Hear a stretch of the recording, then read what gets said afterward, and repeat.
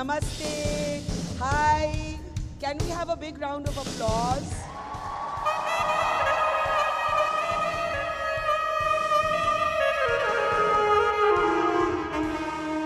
Good morning, everybody. This is Subbalaxmi and I'm Barkha, and I want you to clap for two reasons. One, for the city of Jaipur. Let's hear it for Jaipur. And the other is for this marvelous performer. She's my lucky charm. You know, We the Women, this festival I started, is now in its 6th year. And every year, we have started with this lady whom we call Saxophone Subbalaxmi. And not just has she broken barriers by playing the sax, she does it while wearing this gorgeous sari. Even today, when I was thinking of what to wear, I wouldn't dare to wear a sari because I still have to tie it up with safety pins. Any of you there feel like that about a sari? Yeah? Thank you. Then I'm not the only one. She's a fabulous performer. So what I'm going to ask her to do is I'm going to ask her to maybe play the song. I didn't mean to interrupt her performance. Please feel free to clap along, to cheer her on, and then we'll get the day started. We have an incredible day of speakers. I'll talk a little bit more about We the Women, but I don't want to come between Subbalaxmi and her music. So let's give it up for Subbalaxmi.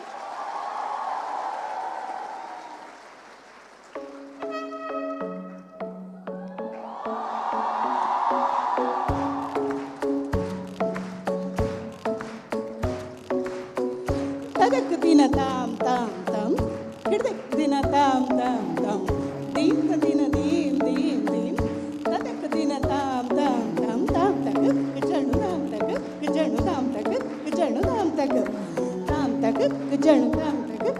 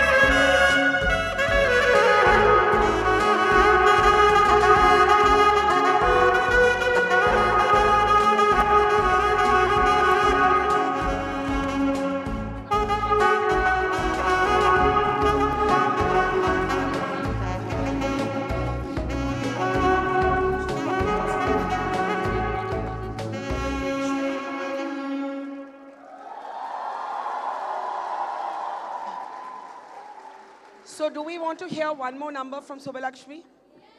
Okay. But before we do that, let's talk a little bit to her, right?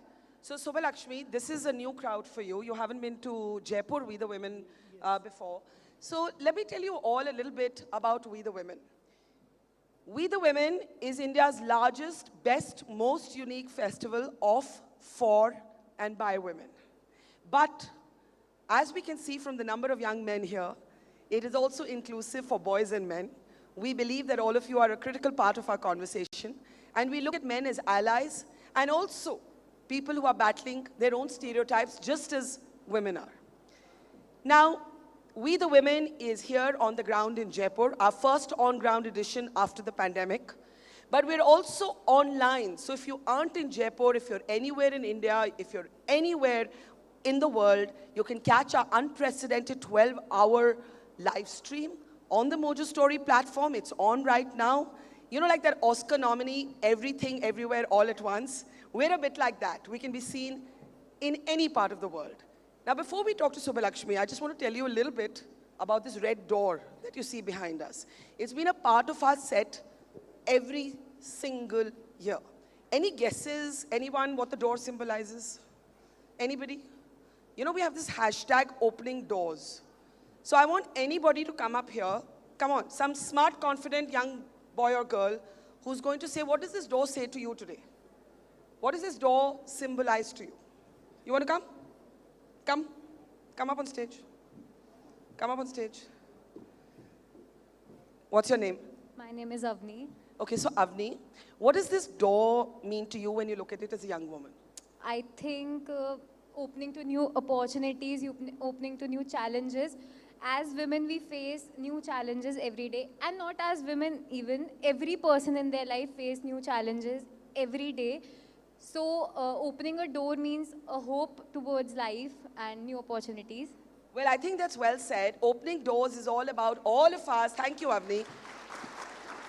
It's about all of us opening doors for one another. It's about opening shut doors on conversations that never take place. You know, there are so many conversations from menstruation to menopause. You'll hear about them this morning. There are things that girls and boys don't talk about openly. There are things that women and men don't talk about openly. But it's also about opportunity. It's also about celebration. We believe We the Women is an intersection of grassroots.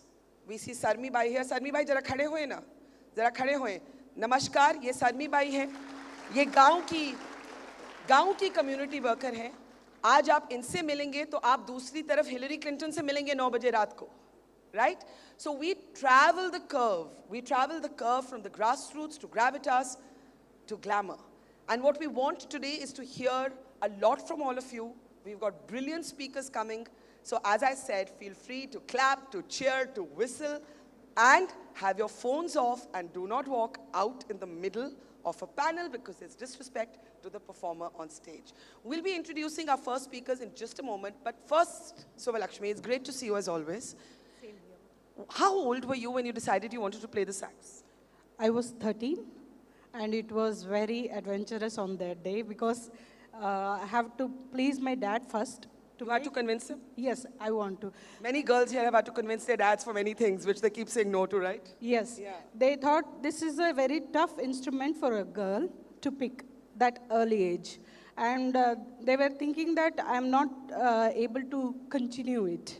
But my mother and myself was more sure to continue it. Now, what is the toughest thing about being a woman who plays the sax? Yeah, it's really a big task because continuing it for a long period, it's a very big, tough, the playing technique, blowing technique, everything it's very tough.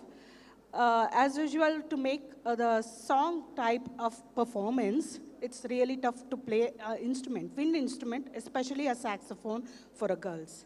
And what do people say, or what did people say? Now you're an established star, but when you started, first you had to convince your dad, then I'm sure there were music, fraternity people who did not take it seriously, Subbalaxmi. So what was the biggest challenge you faced? Yeah, they were thinking that girls cannot play this instrument more than a half an hour. But I proved it last February 23 18th, I opted for a Guinness World Record playing 26 hours and 20 minutes during my 7th month pregnancy. So women can achieve whatever she wants. There is no barrier. This is why I have a very big support from Barkha, that this stage means a lot to me. Yes, of course, for myself, this door is opened. And not only for me, it should open for everybody like you. Okay, so this door has opened for Subbalaxmi. We hope it will open for many more of you today and going forward. I'm going to ask Subbalaxmi to play one more track, yes? Yes? Come on, louder. Over to you.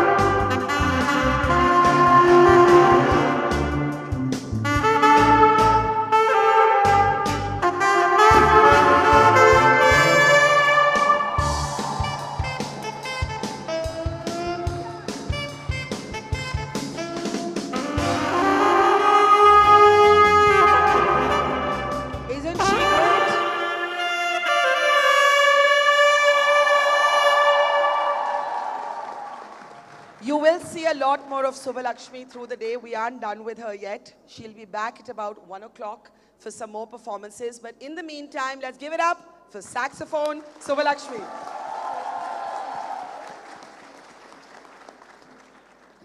Okay, any guesses what percentage of India's parliament is women? Anybody?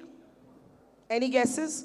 Do you think it's 50%? Do you think it's 30%? How much? 36 say some. Others? 17? 23? Anyone else? 33? 73? I'm asking the question again. What percentage of India's parliament is made up of women? Any guesses? A little over 10%. A little, here's the correct answer, calm down. It's a little over 10%. Politics in many ways, okay guys, now calm down. Politics in many ways remains what we call a boys' club. So the speakers I'm going to introduce now represent two women from two different parties. But the one thing that they have in common is something that women across parties face.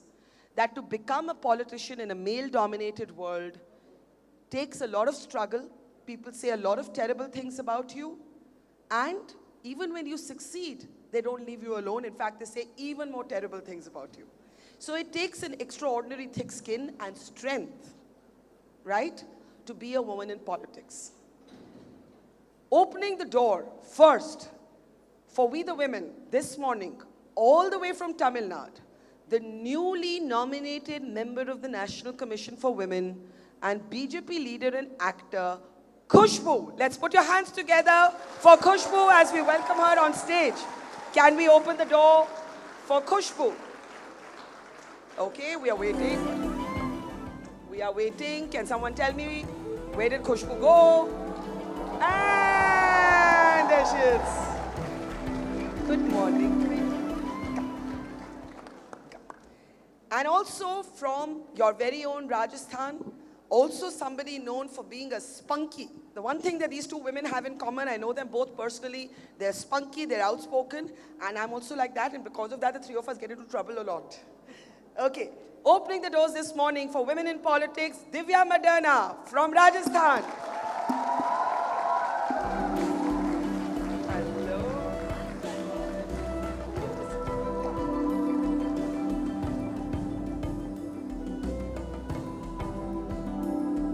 So good morning, and can you just take the mics? Good morning. Here you go. And Oh, you good both morning, have mics? everyone in Okay. Jaipur. Okay, before I start talking, let's give them a big Rajasthan-style welcome.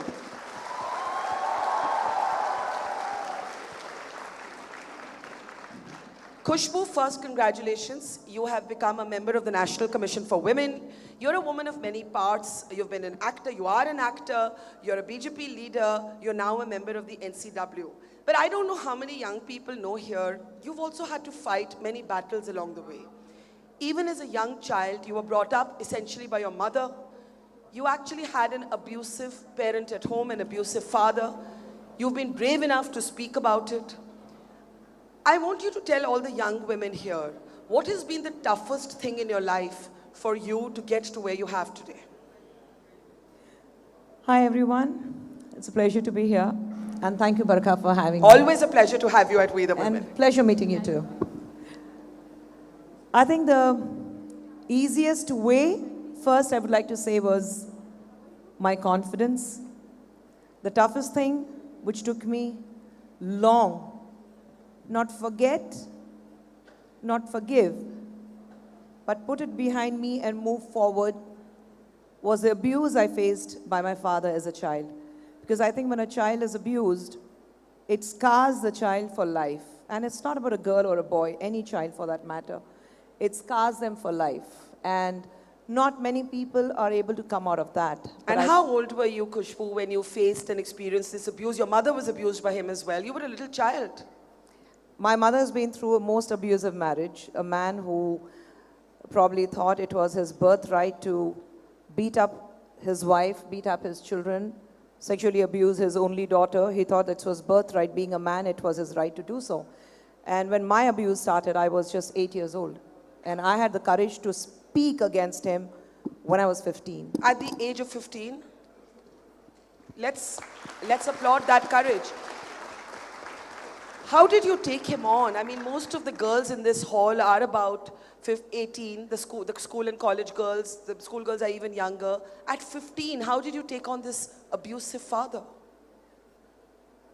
I think I reached a stage where I had to stand up against him because he kept on abusing me with just one thing, that if I opened my mouth, then he would abuse my mother and my other 3 older brothers more.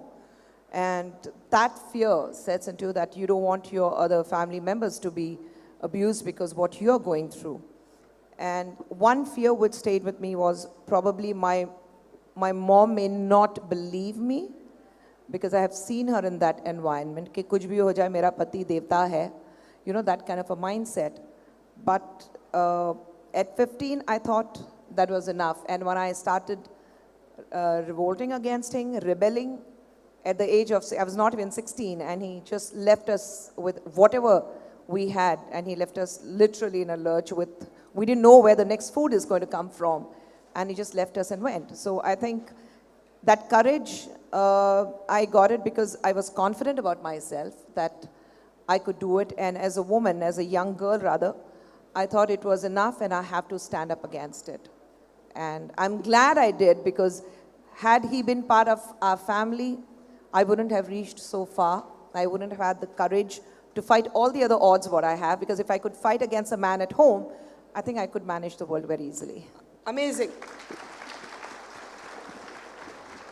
Divya, I know that for you too, and as this happens with women all the time, you know, Hillary Clinton is going to be our closing speaker today, and one of the things she once told me was, women in public life have to grow a skin as thick as the hide of a rhino, because all kinds of things are said. बहुत कुछ बोला जाएगा, बहुत कुछ बोला जाता है.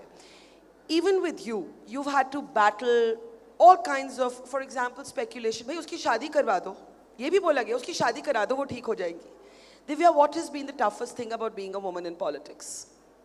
You know, Barkha, as Khushbu was saying, Just hold the mic up a little bit. Yeah, I had an absolute contrary to her. You know, I had a father who was doting on me.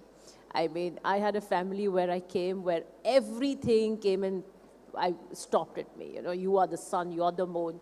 And ever since childhood, you know, I was given the confidence. If you fall down and you scrape your knee and you cry, I said, oh gosh, you can do it. And if you can't do it, nobody can do it.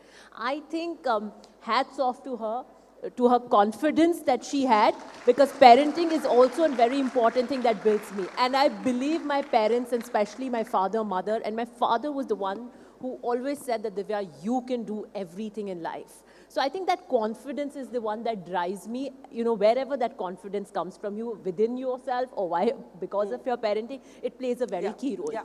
But you know, why I'm saying that, because I don't know the word discrimination. How can that be? I'm coming to that. We all know the word discrimination. Yes, I'm coming to that. The fact that your marital status is commented on, it would never happen to a man. I'm coming to that. कोई आदमी के बारे में ऐसी चीजें नहीं कहता. No, I'm coming to that. So I didn't know the word discrimination.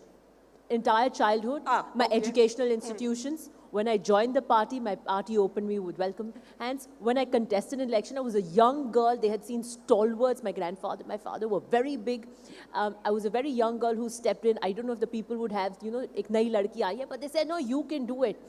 Only when I became a legislator and you're reaching more towards the top, that's when I realized, yes, there is discrimination. And I faced discrimination after I became a legislator. Yeah. And what is the kind of discrimination? That speculation on your personal life. I'm going to come to Khushbu also, because I know she's dealt with it in a very different way. But that speculation on your personal life, how did you deal with that? Yes, you know, I realized my personal experience is that men can't handle confident, strong women. Does the audience agree? They just can't. And the moment you are somebody who's going to lead, somebody who has talent, they are intimidated, and that's where discrimination starts. I don't think a meek women in politics are discriminated as much as I have to face it. Khushbu, do you agree that the confident woman, the tough woman, the outspoken woman, the woman with her own views, you know, you have spoken very freely in the past on the need for girls to be aware of reproductive rights, reproductive autonomy, and you got such a backlash, you even had to face threats. I remember that time. Do you agree with Divya that essentially men, and sometimes even women, because conditioning is a big part of what happens, resent another confident, successful woman? Yes, definitely. I would like to add to what Divya said. Outspoken, strong, bold, and beautiful. I would like to add that, because a lot of men get intimidated with beautiful women, because they think beauty and brains don't go hand in hand. That's an absolutely no-no, especially when it comes to politics. So, oh really? In politics you can't be beautiful? You can't be beautiful, and you can't be a woman with brains. Either you have to be brainy, otherwise you have to be a dumb bimbo and a beautiful. That's it. There cannot be a combination of both. And I think that's why people like me and Divya, probably we see more in politics that how tough it is to face, because we have been outspoken, and I faced a lot of problems in the past also. I think in politics, you just have to keep a firm feet and say that your mind has to be strong and say that this is what I want to achieve and I will. मतलब इस कान से सुनो, उस कान से निकाल दो. That is how you need to do it. You can't let anything penetrate in you. And I have learned in a very hard way. In fact, before I came here in the morning, I was speaking to somebody and I was talking about my experience. Like when I was in my very first party when I joined politics, and how we were at an event outstation, not in Chennai, but in an outstation. And this is how men are. We are part of a group and we were just sitting together for lunch because we had to have lunch in one room and the room's allotted. So I was the only woman in that room, and there were these two, then the former ministers, who were not even bothered there's a woman in the room, and they thought that because there's a woman in the room and she is in my room and she has to be part of politics, this is how men work, and they wanted to change, literally changing and trying to get into a lungi. And I had to tell them, I said, excuse me, there's a woman in this room. They were changing in front of you? Yes. And like they were basically treating you like you're invisible? Absolutely. So I had to remind them, there's a woman here. I said, you have to get used to this. And I'm like, excuse me, would you speak the same language to the women in your family if some other guy is changing? Probably tab aapka khoon kholta hua aa jayega that how can you insult my woman? So you have these kind of people, and that is where you need to put your foot down and tell them that you cannot treat me like a piece of anything, but treat me with equal respectability as you would do to any other woman in your family. But at the same time, I also, you know, rather than getting angry with them, with these kind of men around, not only in politics, anywhere, I really pity the women in their family. Because imagine the kind of violence or abuse or disrespectability they would be going through every day.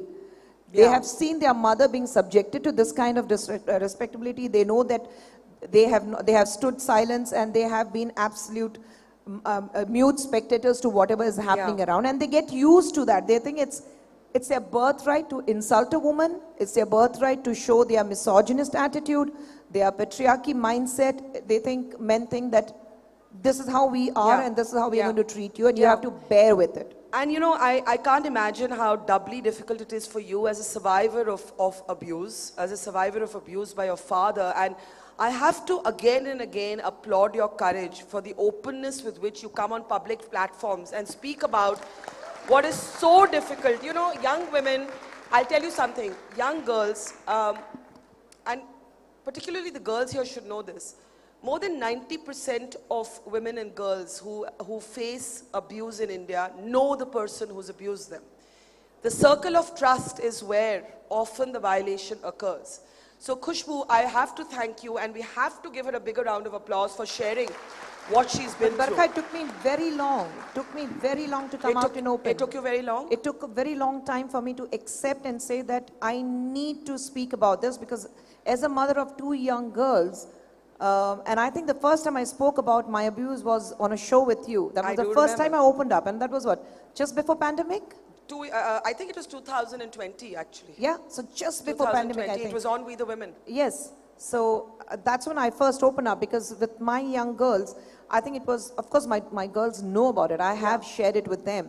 And they gave me the confidence, and they said, Amma, if you want other girls to come out and speak about this abuse, and you want to give them the confidence, then I think you should speak to the people. You have to go in public and tell them that you have been through it, because unless you don't share your experience, I don't think you'll be able to send the message across. So I think my daughters gave me that strength. Wonderful. Divya, you made a comment. You said men do not like independent, successful, confident women. What is the most cruel thing that you have heard said about yourself? Has there been a point when today we are all strong, we all get trolled in different ways, we laugh at it, we ignore it, but when we were younger it wasn't that easy. We all live in a fishbowl, we all live under the microscope. What has been the most hurtful thing that you've heard said about yourself as a woman in public life? You know, the only attack one can make on a woman is on her character. That's right. When your work and your talent speaks magnitude and volumes about you, and you can't attack her on that, what you do is character assassination. So Barkha, when I didn't even start in politics, there was a buzz, there was a whole thing that I am going to be coming in politics because I was very active at a very young age. And personal attacks were made when I had not even officially been... Like क्या कहते थे? That she's having affairs and lose, and you know, probably she's getting married or she's eloped and got married, and several things that came to my house in every day. And you know, I was in the process, I was still studying, giving examinations, and my father called me one evening and said, Divya, where are you? And I was giving my law papers at the point of time. And said, where are you? I said, I'm here, you know, have an examination tomorrow morning. He said, so-and-so has come, and they said, you've already got married.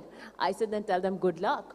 But when I flew back and came back, and I was very stressed and, you know, not so happy, and my father, and so my mother told my father that, you know, she's extremely stressed. And my father sat down and she said, you know, darling, you have decided that politics is what you're going to pursue. It's your passion, it's your dream, you want to serve these people. You haven't even started. And if it is affecting you, do you think this is the path you want to take? And do you realize that before you have even come and made it into public, people have started attacking you? Do you realize your talent, your potential? This is going to happen. There's a long way to walk. And I think that is the day everything was over for me. I don't even take it with a pinch of salt. So I don't even listen to comments. Do you think both of you, you know, as an actor, as a single woman, do you think both of you have had it rougher? Because as you said, you know, when they can't contest you on anything else, they will judge you. They will judge your personal life. They will assume अरे actor है, वो तो loose character है. They will assume अरे शादी नहीं हुई, loose character है. Have you gone through that, Divya? Yes, I have. Yes, I have.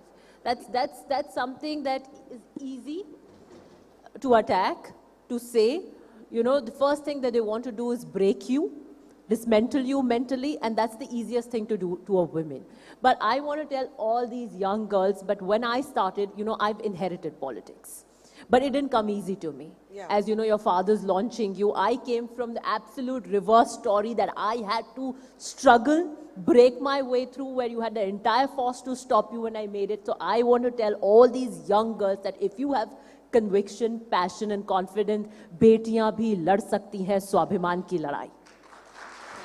I'm going to, with your permission, because I am seeing a panchayat leader, a community leader on stage. Sarmi Bai ji, thoda upar aa sakte hain aap. Zara aaiye na. Because this is also women in politics. Aaiye na. ये खुशबू madam है, ये Divya madam है और ये सरमी by है. यहाँ बात हो रही है, प्लीज सिट. यहाँ बात हो रही है कि आप ही बैठ जाओ.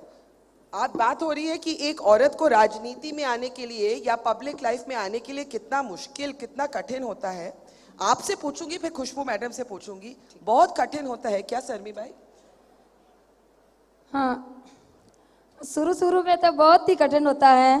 और एक बार बाहर निकलने के बाद हम मतलब जो बाहर निकलने के लिए जितना पुरुष निकल सकते हैं इतना हम भी निकल सकते हैं, महिला भी. और लेकिन जो शुरू में मुश्किल थी, क्या बोलते थे गांव के लोग? हाँ, शुरू में ये मुश्किल था कि मैं मेरे गांव से बेटी थी. जब लोग सोच रहे थे कि कोई बेटियां बाहर नहीं जा रही है, स्कूल नहीं जा रही है, सब बेटियां बकरी चरा रही है, छोटे बच्चों की देखभाल कर रही है, और ये इनका पिताजी, इनकी बेटी मतलब हाथ में नहीं है इसलिए बाहर जा रही है, और समाज में इस तरह का कैरेक्टर असैसिनेशन. वही बात हो रही थी कि जब और कुछ नहीं मिलता तो औरत के चाल चरित्र पे बात होती है. हाँ? उसके बाद मेरी कम उम्र में शादी हुई थी, 17 साल में. तो शादी करने के बाद मैं ससुराल आई थी.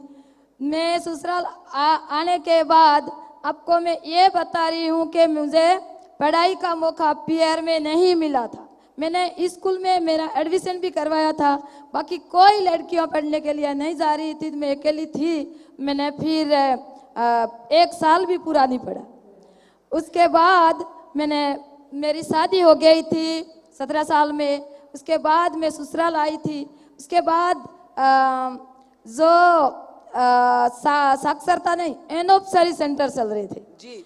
इसमें मैंने मेरे पति के साथ में बैठ के कुछ दिए कि एज वाले में लाइट भी नहीं थी, एक ही इंच वाले में मैंने हाथ साथ साथ में बैठ के कुछ थोड़ा थोड़ा लिखना शुरू किया।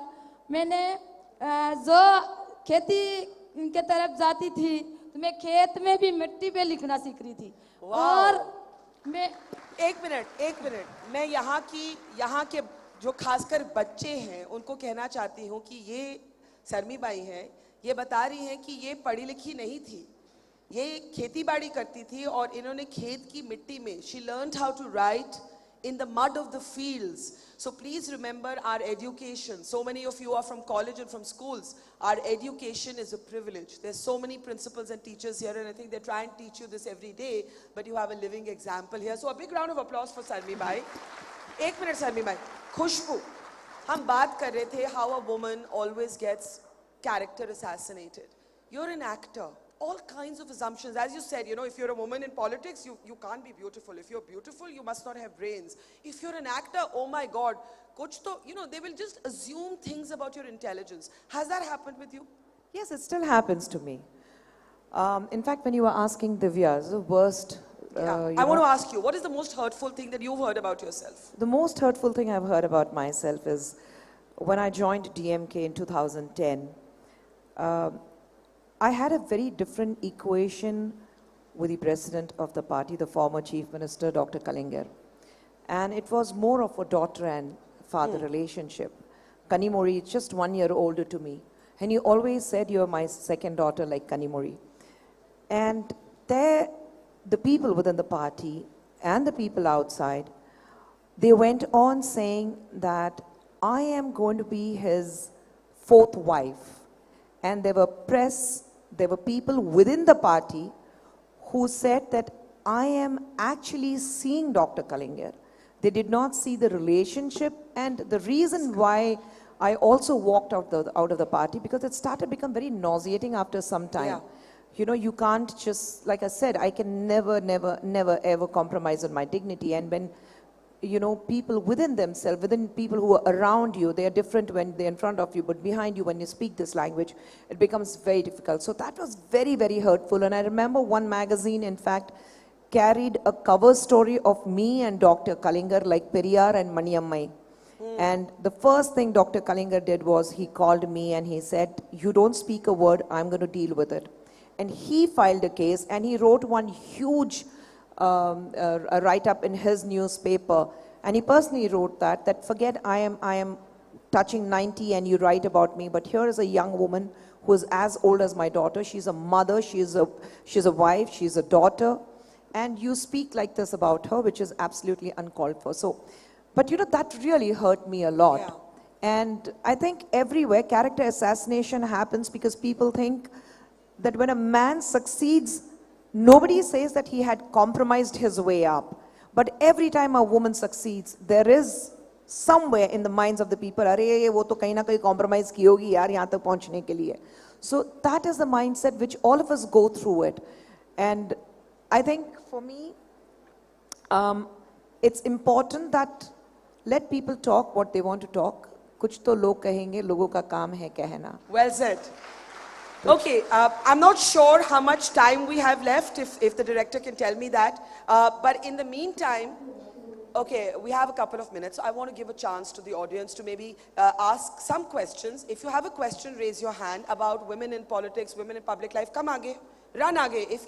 Let me tell you another thing about being a woman. You've got to seize the moment. So bhaag ke aao. Okay.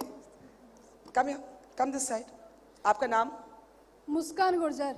Muskan. Hello everyone, I am Muskan Gurjar from Kanodia PG Mahila Mahavidyalaya. Okay, welcome. पहले तो ma'am आपका बहुत बहुत thank you, आपने इतना अच्छा programme organise किया, हमको और ज़्यादा power milli.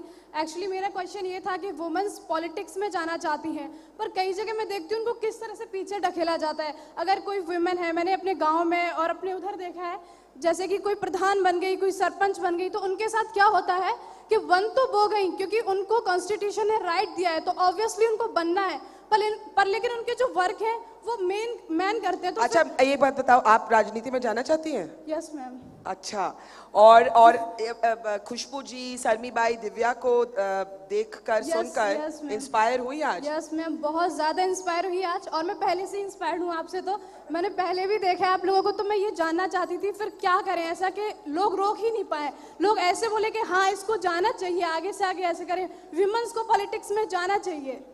Okay, thank you. And we recognize that if you're not given that opportunity, some kind of affirmative action, then maybe there will never be more representation for women. Divya, I'll start with you. What is the answer?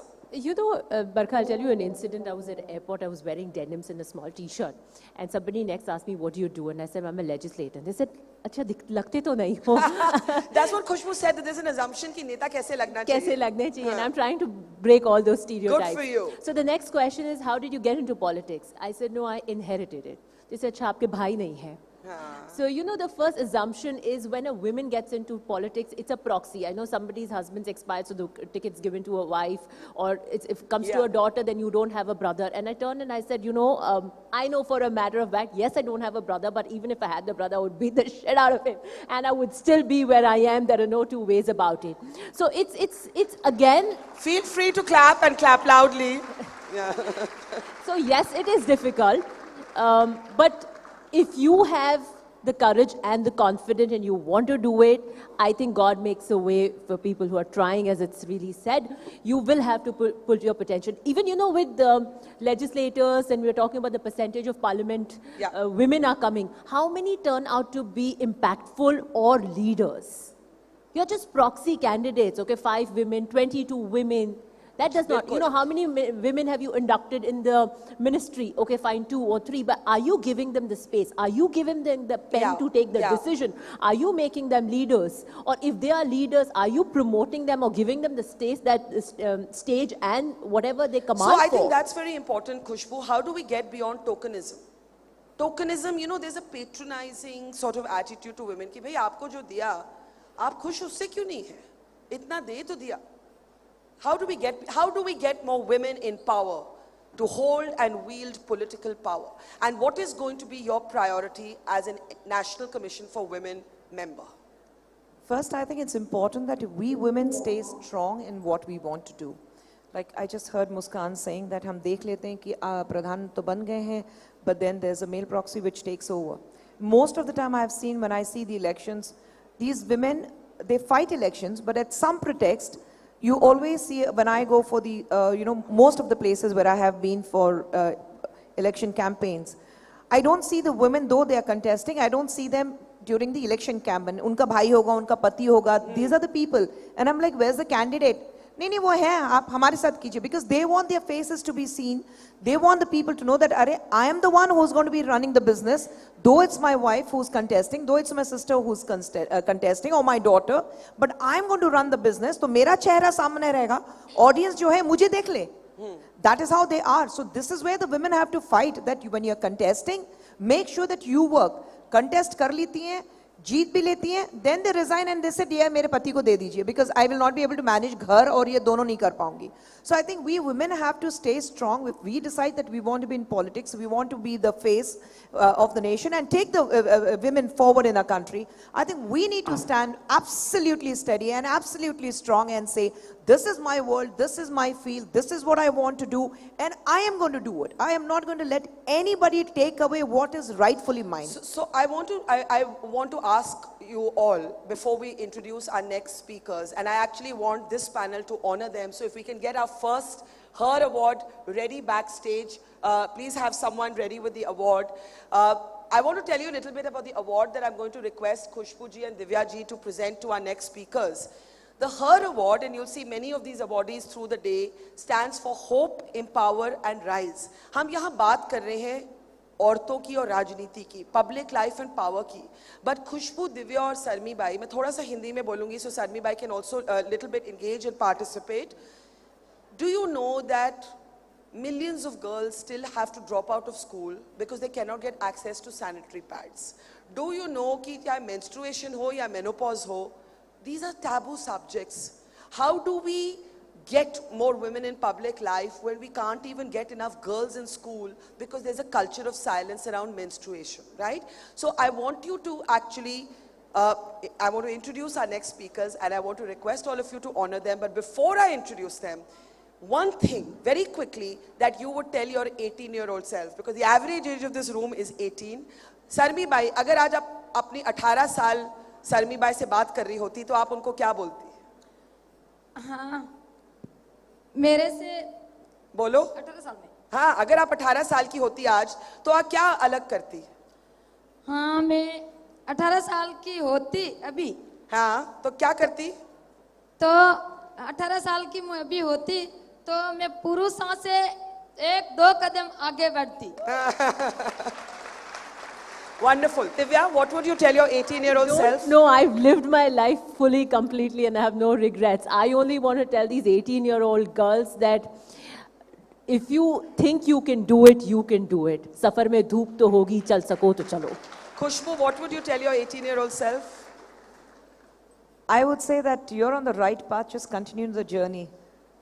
Any regrets so far? Any regrets? Nothing at all. I think I have made mistakes. I wouldn't say that I've never made mistakes. All of we us all have made mistakes. But I say that learn from your mistakes and make sure that you don't repeat the same mistake. That's it. Galtiyan sabse hoti hai. Priority as NCW leader. Priority as NCW leader. You've just My priority as NCW leader would be first to bring the confidence in women and say, come out and speak about the abuse and come and reach out to us. छुपके बैठने से, घर के अंदर 4 दीवारियों में एक कोने में जाने से कुछ नहीं होने वाला है. Come out, speak to us, and be an example for other women that how you can succeed in life. Fantastic. Let's have a big round of applause for these amazing women. I'm going to ask all of you to stand here. And if we can get the first of our awards as we introduce our next panelists. And we were talking about this taboo around menstruation, how so many young girls have to drop out just because they can't get access to sanitary pads. So opening the door for the conversation that remains unfortunately taboo and wrapped up in whispers. Tabhi sanitary pad ka naam bhi whisper rakha hai, right? Let's welcome on the stage Monalisa, Padhee and Asha ji. Can we have them on the stage, please? They're coming from front of stage. Okay. Come. Okay. Asha ji hai? Ji. Namaste. Monalisa. Hi. Okay. I'm going to request Khushbu ji, Divya and Sarmi Bai to felicitate them before we get the conversations going. And this is a joint first of our Her Awards for Monalisa and Asha ji, if we can present it here, please. Big round of applause, please. Let's have a bigger round of applause. And this round of applause is also for Khushbu, Divya and Sarmi Bai and women who actually challenge the status quo every single day. Yeah, that's for Monalisa. Let's have a big round of applause. Okay, one final time, 3 cheers for these women in politics fighting stereotypes, for Khushbu, for Divya and Sarmi Bai. Big, go for it. Louder, louder.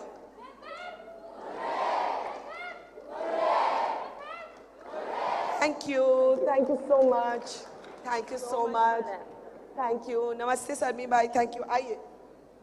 Come on, let's keep the applause going. Yeah, front. Just keep front of stage.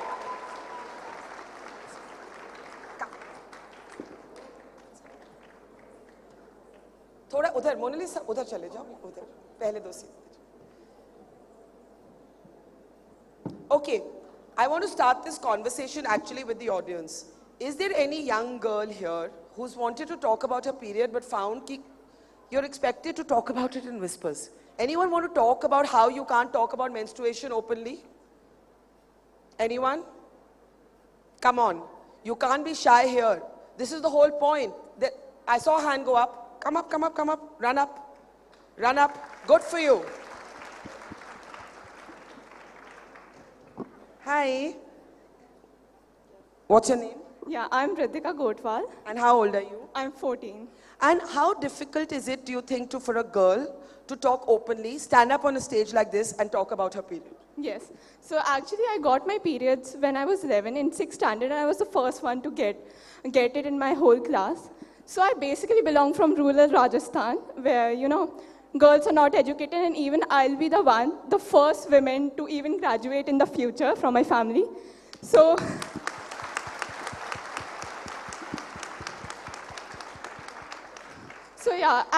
when I got my period, actually, I have a sister. So we are a family of 4, 3 are females. But even though my mother wasn't that comfortable to talk about, but thankfully, we had sessions in school through which I had an idea. Then my sister got her period in 7th grade. She's 12. She's currently in 7th. She was so unaware about what this period was, and even my mother didn't tell her exactly. So I was the one who sat her down and told her in brief. And when you started talking about your period, what is the general reaction from people? Like you stood up on stage and you said, I was so many years old when I got my period. Log kya kehte hain? How do people respond? Awkwardly? Yeah, exactly. Mostly they are awkward, but those who say yes, they are really, those who are open to talk about period, I really respect them, because in India especially, from rural Rajasthan, they think that periods are not present, they are invisible. And periods are still treated as dirty. Yes, exactly. So thank you. Let's hear it for her. She came up on stage and she spoke openly. Asha ji, जब आप इनकी उम्र की थी और आपका period होता था तो दर्द होती थी, आपका हैवी पीरियड होता था, आप मुझे बता रही थी, लेकिन जो लोगों का एक तरह से एटीट्यूड रहता था, जिस तरह से वो रिस्पॉन्ड करते थे, वो क्या होता था? मतलब आपको एक तरह से गंदा महसूस कराने की कोशिश की जाती थी? जी, तो बिल्कुल ये होता था मेरे साथ कि मैं अपने आप को अच्छा महसूस नहीं करती थी। मैं वहाँ आती हूँ, मुझे आपका आवाज़ नहीं आ रहा है, तो मैं यहाँ आ जाती हूँ। हाँ, बताओ। जी, तो मैं अपने आप को अच्छा महसूस नहीं करती थी कि लोग मेरे बारे में सोचेंगे कि इसके पीरियड्स हो रखा है। तो ऐसा उनकी थिंकिंग थी कि वो सभी महिलाओं के साथ होता है और सभी बच्चों के साथ होता है। तो मुझे अपने आप को ऐसा महसूस होता है कि सब मेरे ही होता है और मुझे अच्छा नहीं लगता। मतलब आपको ऐसे फीलिंग दी कि भाई ये आप ही को कोई अजीब चीज़ हो रही है? बिल्कुल। फिर आप क्या करती थी? फिर मैं धीरे धीरे, जैसे ही मेरी स्कूल हुई, मेरी स्कूल में जब मेरा मम्मी पीरियड्स हुआ फर्स्ट बार मेरा, तो मम्मी ने मुझे कपड़ा दे दिया कि हाँ ठीक है जाओ। और अब मुझे नहीं पता था कि किसको क्या करना है, कैसे यूज़ में लेना है, कैसे धोना है, नहीं पता था मुझे। फिर मुझे धीरे धीरे मैं स्कूल में जाने लगी तो फिर वहाँ पे पैड की डिस्पोज करने की व्यवस्था नहीं थी। फिर स्कूल के अंदर टॉयलेट साफ नहीं थे और नैपकिन यूज कर रहे हैं, सैनिटरी नैपकिन, तो वहाँ पे धोने का नहीं था। तो कभी ऐसे लगा कि मैं स्कूल ही नहीं जाती? बिल्कुल, ये हुआ है मेरे साथ। मेरे एग्ज़ाम भी छूटे हैं, एग्ज़ाम भी नहीं दे पाई मैं, उसके अगले दिन एग्ज़ाम भी नहीं होते थे। और फिर बाद में मैं अपने टीचर्स को भी नहीं बता पाती थी, और मैं अपने साथ में फ्रेंड के साथ खाना खा रही थी। तो मेरे उस टाइम स्कूल ड्रेस ऐसी थी कि मेरा वाइट पजामा था, तो वो उसमें इतना गंदा हो गया, वो रेड हो गया। तो फ्रेंड ने बोला कि इस पर आशा बैठी थी। तो मेरे को ऐसा लगा कि मेरे पीरियड्स हो गए मेरे स्कूल से। फिर मेरे को कैसे बहाना बनाया, मैं चली गई घर पे जाने के बाद मुझे अगले दिन ऐसा महसूस हुआ कि मुझे मेरे फ्रेंड बोलेंगे इसके पीरियड्स हो रखा था। तो इसने सब लोग ने देखा, इसने भी देखा, इसने भी देखा। मतलब स्टूल पे जब खून देखा उन्होंने तो बोला यहाँ आशा बैठी थी? जी बिल्कुल, क्योंकि खाना उसी समय खा रही थी ना मैं, उसी टेबल से आमने सामने। Monalisa, the discrimination continues to be real. What would you say about that? I think the moment you asked the girls over here to stand up, and it took a while for the girls to come up even here, yeah. And that gives a testament to the kind of discrimination we have been all through. Right, so this is the story of Asha, this is the story of Barkha, Monalisa. Yeah, it's a story of everybody. Everyone who is menstruating. Yeah. So it is still very much prevalent. I think we talk a lot about access, but I think let's start the discussions about being aware. Let's destigmatize. Let's have these forums like this where we are talking about women health, openly, because there is nothing to be ashamed of. This is just a bodily process. So that is what we are trying to do. Just hold the mic closer. Yeah. So that is what we are trying to do, to destigmatize the discussion, to have safe spaces. And do you find that men, boys, are now ready to take part in this discussion? Are things changing? Is there a young man here who's willing to stand up and talk about a period like it's a normal biological function? Anyone? Or does it still make everybody anxious and nervous? Anyone? Come on up. Monalisa, continue. What have you found has changed and what has not changed? I think things have changed over the years. In India, I think a lot of work is happening around it, but I think we have a long way to go. We have to start within our own home. Talk to your partner, talk to your husband, talk to your father. let's see how much they are involved in. So I want to have a big round of applause from Gautam. I just recognized him. Gautam Shetty is from Maersk. Maersk is one of the steadfast partners of We the Women, one of our partners who have made this event possible. So let's say thank you to him first of all, for all of you being here. Come on, I want to hear a louder applause. He's from Bangalore. Let's show him that Jaipur can clap louder than Bangalore. Okay. Gautam, thank you for being a man who stepped up on stage to take part in this conversation, because the next person I'm going to introduce is also a man, and that's the interesting thing. You stepped up. How do men, because men are a big part of the whispers around period or menopause, how should men normalize this conversation? I think it's, I mean, we've come a long way. We're a lot more comfortable today. In fact, I was sitting right there, and I have a colleague, a female colleague, who spoke to me about how when she was in Nepal and had her first period, she had to go out of the house, right? So I think that itself shows that she was comfortable telling me about it. So I think we've come a long way, but it is going to take some time for us to not squirm when somebody talks about it. Thank you for that, Gautam, and we'll ask Gautam to take his seat. I have to introduce my next guest. I want you to remain on stage. Asha ji और Mona Lisa आप हमारे साथ बने रहे. हम period की बात करते हैं. आप ये सोचेंगे कि औरत 50 साल की हो गई तो चलो ये मुसीबत टली. Maybe we'll finally have a life that is destigmatized, right? The older women my age in this audience, though I don't think of myself as old. That's the other thing, the way they classify you as old. But as we get older and our period becomes more irregular, we enter perimenopause, we enter menopause, you would think that our lives would normalize. But guess what? Today, at least we're talking, Monalisa, about periods, about menstruation. But, when it comes to menopause, there's even less conversation. And I'm delighted to say that the person who has opened the doors for a nationwide conversation on menopause is a man. Put your hands together for one of Mumbai's best-known doctors, Nozer Sheriar. Can we please open the door and welcome him on stage? And there he is. It's so good to see you. So, Dr. Sheriar has a flight to catch, so we're going to keep this as efficiently short as we can. But Nozer Saab, what made you, come, you can come here. What made you start talking about perimenopause and menopause? You have a book out recently, which has talked about finding that balance for all of us. These young women, Asha ji abhi baat kar rahi thi, कि period hota tha to खून stool पे देख के लोग कहते थे ये यहाँ आशा बैठी है. But it's not as if when you grow older, Dr. Sheriar, no one is talking about menopause, even though there are what, 150 million women at this point who are experiencing menopause, and no one will stand up on stage and say the word. What made you look at this issue? Thank you, Barkha. Thank you for this fabulous program. This is my third We the Women. It is. This is a he for she moment, and let's have a big round of applause. I first met Dr. Sheriar in Mumbai, and once again Jaipur, let's show that Jaipur is louder than Mumbai. Go for it. Yeah. So you know, the issues that you just discussed, menstruation, the issue we discussed when we first met, abortion. Yeah.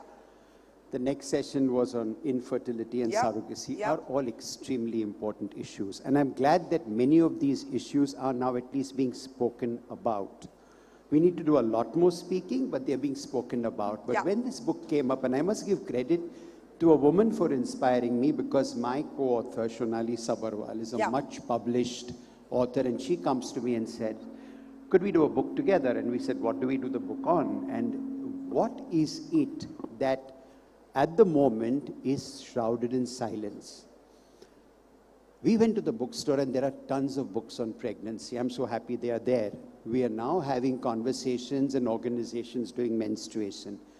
But here is something that every woman is going to go through, and no one is talking about. And no one's talking about. And no one even knows the symptoms. You know, when you start getting hot flashes, when you can't sleep at night, your libido diminishes, and you don't know what's happening to you, and you think, "Acha, budi ho gayi." Yes. Ya hone wali hu. Yeah.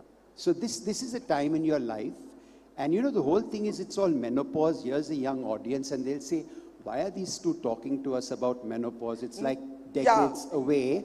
But trust me, we kind of looked at it and we changed the whole conversation. Why is that? Did you find menopause is hitting women younger? We are first talking about perimenopause because your changes start many years before menopause. Yeah. We are talking about the rest of your life after menopause because women are going to spend 40 to 50% of their lives after menopause. We are talking about perimenopause because each and every person in this room has someone they love who is probably going to experience this or is already experiencing this. These are people who've given you their life, who've given you their attention, who've given you their affection. It's time for payback for society. And I think it's time that everyone becomes aware. And we don't want to hear all these stupid cliches about, oh, mummy's getting crabby, so she must be experiencing hormonal changes. Even for women to generally experience. Women to experience this ridiculous thing about, oh, she's being difficult, so she's probably going to get her periods. Nobody tells a man that when he's being difficult or when he's being crabby, and men do that a lot. So I think this is a conversation that was waiting to happen. We believed that we needed to create something to give women the information and the tools. You have to arm yourself. Don't depend upon someone else. Go and find it and then challenge the people. Tell us one thing, one stereotype about menopause that needs to be called out. So firstly, you know, the fact that menopause happens to everyone, so it's okay, you should just suffer it in silence. Oh, my mother suffered menopause. She never said anything. Oh, my menopause happens, so what? And very often this is also, you know, I once read something very interesting by Oprah Winfrey. And by the way, I'll never forget the interview you did with her. Right here in Jaipur, by the way. She said, where are your notes? Where is your teleprompter? How are you doing this interview? To you. Yeah. So Oprah Winfrey said she went to 5 doctors and none of them told her that what you're really going through is menopause. 5 doctors, Oprah Winfrey, probably the best people in the US. So if you're going to wait for someone else to take this forward for you, not going to happen. What we tried to do is we tried to create a conversation. Now, interestingly, books are always written from an angle, medical or non-medical. We saw some books on menopause, very anti-medical, very anti-hormones. Like what? What would they say? I mean, they say hormones are bad. You shouldn't be on hormones. You shouldn't take hormone therapy. And the other hand, there were doctors in the West who do hormones for everyone. Ridiculous. Every woman is different. Everything has to be individualized. So now, if I was to break a stereotype, the first thing is a majority of women will experience symptoms of transition. 65, 70%. It's going to happen. 40% are going to experience more symptoms. And 10% the symptoms are going to be severe and disruptive. So, you know, as you're speaking, I see Monalisa, who does a lot of work in stopping the taboo, culture of taboos around periods, also nodding along on the subject of menopause. What have you found in your findings? You know, you showed such vociferous and passionate agreement with Dr. Sheriar. I just wanted to bring you into the conversation. And isn't it interesting that we have a man leading this conversation instead of a woman? Yeah, I think it's Isn't that great? I think I totally agree to when you mentioned that, you know, it just like, you know, it happens like women. And this is, women are made to believe. So when we get into the communities, rural communities, कि अच्छा आपको ये होता है, हाँ होता है तो, like, you know, that whole sense, it is so ingrained in them कि ये होता है, let's get with it. Like, you know, let's get our life with it. Let's not have, because nobody has told, because it's like, अच्छा, फिर excuse बना रही हैं. हाँ. You know, फिर बहाने बना रही हैं.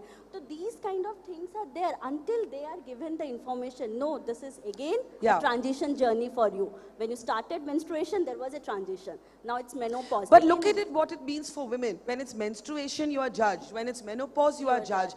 Nozer, is our biology going to be held against us?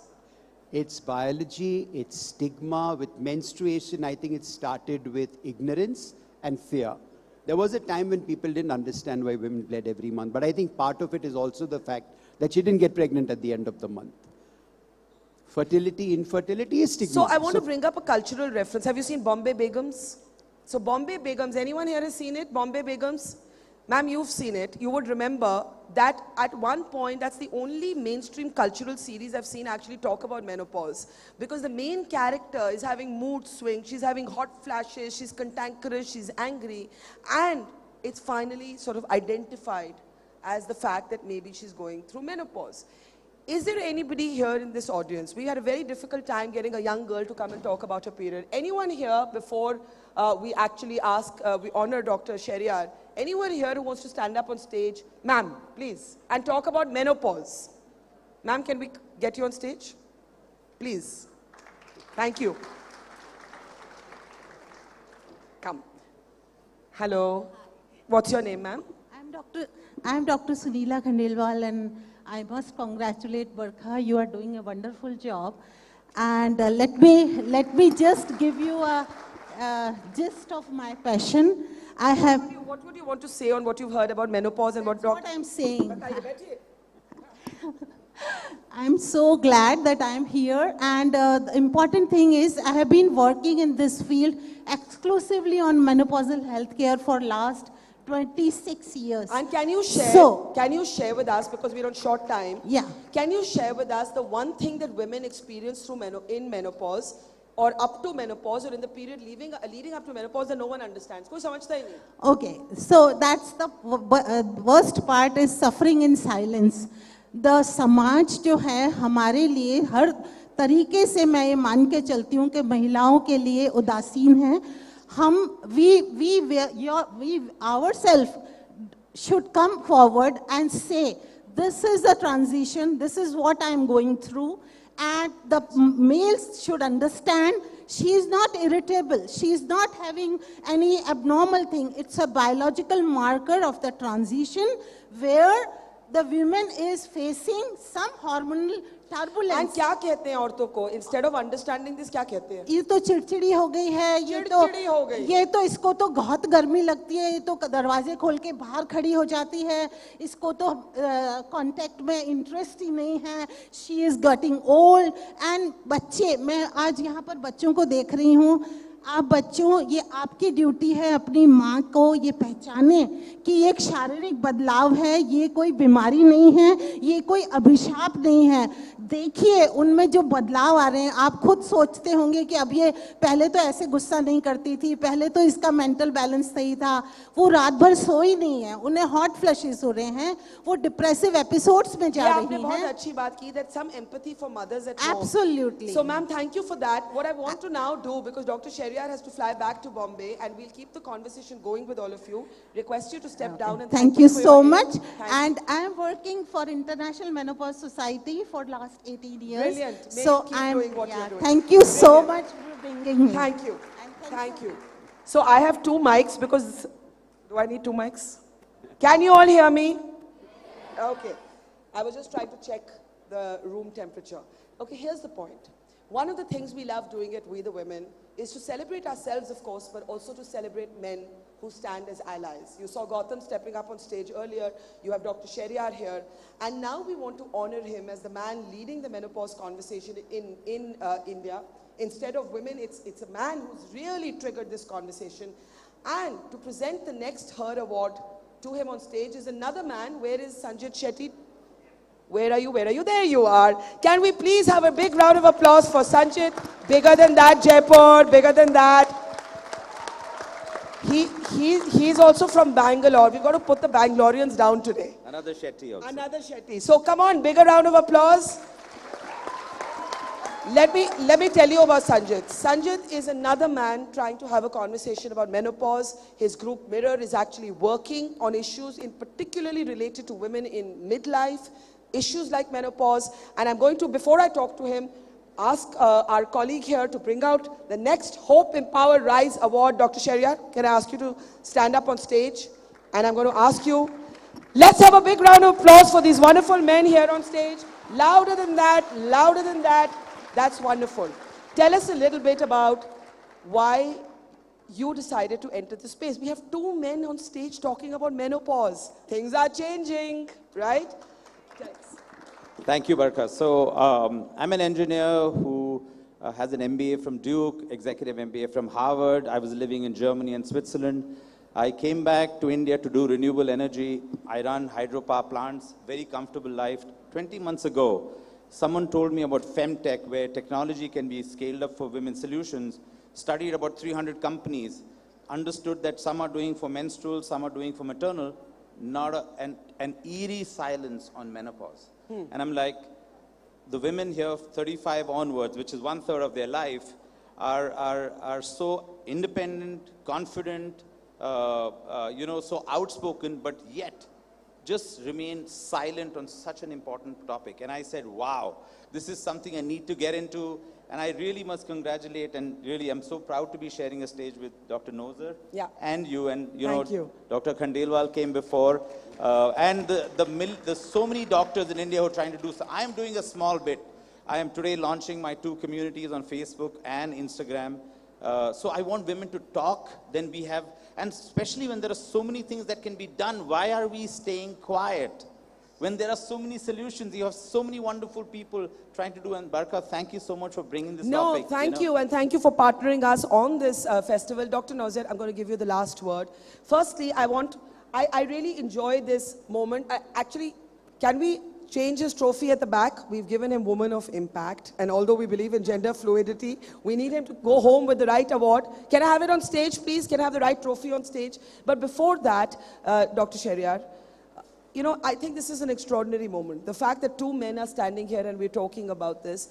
One thing you'd like to say, one thing I like that Dr. Khandelwal said was, your mother's at home. You may not understand what they're going through, but they're going through something. What would you want the young and the older people here to understand?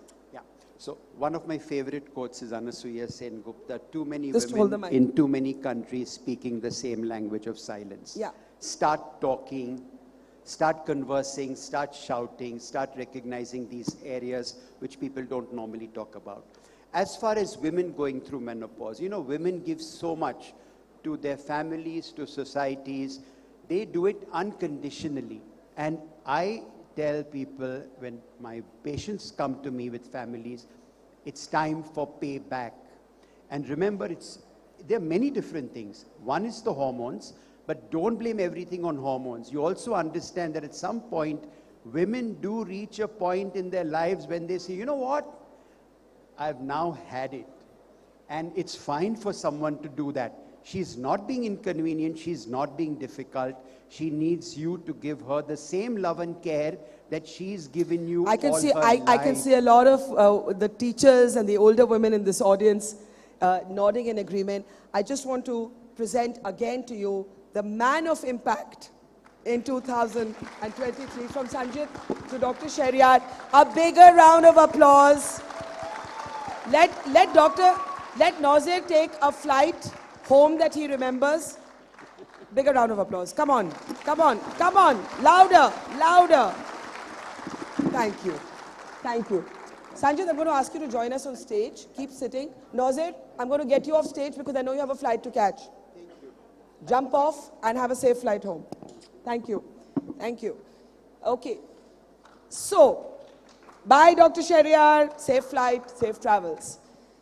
Sanjit Shetty is working on menopause. Monalisa, you're working on menstruation. Asha ji, aapne community level pe ye baat ki. Whether it's menstruation, whether it's menopause, these are biological functions that women and men should be able to talk about normally. Asha ji, kuch badlav aaya hai kya? जी बिल्कुल बदलाव आया है. जब मैं अपनी team के साथ काम करती हूँ तो मुझे अपने जो कम्युनिटी के अंदर जाती हूँ तो मैं खुलकर बोल सकती हूँ, पुरुषों के साथ भी हो या महिलाओं के साथ हो, लड़कियों के साथ हो, अपने आप को अच्छा महसूस करके, क्योंकि जिस कठिनाइयों का सामना मैंने किया वो मैं नहीं चाहती जो आने वाली पीढ़ी है वो सामना करे. इसके लिए तो इसके लिए मैं महामारी पे चुप नहीं, बोलना सीखो. बोलना सीखो. Monalisa, you must be sort of, in a way, straddling the conversation from menstruation to menopause. What is one thing that is common? Is it the culture of silence?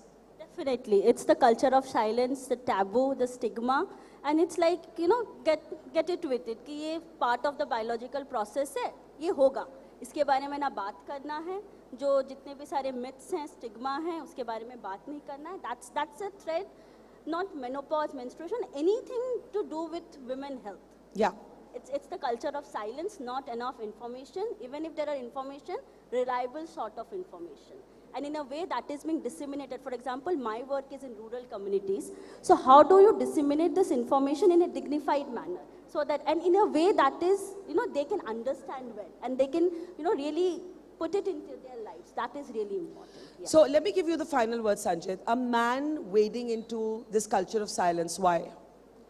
First of all, I think if a woman has a father, father-in-law, husband, son and brother, understand what she's going through, I believe a lot of her problems are solved. So I want to start that conversation. And thank you, Monalisa ji, because my platform is all about talk. We want to normalize the conversation. We want to say it's okay, it's okay. Let's bring the sexiness back into aging, right? Let's do that. Let's do that. And why call it aging? Yes, why not? 18 till I die, though your body is changing, exactly. right? That's how it should be. And also, so that, when they seek help, when they talk, then they want to seek help. They should seek help because help is there. We have wonderful people like Dr. Nozer. We have the Indian Menopausal Society. Dr. Sunila is here. They are all there to help you. They're all there to help you. So seek help. Before we seek help, we've got to test, treat, and then train more doctors to treat people. I actually think it's been wonderful that men and women, boys and girls, have been able to come on this platform and talk about both periods and menopause. I do have to end. Monalisa, quick last thought? Yeah, I think the last thing is anything on women health should have 3 components. 1, awareness. 2, access. And 3, advocacy. And what we are doing by bringing Asha ji here, we are advocating and bringing our voice here. So that is very important that we hear women and girls from rural Absolutely. I want the biggest round of applause on this panel to be for Asha ji.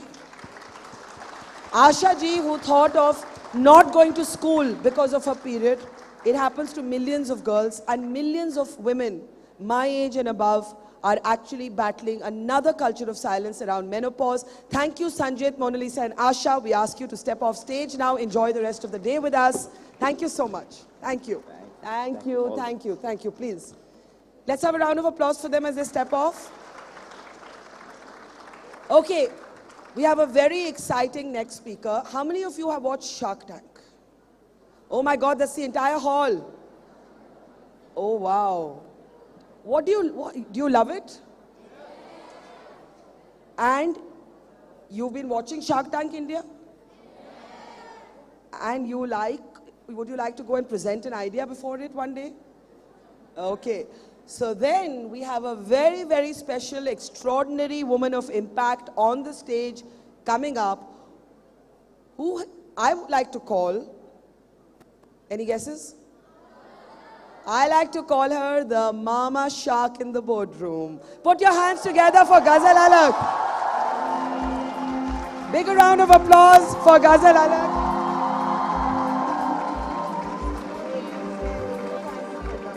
Come. Let's welcome her the Jaipur way, loudly.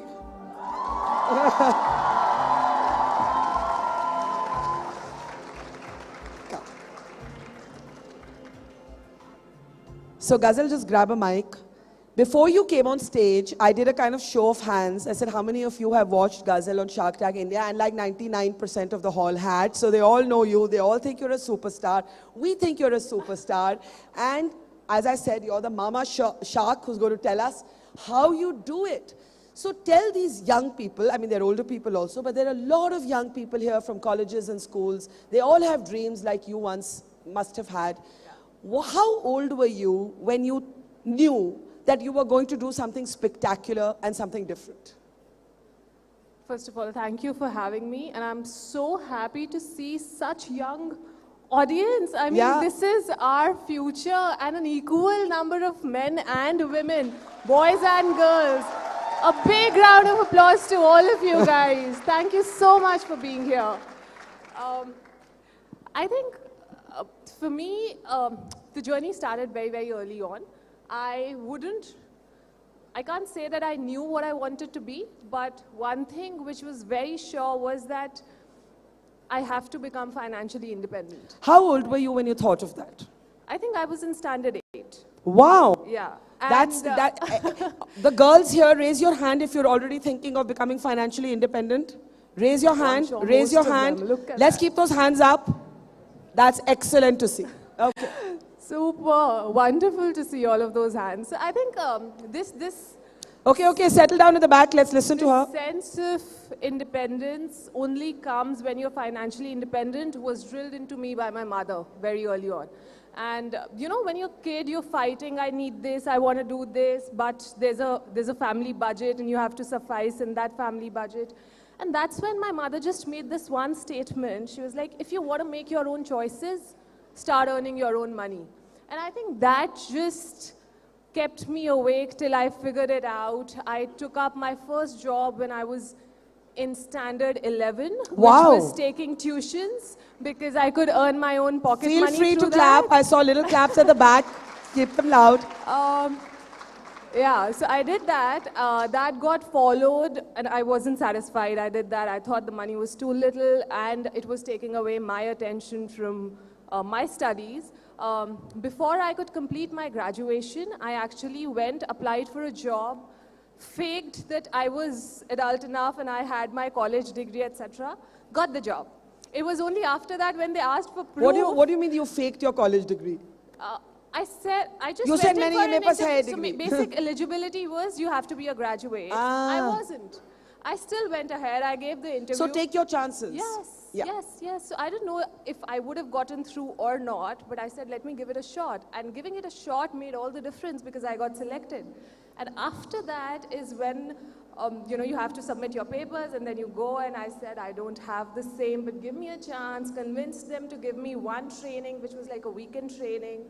Did okay, I can't say I excelled at it, did okay, but gave them the confidence to further train me harder on the job, and that's how I landed onto my first corporate training as a career. I did that for about 6 years before doing everything else that I have, but that was the onset of figuring it out, I would say. And before we get to Shark Tank and how that catapulted you into this kind of superstardom recognition, you're of course very, very professionally successful in your own rights, but Shark Tank just amplified the recognition factor. What has been the toughest thing about being a woman in business, about being a startup Kickstarter? When I started out, I would always compare my energies to that of a young child who doesn't know how to walk. Right? He still tries, he still stands up, he falls, he tries again, he walks, he falls, he gets hurt, but he doesn't give up. So I think when I got into starting up with Mama Earth, that was the kind of energy that I had. I wasn't thinking about any other thing. Of course, once you get into it, you get to see a lot of things which might be unfair, but even at that time, I think I was focusing more on what was positive and what was fair than on what was unfair. Yeah. And whenever I felt bad about something, I just channelized that energy into action items, right? That just takes you from negative to suddenly constructive and positive, and you're able to move forward. So I think that's one thing that really helped. There were biases like, you're a young mother, would you be able to do it? There were biases like, we're not sure if she'll be committed And the idea, enough. I don't know how many of you know, but the idea of Mama Earth was actually in a way born when you were about to deliver a baby and you were like, where are the safe products for infants? Yes. Talk about that. Yeah, so actually Mama Earth was started when I was expecting my baby and I couldn't find the right kind of safe, toxin-free products for him. And as a cribbing mother, when you're not able to find something in India, you're ordering from outside, you don't have the money, you go to your husband, koi kuch kar kyun nahi raha iske baare mein? Why is nobody figuring it out? We don't deserve this, Indian babies don't deserve this. And that's how, just like a very simple comment from my husband, he's like, tu kar le. And that was the onset of my journey, that tu kar le was like, okay, let me try, let me figure it out. I did all the research. I realized it was not just doable, but doable at affordable prices because all the right ingredients were actually available in India. Yeah. We didn't have to go anywhere else. And what we thought it was going to be a baby care brand in December 2016, and that's how I launched it, is now 300 products strong. As a company, we are now 6 brands strong. It's been just 6 years. We still have a long, long way to go, but I think a lot of support from the ecosystem, from men. I mean, my husband was my biggest support, and even today my kids are unwell. He's taking care of the kids while I'm doing this. Good for him. Good for him. I think it's just a special round of applause for Varun. Right? Come on. Yeah, so I think it's all about, and I put in actually a lot of effort into creating that ecosystem which could give me support, because I was afraid to ask for help. Yeah. And starting up or entrepreneurship is not easy. Especially when the vision is only in your head and nobody else is able to see it. You have to convince hundreds of people on a daily basis to believe in you, to believe in your idea and give it Was a there shot. ever a moment in your life when you did not believe in yourself? I mean, everyone has moments of self-doubt. You get up and you say, why am I doing this? Why am I even trying to do this? There were plenty. I think one of them came in within 3 months of starting up, where my son was really young. I went all the way from Gurgaon to Parvanu to meet this guy because he was going to do the production of my products, and I wanted to ensure quality, etc. Everything is on the map. And once I reached there, I was told, which is like after a 6-hour train ride, I was told that the guy just left for someplace else because he had another meeting. And as a young mother, you are devastated, right? And even after that, I said, okay, somebody in the factory would be able to help me. Let me get inside or something. And this guy came out, he said, do you have a male person accompanying you? Wow. I said, why do I need to do that? I mean, I'm enough. I can get in. I mean, that has to be the line of the day. I'm enough, right? Yes. Can we clap for that line? Yeah. And I was like, let me in. And they were like, nahi, andar sare male hain jo kaam kar rahe hain, to aapko bahut awkward lagega. And I had to fight that. For 15 minutes, I had to convince him that I will be okay. You know, it doesn't matter to me. What's the problem with you? Let me in. I got the stuff done, but I think some of these biases pull you back where you think that, and especially in our circle, right? SMEs, where manufacturing units, production cycles, all of this is a male-dominated interest. It used to be back then, and none of these guys were comfortable talking to me. But I think today, we don't just talk to each other, we have great relationships, we are working together. All of these guys are our largest partners today. So things have turned, tables have changed in the last 6 years. A lot has improved. I think there is still a scope to do much better, but we are getting there one step at a time. And more than one step, you're actually sprinting your way to getting there. Now let's talk about Shark Tank. I mean, were you taken aback by the fact that it's become a cultural phenomena? This hall across ages has watched it, loved it. I mean, what was that whole experience like for you? I think I'll be very honest, when the opportunity came in, I did not take it seriously. Really? I was 6 months pregnant again with my second child, and the shooting was supposed to happen between my 7th to 9th month, which was almost close to delivery. And from 2 brands, we were moving to 6 brands, so it was a difficult choice to make. But after a lot of convincing, I said, okay, let's go for it. We'll figure it out, right? And especially somebody just made a comment. He was like, you're pregnant, you would want to take things slow. And that was the trigger. God. I was like, now, okay, let's see who takes it slow. And I was like, I'm taking on this opportunity. I went to the show. Once I was on the show is when I realized the impact that we would be able to make, right? The show hadn't aired by the time we were shooting. We did not know if the audience would have received it, how would the response be, at what scale were we, bringing this reality of startups out, etc. But once it got aired is where we realized that this opportunity is huge. People loved it. Kids love it. So let's test it on this hall. I'm going to ask you the same question again because we're going to show Ghazal what we were talking about before she came on stage, right? How many of you have watched Shark Tank? And, and do you love it? So let's show some love for Ghazal. Do we love Ghazal on Shark Tank India? Okay. Thank you so much. So before I ask one or two of them I'm sure they'll all have questions for you. Once you found out the potential, what do you think it is about, has it made entrepreneurship and the startup spirit sexy? See, it has made it sexy, but at the same time, a lot of people have started feeling this is very easy and this is the new thing to do. There's a difference, right? When you're starting up, the good thing is, it has been started taking seriously. until before this, if somebody is about to start up or working on an idea, people wouldn't take it seriously. Yeah. They're like, once he builds something, kya kar raha hai, kyun kar raha hai, and they will have their doubts and they will put it on to the other person. That has significantly changed. For that matter, matrimonial sites, the first thing that people are looking for now is entrepreneur. Are you serious? Yes. I mean, that's progress, at least, rather than looking for color of skin or income or caste. We're looking for entrepreneurs. I can live with that. So that has changed significantly. I think there's much more respect in the ecosystem for somebody who's building. There's much more respect for people who've also failed, because people now understand the amount of effort and pain that goes into building something. So all of that is a very positive change. I see a lot of young people getting inspired, right? And they want to now think about having ideas, enough ideas, one out of which they can take to execution phase. I have kids as old as 10 years, 15 years, 20 years coming to me and saying that they've been inspired, and that brings so much more responsibility onto us as leaders, because we are setting the examples for them, right? But it's heartwarming. Yesterday I was in Bombay for an event with Fortune, and I had this group of 25 people come to me who were doing an analysis on Mama Earth and products because they wanted to start a personal care company.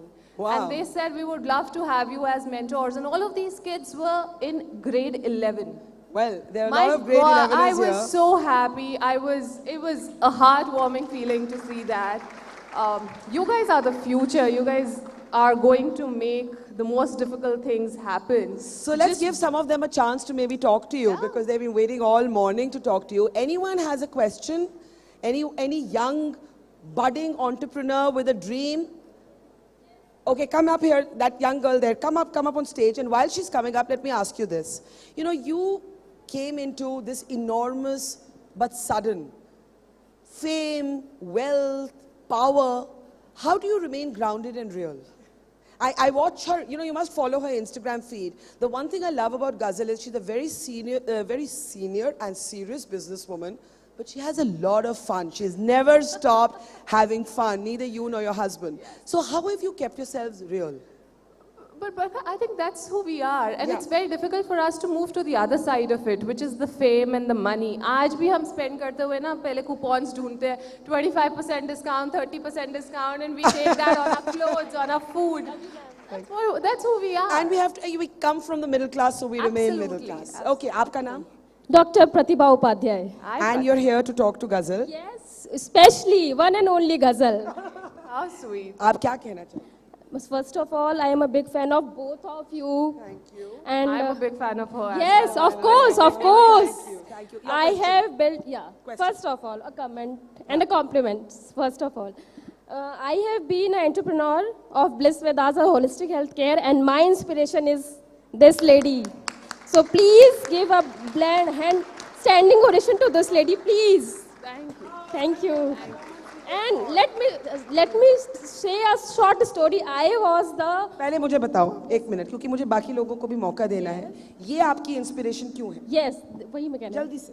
I am a mom of a 7-year-old kid, and I am the first one who has brought Mama products for my kids. That is the belief, that is the trust of a mom, for a mom to all mom. Oh, that's a moment. Okay, we the women, for us, is about these moments. It's about somebody coming in from some corner of the country and saying, mom to mom, this is a moment. Thank you. Anyone else, a young entrepreneur who may want to go? Okay, come on, one of the boys. Let's get a boy on stage. Okay, both of you. Come on, run. What I love about we believe in equal opportunity. Equal opportunity. Good morning. It's high time for a men to step up on stage right now. No, it's not a hard time. You've stepped up quite easily. You sprinted up. Thank you so much for this opportunity. It has always been said that if you have a dream, believe in your dreams.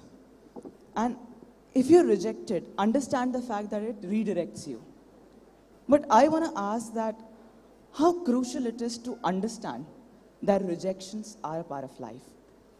Because people, they do tell you to fail. They do tell you to rise. Yeah. But the process is not really an easy one. Have you ever had a terrible rejection, Ghazal? Multiple times.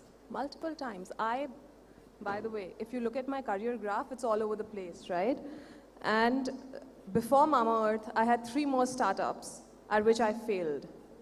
Now, if I would have put my focus onto rejections and saying I could not do it and I could not figure it out, I wouldn't have started Mama Earth. So I think what is very important is to learn, try, fail. Fail fast, move on faster, right? And consider those failures as stepping stones. Because once you step on them is when you'll ultimately realize what is it that's going to work for you. But if you stop doing that, that goal becomes unachievable. So I think failures should be celebrated, and this is also a change which is coming in the ecosystem. A lot of people are talking about it. जब तक आप try कर रहे हो, तब तक आप बिल्कुल ठीक कर रहे हो. You will always come out of every failure more learned, more intelligent, more experienced, and more informed to take your next call. Have you ever been rejected? Quite many times. And how do you deal with it? You know, as the board says, be strong, be yourself. Well done. These are the kind of boys we love. Okay. Thank you for the opportunity. Thank you. Hanji, नाम बताइए. Ma'am Himansh. बोलिए. Ma'am, I have to ask as an entrepreneur, when you hit a roadblock, how do you know it is the right time to change the plan or stick with it? That's a good question. That's a very good question actually, and that keeps us awake at night as well. So इसका कोई easy answer नहीं होने वाला. But I think when you hit a roadblock, you need to look for data points to help you take the right decision. Anything which is based on your gut might or might not work for you. But if you start looking at data, that tells you if this is the right thing to do. So for example, Mama Earth launch करने के 1 साल के अंदर हमने nutrition supplements launch किए for mothers because it was a brand for the babies and for the moms, right? As soon as we launched, business started growing, products were perceived well, but consumers started getting confused कि ये personal care के लिए है कि ये supplements के लिए है, ये किसके लिए stand करते हैं, क्या खरीदना है. Now at that time I had to take a tough call, right? What is it that I stand for? Which meant that I had to let go of a part of my business, which I did. We closed down the supplements, we focused on personal care, and that's how we built it. I had a teacher in journalism school at Columbia, and this was in the context of journalism, but it applies as much to business. She said, you've got to learn how to kill your lovelies. When what she meant by that was there's an idea you get very attached to, you think it's brilliant, but it isn't working with the market. So has it been really tough to let go of some things that you I do that every year. Yeah? And explain that to our I do that every year. So if you know Mama Earth, you would know that we come up with a lot of innovations every month, every year. That's what keeps us alive. That's what keeps our consumers really happy. We listen to them. But by the end of the year, once you've done all of those innovations, you need to take a hard call. While the effort into launching each and every product and the love into creating those formulations is equal, but there'll be plenty of products which will not fly, which you think might do well as a category, but wouldn't do well as well for the business because consumers are not okay with that. And then you have to kill those. And it's heartbreaking, it hurts you, but then that's the right thing for the business, and that's how you move forward, and that's how you keep sanity in check, profitability in check, which is the new term, right? So build a business sustainably. Okay, I have time for a couple more questions, and then I want to continue my conversation with Ghazal. I'm seeing a lot of boys' hands go up. Where are the women? Okay, there's a very young boy here. Come on up. Come on up. And what is your name? Ma'am, my name is Avik Goyal. And which class are you in? I'm 9th. So he's only a little older than you were when you decided to become an entrepreneur. And do you watch Shark Tank India? Ma'am, regularly. Oh, sweet. Are you learning from it? Yes, ma'am. Yes? What are you getting ideas? Ma'am, how to present anything in front of, how to make business plans, and much more. Oh my God, I'm scared that he's only in class 9. How to make business plan? I'm still learning that. You know how to make a business plan? Ma'am, I don't know that, but I am learning and I'm on the way, and I know that day will come when I will present my business on Shark Tank. Okay. High five for that. High five. We got to do another high five. Yeah, well done. Okay, what do you want to say to ma'am? Ma'am, I want to ask a question from you. When you're continuing your journey to Mama Earth, which part of your journey you like the most and you see that the toughest? अभी जब मैं इधर stage के पीछे थी ना, तो ऐसे 6 6 young girls came to me and said they were using my products and they were so happy. Yeah. I think that's the best part of my journey, when you all say that there's a part of the story you're able to relate with, there are products that you guys are using. That's what's the best part of building something. One more question, I'll allow you. Yes. Anything? Ma'am, are you nervous? when you are in Shark Tank, which business you invest the most and you think it became the best you have invested? Wow. Wow. He's asking the best questions. I have to learn from him. So I think Shark Tank पे ना एक device, जब मैं थी season 1 में, तो एक device company आई थी which was called Spandan. They were creating medical devices which could early on detect if a patient's heart was not well so that he can get a proper medical treatment. तो वो मेरा सबसे favorite part था पूरे के पूरे उसका. I think वो business जो है, because लोगों की health और heart attacks prevent करने में help कर रहा है, that's a big change that we can bring in. And we are putting all our efforts into building it further. Thank you. Okay. Thank you. Any plans of what you are going to do when you're a little older? I'm still thinking. Still thinking. That's the way it should be. Okay. Enjoy yourself today. Come on, jump over. Aww. I think we need to hold that moment. Let our cameras get that moment. Yeah. Okay. Thank you very much. Big round of applause for him. I think he's definitely the hero of the day. I'm going to take one more question and then we have to start winding up. I'm still seeing a lot of boys. Is there a girl there? I see one. Come on. We had many boys on the stage. I know, I'm sorry, but we had many boys on the stage. I want to get one girl up. Hello. Come on. Come. What's your name? My name is Ajesha. Okay. What's your question? Okay, so before my question, I want to say that I was inspired by you the first day I saw you on Shark Tank, because I have this quality, and that's my best quality and my worst quality, that I always take my own path. I have been criticized for that. Why is it your worst quality? Because I have been criticized for that and I have been praised for that. And I still don't know if it's my best one or it's my worst one. Oh, it's your best one. That's best one, definitely. And when I saw Ghazal ma'am, I don't know, I just felt that she had the same vibe. That I take my own path, I don't care, I'll just face everything that comes in between. And she have that jolly nature. Oh, sweet, thank you. But you're absolutely right in judging that.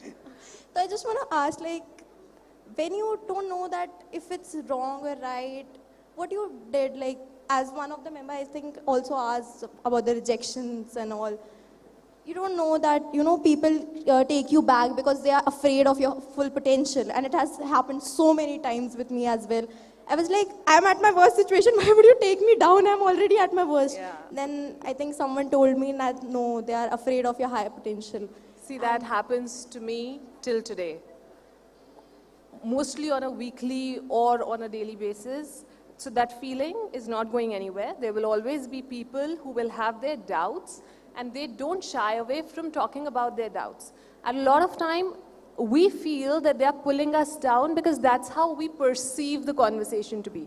But I think if we just be open and open to taking feedbacks, right? Whatever the other person is saying, good or bad, we might believe it, we might not believe it, but just take it as a feedback. And think about, why are they saying what they are saying? Is there anything that I can do better? Is there anything that I can put into action to make these conversations shut? I think that's the only way it has worked for me. Rather than them letting you bring you down, just use them and put them into actions. And that just takes care of everything else, be it how you're feeling. You will suddenly start feeling more inspired, more energetic, because now there is step 1, step 2, step 3 that you're going to take, and you're going to come over that feeling. So I think that for me has worked. And other than that, you talked about taking your own path and being judged for it. I think that's the right thing to do. Had I not done that, I wouldn't have experienced so many verticals in my life. I wouldn't have landed on Mama Earth as an opportunity, and I would have been stuck to a corporate job, possibly being like a senior executive at some company. But hey, we carve our own paths. We have to take all of those experiments. I seriously hope that if someday I organize my own event, I would definitely call you. That's on my mind for so much. I would love to come. Thank you so I much. hope that day comes soon. All the best to you. All the best to you. I'm All sure the best to you. Okay, Ghazal, take a seat. We have 3-4 minutes left. But before we let Ghazal go, as you've been seeing, we've been honoring the women and the men who've really been the women and men of impact, and we definitely believe that she has been. But before we call our very special next guest to present her with the Her Award, I have a couple of questions of my own. Here's my question. If you hadn't been running Mama Earth, what would Ghazal have been doing? I would have been an artist. An artist? What kind of artist? So I have been an artist before. Yes. I got trained from New York Academy of Art. That was my passion, which I was not allowed to pick up when I was a kid by my parents. Why? Because they thought, she's good in maths and science. Art is not a serious subject. Why do you want to take that up? And I went into engineering, which was the biggest mistake of my life. Why? Because I did that in grade 11th and 12th and ultimately did not sit for any of the IIT JEE exams. Because I was like, this is not something, what if I get through? I was worried about that. So you had the opposite problem. Here people are like saying, what if I don't get through? You were like, what if I get through? I will have to do that for the next 4 years, 3 years. Any would-be engineering kids here? Raise your hand. Anyone? No, this is a more liberal arts crowd, I think. Just a few hands. Nice. Okay, so you would have been an artist. Yeah, so then after that, I think when I got married, I had these couple of months as a breather because Varun's job needed him to move to Philippines, and I thought I'll take that time to figure out what's the next thing that I want to do. And in the meanwhile, I picked up my passion for painting again. And I was doing that generally at home to decorate the walls of my house, but Varun just sent a few of those works to New York Academy of Arts and a few other galleries. Yeah. And I got a call back from them that they wanted to give a scholarship and wanted to invite me. So that's how I got my professional art training. Then one of my works while I was there got selected to be exhibited in the New York Academy of Arts. Fantastic. Let's have a big round of applause. Not just for your achievement, but also for showing it's never too late to pursue your dreams. You don't have to do only one thing in life, you can do many. Last question. What would you tell your 18-year-old self today? I would tell my 18-year-old self to listen to myself more, rather than giving into pressures. I think I gave a lot into pressures. There's a certain perception of your family and relatives which brings a bias, even to how your parents should think about you. Yeah. And that stops you in coming from Chandigarh, where this culture is like on the rise, even in Delhi, right? So people have the power to influence your parents and tell them what's the right thing to do for their child. I think I would love to change that. I would love to be more confident to give in to what I want to do and present that. I did that to an extent, but very shyly, coyly, in a convincing way. Yeah. Please let me do this. Please allow me to do this. And I think I would have experimented more, traveled more, experimented more, met more people, reached out to right kind of people, which today I very actively talk about that. If you want to connect with anybody, all you guys need to do is to ask. Is to ask. Find out their email. Make Google your best friend. There's so much information. It wasn't available back then when we were growing up. Absolutely. So take your chances. What is the worst that could happen? You will not get a reply, but what if you do? And I want every 18-year-old to listen very carefully to what Ghazal is saying, because young women, but also young men, we come under all kinds of pressures, what our parents are saying, our peers are saying, our teachers are saying, but in the end, there's something your heart is saying. Now, before we let Ghazal go, I think it's fair to say that she's the queen of the startup ecosystem, and it's only fair and appropriate that to honor her today, we call two real-life royals, opening the door for our next conversation, the Maharani of Baroda and the Princess of Jaipur, Radhika Raje Gaikwad and Diya Kumari ji. Can we have a big round of applause? That's Radhika ji there. Thank you. Thank you. And we are waiting for Diya Kumari. Where is she? And there you are. Oh my God. I'm sorry, Gauravi. And Diya is her mom, and I made a Freudian slip there, so I have to say sorry, but I only thought of your mom and not of anyone else. So Gauravi is, of course, the Princess of Jaipur. Radhika ji is the Maharani of Baroda. Can we have a big round of applause for both of them? I was just looking back and looking for you, and then I got confused. I'm so sorry. Can we have the award on stage now? Can we have the award on stage? And may I ask May I ask Radhika ji and Gauravi to please honor Ghazal with the Her Award, please. And I want to hear a big, big, big, big round of applause. Come on. Come on. Let's get this moment. Jaipur, this is your very own royal family here. And of course, Radhika ji from Baroda. And of course, Ghazal the superstar. So I want the loudest applause that you can manage for these three spectacular women. Louder. Thank you. Requesting Radhika and Gauravi to take your seat. Ghazal, thank you. Thank you. Thank you so much. Thank you. So welcome. And I know that this is a kind of very interesting conversation because we're in Jaipur. And Gauravi, your family is loved, respected, cherished here. It's the same for you from Vadodara.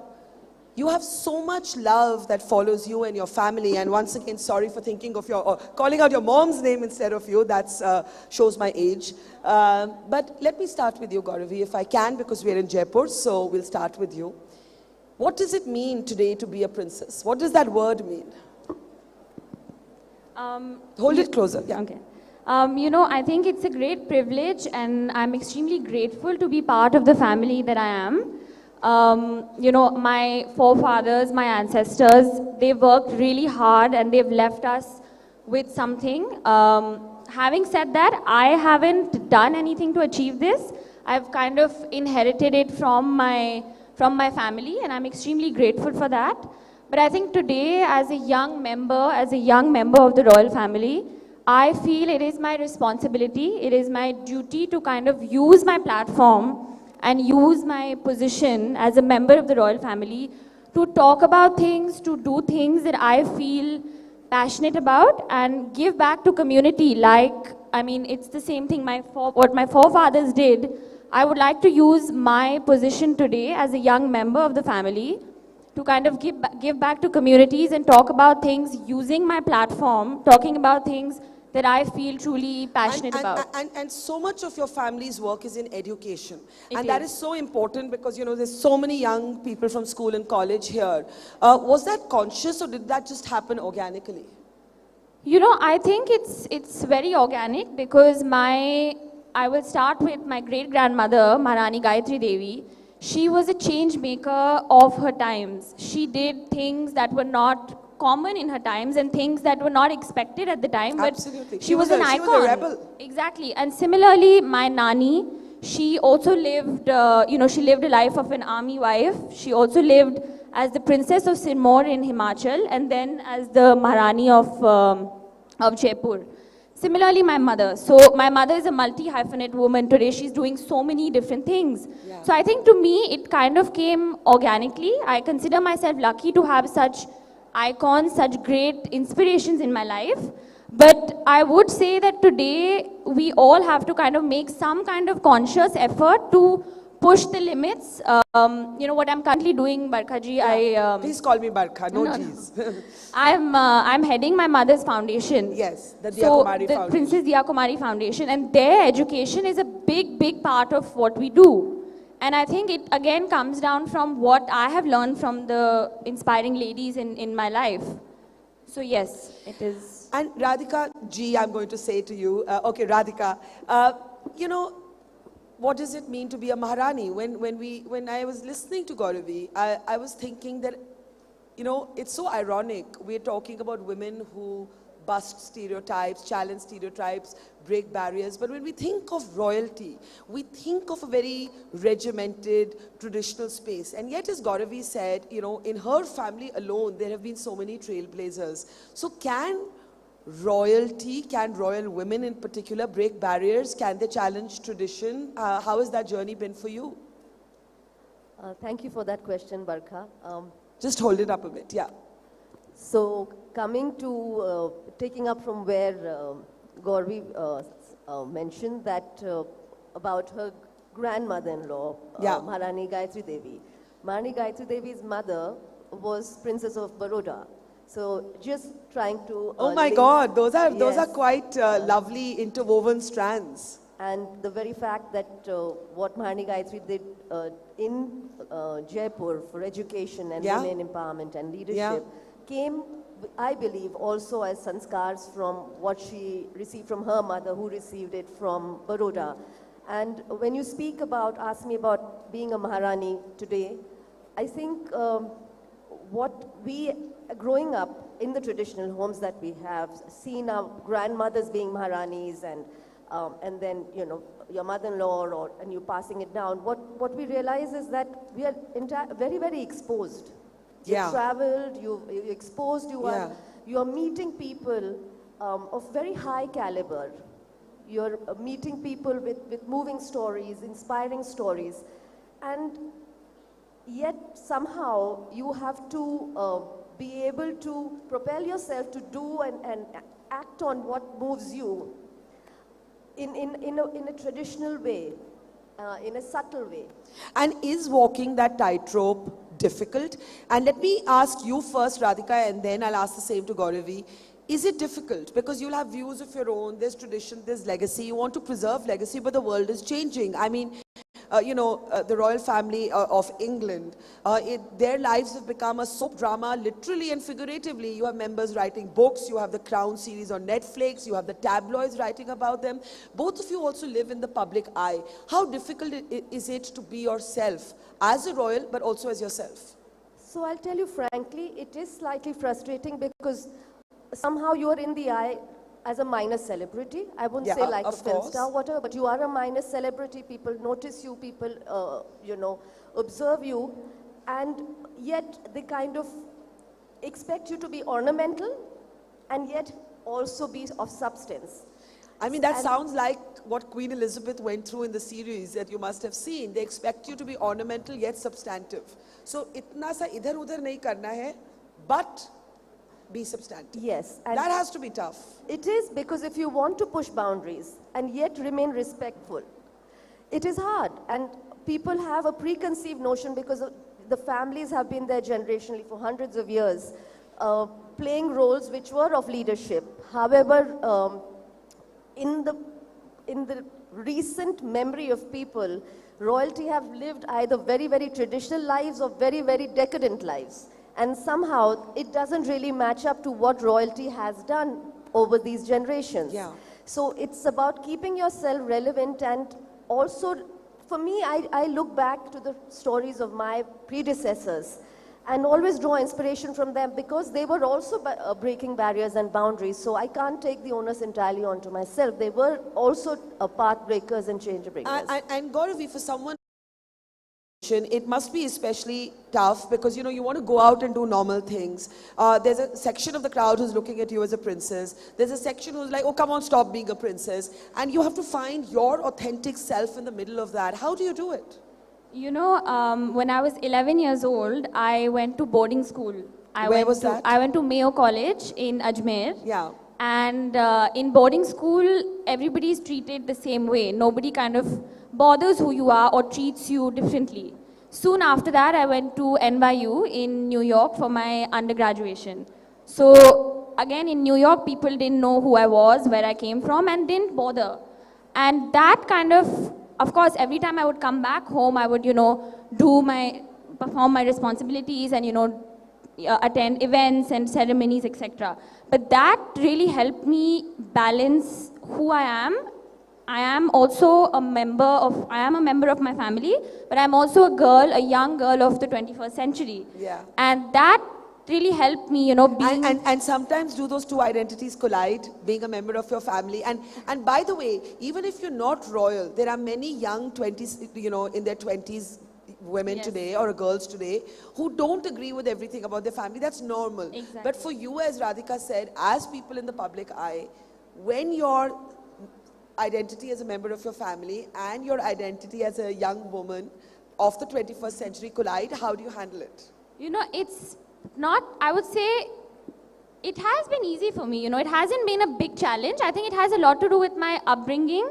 Ever since I was a child, my parents, my family, we've traveled everywhere. We've kind of gone to places where people don't know who you are, people don't bother who you are, and you kind of learn to live that life and live this life. So I I wouldn't say it's been a big challenge, but today in the world of social media, it's as if there's very little privacy, right? It's all eyes on you. And everybody can access you. Yes, and I'm a very reserved person. So for me, I don't put so much of myself out there. I put a lot of my work out there. But yes, that is challenging. I think with social media today, it is. Yeah.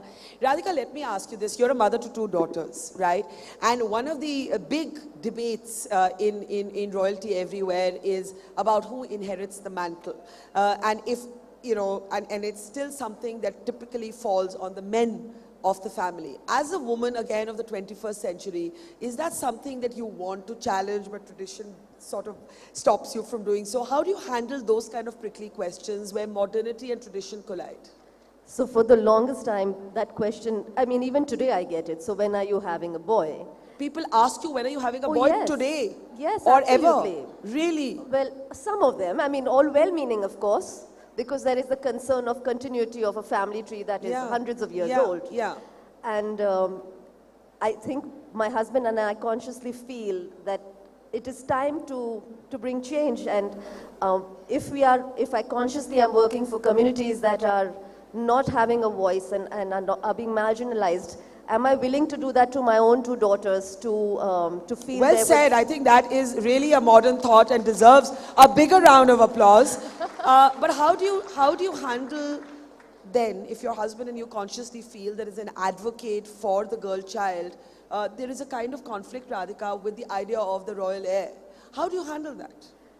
There is this concept, but I think as being positive and strong leaders, both my husband and I feel more so as a woman, if I am able to be a positive role model or leader for the city, I think the transition to my daughters will be more easily accepted. And I also feel the family tree has too many leaves with men. I think it's time to bring some flowers and fruits into it in the form of the That's women. wonderfully said. I think that's beautifully said. I am going to open this up for questions. So if you have questions for the Maharani and the princess, do raise your hand. I know a lot of people in Jaipur might be intimidated. So Gauravi, how often does that happen to you? Do you find that people, do you find that sometimes you're just craving being treated like a normal person and people don't, and they feel that there has to be protocol and formality? Yes, a little bit, but I again have, like I mentioned, I've traveled, I've had a normal life, so I have dogs at home who I play with. I go to work in the morning, I dress normally. So I feel like people have these notions, in general, but I do live a very normal life, so I feel like I don't, it's not that, yes, I'm sure people do feel, but I don't, there's no need to, because I live a very normal, I go to work in the morning, I spend time with my family, with my dogs, so it's... How about you, Radhika? How do you stay regular? It's really, really regular. I still have to think about what's being made for lunch and dinner. So it's as mundane as anyone's life. But one does get an opportunity and a platform to meet with people, to hear real life stories. And I do feel in the position that we are, that there is like an audience here. People are willing to listen to us and give us some credibility. And I think that is a great place to start from. That's wonderful. I can see some hands go up. We have about a few minutes left. Yes, sir. Please. It's nice to see so many men today at We the Women. Aye. Oh, careful. Ji. I have this very long, broad, and very revolutionary vision. Can I sit here? I'll feel more comfortable. Where what I feel is that, evolution of mankind is not moving at a pace it should. Especially at the times of internet. Now is the time, it's, internet has been there for a while. And we were discussing things like, that, people don't have enough awareness. And this is fairly aware society, a little more advanced, probably some of them far more advanced than the villages. And we still have issues like awareness, And my personal vision is, to move this process of... What's your question? Yeah, I'm coming to the question. No, quickly. This overall evolution of men. people like you, people who look forward to. There should be some program where people like you, people like Barkha should be the trainers. I mean, I know your capabilities, Barkha. Okay. So, no. Okay. Now, today is the day for women. Men can't hog the mic. So, now, come on. No, sir. Very relevant. No, I need... I just finish it. No, you will not bully me. You will get off stage. No, I have heard your question. Let them answer it. Off the stage, sir. See, sir, you're being... Okay, finish your question. Okay. The question is, maybe little people where, people like Alagh, Ghazal Alagh. Yeah, I'm coming to the question. People like her should be made. Now she's done the business. People like her can be very fast motivators, like she was doing the Shark program. Somebody at an international level, universal level, coming to this revolution, where such people are tapped, because you can move the process very fast. Whether it's awareness, whether it is new products, Sir, one of the things about evolution is, of men, is to, and women. Sir, please, I'm asking you politely. Okay, come, I'll walk down with you. One of the things that we must all learn is to keep our questions short so that more of us in the audience get a chance to speak. Thank you. Thank you, sir. And may I put your question now to the panelists? Thank you so much. All right. The evolution of men is a serious question. And I think it's an important point that he's making, that when women get to a certain public profile, how do you keep men as part of that conversation? I think it's extremely important to keep men part of the conversation, because the sensitization, the actual execution, you can have a lot of empowered, woke women, but if you're going to have men as a hindrance, it's not going to work, because society is made up of both. Yeah. And the imbalance comes if you ignore either side. So it's important that both feel heard and acknowledged and work together. And coming back to the point which was mentioned was that, it's so important to create awareness, but educate and empower women, because you educate a woman, you educate a family. So the importance of bringing that empowerment to a woman is extremely important, and men have to handhold this, because if they obstruct, there's little we can achieve.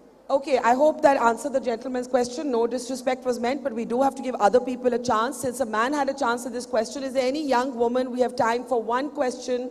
Any woman in the audience, come on up. Come on. Yes. What's your name? Sylvie. And what class are you in? 11th. And what's your question? So I have this question, very simple question. What are the general stereotypes that you feel affect you in general? Okay, that's a great question. What are the stereotypes, and do the stereotypes actually double because you're in the public gaze and you're a royal? There'll be stereotypes about being royal also, right? Exactly what I was going to say, thank you for the question. There are stereotypes about being royal, about what we're doing, what we're not doing, and again I go back to Maharani Khatri Devi. She broke these stereotypes about women specifically. I think even today, there are so many stereotypes that women deal with, earlier we used to have the Parda system where women were not allowed to kind of step out and perform duties, and today I think these stereotypes still exist. Some people still do think, okay, you're not supposed to perform this ritual, not supposed to do this or attend a certain event, or not supposed to watch men do this or do that. But I think you just have to kind of break these stereotypes, but also respect, not respect stereotypes, but respect traditions, yes, 100%. But being again members of the 21st century and girls of the 21st century, I think it is important for us to step out there and kind of address these issues and, be part of the modern world. Radhika, let me give you the last word before we close. The one stereotype about you that really bothers you, and also what would you tell your 18-year-old self today? I want to ask Gauravi that also, but first to you. So I'll tell you what is the frustrating bit when I step out. I'm either expected to know everything, or I'm expected to know nothing. Yeah. And to balance that, to be somewhere in between, that authentic self, is where you're really trying to charter the way and let people know that you're wanting to know, you're wanting to learn, and the intention is very, very is clear and positive for the people. So that is a frustrating bit. But coming to what I would say to my 18-year self is, do not overthink what people think of you. I think we all obsess about what society and people think about us, I think it's so important to concentrate on what you think of yourself. I think that's so well said. Gauravi, I mean, you're not too far from 18, but what would you tell your 18-year-old self? I would tell my 18-year-old self that don't worry if you don't know what you want to do. You're going to find your own path, you're going to find your own passion, your own calling. So don't worry, don't, stress yourself about, oh my God, I don't know what I'm going to do, or I don't know what I want to do. Just take it easy, follow your passion, work hard, and everything that you're meant to do will just come your way. Well, let's have a big round of applause for the Maharani of Baroda and the Princess of Jaipur. Jaipur, show some love. Thank you.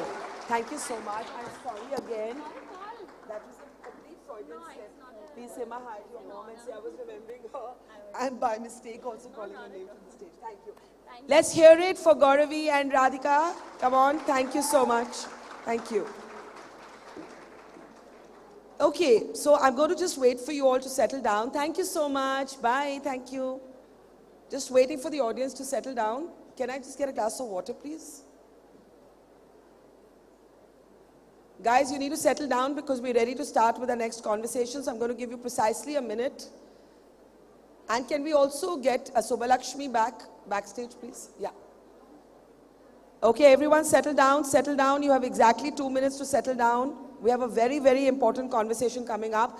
Those who are standing, this is your chance to grab some seats. You have to open it and give it to me. Okay.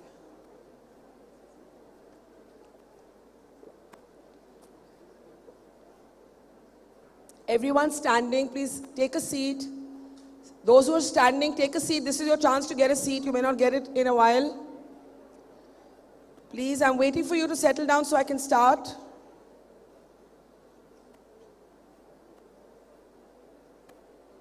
Can we have someone at the door now close the door? We have to start, please. Okay. So how many of you were here for the morning session when Khushbu was speaking about abuse at home? How many of you were here? Right. So you know how difficult it is. She was talking about how she took on her own father when she was 15 years old or younger. And she watched her father abuse her mother, and she was abused sexually herself. And yet she came up here on platforms like this and she spoke about it. Now the young girl I'm going to bring on to stage next, and that's why I want you all to sit and pay very careful attention to the story of this young girl. When I was listening to Khushbu, I was thinking of Latika. Latika, anyone familiar with her story? Anyone here? Latika comes from Uttar Pradesh. And Latika hit the headlines this past year because she sent her father to jail. You heard that right. This is a young girl who sent her father to jail, and when she was 15 years old, she wrote a letter in her own blood to the Chief Minister Yogi Adityanath ji of Uttar Pradesh. And she and her younger sister fought a case. They won that case, and their father is sentenced to life. And why did they do it? Because they watched his two daughters, their father abusing and assaulting their mother, and eventually their mother died from burns that the father inflicted on their mother by dousing her with kerosene. Now, while this is a day of fun and festivity and celebration, it is not a day to look away from the very real challenges that continue to exist for women, and how very, very young women have to leave everything they're doing to basically fight for justice. This is the story about a daughter's fight for justice for her mother. So I want you to give the loudest applause possible for Latika, who's traveled all the way from Uttar Pradesh. Can we have Latika on stage? Can we welcome Latika? I want to hear Jaipur clapping for Latika.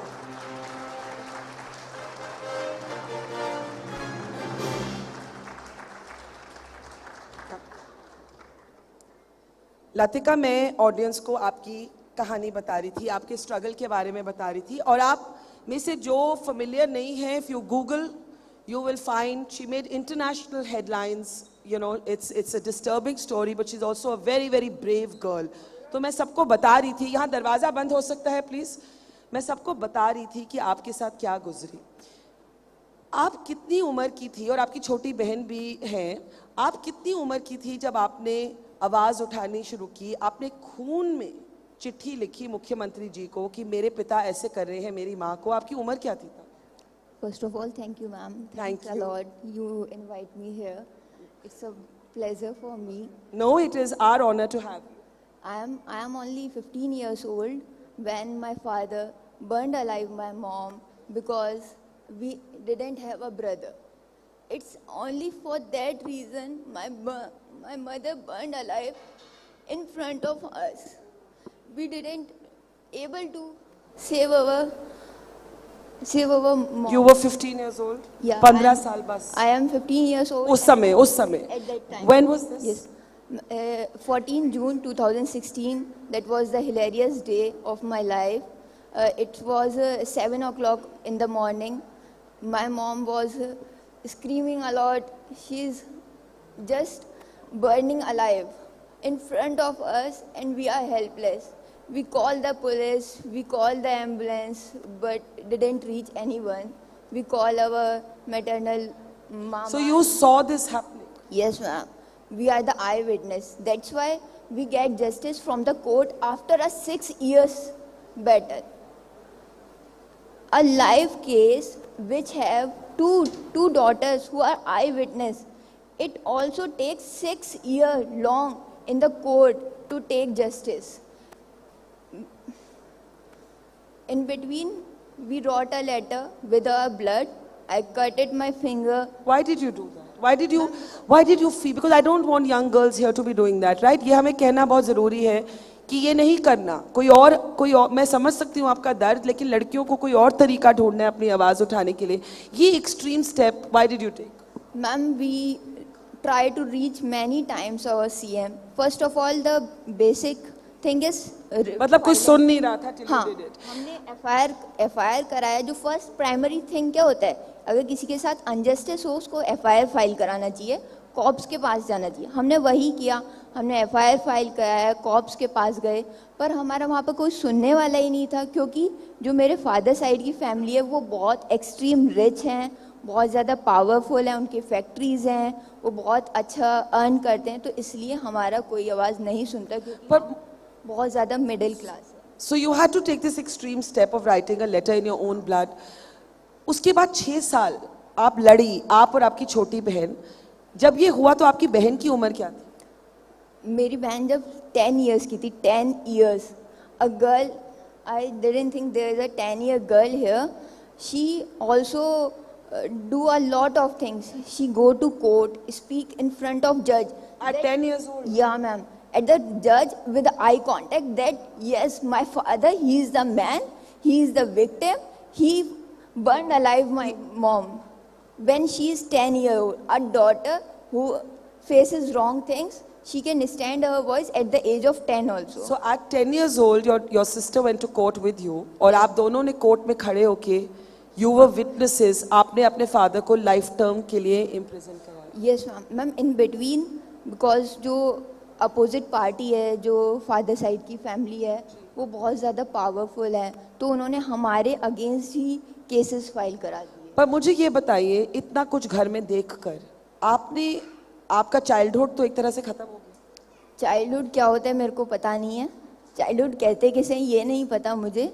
बस मुझे ये पता है कि मेरी mummy ने बहुत मेहनत की है मुझको यहाँ तक खड़ा करने के लिए. मैं बोल पा रही हूँ क्योंकि मेरी मम्मी ने जो कपड़े होते हैं ना, कपड़े हम पहनते हैं, what we wear, she uses to stitch clothes and sell them and deposit our school fees by which we can spend. हम उनको जस्टिस भी इस वजह से ही दिला पाए हैं क्योंकि उन्होंने हमारे लिए इतना मेहनत किया. मुझे पता है सब मदर्स अपने बच्चों के लिए मेहनत करते हैं, पर इतना कोई नहीं कर पाएगा कि अपने बच्चों के लिए वो कपड़े पूरे दिन रात सिल रही हैं. ऊपर से उनका हस्बैंड आ रहा है, वो ड्रिंक करके आते थे, उनको मार रहे हैं, इतना ज़्यादा टॉर्चर कर रहे हैं, फिर भी उन्होंने हमारी स्कूल की फीस भरी, हमारे ट्यूशन तक हमने पढ़े हैं, और हमको इस कैपेबल बनाया हमारी मदर ने कि आगे चल के हम फ्यूचर में अपनी मदर को एक अच्छा लग्जरी लाइफ दे सकें। पर हम अब कैसे देंगे उनको? She is not with us, how can we give her a dream for life which she deserves? I can speak with confidence, she deserve a much better life that she had a worst life in her journey. और वो आपको क्या कहती थी जब वो जिंदा थी? उन्होंने आपको स्ट्रॉन्ग बनाया, इस काबिल बनाया, इस लायक बनाया कि आज आप अपने पैर पे खड़े होने की कोशिश कर रही हैं। जब वो जिंदा थी तो वो आपको किस तरह से हिम्मत देती थी?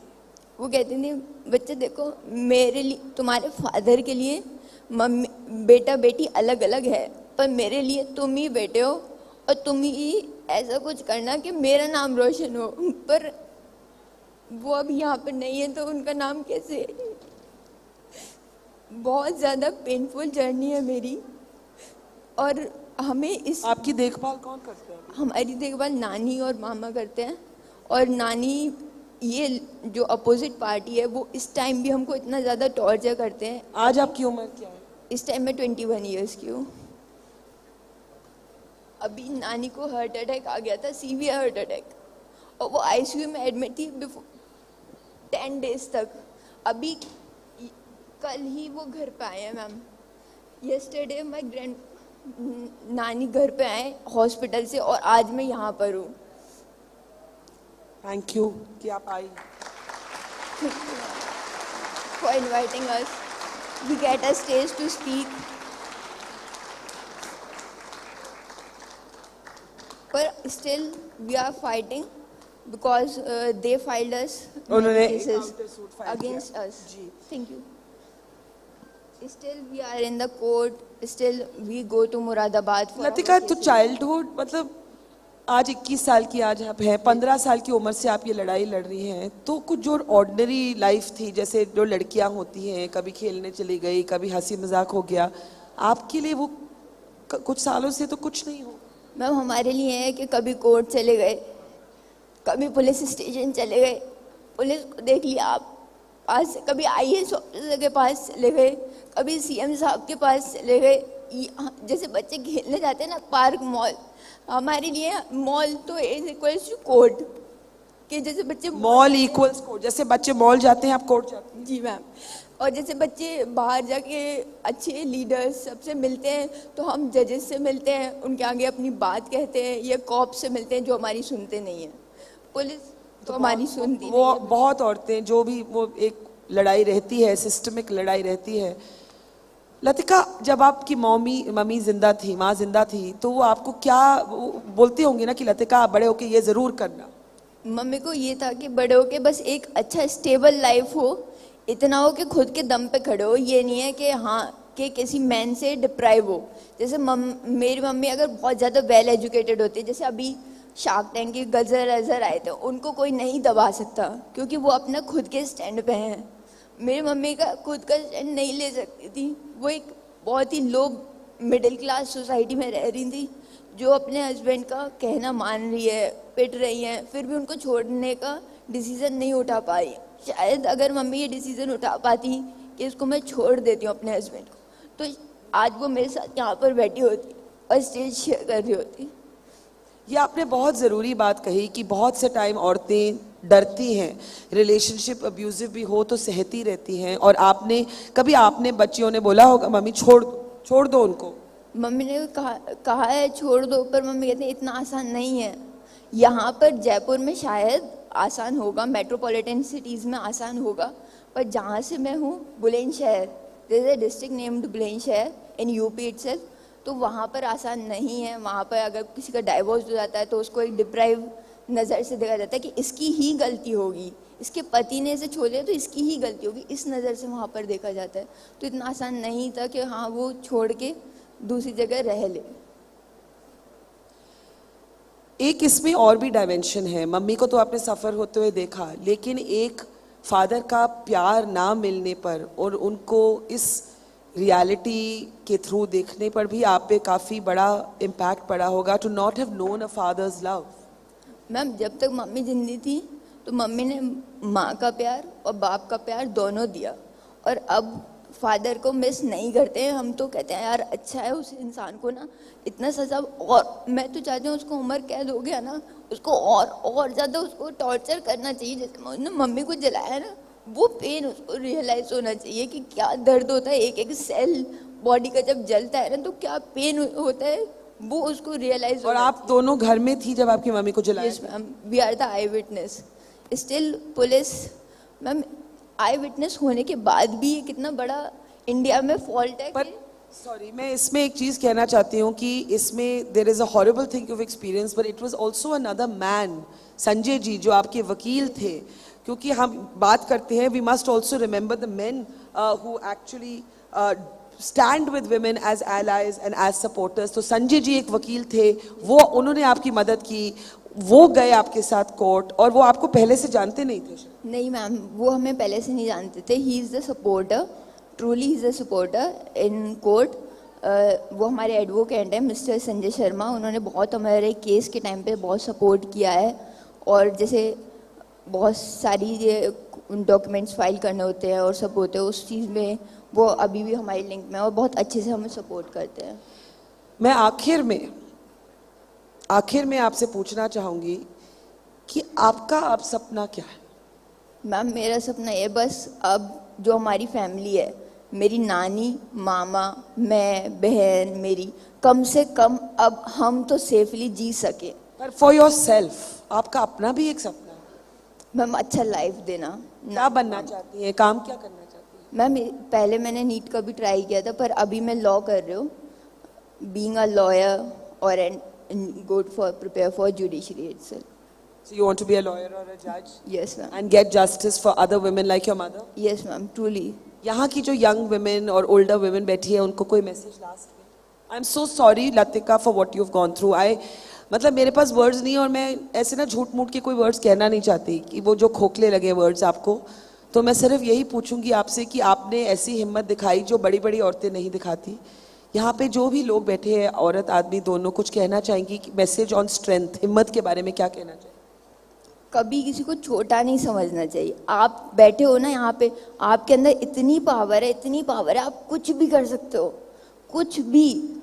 मैं बुलंदशहर से हूँ, मैं नानी बहुत, फिर भी हमने, और वो लोग इतने पावरफुल, फिर भी हम इतने वीक हो के फिर भी हमने जस्टिस मिल गया, क्योंकि पुलिस ने 306 under section 306 there is a rule that women did himself, मतलब मेरी मम्मी ने खुद सुसाइड किया है, ये था 306। But you were able to convince the court. पर कोर्ट ने 302 के अंदर ही कन्विक्शन किया। तो ये पावर है हमारी कि मैं, नानी है, छोटी बहन है, मामा है, हम लोग बहुत ज़्यादा मिडिल क्लास है, तो हम जब अगर ये चीज़ कर सकते हैं, 302 में ही कन्विक्शन करा सकते हैं, तो आप तो भाई बिल्कुल, आपको मम्मी का प्यार, पापा का प्यार, सब कुछ मिल रहा है, पैसे मिल रहे हैं, स्पेंड करने के लिए पॉकेट मिल रही है, आप तो यार क्या नहीं कर सकते? अगर हम ये कर सकते तो आप तो क्या नहीं कर सकते? आप तो कितना भी बड़ा कंपनी खड़ा कर सकते हो, अच्छा प्रोडक्ट लॉन्च कर सकते हो, कुछ भी कर सकते हो, अपनी एयरप्लेन लाइंस बना सकते हो, कुछ भी कर सकते हो। तो एक आपने बहुत ज़रूरी बात कही कि we should be aware of our privilege, of our opportunity, जो हमारी एक तरह से हमें जो, मतलब they have had to at 15, think of this girl at 15 having to witness her father doing this to her mother, losing her mother, having a younger sister, and then through it all going to court, getting justice for her mother. It is my great honor if I can have the award on stage. This is from me to Latika, and this is for all young women. Patro, upar.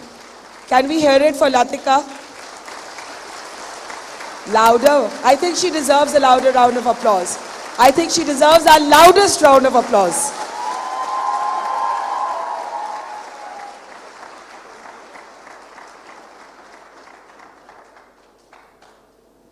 Thank you so much. And I'm happy to see you smile, because through everything, you're smiling. Thank you, ma'am. Thank you, Latika.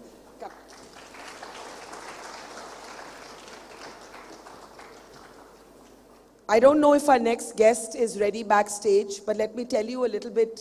Okay, he is ready. Let me tell you a little bit about, you must have noticed this by now. While we talk about challenges, while we talk about what's wrong, we also like to celebrate men who stand as allies. And even in Latika's case, you had her lawyer. He was a complete stranger, and he fought their case absolutely for free. They didn't have any money, and he fought it pro bono, and he delivered justice, and he helped a young girl get justice. Imagine, think of this teenage girl. Where would she have been without Sanjay ji, her lawyer? Our next speaker is a man, and he's a Michelin star chef. He used to live in New York, and then he gave it all up and he moved back to India. He's a man of many parts. He's an author. He remains a celebrity chef. He's a consultant. He's a columnist. He's a social media maven. But today, he's here to talk about how women, literally and metaphorically, saved his life. So remember, as we think of the horror that Latika went through, as we think of the horror that men can sometimes inflict on women, we also must celebrate the men who stand as allies, the men who stand as partners. We've had them on stage this morning, whether it's Dr. Sheriar, Sanjay Shetty, or Gautam Shetty, so many of them, and Sanjay ji, the lawyer who got Latika justice. I want to bring on, in another he for she moment on this program today, opening the door for partnership between men and women and having more honest conversation, my friend Suvir Saran. Can we please welcome him on stage with a big round of applause? Let's welcome Suvir Saran on stage. And Suvir wants to talk. I introduced a little bit about you to the audience, but I'm going to hand you the mic. We've had women speak in their own words. Today, Suvir is going to spend 10 minutes telling his story about how women, all kinds of women, saved his. Thank you, Barkha. Thank you, everyone. You know, I never speak with notes, Barkha, but I pulled out a little bit of paperwork to make this a more powerful conversation. I came into this world because of a woman, my mother, but my grandmother, my dadi, taught me to feed parindas, birds. And in doing that, she told me that there's this puppeteer, a creator, the one, the only, that we all look up to when we need hope, when we need something to believe in. So she taught me when I was a kid to look up into the sky, think of the food I gave the birds as being that little gift I was sending that creator, man, woman, whoever, to have them in my life to look up to when I was failing. And so I grew up like that, in a home which was inclusive, where women were treated with respect, with dignity, with agency. My mother could do things. She wasn't just a puppet. She wasn't just a woman birthing children. So that was my childhood. My teachers in modern school, Vasant Vihar in New Delhi, was a wonderful place where men and women, female teachers, male teachers, kids, women and men, girls and boys, together made up for an incredible experience where I learned firsthand the bullying that can tear us apart. But I had teachers, a lot of them were women, who taught us to still keep believing that if we learned from that bullying to be better individuals tomorrow, we would affect change. So I arrived in America at the age of 20 in a country where I was the other. I was somebody that was brown, I spoke with an accent, I had a lisp, I was coming out as a gay man. Who supported me? Women. My classmates who were women, my girlfriends who wanted to perhaps date me and realized I was gay, they became my friends, my allies. So when I had my ups and downs, my heartbreaks, when I was being torn apart, these women friends saved me. And then I came of age, I became India's first Michelin star chef in North America, the first who was a Northern European, who helped me then with the competition between chefs, the backbiting, the posturing. My women friends rescued me from the madness that we human beings inflict on each other. I was in a nasha, riding high at age 46, and I had what doctors then thought was a mini stroke. I lost sight for 18 months, memory for almost 21 months, and who nurtured me then was a woman at 75, my mother. At 75, when I should have been nurturing her, she became my pillar of strength. Doctors had given me weeks to live. She knew her son needed a sabbatical from life and living. So that woman at 75 became a buland tiger, a brave tigress who brought me back to life, and I'm living to tell the tale. I wasn't meant to be. I got a second lease on life. I was born again. And what I learned with that act of kindness that, we can't exist in this world. All of you, young boys and girls, we are all here because of a woman who brought us into this world. So that's something we need to learn. And once we do that, we'll never be rapists, we'll never be misogynists, we won't be people who divide the world. So my mom brought me back, then the pandemic happened. And what did I see on television? A crazy kook of an Indian woman, Barkha Dutt, sitting here on my right, riding across India despite all odds, without any support. During that horrible pandemic worldwide, she gave voice to the people, the men and women of India, the migrating laborers who were going back to villages with nothing because they'd been forgotten in the cities where they were giving everybody everything. She shared the power of women. Post-pandemic, I'm cooking, I'm teaching, I'm writing. Where do I get my inspiration? Women. The women who've cooked and the men who've supported those women by cooking for them. In homes where there's a balance, where there's equity, where there's empathy, where there's care and sympathy for one another, that's the home where magical food, magical experiences, and beauty comes forth. So across the arc of my 50 years of life and living, women have supported me, been my champions, and they've stood by me and they've given me love and hope and care. So Barkha, I knew this was quick. So I've shared with you 50 years of a journey where women have always been there for So me. let me ask you a couple of questions, and I'm sure the audience would. We've had a lot of men actually on stage standing as allies with women, but we've also had this heartbreaking story of Latika, who... Incredible story, actually, powerful. Yeah, and so life is complex. We've been asking a lot of women what they would tell their 18-year-old selves. I want to ask a man today, what would you tell your 18-year-old self? I would tell me if I were 18 and also me at 50, that look at all the women that have had an unfair beginning, because the world isn't fair at all. It's not an equitable place for women. They have no agency, they have no voice.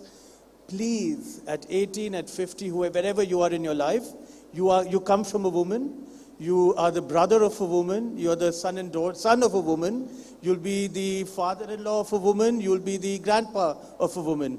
Think of that, and if you ever think of a moment when you want to beat a woman, be unfair to a woman, treat them badly, judge them poorly, not give them the benefit of the doubt, shame on you. Because we come from women and this world belongs to them. And luckily, our culture, ancient India, celebrates Ma as the earth, as the giver of everything. Believe in that, not in politics and religion that tears us apart. Thank you, Suvir. It's always lovely, and it's been lovely the number of passionate men who have come up on the stage. Thank you. And Suvir has to rush back to Delhi, so we thank him for being here. Now, we're going to have Subbalaxmi back. I need Subbalaxmi back. But in the meantime, what I want to do, we're going to also play out some highlights of the day, but I want to hear from some of you.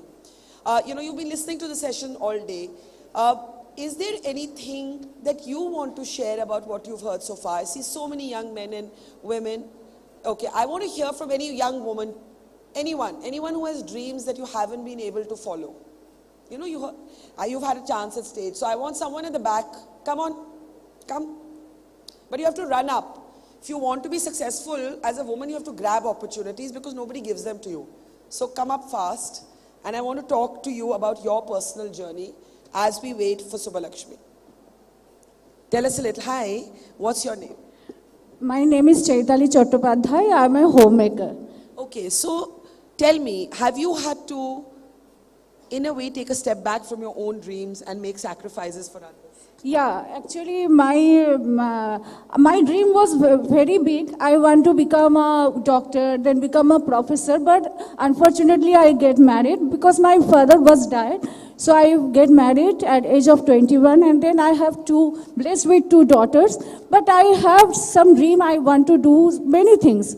But during the pandemic time when my daughters was with me and they, that time I invented that I want to speak my expression, my feelings. And I started some videos about anything, about some motivational videos and then I posted on the Facebook. And in my township, I engage in my ladies club program. So if I have any chance, so I express my... So basically what you couldn't do as a young woman, you started doing. Yeah. Well, thank you for sharing that. It's never too late. Anyone else? Anyone else? A woman who wants to come up and share? Come, ma'am, you can come down. Ma'am, you can come down. Thank you. Yes. Thank you. मैं हिंदी में ही बोलूँगी। पहले जैसे कि trend था, मेरी शादी हो गई और कुछ कर नहीं पाई जीवन में। क्रिएटिविटी बहुत थी, जैसे लोग मुझे अप्रिशिएट करते हैं, पर हमेशा एक मलाल रहता था कि कुछ बन नहीं पाए। सडनली अभी ये डेल्टा वायरस में I had lost my 2 own sisters and 1 brother. After that मैं बहुत डिप्रेशन में रहती थी एंड ये मैं सिंपैथी गेन नहीं कर रही हूँ आपसे। ये एक्चुअल में इतना बड़ा दुख था मेरे लिए कि मेरे लिए वो पार्टनर्स थे और 23 दिन में मैंने अपनी 2 रियल सिस्टर और 1 ब्रदर खोया है। यस, लेकिन बहुत डिप्रेशन में रहती थी क्योंकि हम बहुत कनेक्टिव थे, अफेक्शनेट थे एक दूसरे से। They are like just my partners. After that my daughter said कि आप में इतनी क्वालिटी है। मैंने तो यही सोचा था कि हाउस वाइफ है, कोई बात नहीं, लेकिन आफ्टर दैट मैंने कुछ सोचा और मैंने अभी एक रिसेंटली एक बिजनेस शुरू किया है कपड़ों का, डिज़ाइनिंग का। तो प्लीज़ आप, मैं नहीं जानती क्या होगा क्या नहीं होगा, लेकिन मेरा मरने और जीने का फ़र्क ख़त्म हो चुका है।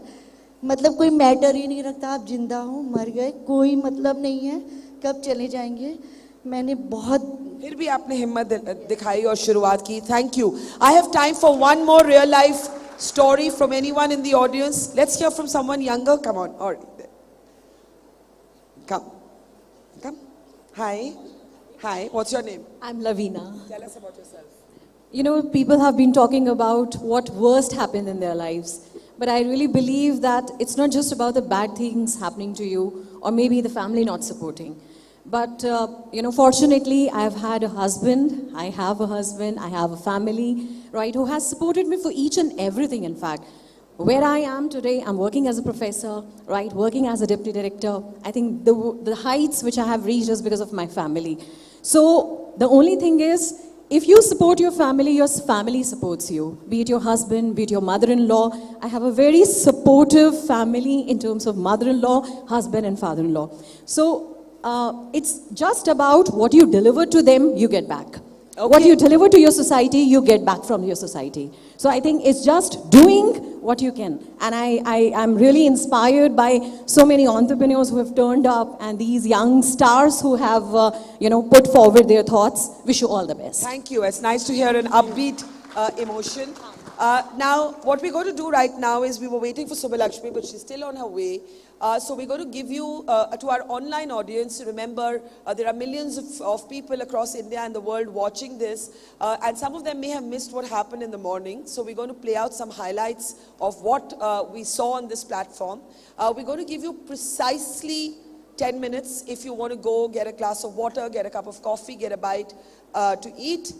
Please be back here. Seats are limited. We've got a whole sort of celebrity list or roster of speakers coming up. While we watch these highlights, stretch your leg, take a toilet break, get a cup of coffee, but quickly be back because we've got lots more in store. And in the meantime, these are some highlights from our morning at We the Women.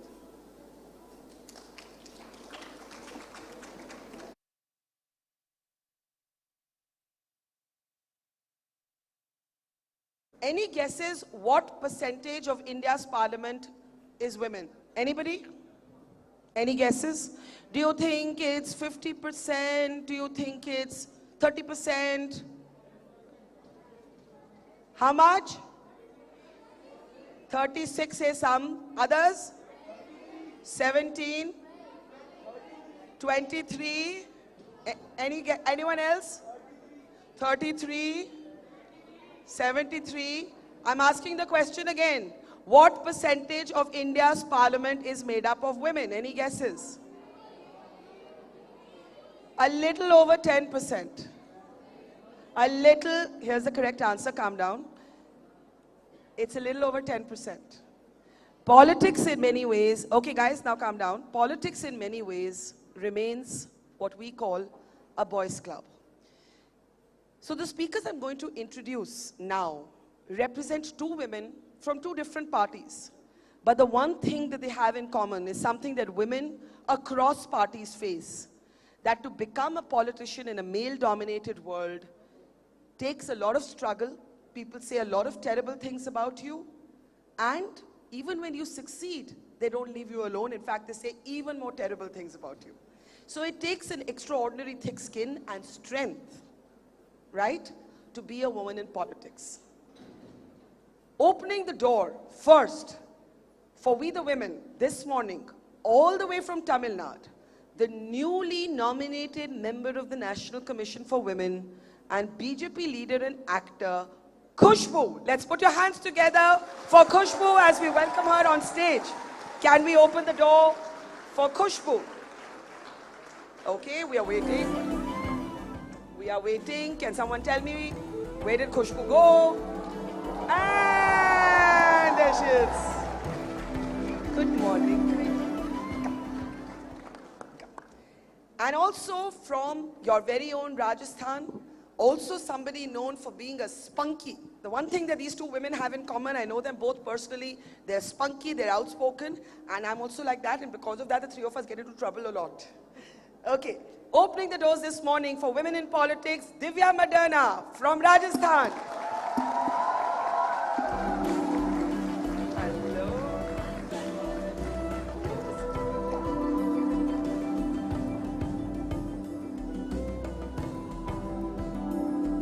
So good morning, and can you just take the mics? Good morning. Here you go. And good morning, everyone in Jaipur. Okay, before I start talking, let's give them a big Rajasthan-style welcome.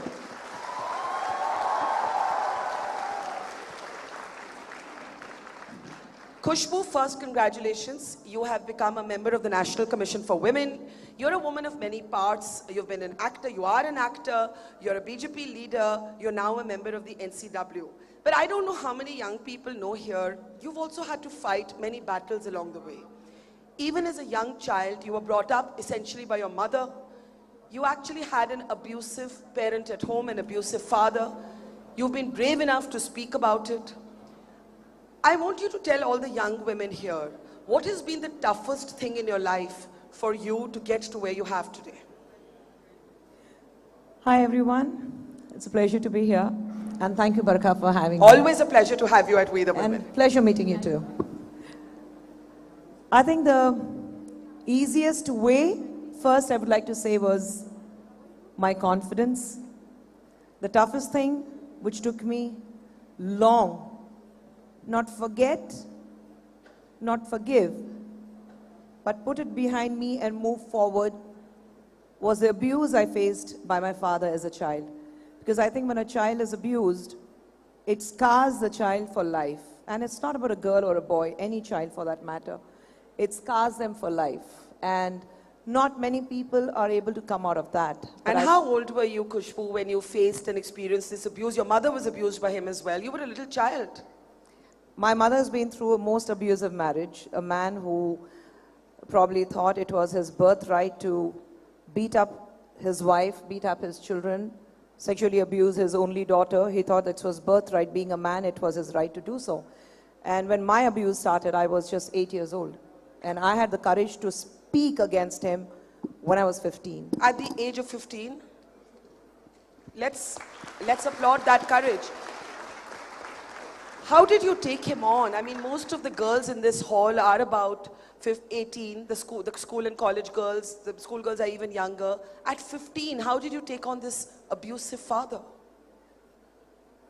I think I reached a stage where I had to stand up against him because he kept on abusing me with just one thing, that if I opened my mouth, then he would abuse my mother and my other 3 older brothers more.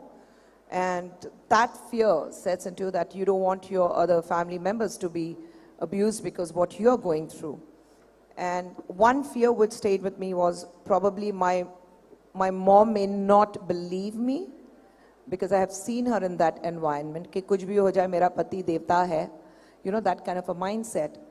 But at 15, I thought that was enough. And when I started revolting against him, rebelling, at the age of, I was not even 16, and he just left us with whatever we had, and he left us literally in a lurch with, we didn't know where the next food is going to come from, and he just left us and went. So I think that courage, I got it because I was confident about myself, that I could do it. And as a woman, as a young girl rather, I thought it was enough and I have to stand up against it.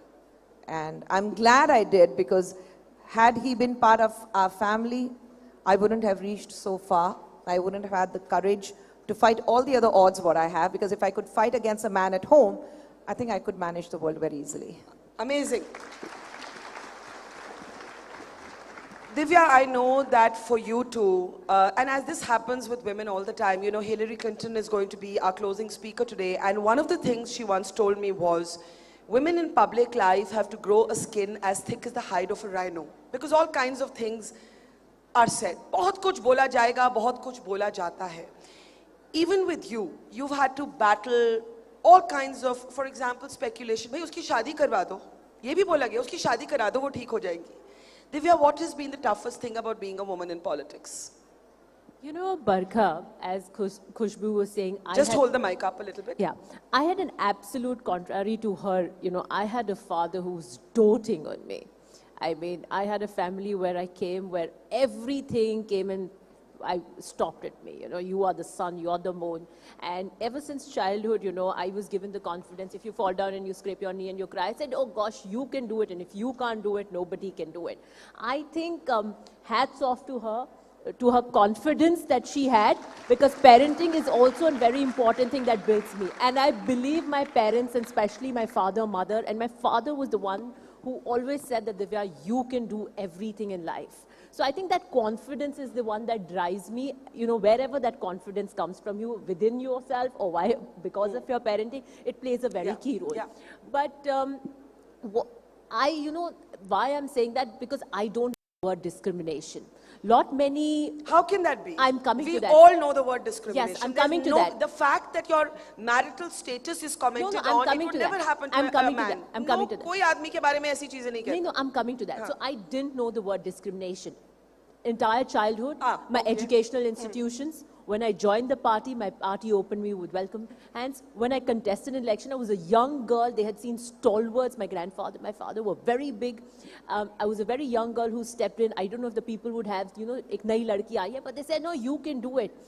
Only when I became a legislator and you're reaching more towards the top, that's when I realized, yes, there is discrimination.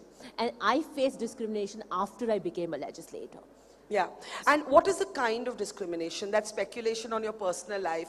I'm going to come to Khushbu also, because I know she's dealt with it in a very different way. But that speculation on your personal life, how did you deal with that? Yes, you know, I realized my personal experience is that men can't handle confident, strong women. Does the audience agree?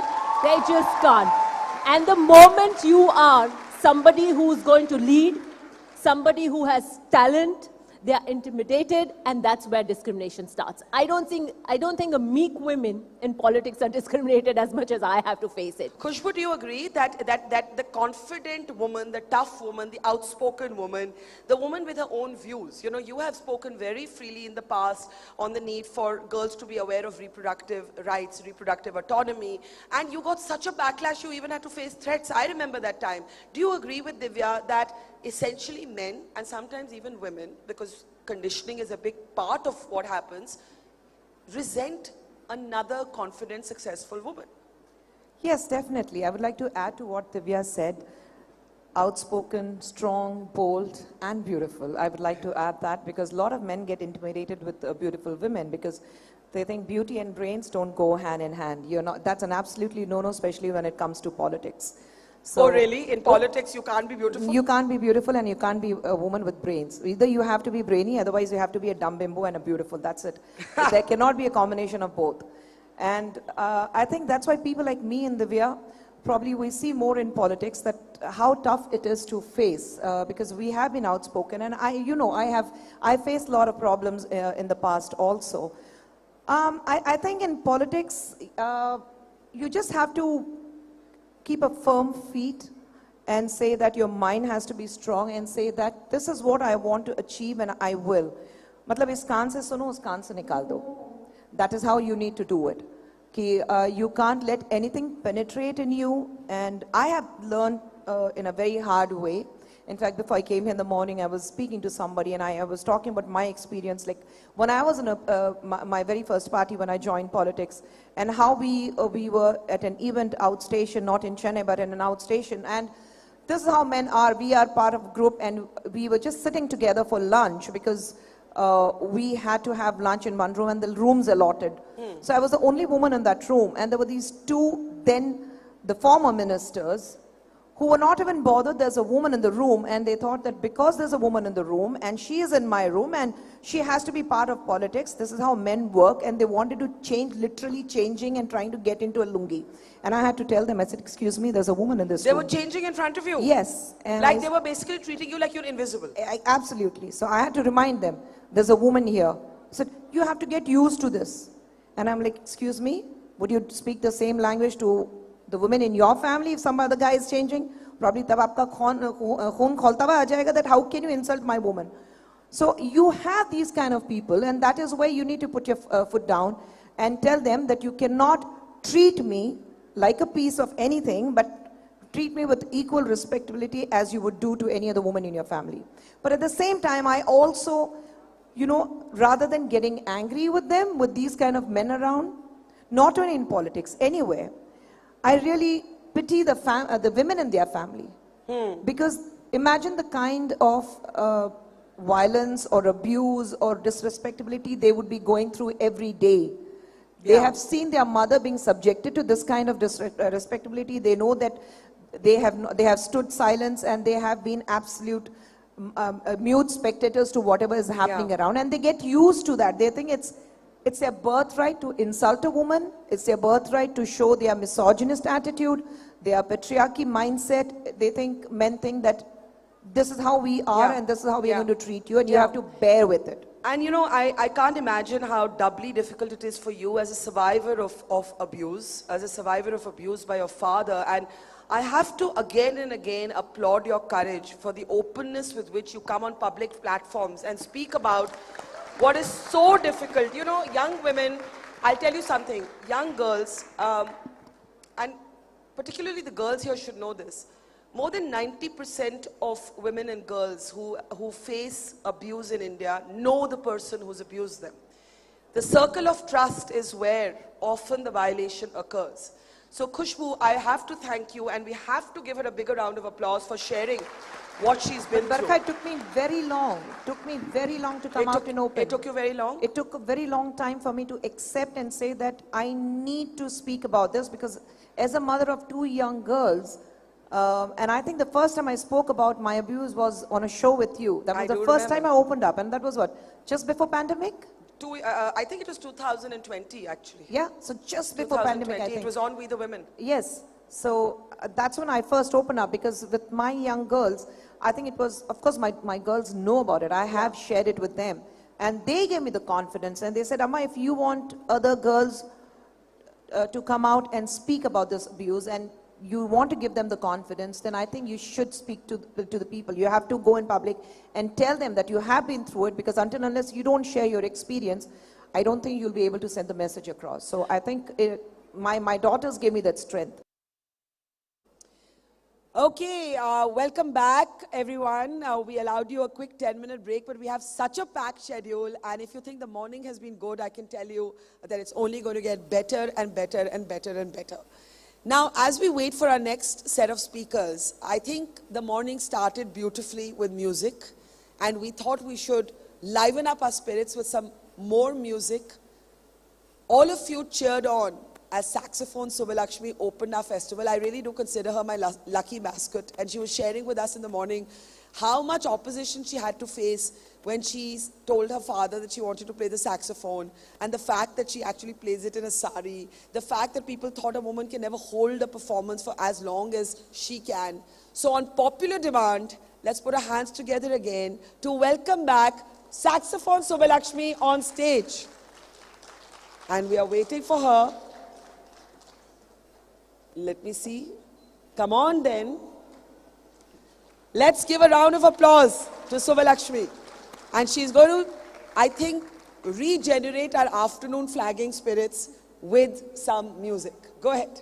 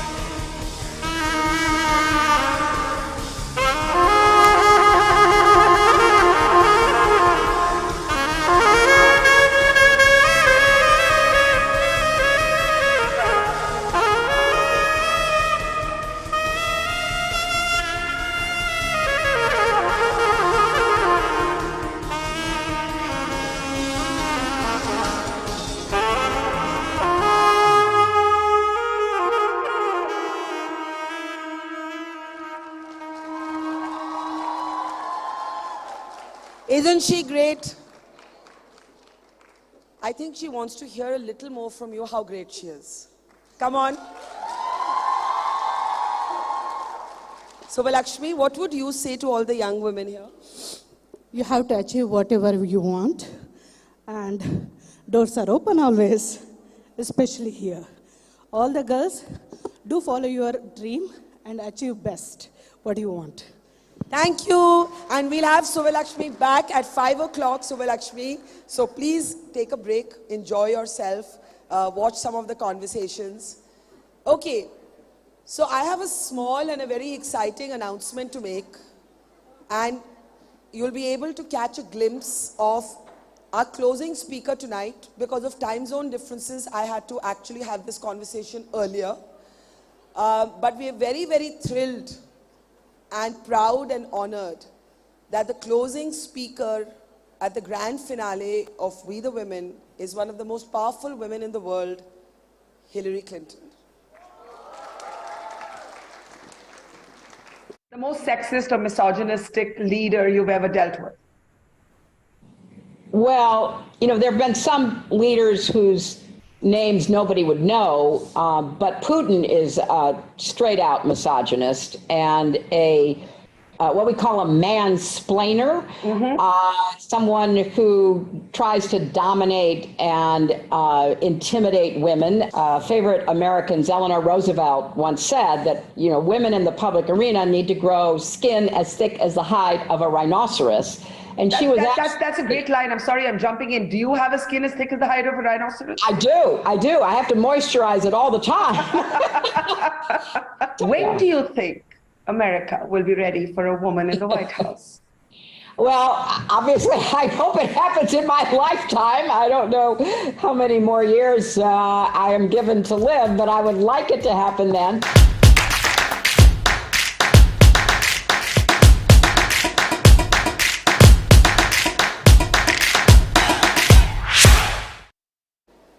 So it's a very, very exciting lineup, and it's really, really thrilling to be able to close the festival with somebody like Clinton. You can catch that full conversation. We'll just give you a little teaser. She will be our closing speaker at 9 p.m.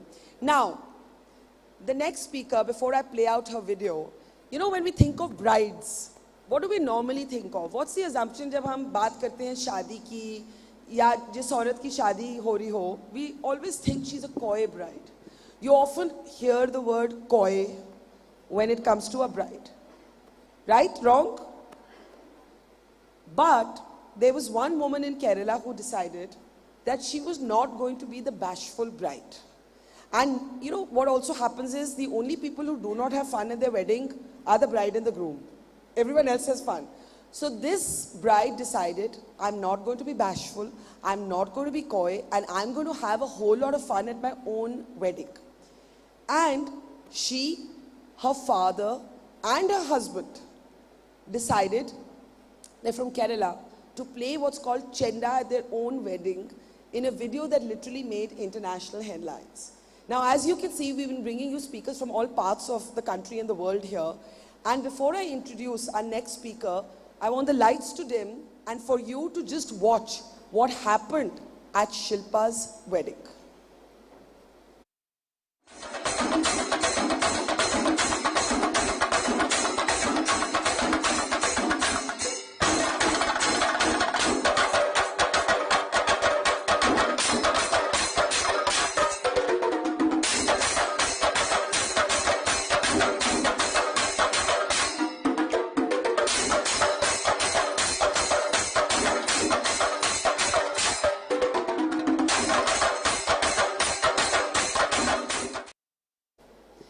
Now, would you like to hear that in real life? Would you like to hear this marvelous woman and her husband who are playing Chenda at their own wedding played for you here? So put your hands together to welcome Shilpa and Dave. Can we please have them in? And there they are playing the Chenda. Go for it.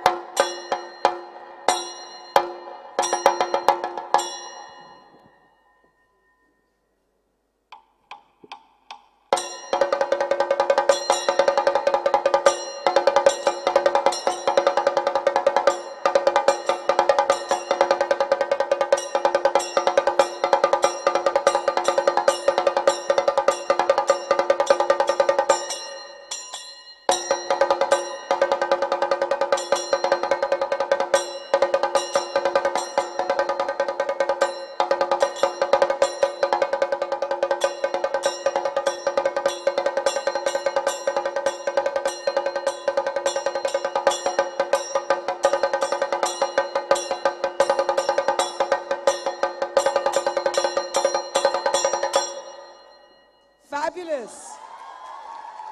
Do you feel like playing some more for us? I would love to, and I wish my team was here as well. Okay. But we'll ask you to play a little bit more after a break. So this is Shilpa and this is Dev, her husband, and they've come all the way from Dubai to be here with us. So let's welcome them with a big round of applause. So it's so lovely to see a bride actually not being shy and having fun at her own wedding. And what was that spirit about? Ably supported, of course, I must say, by your husband, Dev. It was amazing. Actually, I've been performing for over 12 years now. And it was something usual because my parents have always been supportive. And I've been playing this for so long, so I never thought I was doing something huge or different. But when I played for my wedding and then the kind of response I received, I realized what kind of an impact that made on the younger generations or the younger girls. When they reached out to me and said, even we want to be like you, or we want to follow our passion and just go for it just like you did. So I think that's what really made me realize that this one small thing that I did actually made a very huge difference. And if I can ask you, we've been talking all morning about men who support women, who are allies, who actually participate in their partner's joy. What did it mean for you to be the bridegroom who was playing the chenda with your wife? Before she was your wife, she was just becoming your wife. And all the attention was kind of going to her. Did it kind of hurt to be a little bit in the shadows? No, it didn't hurt at all because I was extremely proud of her. And I'm extremely proud of her for being here as well.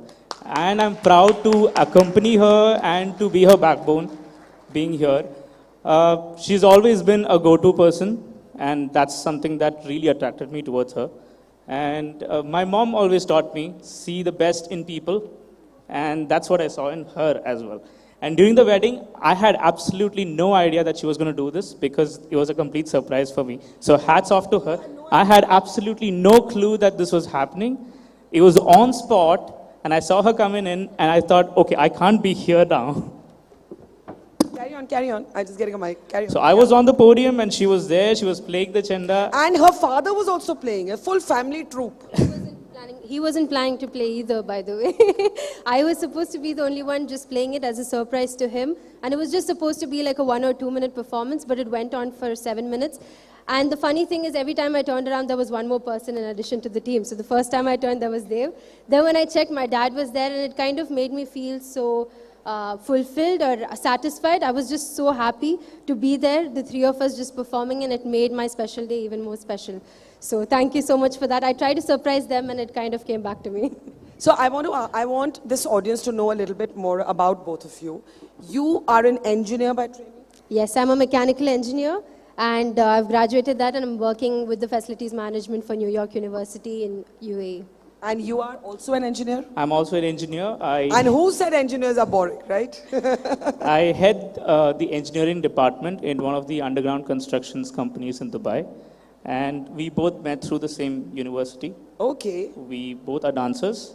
Nice. And we met through a dance competition also. That was our first meet. And yeah, that's how it went. We started to share ideas about art and art forms together. She becomes my critic, I become her critic. We push each other to achieve more. And probably that's why we never give up on anything. That comes in our way. And no insecure male ego here, huh? No, not at all. It's her achievement. But she maybe shines sometimes more, like at the wedding. Yeah, that's fine. I'll be her backbone. You'll see me right behind her. Oh. Okay. How heavy is this thing? How heavy? Can you? Yes. No. Okay. Let me try. Okay. What do I have to do? You just have to put it on your left shoulder. Oh my God. Can you okay. help her with the mic? Yeah. Wait, I will catch this for you.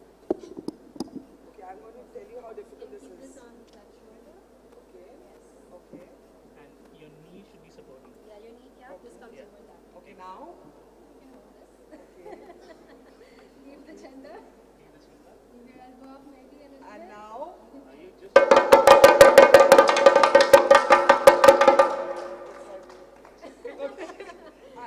It's heavy, I promise you. And I asked this because, we had a saxophonist performing in the morning, and she said when she wanted to be a saxophonist, one of the things that she had to hear a lot was that a woman can't lift something as heavy as a saxophone. So in kilograms, how much does that weigh? It's 15 kgs. 15 kgs. And typically at a performance, how long do you perform with your troupe? Half an hour to 1 hour, usually, but then it depends on the requirement. So it replaces any workout? Yes, you can say that. It's tougher than any workout. Yeah, I have muscles. That's because of this, because you're also using your arms to play while you're wearing this, so your shoulders and arms are going to be toned. So did you hear that kind of comment that you can't do this? Do men mostly play chenda? Is it still rare for women to do it? We are outnumbered. Men are more in number in the field. We're trying to make our mark and make a contribution just like me. There are a couple of other artists who are working towards it as well. It is heavy. We do hear comments that, you know, women are going to find it difficult. Maybe in the long run, they're going to have health issues. But I think any art form or anything that you do, even if you take up dance, I'm a dancer as well. What kind of dance? I'm a classical dancer. I do Bharatnatyam, Mohiniyattam, Kuchipudi, and I also do try out other styles like contemporary. And he dances too. What kind of dance do you do? I do contemporary. I do hip hop. I've represented Dubai in India. I was the winner of Jhalak Dikhla. Oh my God. Dubai Extravaganza. Fabulous. So my best student is a girl who's been going around Dance Plus and everything. And my favorite dancer, I'm not just saying this because she's my wife, but my favorite dancer is her because I haven't seen anybody showing the grace that she shows on stage. I wish we could ask you to perform for us, but you're without your troupe. Can you do something for us? Yeah, why not? Yeah, sure. Okay, go for it then. Come on. For a track, yeah. You know the track, but we need to play it. Yeah, would it be okay to play it? Yeah. But is it at the back? No, you'll have to get it from YouTube. Okay, tell me the name. I can go back. Okay, you go back and get it. In the meantime, let me keep talking to her. So Shilpa, what would you say to all the young women here? And is there anyone who wants to ask Shilpa a question? I see Ranjana in the front row. You were really clapping along when she was playing the drum. Ranjana, come up. Let's get Ranjana to come up because this is such a set of stereotypes that are broken here. Hi Ranjana, good to see you.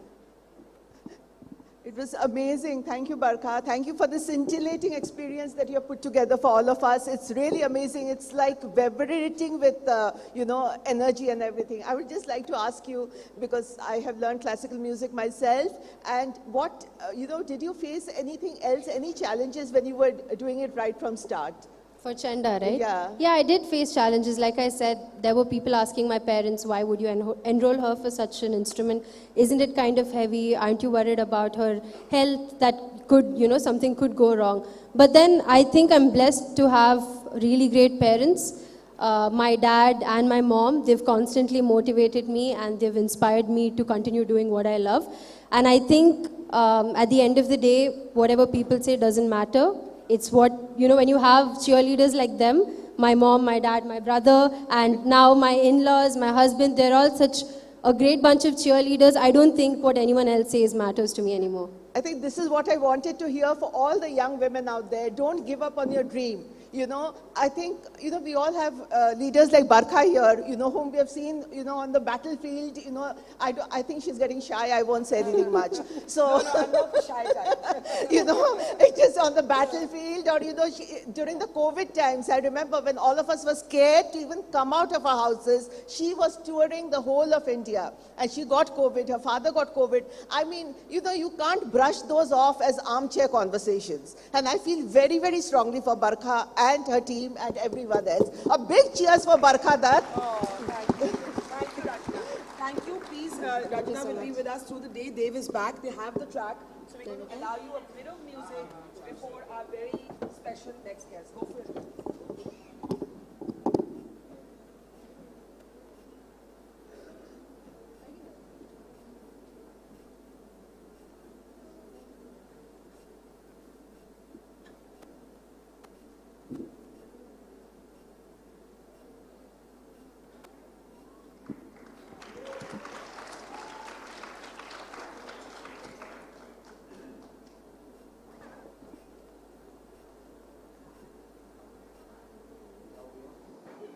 Okay, we're waiting for the track. Okay, 30 seconds they need. See, these things also happen. And see how composed she is? See how composed she is? She's like holding that position. Guys, you need to tell us if you can play it.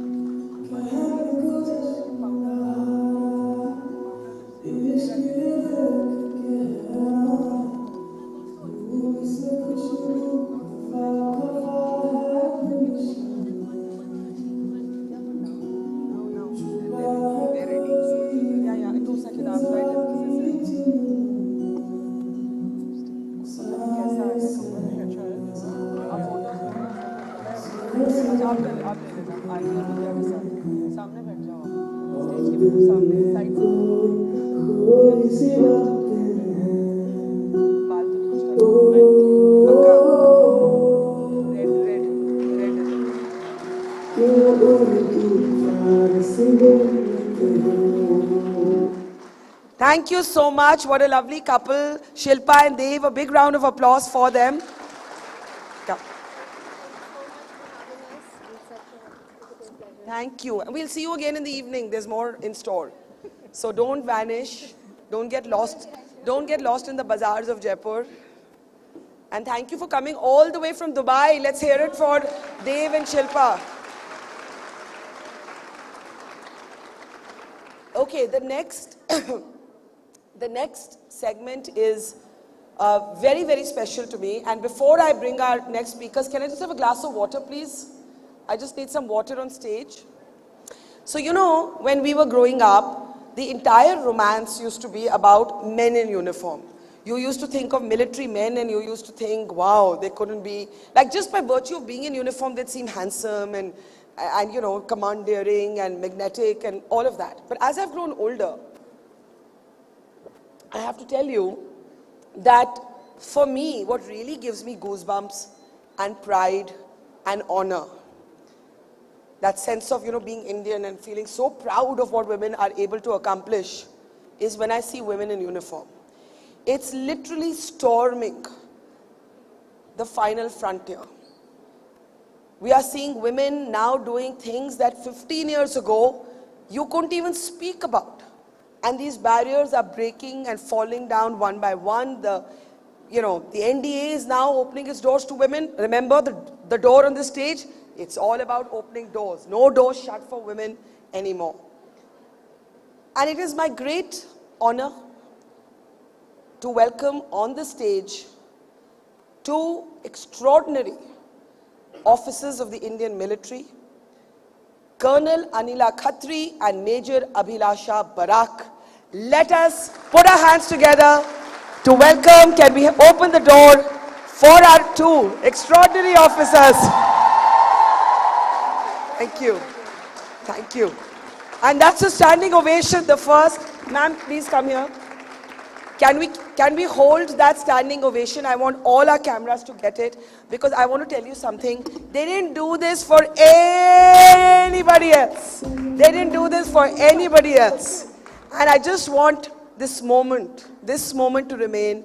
The first standing ovation at We the Women today is for these wonderful, inspiring, spirited women in uniform, Colonel Anila and Major Abhilasha. It is so good to see you. And please, have a seat. Have a seat. You can just move in a little bit. Yeah. Just need some water, please. Water. Okay. So, you saw the response, and people are giving you a standing ovation even before we've started the conversation. And it's amazing. And I was just saying, you know, when I was younger, I used to think about men in uniform because we couldn't think of women in uniform at that time in the same way that we can today. And the closest I got to, you know, that exposure was being able to report on war. I reported from the front line in Kargil. But you are women at the front line. You're soldiers, you're aviators, you're breaking barriers, and it's extraordinary to see. So let me start with you, Lieutenant Colonel Anila, if I may. How tough has it been to get to this moment? And just grab a mic. Just grab a mic. Very good afternoon to all of you and to you. Just Ms. hold Dutt. it closer, yeah. See, I have been, hearing your questions as to how tough it is for people. And now you're asking the same question as to how tough it is. I'll be very candid and honest. See, if you like something, if it's your passion, it can't be tough. I agree. That's it. I agree. Would you feel the same way, Major Abhilasha? I agree to Lieutenant Colonel Anila Khatri. It has been a dream. So you prepare yourself that way from the very beginning. And if it's your passion, like you sit in a room and you stare at a wall and you know when tears start coming down that this is something I want, you'll do everything. Everything that is possibly possible to achieve that goal of yours. At what age, Major Abhilasha, did you know that this was your passion? Like any other normal child, I wanted to do engineering, then, get a job. It's not like any other normal child. I failed maths in class 8. I couldn't even think of engineering, but go ahead. What the general trend has been. And in college, basically, when my father got retired in 2011, he was a retired colonel, and my brother had his passing out from IMA in 2013. I had it in the back of my mind, like I was not inspired, but I was trained. I was taught horse riding. I was taught how to do a 10-meter jump. I was taught how to climb a rope. It was from the childhood, but it never occurred to me. It was only when I left the cantonments, I left the people around me who used to be roaming around in uniform. It struck me that this is what I want. And because you took it for granted because you'd grown up in it. Exactly. Yeah. So thereafter, my journey began and I started preparing for it. And it was very different for you. You were the first person in your family to join the army. So how did you identify that passion? It was similar, as you said, it was the men in uniform. The uniform was too charming. Too charming. Absolutely. I mean, just too charming. I mean, there couldn't be anything. I am so charmed by both of you that I can't speak only. Really. No, but go ahead. So, as she said, I had never thought of anything else. How old were you when you looked at the uniform and you said, "Ye vardi mujhe pehnni hai"? See, I would not really be able to tell you the roughly, age, but then, roughly, what is your last memory? That is all I first remember. memory? Probably I would be around 7th, 8th standard, and then it was, I wanted the uniform. It was army or police. But then when I got into the college, I had NCC. So there it was like, no, it's army. It's going to be army. So, and there was no other option that I gave myself, and God willing, it happened. And what was the response of your family because she came from a military family, you did not. So what was the response of your family when you said, Anila, that you wanted to be part of the forces? Again, I'll be very honest, my parents and my family, they've been very supportive. I didn't even realize that there was something amiss when I said that I wanted to join the army. They were like, all right, please go ahead. That's it. I mean, it was as cool and normal as it was. You make it sound so simple. No, it actually was. I never had my parents, like my mothers, generally, mothers are like, kahan jayegi beti, udhar ghar se bahar jayegi. But even my mother was cool. She was like, theek hai, you want to join? I was like, yes. So she was like, go ahead. And was it everything you had imagined it to be? More than that. Talk a little bit about that. See, I had no idea as to what life in army would be because I had nobody to tell me that. Yeah. I just knew that wearing the uniform is something, that will really give me high in my life. So when I joined, so I was like, what is army? As you covered, Lakshya was something that made us all join the army. So similarly, it was for me that, okay, this is what I'm going to do. I wish I could have, but another life. Yeah, another life maybe. So when I decided to join, I had little idea as to what would be in store for me, what would I be exactly doing. So while in the academy, we are made to fill the choice of arms. So we are told, okay, this is services, this is army AD, this is education. So army air defense was something to do with missiles and anti-aircraft guns. We were like, this is army. I want to be there. So luckily I got into the army air defense, and I think this was closest that we could get to action. We were like, we'll be firing missiles, we'll be training on guns. Yeah. So it's been amazing. Amazing. And Major Abhilasha, your father, of course, you grew up as a daughter of a military veteran, of a hero in uniform. Was he encouraging of your wanting to join the military? Always, not a single moment. Yeah? Since my elder brother joined, then all eyes came down to me. Okay, so your brother's also in the army? He is also in the army. He's Wonderful. serving near Leh. Wow. So, and I'm serving in the valley. So it is a very So you're exciting. serving in Kashmir?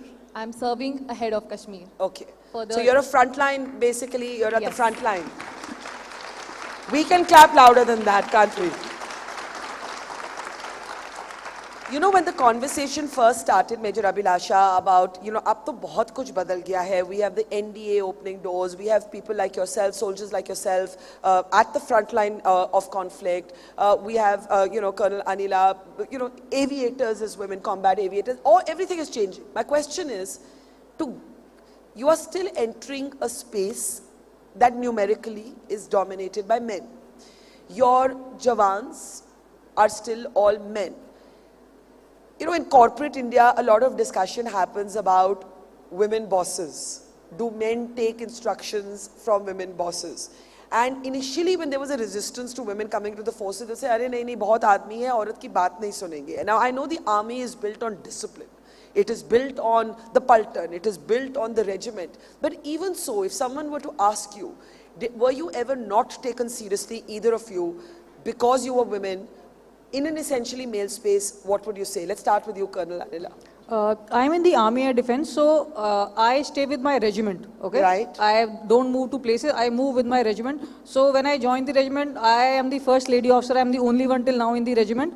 So that's... Let's, you know, these are real trailblazers, yeah. So there are about 650 men who are in the regiment. So it becomes a family, I'll say. That we know those men and they know us in and out. So initially they gauge you. What are you made of? Yeah. And what are they testing? So, see, when they saw me as a woman coming first time, that was their first experience and it was mine. They didn't even know how to address me. Right. All officers are addressed as Saab in the Indian Army. So while I went there, somebody would call me ma'am, madam, ma'am Saab. But somewhere in my mind, I was like, no, I am an officer. I am not teaching in a school to be called a ma'am. So I was firm that I would also be addressed as Saab. It's gender neutral in army. Yeah. Saab is not because you are a male. You are addressed as Saab because you are an officer. Right. So I think that set the tone. That did set the tone for my regiment. And I would not be able to recall any moment after that somebody would not obey the order because I'm a woman. See, you're not made to feel like a woman in the army, to be very specific. You are treated as an officer. What responsibility you are given is despite or irrespective of your gender. It would be because of the rank or the appointment you are holding. So that's pretty gender neutral. Yeah. So not that you will feel that he is not doing something because I'm a woman. So the uniform is the great leveler in a way, and it's about who your boss is, who your senior officer is, who you're taking your command from. Is it that easy for you as well, Major Abhilasha? I think we have evolved so much as a society. The generation has changed.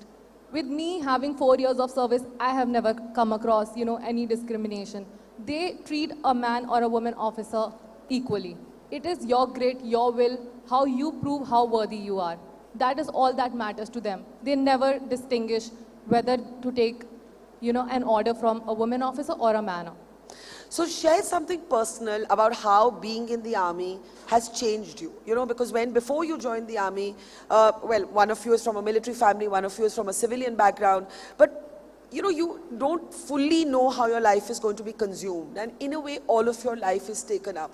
Other professions can have conversations like work-life balance for women, but that's a conversation that cannot take place in the military, right?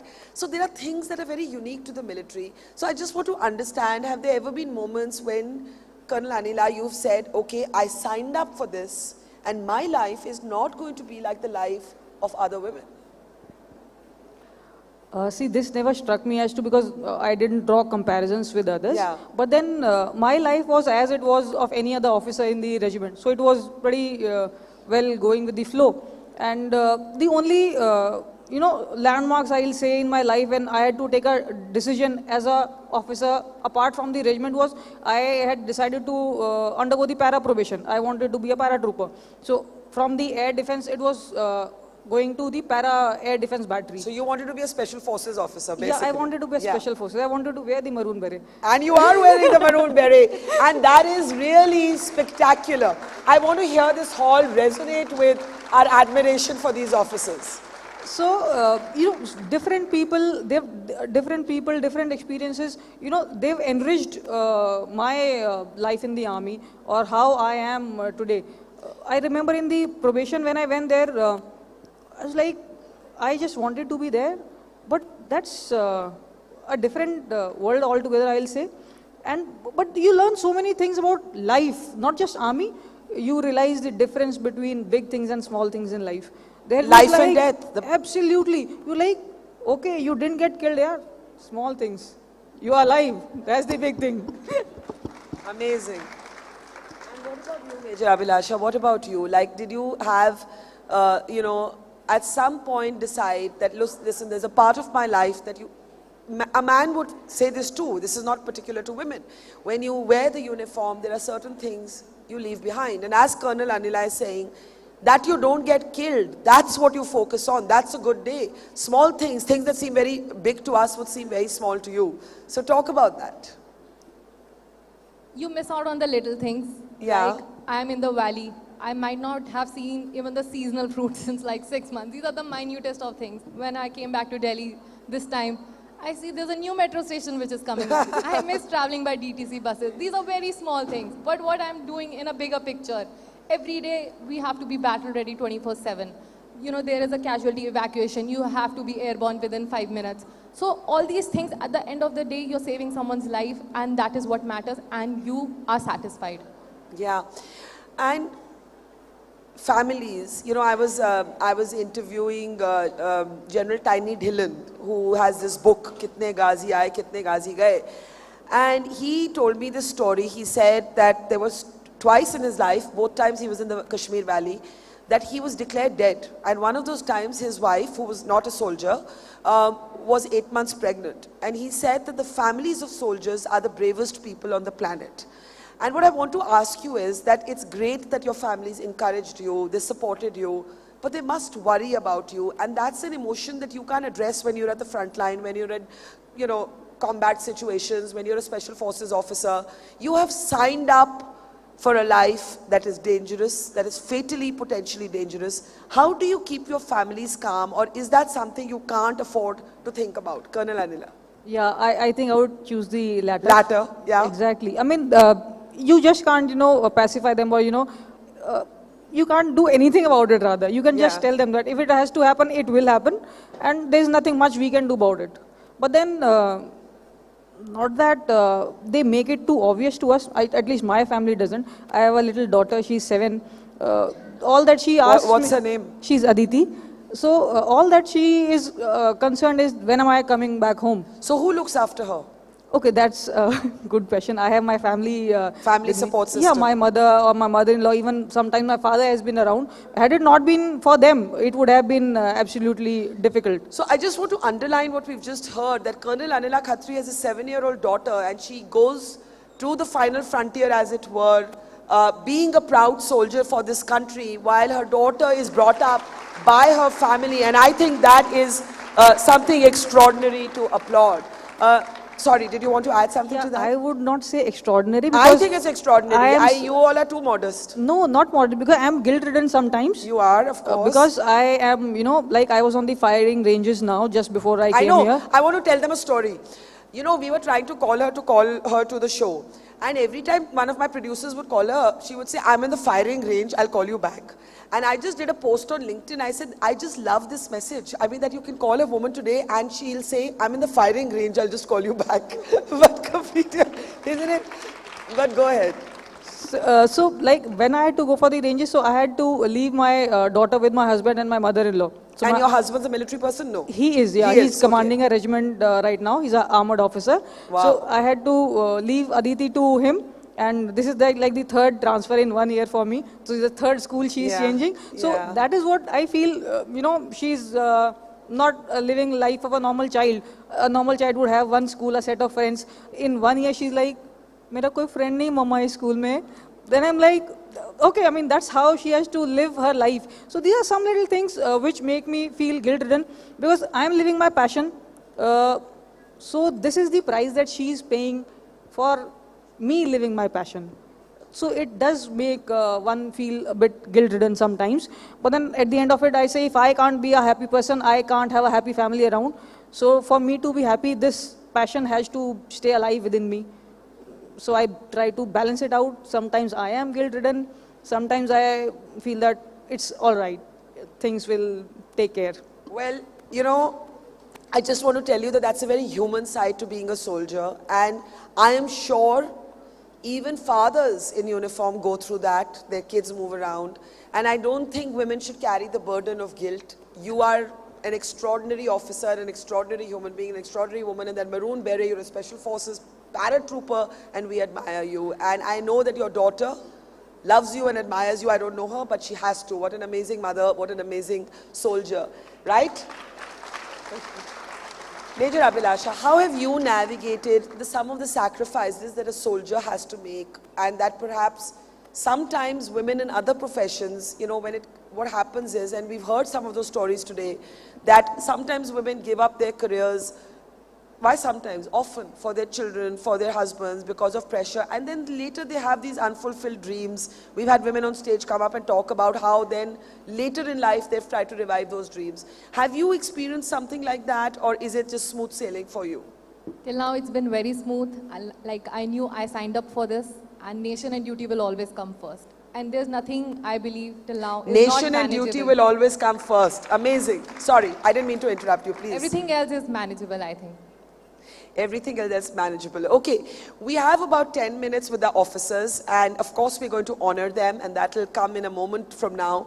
But I think we can take a few questions, and I can see some hands go up, and I want to encourage the young women, why even young? The older women also who have a question. I can see Radhika ji, who's in the front row. Radhika Rajiv Gaikwad is the Maharani of Baroda, and she's come here and she's listening to you. And ma'am, I'm going to get you a mic. Can we get her a mic? I'm sure you may want to say something, because you were talking earlier about, when we were talking to you about the tussle between modernity and tradition. And here is a completely different and inspiring image of tradition, and tradition being challenged rather. You can just come up I'll get the mic to you. Come. It's okay, I'm here. Yeah. I think what I observe and marvel at and applaud you for is that there's such simplicity in thought. There's no overthinking or over-intellectualizing the hardship or the compromise you may have had to make to be in the position that you are, and there was just the zeal and the passion to do what you wanted to single-mindedly. So you have put yourself in this position single-mindedly with the focus of being where you are, and not think too much of the pros and cons, and that's where you are. That's how you are where we are today. And I think all of us somewhere pull ourselves back because we overthink, what will happen about family, about society. And I think you are shining examples of if there's passion and there's clarity of thought, what can be achieved by women. Thank you for that. Ma'am, but there's a very important question there. That, sometimes if you think too much, atak jate ho. So you have to block out some thoughts. And I think if you're in life and death situations especially, you can't afford to think. You have to think of other things. Is that true? I mean, you can't think of other things. There's just something that you're thinking about, and that's it. There's nothing that can distract you at that moment. So I think the training is such, where you made to realize that it's all here. So it's all mental. That's the famous, most favorite dialogue of our instructors also in academy. That is all mental. If you run that 40 km with that 20 kg, you have to run it. Just run it and get over it. Just like that, huh? 40k with that 20 thing. So as it is said, so casual, you make it sound. Because if you make it not sound casual, then that 20 kg will probably weigh 30 kgs. Right. But then if you like it just 20 kgs, and I should just get over with it and get it off my back. So it's like, yeah, it's done. So it's all here. Man ke haare haar hai, man ke jeete jeet. So whatever you think, you will be able to, I think, get over with it. Abhilasha, is it all in the mind? It's all in the mind. And so is it about conquering your mind even before it's about training your body? Is it really about that, Colonel? It is.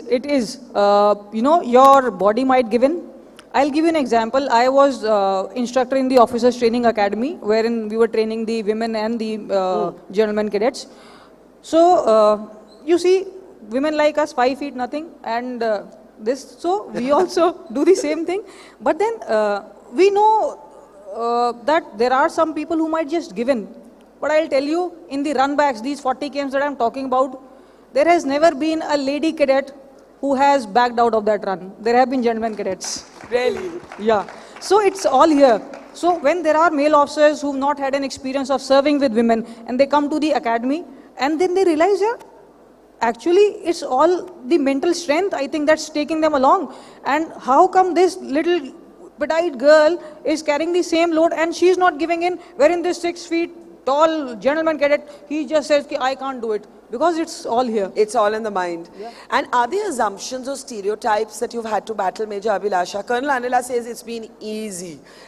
In her own life as a parent, there are moments of anxiety, but as a soldier, other than that one conversation, ki aap mujhe bulaoge ka nahi, aap mujhe sahab bulaoge, it's been smooth.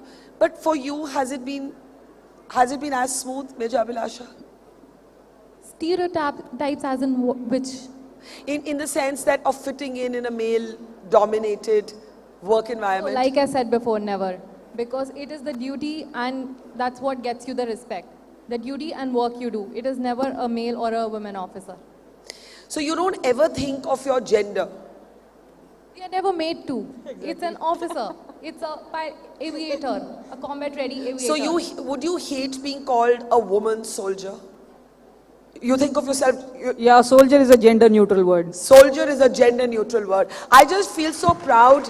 I feel so proud that we are today in India where we can say soldier is a gender-neutral word. Okay, come on guys, make use of... yes, Ranjana, let's get you the mic. Here you go. Thank you so much. It was amazing to hear both of you. And you have sort of... encouraged so many women, and I'll tell you of one incident whom I know has been encouraged by women like you. I don't know if you're aware of Nikita Kaul Dhondiyal, whose husband died in the Pulwama attacks.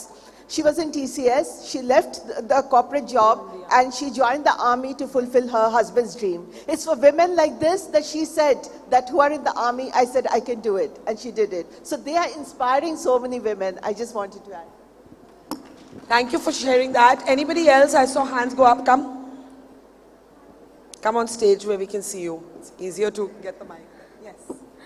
Good afternoon, ma'am. My name is Avni.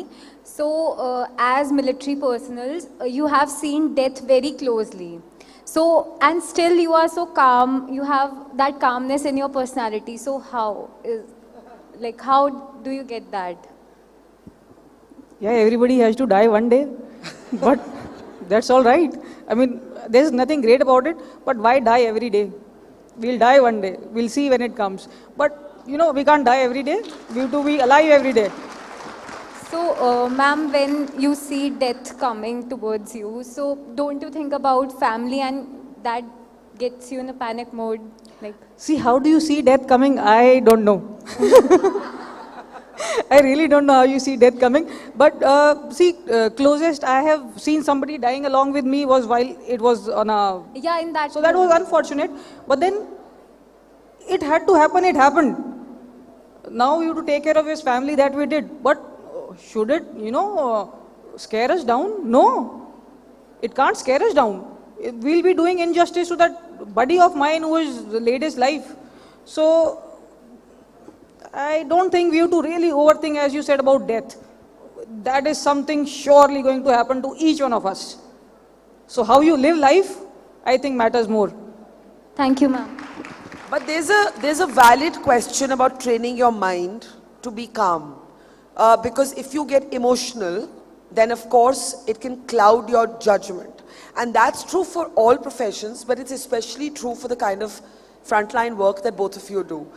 Does that come from mental training? Is today a soldier's training as much, we've already spoken about mind over matter, but that sense of control, not so much calmness, but that control of remaining level-headed, how do you cultivate that?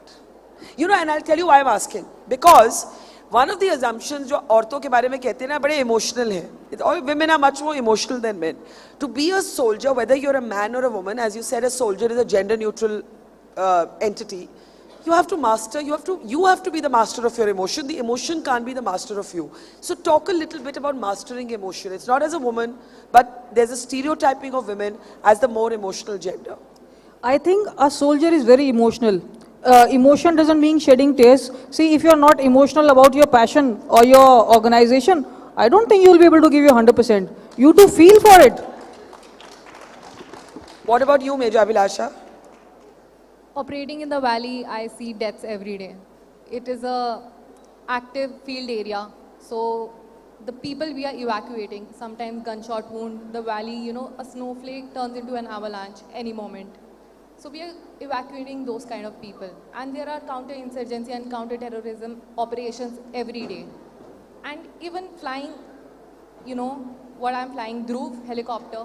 So every day is a challenge. A helicopter is not meant to fly, whereas a fixed wing imitates a bird.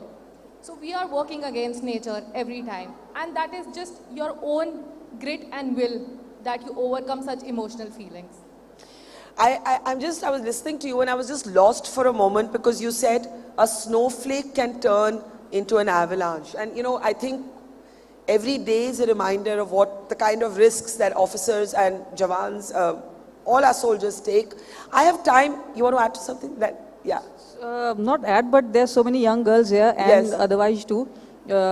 I just wanted to, tell them something that whatever sessions we had before, I had, I was asking her, is life really so tough? Like, is there gender bias all around? So I was like, no. First of all, if you want to be really happy in life, we must not carry this burden. You see men are happier than women. Why? Because they don't have this burden of proving themselves better or equal to somebody. They're at peace. They are human beings. They can make mistakes. We are also human beings. We can make mistakes. And that's just okay. And if we are doing something, we should do it because we like doing it. Not because I have to prove myself better than somebody or equal to somebody. I would do something because I like doing it. I really love doing it. I think that should be the only reason. Not proving yourself better than something or equal to somebody. Just be yourself, live your life, and break away from this shackle, this burden of, proving women, and this burden of representing every woman on earth. You are one human being, you are doing what you are doing. It should not be considered that if I do something, then, it will be generalized for all women. No, nobody is, the world is not that bad. It's a very peaceful place around. There are men who are, we are working with men. I don't find people generalizing. So why is it that everywhere it is like, no, this is happening, there's a gender bias. We are human beings. Can we make mistakes? Yes, we can make mistakes. But do we have to attribute it to gender bias? Not always. We must introspect and see we are human beings, we can also falter. So that's it. So live peacefully. So finally, what would you like to say? She had a message for all the 18-year-olds here. What would you like to say to all the young women, Major Abhilasha? I'd just like to say, if I can do it, so can you. Sapna ऐसे देखो तो ऐसे देखो कि पूरा हो तो ख्वाब लगे. Make it a miracle. Fate is not a matter of chances. It is a matter of choices. Go out, grab the opportunities, and once you have that opportunity, make the most of it. Work as hard as possible. Well, it's been incredible listening to you. Can I request the two officers to stand? So all of this day, we have been recognizing women of impact in 2023. And soldiers come in many forms. Soldiers come in uniforms, but women also fight battles in other spaces. Women fight battles in their own ways. And as we honor Major Abhilasha and Colonel Anila, I want to bring out the awards, of course. Can we bring them here? And I want to put our hands together for somebody who hasn't donned a uniform and gone to the war front, but in her own industry, she's been a soldier for change. And I thought nobody better than, any guesses? I thought nobody better than Vidya Balan, the soldier of the film industry, to come on stage. If we can have Miss Balan on stage, she should be out any moment now. Okay, we are waiting for her.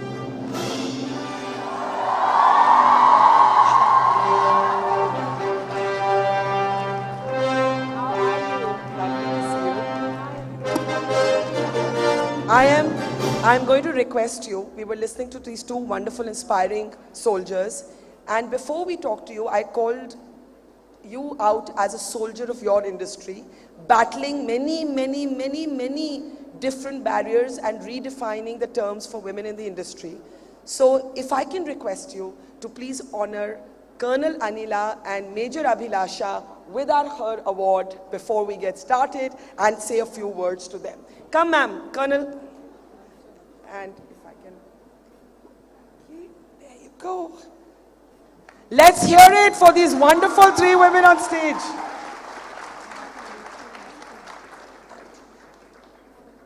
And that's Major Abhilasha.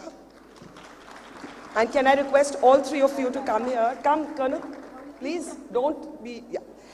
Can I just say that this is a wonderful moment because women in uniform with really one of the pioneers for change in the film industry, I don't think it gets better than this. Can we please have this hall resonate with the applause that we feel and the admiration that we feel for this moment? Thank you. Thank you, officers. Thank you. Thank you. Come. Yeah. Anyway. Okay. I know. Just by accident. Okay. Vidya Balan is here, boys and girls, ladies and gentlemen.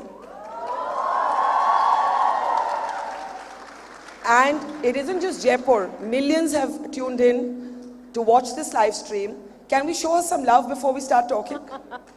Let's hear. How loud can this room be? How loud can this room be? Come on, come on. I'm not hearing it. I'm not hearing it. I'm not hearing it. Louder. Louder. Thank you so much for that. Love you too. But thank you for having invited me, Barkha. I know we've been trying to work this out for the past couple of years. And it's so lovely to have you on our platform. No, really, I'm so happy to be here and what a warm welcome. And thank you for that. And I have to say that you said I want to request you to give away these awards, but honestly, it's an honor. Yeah, they're incredible. And you are incredible. Women. Thank you. And just seeing all these incredible women together gives me goosebumps. Vidya, it's a pleasure and an honor to have you on our platform. I admire you. I think you have done single-handedly what nobody else has done. You have changed the conversation in the industry. But Vidya, that's a burden to carry. It's a heavy cross to bear. To get to this point where people are actually asking questions about stereotyping, pay parity, how women are represented on screen, the kind of scripts that are written for women, the kind of scripts that are not written for women, it couldn't have been easy to get to this point. Have you felt somewhat lonely, angry, irritated along the way? The Vidya Balan that we see smiling from here to here must have moments of complete, I don't know, irritation, exasperation? Anger. Anger. Because, you know, I think I've always been at the center of my universe. You know, we're two girls and we've been brought up with every freedom. And I felt like really the sun revolved around me. And now suddenly in films, firstly, when you step out into the world, you begin to realize that that may not necessarily be the case. Because at home there was, you know, we weren't told that you can't do this because you're a girl or you can't, you know, you must come back home at this time. It was because you're a girl, it was only because you had to do your homework. So, you know, I didn't have that context at all. And then, of course, once I stepped into the film industry, I think there was a lot of pressure to be a certain kind of heroine, which I'm not. You know, intrinsically, I don't know who I am still. I'm still discovering that. But I knew that I didn't fit into the mold. And therefore, and people were constantly trying to एक ढांचे में ढालने की कोशिश कर रहे थे. To put you in a box and put a label on it. Yeah, you know, like I remember being told that, oh, you know, what a great break in Parinita. But you came in as a woman. Now people need to see you as a girl. But I was a woman. I was born a woman. And I was 26 when I joined films. So, you know, for me, it's just, it was very frustrating at various levels trying to fit in one. And then when films began to happen like Ishqiya and Pa and you know, a whole lot of films, No One Killed Jessica, A Dirty Picture Kahani. How there was no belief around the fact that a film with a woman in the lead can work. I am just very greedy. You know, I got a great part. I wasn't even thinking of commercial success. I wasn't putting in the money, so it wasn't my problem. Honestly, but it did frustrate me at times. It still does frustrate me because I don't think, you know, I won't say we're not treated as equals. I don't think we see ourselves as equals even as women. It's here. It's here because it's deep conditioning, Barkha. Yeah. You know, so of course there's pay parity and all that, but the more we value ourselves, that is going to change, and that is changing. But it's still a long way because we're fighting with the demons in ourselves. And sometimes it's a lifelong fight. You catch yourself doing something that you don't like about yourself. Yeah, like, you know, on sets before, I used to be the one who would adjust for everything. If the other actor had to leave early, I would be okay with doing my close-ups last. I would be okay with settling for the smaller room or the van which was parked a little away from shoot. You know, these are little things, but they're reflective of something. I genuinely don't have an issue with these things, but because, you know, when I'm in the middle of a film, I'm just fully there. I'm not doing anything else. So for me, it's no big deal. If I've committed to being there for 12 hours, I'm there for 12 hours, whatever the case. But the thing is that it's reflective of something. It's your scene. I think they just feel that, and not just they, it's also the way I've seen myself, right? I needed to be liked. I needed to please everyone. I needed to overcompensate because I'm successful. Did you feel defensive about being successful? In the sense, not consciously, but you felt maybe you'll be judged for being too ambitious, too successful. Let's tone it down a bit so I can fit in and be liked. No, absolutely. And you know, every time an actress says, you know, when we downplay ourselves, no matter how successful we are, I think it is that, right? You don't want to threaten the men.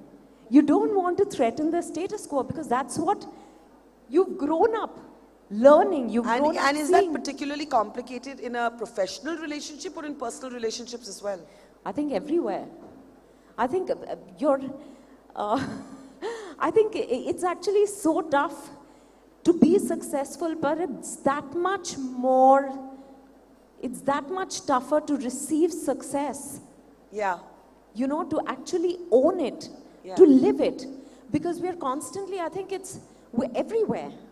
You know, even with staff, I've struggled with having authority, with exuding power, you know, and because you constantly want to feel like, no, but you know, they should think that I'm nice. Yeah. I'm a good woman.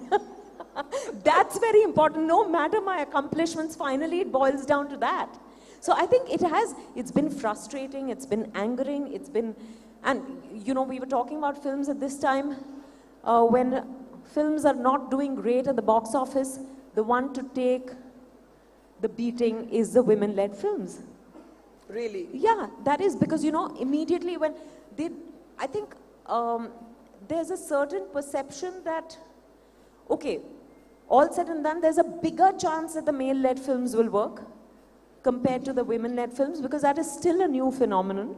So maybe we don't want to take a chance. But that's frustrating because I think more than any time, it's, you know, more than ever, it's being proved now that it doesn't matter who the hero of your film is. People are only coming in for content and entertainment. Yeah. So it really, I think we have to be genre agnostic, format agnostic, gender agnostic. You know, it is really about a story well told. But I think it's frustrating when people are saying, and you know, not with complete respect to the OTT platforms, because I've had 3 releases and received a lot of appreciation for them on OTTs. But now the thing is, you know, we'll be making this film for OTT. Why is there no chance that you'll take that punt and make it for a theatrical release, I think it's just...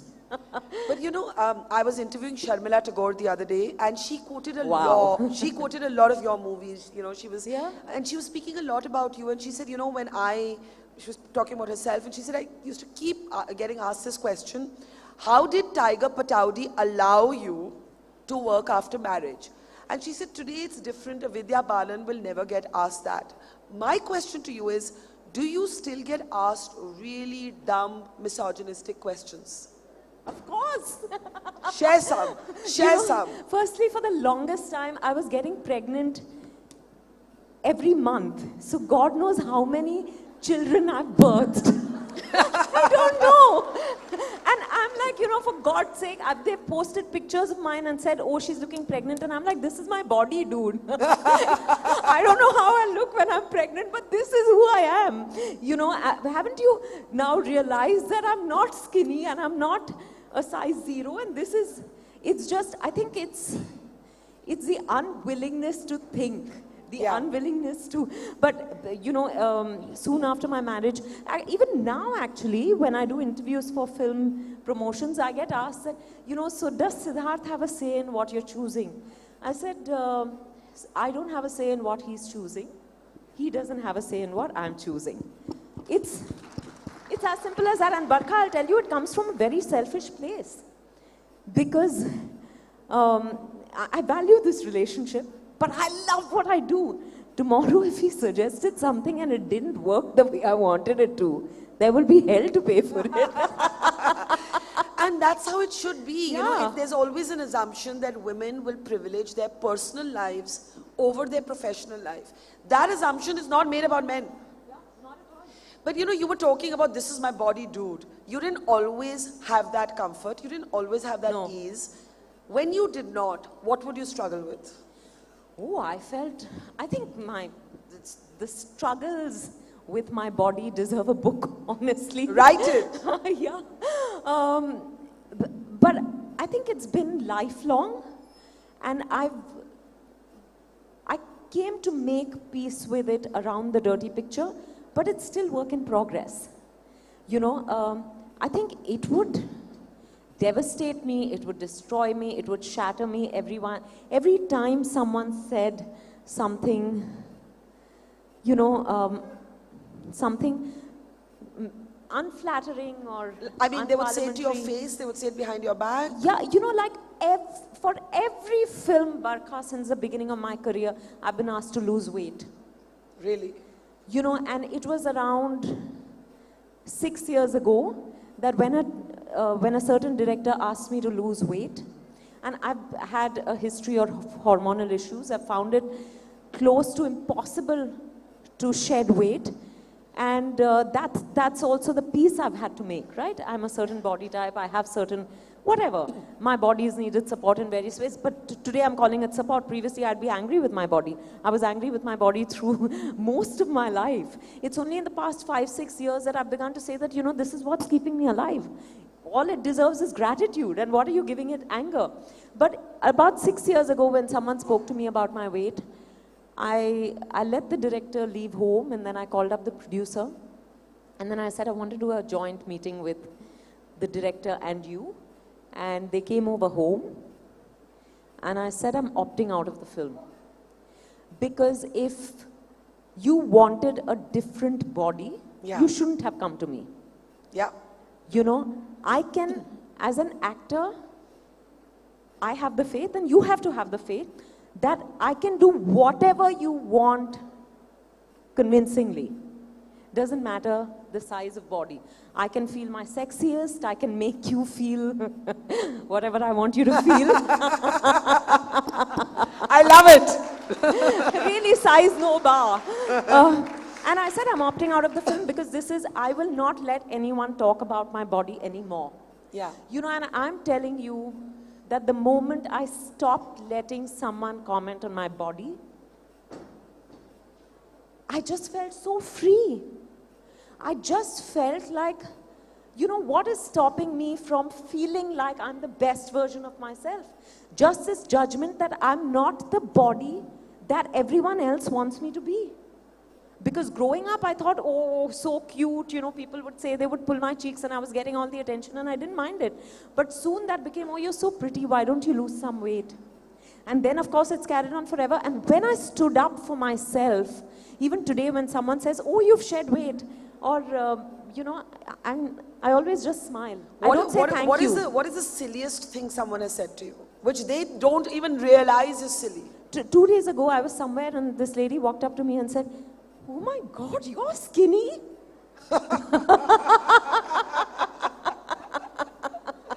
But you know, you had an Instagram post about a very interesting encounter with a fan. So the fan comes to Vidya and the fan wants a selfie. So she takes the selfie, she gets the selfie, and then she says, can I have another one? And Vidya's team says, Arey, mil gaya na, abhi kyun chahiye? She said, it was from my wrong profile. Okay. Now, Vidya, you wrote a very interesting, honest, authentic post of what that interaction with that fan made you realize about yourself. So share that with the audience. Just that, you know, around the time that I did my first film, I was told that my left profile is beautiful and that there's a certain angle from which I look like a completely different person and that should be avoided at all costs. So after that, I think I was so scared to face the camera from the right side because I still don't know which angle it is really. It's somewhere 3/4 or something like that. So instead of that, I decided that I'm not going to show my right side at all. For photo shoots, I would insist that the photographer shoot me from the left side. In ad films, I'd manage that. In films, initially, I remember telling Raju Hirani on Lage Raho Munna Bhai that, you know, I just want to tell you, this is what I've been told, so it'll look. He said, don't worry, you're going to look your best. We have a great DOP. And then I remember during PC Sriram, who's God, you know, behind the camera. And I went to him and I said, PC sir, you know, this is, everyone says this is my better profile. I'm just letting you know. He says, Rakesh, don't tell me all that. Don't tell me all that. You know. And I was like, okay, God knows how he's going to shoot me, but I think I was shot so beautifully in power that I realized that, oh, you know, there is no real problem. But that was just the beginning. I still thought that, oh, it was only PC Sriram who saw me that way. But slowly I started realizing that, you know, it also comes, all that comes back to around the dirty picture when I began to accept I was just going to say, you said dirty picture taught you self-love. Yeah.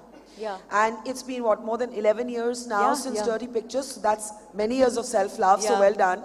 But why did that movie do for you what other movies could not? Because, you know,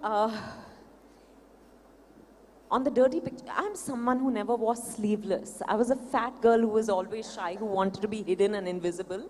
And here, I was made to wear, and in the size I was made to flaunt my curves and my love handles and everything brazenly, and it took a lot from me, you know. So I think I realized that I was still feeling very, very sexy when I played Silk, and it had nothing to do with the size of my body.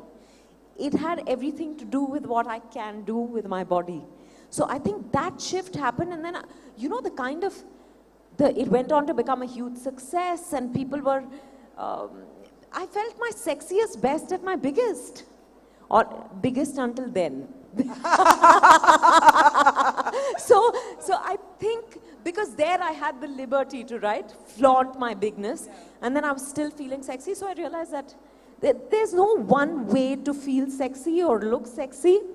And similarly with my face, you know, I slowly, as I worked with the masters, I started realizing that, you know, every frame, if it's authentic, if it serves its purpose in the story, it's beautiful, including the characters, including the actors in it. So it has nothing to do with, beauty is as beauty does.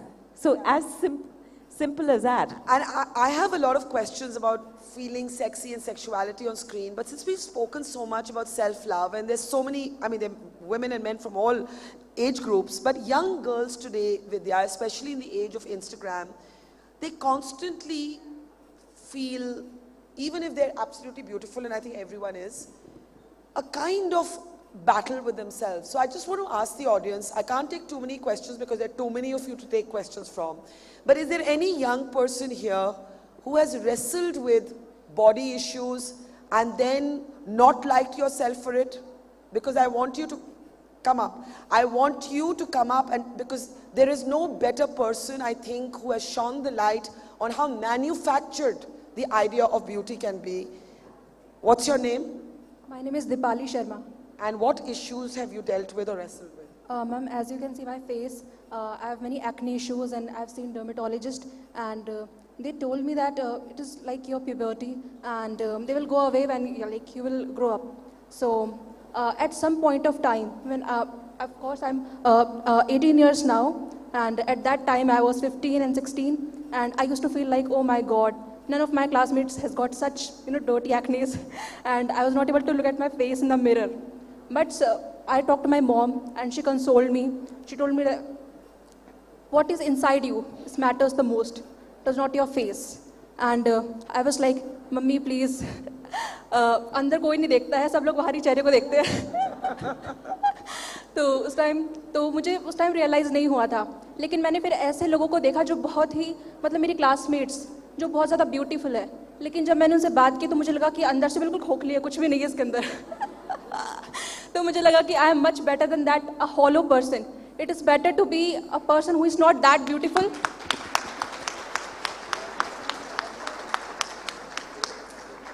It is not. It is better to be a person who is not that beautiful, but to be a person with, I can say, a zeal to live and live like.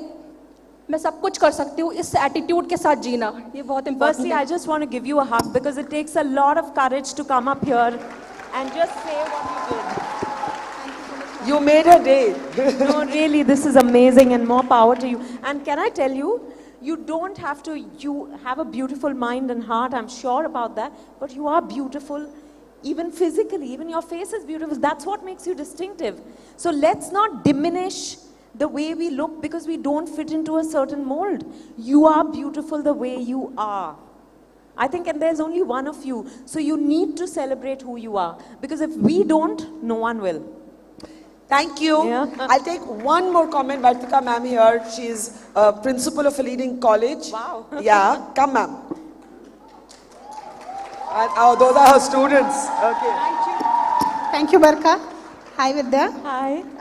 As you just said, love yourself, and if you are not going to love, who else can? Yes. So, as we usually hear about you, as you already shared about body and being a chubby girl, since my childhood, I always had two questions in front of me. Shed some pounds? And why you have chosen law as a career, because that time it was also taboo. So I always believed, never give up, whatever people say, and keep on working. Do कान शायद इसीलिए हैं. And when people would call you chubby, as you said, how did you feel? I don't want to fit you in that frame. The society wants me to. I am happy being myself. So that's why you inspire me a lot. When people come to me, when, as you recently shared, that when you, you have shed some palm. So that is the biggest, I guess, bad feeling one can have. They are trying to show you, now you are able to fit in the frame. So how you take that? बड़े लोगों की बड़ी बातें. The next time someone tells you that you're big, say this. You know, because it's something to, we shouldn't feel small in our bigness. This is who we are, and there's so much of us to love and be and shine. I think nowadays when people tell me you've shed weight, and I know their intention is good, but I always smile. I never say thank you because that comes with the assumption that I wanted to shed weight, that I'm not comfortable with who I am. And I may shed weight tomorrow, I may gain weight tomorrow, whatever it is, I'm okay with the way I am. I have, 44 years of experience to show, and this body's gone through a lot, and it's only getting better. Yeah. So that is what I also wanted to say. I am happy being myself, and that is something I More like power about to you. Thank you. Thank you. Thank you. Okay, we have only 10 minutes left, so I'm going to, I know, a lot of you have questions, there are too many of you, there are thousands of you in this room, so let me today hog some of the questions, because I've been trying to get Vidya on We the Women for years, and I finally have her. You spoke about sexuality, how, feeling sexy or even portraying sexiness on screen has nothing to do with weight, and I agree with you. But how women's sexuality or how the female body is depicted on screen is a very big debate. Let's take up item songs. I've seen a generational divide in the film industry where a Shabana Azmi has one view, younger actors have another view. How do you look at sexuality? Is it still through very much a man's camera, a man's gaze? I don't know, but I will say this, that when a woman looks sexy on screen, I always appreciate it. Yes, the gaze is important. When you're objectifying her, I do find that, not in good taste. I can't deny it. But there are times when a woman is looking sexy on screen and it's absolutely fine. I think it is her prerogative to do what she wants to do. And I think even as liberals, so-called liberals, we need to realize that everyone has a right to their freedom of expression. So, this may sound a bit problematic, but I think I really believe in live and let live. Of course, everyone has their reasons for what they do. It's not always to do what they're comfortable doing. But I do think that for example, when you see Malaika Arora, I think she's so body comfortable. She wears, the great clothes. She looks sexy all the time. And I think it's so fantastic. But obviously we're not talking about depiction of women in the songs and things like that. But I definitely think there's a change in the male gaze. Even the men are trying to alter their gaze. And also men today are getting objectified. There's also a whole emphasis on the male form, which is new for our time. Like there is, I don't know how many of you have seen this show called White Lotus. And it says nudity at the beginning of it. And then you see only men whose butts are being seen, and there's no nudity of women, and I'm like, wow. That's the first. But so yes, the gaze is changing for the better, but it can't be black and white, Barkha. So every time a woman is sexy on screen, it cannot be a problem. No, I'm just saying it's no, complicated. I'm not saying you. I just wonder, because at one level there's so much assertion of autonomy. On the other hand, there's so many young girls who say, I want to look like that, and you don't want that to be the only thing young girls aspire to. Yeah, but there's a lot that young girls shouldn't aspire to. This, for example, this idea of perfection. Yeah, it's pointless. It doesn't exist. Nothing is perfect in the world. Even the earth is not perfect. So I really think that once we shed the need for, I think social media puts a lot of pressure on all of us, that much more on younger kids, and I believe that much more on young girls. I was reading an article that said that it's impacting Instagram. Posts are impacting younger girls more, and there's more depression. And there are all those filters, right? Yeah. Nobody wants to look like themselves. Yeah, exactly. When I see some people and I see that they have a different skin color in the pictures, I just want to say, why? Why? You're beautiful the way you are.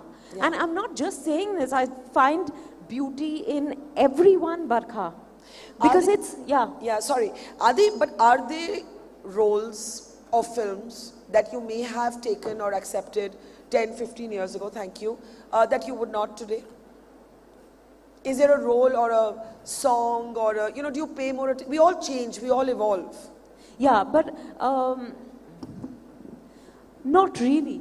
I think every one of my films, every one of my roles has contributed to who I am today and how I feel today. I think every one of them played a role in me discovering who I am, not just as an actor, but as an individual. So I don't think I would do anything differently. We have 5 minutes left, and we do want to honor you with our appreciation of everything you've been. So if we can get Vidya's award ready, but hang on, I'm not done yet. Thank you. I'm not done yet. Tell us a little bit. Many of the people here are students. They're college-going kids. You studied sociology at Xavier's. You were one of these kids. Yes, absolutely. What would you have been if you hadn't been an actor? I wouldn't have been. You always. I've always, since What the age? age? In 1987, that makes me 8 years old, when I watched Madhuri in Ek Do Teen. That was the beginning of my obsession with Madhuri and with films. But with being an actor, actually. And I think it's remained unchanged. But you know what sociology did? I think going to school and college is so important because that experience cannot be replicated.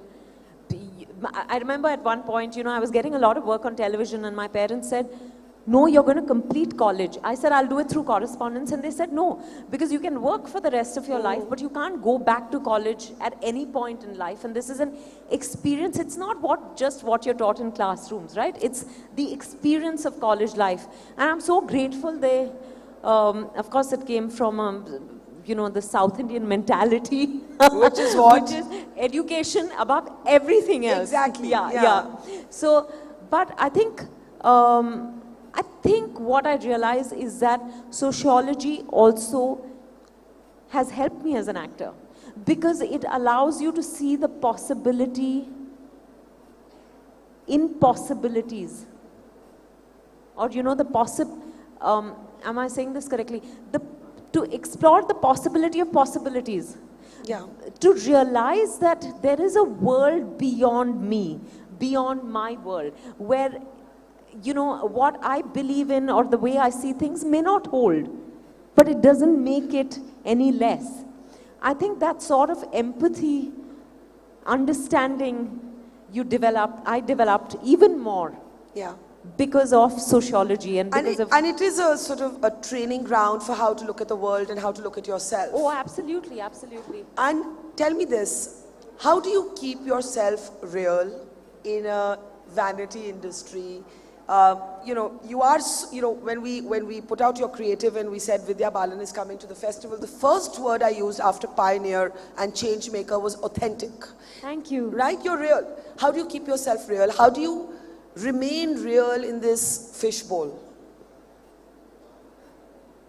I don't know. I think I love being by myself a lot. I spend a lot of time by myself. I am a loner of sorts, I'm not very social. So it's just my family and me. Yeah. So I think, and in my family, again, it's like, oh, you're doing great outside and we're very proud of you. But at home, you are Vidya. Yeah. You're not, like a lot of people say, you're not Vidya Balan. So I think that grounding makes all the difference. Where also I know that irrespective of whether my films succeed or don't succeed or whatever happens, or my Instagram following, my family is always there for me. That I think is so priceless, Barkha, to just know that there are a bunch of people, that the people you were born to, my sibling and now Siddharth, they all just see me for who I am. Acting is my profession, it's my job. It's not me. Yeah. I think that they've managed to. Finally, what would you tell your 18-year-old self? That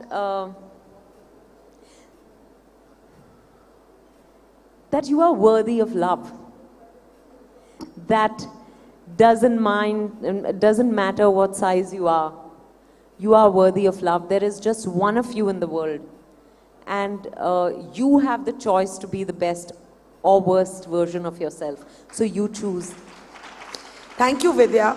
Thank you. We have deep admiration for you, and we need you on stage for a couple of more minutes. Can we get the award out? May I please request Gautam? Where is Gautam? There he is. Gautam Shetty from Maersk. Hi. Maersk is one of the big partners of We the Women. Gautam came up on stage earlier today. You were at Dr. Nozer Sheriar's book launch. Yes. Nozer was here. And we said, is there any man here who's willing to step up on stage and talk about menstruation and menopause and have that conversation? He was the only one who came up. But first things first, we would like to present our award, Hope Empower Rise, to Vidya Balan for being a woman of impact in 2023. Big round of applause. Would you like to say something? Yeah, sure. First, it's an honor to give you this How award. sweet, thank you. But we're not going to let you go so easily, right? So there's a very relevant phrase that especially very relevant to today. It says, diversity is like being invited to a party and inclusion is being asked to dance. So we'll be totally non-inclusive if you don't make you dance here today. Oh my God, are you going to make me dance? Yeah. But before that, can I just say that, you know, I have forever admired Barkha, and it's so amazing to see her go from strength to strength. And thank you. Thank you for just who you are. You are a beacon for so many girls all over the country and beyond. More power to you. And she's a big mentor of mine, and she's taught me how to seize the moment, so we will do that right now. Thank you so much, Vidya, though that's very, very kind of you. I don't know if Gautam's going to actually succeed at this. Do we have a track? Yes, no, maybe? I know what they'll play. What do you think they're going to play? I don't know. I have no idea. This was not part of my plan. Exactly. Huh? Which one? 11 साल से उसी पे मैं ठुमका लगा रही हूँ. I think we let her go, no? Because I don't know if we can find the track. Don't worry. I'll just say... Copyright, chalo, copyright. They say copyright issues. I say just play. If you can find it quickly. But Vidya, while we still have you here, you know, I want you to talk a little bit about, you know, you've said love yourself, there's only one of you, all of that. But when you don't feel so good about yourself, how do you get yourself out from that moment? I live with it, Barkha. I don't fight it. I've also been speaking to a healer for the past 12 years now. A healer? Talk a bit about that. Yeah, so it's pretty much like therapy where I speak to her from wherever I am in the world. So it's not necessarily, we use various tools like EFT and NLP and, you know, neuro-linguistic programming and various other things. But I think it helps you change the way you're thinking. But importantly, I've learned not to deny the way I'm feeling. So to live with it and to know that it will pass. Yeah. You know, because it's like, you know, every night is followed by a day, but to not fight it, to honor whatever you're feeling. And also to own your vulnerability. Yeah, absolutely. And it's okay not to feel great every single day, you know. And thank you for sharing that. And I'm being told by my director that the only track they found, I promise this was not part of the script, is Ooh La La. So Gautam, this was not my plan. This is Gautam's plan. But Gautam and Barkha have to dance with me. I have no dancing skills, but let's have the track. If you're ready. Okay, play it. Me, nahi, Gautam and Vidya. I know how to do many things, but this I don't know how to do.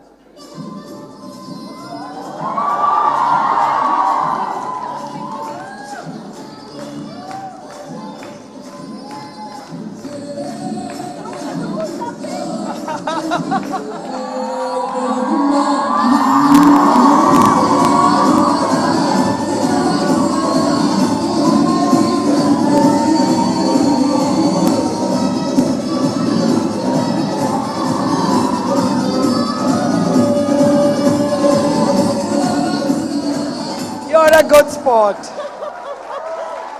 Isn't she the best? Gautam, we have to credit you or not credit you. That was not my idea. Barkha is like, what's happening to we the women? Let's give it up for Vidya Balan. We admire you. We love you. Thank you. Thank you.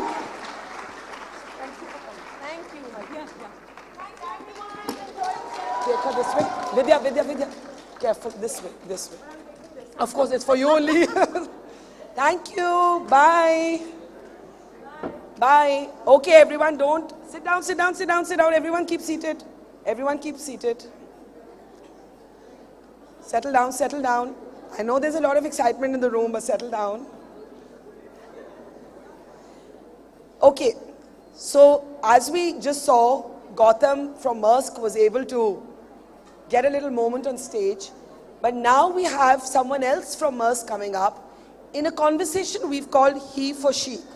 We've spoken a lot about what women go through, the battles that they go through, But have we ever thought that men battle the same conditioning, the same patriarchal culture, the same tough questions, right? There are many, many tough questions that men wrestle with, and if a patriarchal culture has shaped us and formed us and, you know, in a way made us stereotypical, men go through that as well. So in this conversation, but before we start, I need the audience to settle down. I need you guys to settle down, please. Take your seats. Take your seats, please. Okay, we're just going to allow... Guys, take your seats, please. I need to start. Those of you who are standing, grab your seats now. Okay. So I was saying that we talk so much about women wrestling with the patriarchal culture, how we are products of our conditioning. We just heard Vidya talk about that. But what about the fact that men are also products of the same conditioning? And if there are tropes that are unfair to women, there are many such tropes that are unfair to men as well. So in this segment called He for She, I want to welcome on stage Corporate Leader and Vice President at Maersk, Rajesh Narayan. If we can have him on stage, please. Rajesh. Hi, Rajesh. Welcome. Rajesh is a brave man because Vidya Balan is a hard act to follow. So we empathize, but at the same time, we want to express our appreciation because it's not too often that men are willing to engage and take part in this conversation. And we're hoping to have a very honest conversation from a male perspective because men too, as I've been saying, are battling all kinds of stereotypes. So Rajesh, have a seat. Thanks for that, Barkha. I must also say... Just hold the mic closer. It's a hard act to follow after Vidya. In the corporate world, we also say in the afternoon is not the most popular session to take. So hopefully you all stay awake and... well, I'm sure you're going to energize us all. You know, we've had some very interesting conversations on stage. And just before Vidya, there was an army officer from the military who was talking about how both she and her husband are in the military. And she doesn't think about anything else, but sometimes she feels guilty because her 7-year-old daughter is being brought up by a larger family support system. And too often, women are the first to step back from their careers and allow the men to flourish. And I know that you have very honestly agreed to share your personal story here. So I want you to talk a little bit, Rajesh, first about you, your wife, how that sort of career trajectory has been for both of you and how you've handled some of these tricky questions of who steps back, who moves ahead. Yeah. Thanks. This is something important for me. I must say that as a corporate person, I've been helped a lot by my wife. She's been a big pillar of support and she's actually helped me focus on my career where she stepped back a little bit. Now, I must say, when I think about it, right, as a corporate leader and in the organization, we try to bring in diversity, we try to recruit female leaders because diversity, we know, helps the organization. It helps creativity, it helps things improve. But then when I reflect on it myself, I actually feel, hey, I'm not a poster boy for this. Why do you feel that? Because I feel like between the two of us, you know, she took that role as a hero for me. Where, you know, allowing me to carry forward with my career. So you always have that in back of your mind. In my own self, then I also think that, okay, these are learnings you take. This is also how perhaps you didn't do it for yourself. This is how we dealt with between me and my wife. But then we bring our daughter up now, right? I am responsible for a lot of colleagues in the organization. These are experiences you try to bring forth to see, okay, how do you make it different looking ahead? How do you make it better for somebody else? And, you know, how do you get a good mashup of it such that it works out more balanced? But at what point did you actually notice in a conscious way that my wife had to take the knock to her career to allow me to flourish? Today, of course, you're very honestly owning that and you're talking about how you realize that, but I'm sure half the time you weren't conscious of it and you just took it for granted. Yeah. No, I can, that's good. It's probably over a series of things, but one incident I would really like to talk about here. Actually, early last year, I lost my dad due to COVID. I'm so sorry, I did too. Yeah, so I know how it and feels. It's tough. I can tell you, this these are emotions you have not dealt with. These are situations you never dealt with by yourself. Suddenly my mom was by herself. She was in Cochin. We are in Mumbai, work-related pressure, all that when it started happening. I think I went through certain emotions which are difficult to describe, but it also made me realize that some of these challenges that you face is not really gender specific. Yeah. It's, I mean, I was feeling challenged myself, and until I kind of accepted, and maybe also fair to say that sometimes as men we are brought up with a certain stereotype of expectations. Yeah. You know, I don't know if my picture is up there, you're wearing a suit, you're in the office, people look at you in a certain way, and then it's like, that's the expectation, that's how it you should be. Now, from there to kind of accept that, okay, men and women equally face challenges. I was facing huge challenges at that point in time. Yeah. And how do you feel comfortable talking about it? How do you feel comfortable taking support from it, and so on, and being in a place of balance to be able to help out? I think that was super important. Now, in the context of how my wife was helping me and so on, okay, maybe career is one thing she couldn't, but being in that situation of equality, being in that situation where you are able to help each other and so on, I think that is what sustains long in the partnership that we have. And you make this important point that not all things are gender specific. You know, men also battle. I mean, you have to, let's say, showing up to work while you're grieving your father. You know, kids wanting attention while you've got a deal to close. And you're absolutely right, except I think men don't battle equality at home in the same way that women have to. So my next question is about Maersk and what you as a company leader, a corporate leader have done, that what your wife had to do to step back from her career to enable in a way yours and your family's central core. What are some of the things you've done that other women do not have to do what your wife had to do? Thanks. And this is where some of the experiences you try to bring forward, and you know, me as a leader, how do you pay it back in that sense, right? So as a company in Maersk, we start with looking at how do you create opportunities for women with equity in terms of you know, sometimes a good example, and again connecting to my wife's story, she first quit her career when we had our daughter, right? And then she probably was not able to come back at the right time. We have, and some of these experiences we try to, now I'm taking a personal experience of mine, but we try to look at how do we collectively look at what is meaningful for people. Yeah. This is not about some corporate stuff happening, but what is really meaningful and how do you translate that to something valuable. So in this example that I take, we have a program called Back to Work, where female employees or women are given the opportunity to come back even if they've taken a break. You kind of make it easy to come back to the organization and join in. So recruitment is one part of it. But quite often once you bring women onto work and people have taken a gap or whatever it be, how do you create equity at workplace? How do you promote inclusion so that people are open to speak up, women are open to speak up? You know, our company Maersk is a shipping logistics company. It has got a masculine image to it, not too many females around. So it is work for us to make sure that the environment... And how do you do that? So a couple of things. Once you bring, so first is how do you hire and how do you create opportunities like what I was speaking about. The second thing is equally how do you create an environment which is equal, and how do you also encourage that people are open to speak up and create networks inside whereby colleagues feel supported in the organization. And to me, one important thing here is about the empowerment that we have, because not everything, it's not the same for everyone, right? You can make a policy and you can make it as broad-based as possible, but sometimes the situations are quite unique and specific. The more empowered colleagues feel in the organization to speak up. I have a situation like this. Do you feel comfortable to talk about it? And then you have colleagues or leaders who are willing to listen. Do you absorb what is the situation and then try to look at solutions?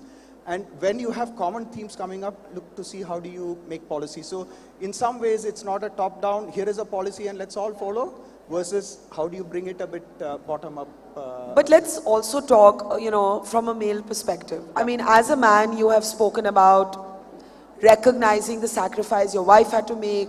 At Maersk, the measures you're taking to make it more I don't know, I want to use the word more efficient and enabling for women to come back to work or maybe not leave in the first place. But what about the stereotypes that also are inflicted on men? For example, the pressure to be a provider. For example, the pressure to be a certain kind of successful person compared to your partner. For example, if you wanted long family leave, you may not have the same flexibility that a woman would. So, you know, we want to have an honest conversation about some of those pressures also. Yeah, which is true.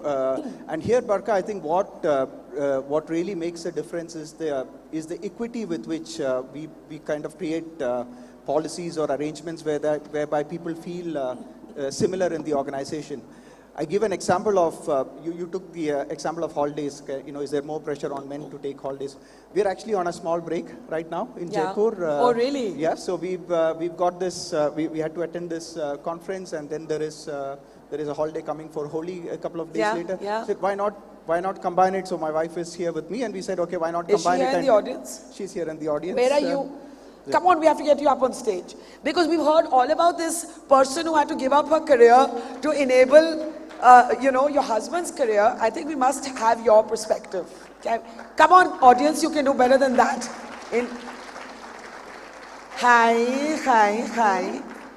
So, one thing I must admire about him is that he's very honestly admitted that he realized at some point you had to take a step back. And he's acknowledging that. A lot of people don't even acknowledge that. But I'm sure you're carrying dreams of your own, and it wasn't always easy for you to make that sacrifice. Yeah, so it's been 26 years since we are married. So when I had my daughter, it was a very willingful decision from my side. He never told me anything. Just left me to decide what I wanted to. And at that time also we were outside, and child support was not very easy. So then I very happily took this, taking this journey with my daughter, motherhood, which I really enjoyed, I must say. When I look back, it's been a very, very enjoyable journey, and I still, want to go back to those days where that is one part. And then coming back to work, since we moved a lot of places, I was not in a position to actually get back because we did move three years. So, and my daughter, we were like, moving and traveling and getting relocated. So I didn't really feel that much at that point. Now that my daughter she's like independent, 23 years old. So yeah, now I do feel maybe we could have had, maybe I should have gotten into something earlier, because now it's been very long. But so when he tells me that Maersk has these, opportunities for women, so I really feel that maybe we could have had a lot more of those days. And so you have an example right at home, but would you, if there was that opportunity, do you think you could have done both? Then we would have had to see how maybe I would have done something part-time, maybe not full-time, because my child would be my priority. So I would have done something part-time, so I know that I'm also doing something that I like while taking care of my daughter and the family. And Thank you for sharing that story. Did you want to add something, Rajesh? No, I think, I fully empathize with what she's saying. And I think, Barkha, we must say, we were thinking, should I actually say that she is out here? And she I thought of it. Got hold of it. But I think what I really appreciate in what she says is also how some of these things, how we look at it in the company. This is about... Yeah, I want to hear that. Like today, if there were these policies, she may not have had to do what she had to do, which was my question. Yes, so absolutely. So that is about listening actively to understand what is going on, and not creating policies in a boardroom where, if you don't know what is really out there, then you're not making it meaningful. I would also encourage, we've got a stall out there. You should go and visit and see what kind of programs we have, how we can help out and things like that. Maybe another trivia as well, right? Our company is, we are located in 130 countries. We are 100,000 people. We recently announced the executive leadership team, which is very diverse, multi-gender, different years of experience and so on. It's inherent in the organization. And I can say this doesn't happen overnight. It comes because it's more deep-rooted. It's because how you think. I reflect on my story and I'm able to translate it back into the organization. If I don't feel empowered like that, it's not going to happen in the rest of the company. Well, I'm going to say thank you to both of you for sharing your story. So thank you. And let's have you off the stage now and enjoy what's coming up. We have a very important panel actually coming up about women bosses, about being the boss at work. And, you know, I want to just do a shout out. We heard from the Maersk leadership. I want to now talk about one of our other big partners, in fact, one of our major partners along with SII and Maersk is Federal Bank. You see their name on all of our creatives.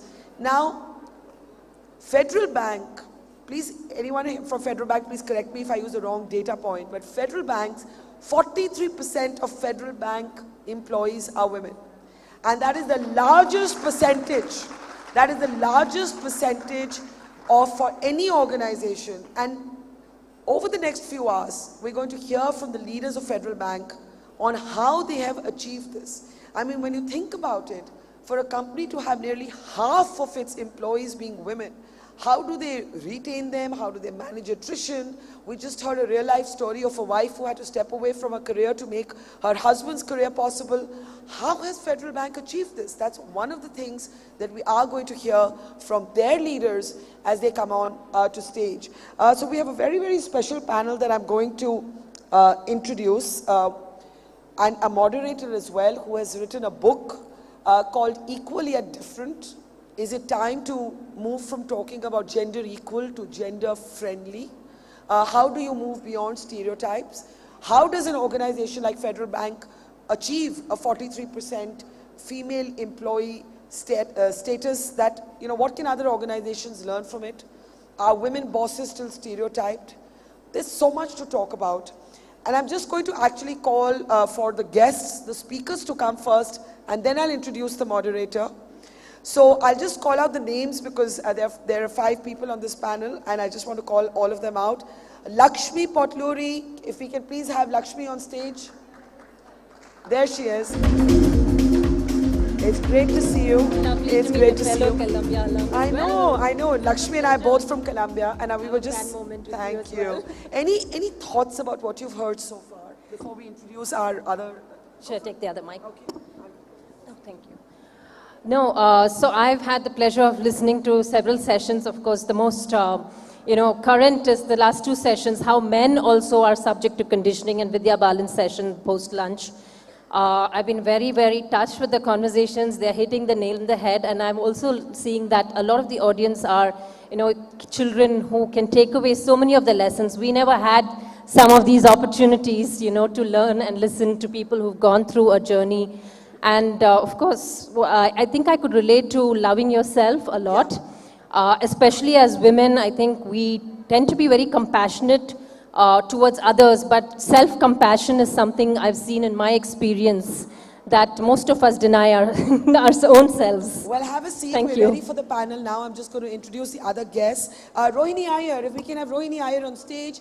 Rohini Iyer, you've seen so many big actors on the stage today. If there is a brain behind all of those brilliant actors, it is my friend Rohini. She is many things.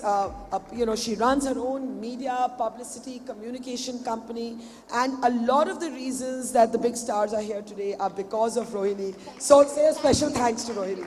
And now let me get out our 3 corporate leaders. It is my great honor, please put your hands together, to welcome on the stage Tanushri Garg, Ratnamala, and Alpana Gupta. We have 2 leaders from Federal Bank and 1 leader from Maersk joining us. Let me say hello to all of you. Thank you so much. Welcome. Welcome. Welcome. All right, And let me introduce our moderator today, the author of a new book called Equal Yet Different. This is one of the classic questions of our time. Is female leadership different from male leadership? Can some companies, we've been giving the Federal Bank example, do things that other companies can learn from? Is a female boss still stereotyped? Is leadership gender neutral? So much to unpack here. Please put your hands together for our moderator for this session, Anita Bhogle. If we can have Anita on stage. Hi Anita, good to see you. Thank you so much. This is an adult session. All the kids have left. Okay, thank you so much for the invitation, and we are looking forward to a great conversation. Okay, let me start with asking you, how many people have bosses or have heard or have had bosses in the past? Nobody else? Everybody else is self-employed? I mean, other than the kids. Yeah.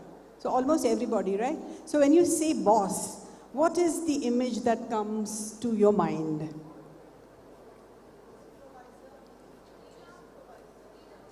Yeah, but what is the persona that comes through? Grey, middle-aged, khadus, right? Male. Male, right? Because the default leadership model is male. So we now have a situation where, women comprise about 25 to 30% of the batch in B schools. And we are going to discuss about careers and business and women in business. So they comprise 25 to 30%, which is a pretty healthy number now. And yet we find that women in leadership positions are in absolute single digits. So that is really a problem that we kind of face. Even in the pandemic, a lot of women quit their careers. And they were all professionally qualified women like us. So that is very sad.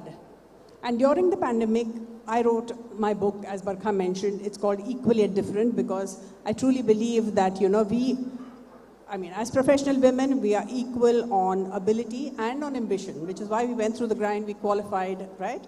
But we are different in terms of the challenges that we face and the way women are conditioned. So Equally Yet Different is the title I selected. And I truly believe that that's the way women want to be treated, and women need to be treated at home and at work.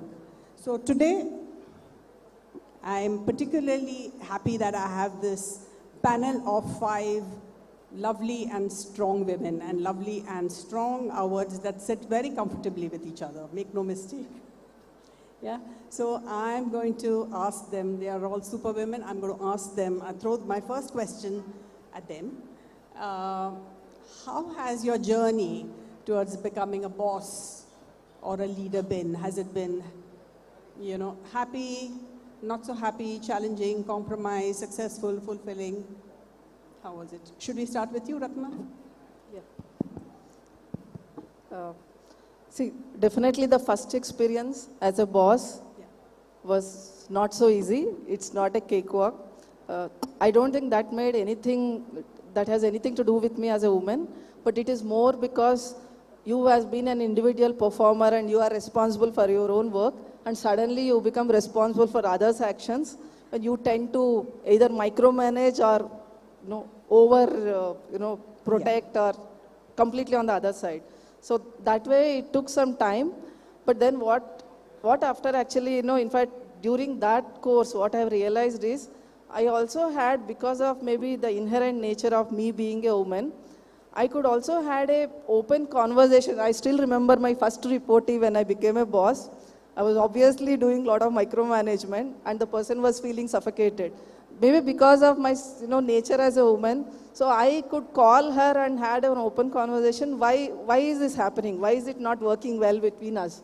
So then she mentioned to me, actually, I'm feeling a little suffocated that you are over-managing, on micromanaging. Then, I actually then started taking a step back, and that conversation actually, smoothened the relationship so perfectly. And that was like I never had to look back as a boss. I think today, I can say that at least, I have very good relation with team, but also I also mean business, which is what they themselves have acknowledged many times. So it's been really a learning process for you. Right, yes, Yeah. yes. Tanushree. Yep. I'll say it's a roller coaster. Just hold the mic close. Yeah. Is it audible now? It's been a roller Okay. coaster. It's a roller coaster, right? You learn every day. You learn from your peers. You learn from your team. It's fun when things are going well. During the time of ambiguity, that's when the rubber hits the road, because that's when you have to keep yourself motivated, but then you're responsible for keeping everybody else around you Does gender motivated. make a difference? Yeah, I don't think gender makes a difference.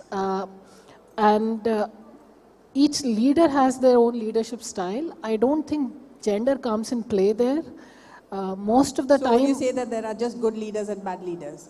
Sorry? Not just, there are just good leaders and bad leaders, not male and female leaders. I would agree to that, right? I mean, it's... When I am on the floor or when I am with the team, I'm not there as a female leader or as a male leader. I'm there as a leader for the team.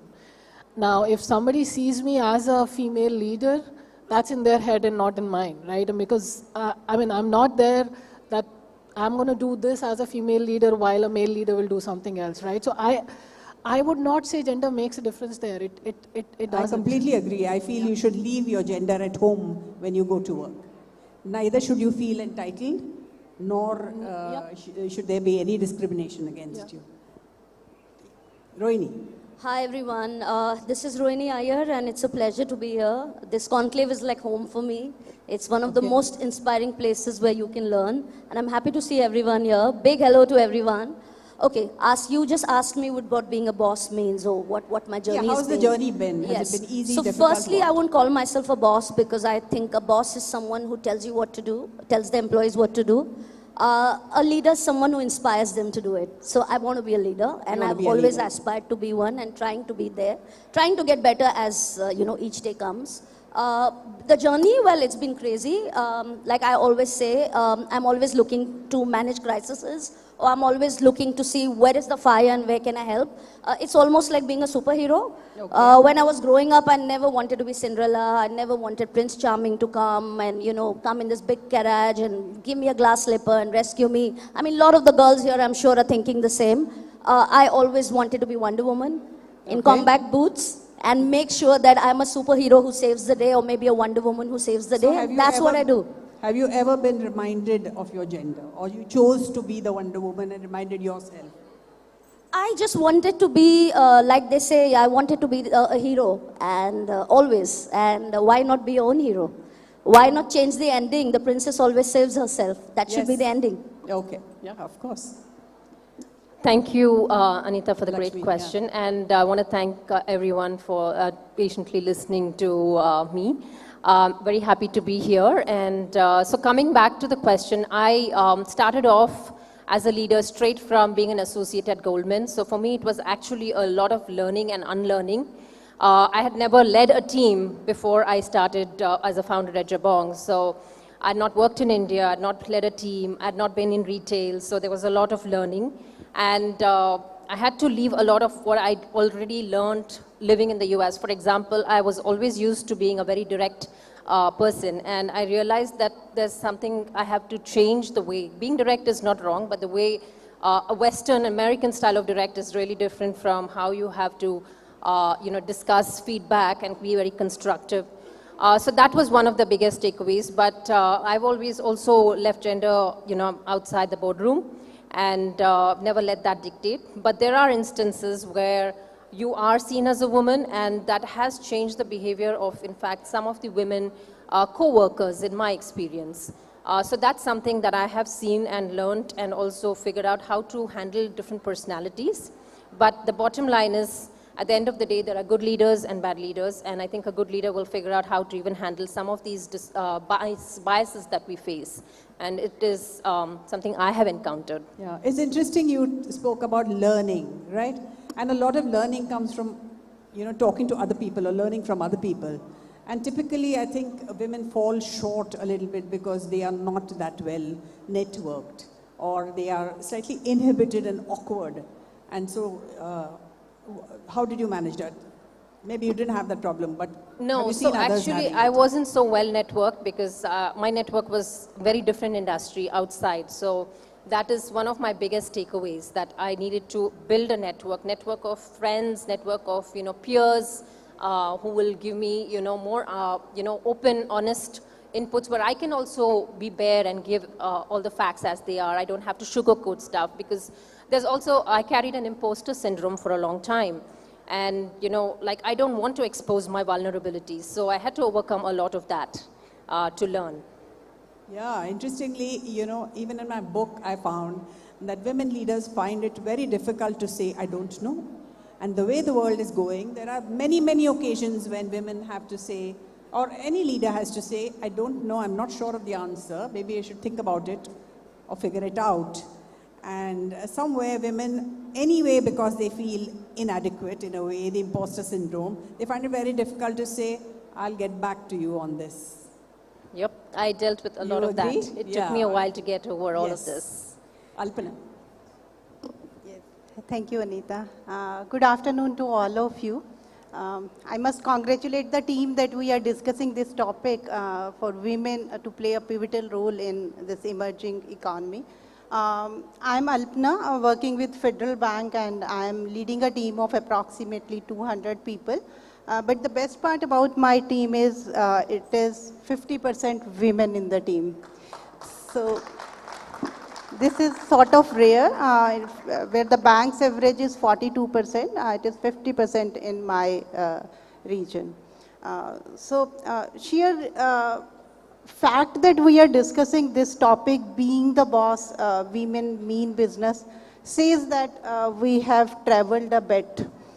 Because there were cliche topics on Women's Day, gender bias, breaking the glass ceiling, and equal opportunity. So I must say this is out of syllabus question for me. I would start by saying, like, I had very supportive parents and siblings, so did not face any challenge just after completing my education MBA. I looked for a job in a bank and got it. I had cleared the exam and the process, and so it was not that difficult as you expected to be. After that, I mean, after working for some time when I got married, thankfully I got a supportive family there as well. So the challenges started when I had my children. I had a son who was 2 years old when my twins were born. So at a point of time, it was like triplets at home in early 30s. When my career started shooting up, at that time, I had the maximum responsibilities at home. So I faced difficulties, yes, and when the men were going for promotions, I was thinking, no, I need to hold back. But with the support of the family, I went through, and I never missed any opportunities. My organization gives equal opportunities, and it is a safe environment, and that is what my family knew. What helped me was building strong support system at home, because we the women think that job and home cannot go along. It's not that case. You need to build strong support system at your places, be it your in-laws, relatives, neighbors, even support of the neighbors is very important, because they are the first point. It's an interesting thing that, you know, only women are asked about work-life balance. Because we are the primary caregiver, that was the challenges we faced. Yeah, yes. Alpana, you said that you were lucky that 50% of your team was women. Is that because you are a diversity champion, or do you think it's easier to manage women? Because I've had women tell me that having a woman boss is difficult for the men, and the women also find that it's kind of, you know, difficult to hold their own position.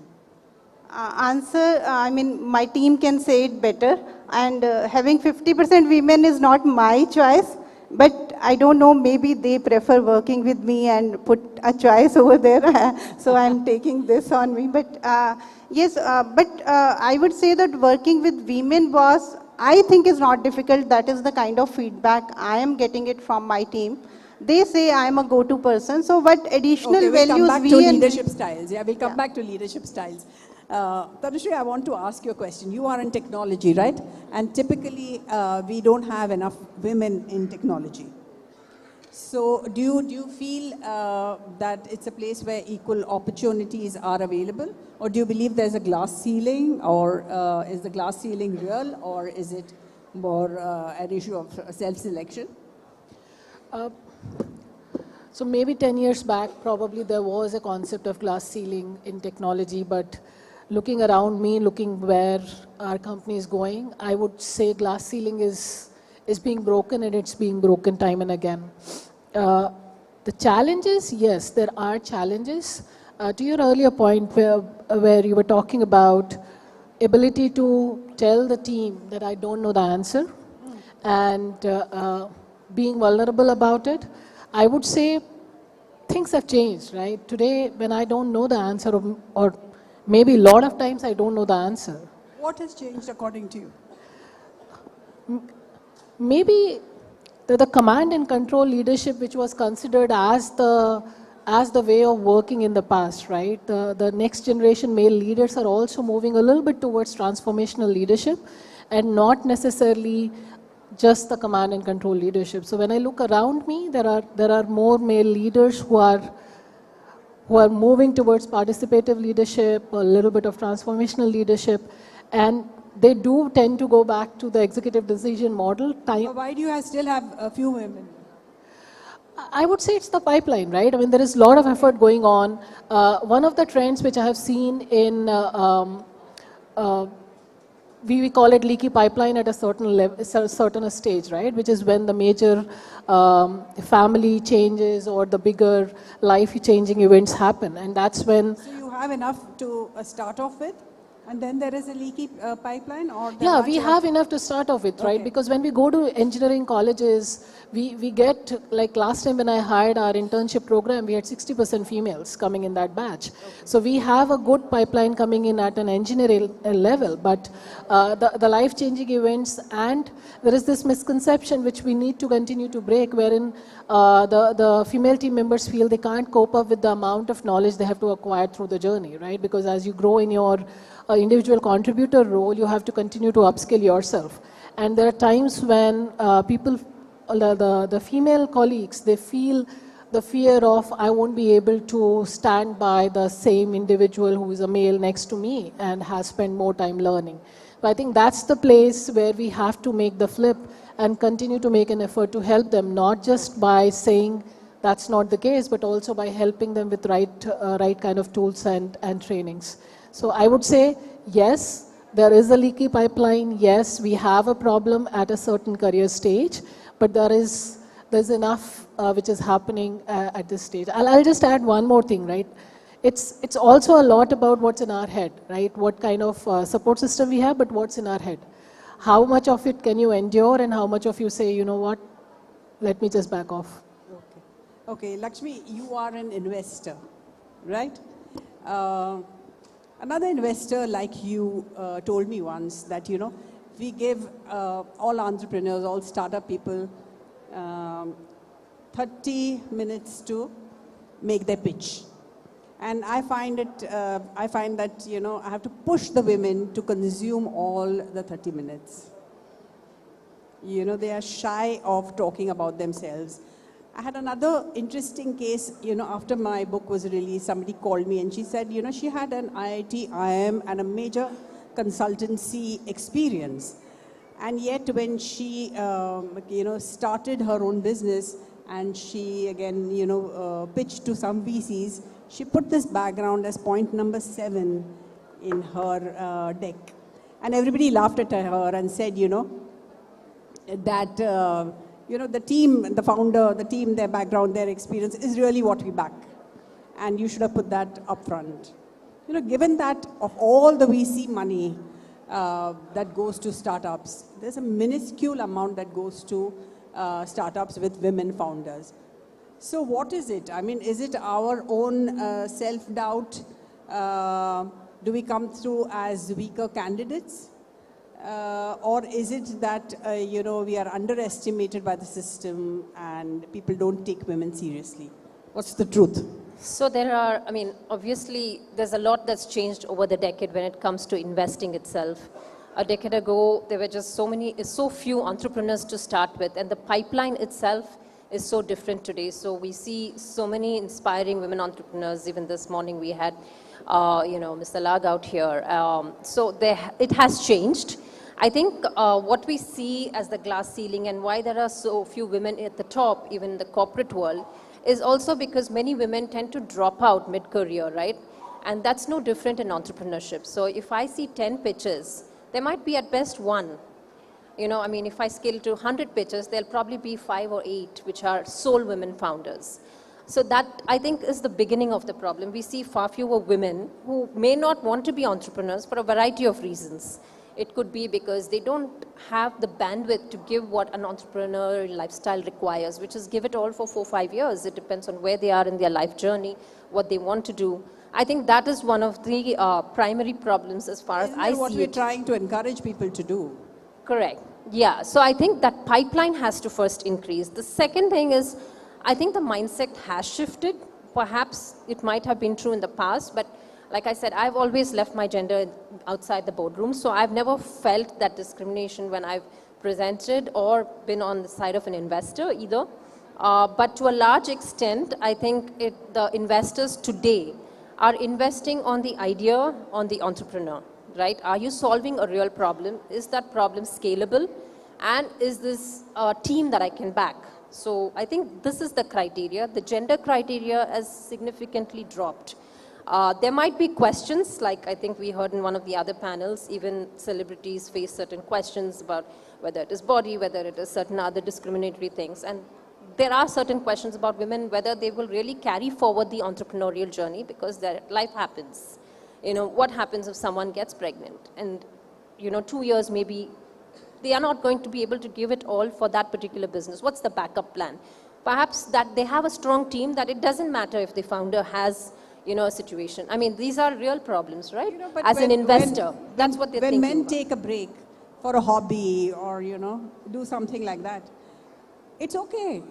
Yeah, but when it's women, a hobby. I mean, yeah, but a maternity leave or bringing up children is part of life, isn't it? Why is it held against women? Absolutely. My point wasn't that. My point is so much so that these are questions that might come up. As long as the team is strong and the entrepreneur has a plan, it doesn't matter what life events happen. It doesn't always have to be pregnancy, for example. It's a little bit more tuned to women, so I use that as an example. So, but this does come up sometimes, but it's reducing. I think the investors have also seen the transformation, seen that women are very ambitious, are perseverant. In fact, I have seen women who actually have, surmounted all of these odds and done 10x more, because women, I think, tend to want to overachieve and overprove that that is not a hurdle in my life. So even if you're pregnant, you will probably work that extra 10 hours, which is not necessarily good for your health. We tend to do that. So I think the men have seen that, women entrepreneurs have far more, so much by a woman. It was more driven by our life events going to take them away from this focus. That is, I think, one of the reasons which may have in the past. This is my theory. I cannot speak for all the men. Stories like Nika and Mama Earth are going to help. Many more, yes, and many more are going to be. Change perceptions and help encourage women. Absolutely, absolutely. Okay. Nice. Ratna, let me ask you. You are from finance. Yes. And I think you're in a happier state than technology or manufacturing, because I think there are enough women, or rather better representation of women in HR and finance. But finance also requires a lot of upskilling, like you were saying. Yes. And you constantly need to be on top of your game. Yes. And that requires a lot of investment in terms of time and energy.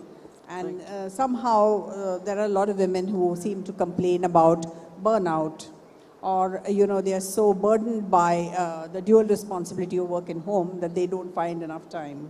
Right. So how did you manage to do that, and what would you say to women? How do you find time to invest? Right. See, you need to have your priorities very clear, and you need to see whether women or men, but definitely since we are talking about women, you need to have your goals, where you want to be and what you want to be, what you want to be seen as, by your own organization, your management, and your entire network around you. So as long as you have that goal to be clear. For example, I'm a banker. I'm in the corporate banking, and so I manage a lot of corporate relationships. Me and my team manage relationships. So my first call of duty is actually to manage those relationships so well that Federal Bank becomes the first port of call for my client. It can be because of me, it can be because of organization, or it can be because of both of us. It has to be because of both of us. It's me, my team, and the bank, what we offer. So the client, any requirement client has, the Federal Bank becomes first port of call. How do I achieve that? So that is my goal. And how do I achieve that? I basically, what does my client want? My client want to know me to be their advisor. Means banking, of course, whatever tangible infrastructure, the service, all that we'll give. But what more the client looks is, actually he wants me to maybe give him the market information. He wants me to advise he or she, whoever it is. The client wants me to advise whether they are going in the right direction on their business. What So more how do they you can keep edge in the touch and how competition. do you keep updating your knowledge? How Okay. much investment do you need to make in yourself? So how one source of course is our newspapers, public, whatever is available in public domain. But what I do is I spend lot of time with the CFOs and promoters, who actually deal with us, even in my other outside circle also, because these are the people who actually tell you what is happening in the industry, what is the next industry which is going to come up, and this is what is the information my CFO is or my client is looking me. In fact, there are so many times I have few clients when I meet them, the promoters or CFOs. So Ratna, now you are a banker, so tell me what should you think that business we should get into next. Yeah. So that is a very, and if I am not really able to answer that in a genuine and and with an informative manner, but naturally, I don't become their preferred point of contact. And also in this context, I would like to add, I don't see that question coming a lot from women CFOs.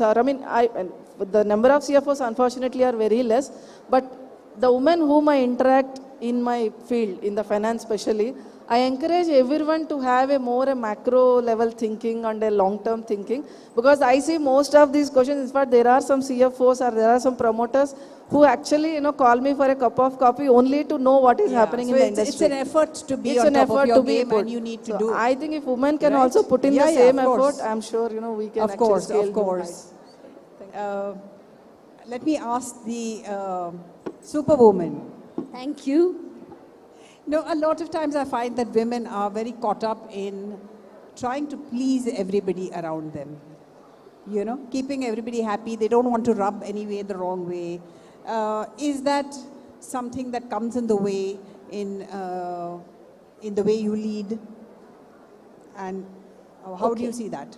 Is it important, do you think, to deliver or to please? Or do you want a happy team or do you want a performing team? Okay, it's a very interesting question. I can tell you from day one since I started off, maybe I started my journey really early when I was 17, 18. Oh, wow, that's an early start. I was a plucky, cheeky kid who just decided that I'm going to come in and, own this industry, and I will at some point. But tell us when you do it. Sorry? Tell us when you do it. You'll hear about it when I do it. So, Count us in your friend so list. people pleasing was never my agenda. It's something that I don't endorse.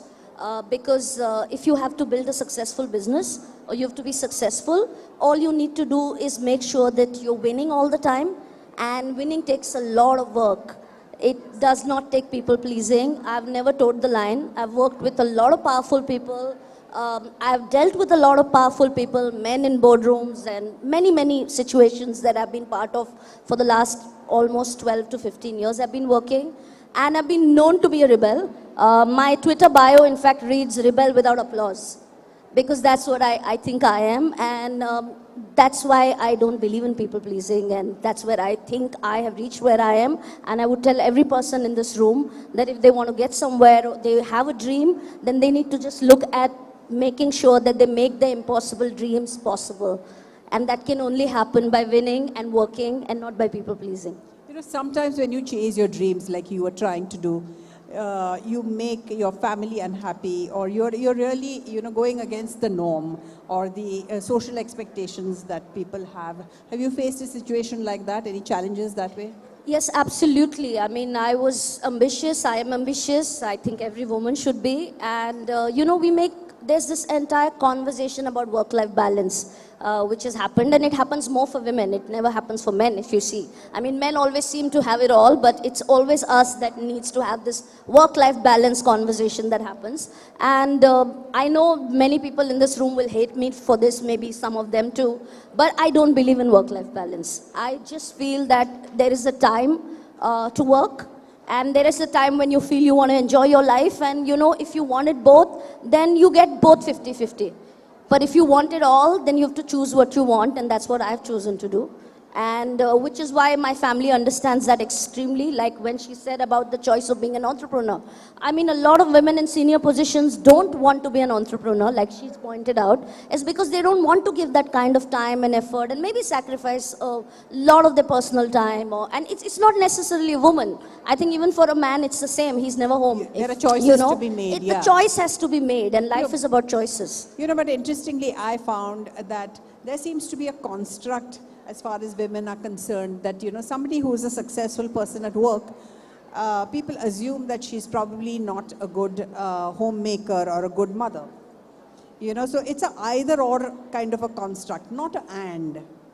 And that somehow comes in the way. And I find that, even when I've asked women about role models, they feel that super successful women and people who are visibly there as successful women, they don't want to see them as role models, because they too assume that if she has made it to the top, then she mustn't have given enough time to her children. And that is something that is a very interesting construct. Yeah, this is there, and actually it's a stereotype. And I feel life is all about breaking stereotypes. Yeah. That's what success is all about. I think every woman needs to choose what she wants to do. And if a woman is a successful role model, or she's reached somewhere, or she's a boss, which for a lot of people it's a negative connotation, because it's like being difficult, being aggressive, she wears the pants. Of course we wear the pants, all these have negative connotations, right? Yes, they do. Loaded. They do. Yeah. But yes, we wear the pants, but when we need to look good and wear a gown, we do that too. Do we get credit for that? Absolutely. Exactly. Okay, so let me get to you, Alpana. The batchmates in organizations like yours, the same batch, men and women start off at the same point. And then somewhere down the line, after a few career moves, the career graphs start looking very different. So what is your take on this? Completely agree, Anita, and you have raised a very good point. I face this as well. Be it home or in office, men and women start together because we are not discriminated till the time we are pursuing our studies. And even thereafter also, it's not about discrimination. See, in my home itself, me and my husband, we are in similar field in finance, and we started our journey together, and he has more of information. That is what I found helps him to grow better. We as women don't network enough.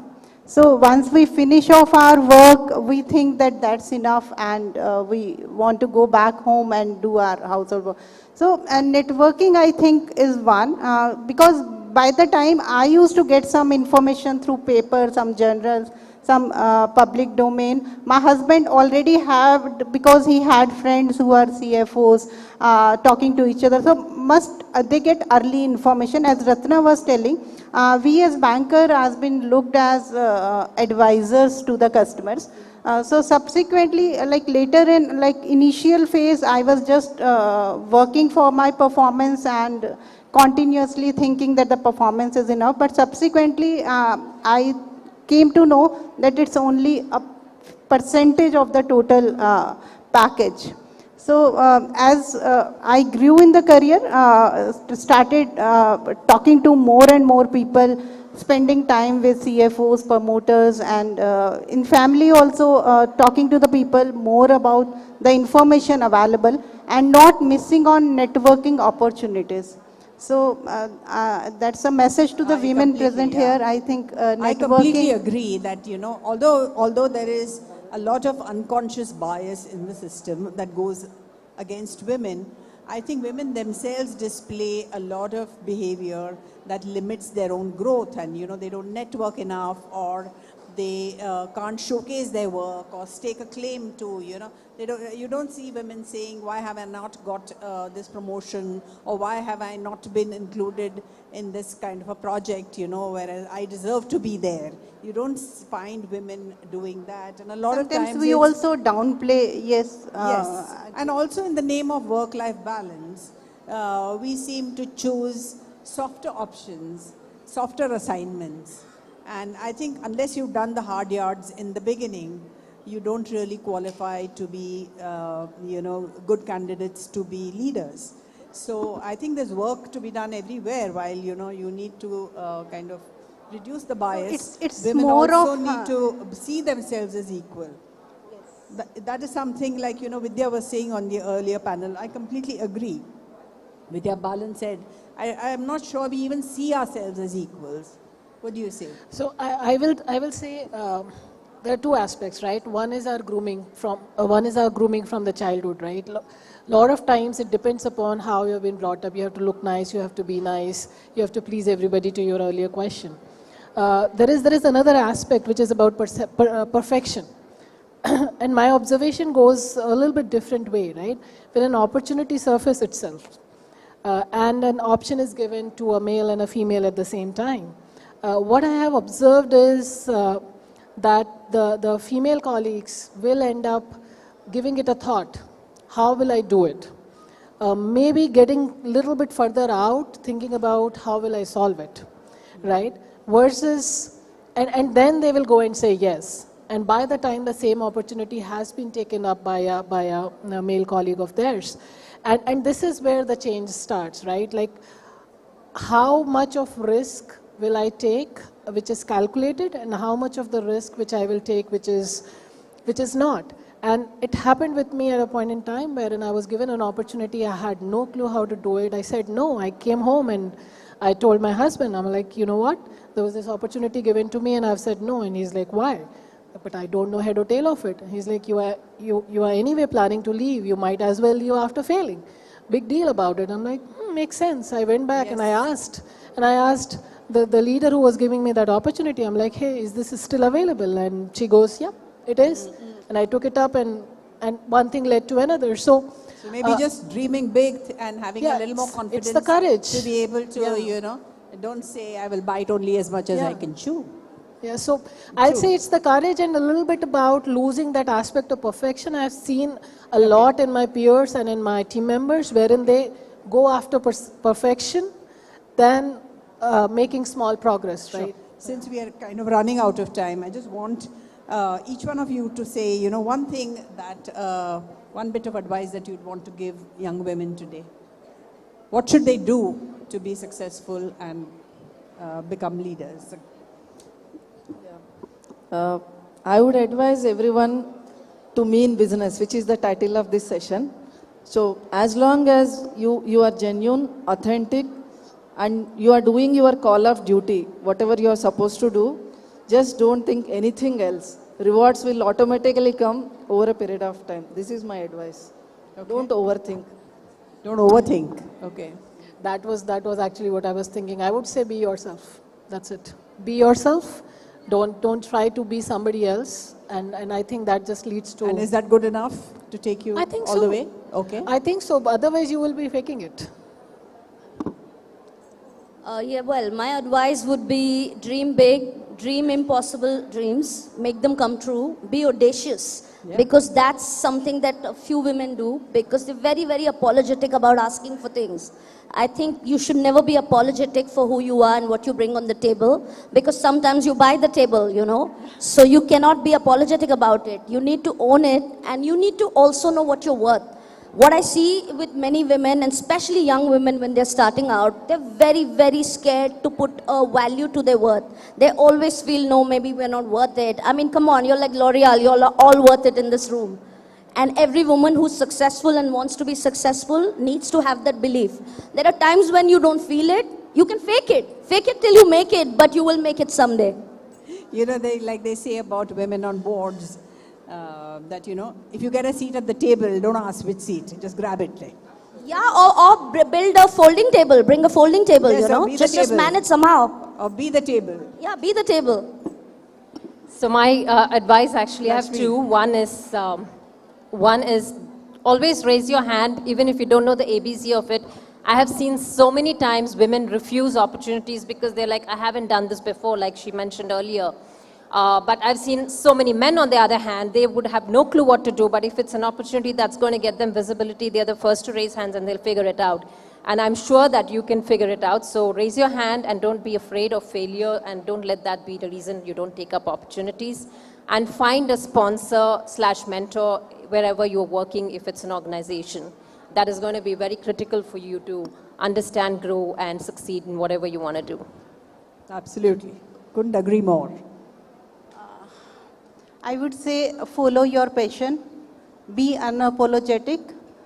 We are here because we deserve it. Our gender or our sexuality does not define us, and we have enough. Don't look for affirmations.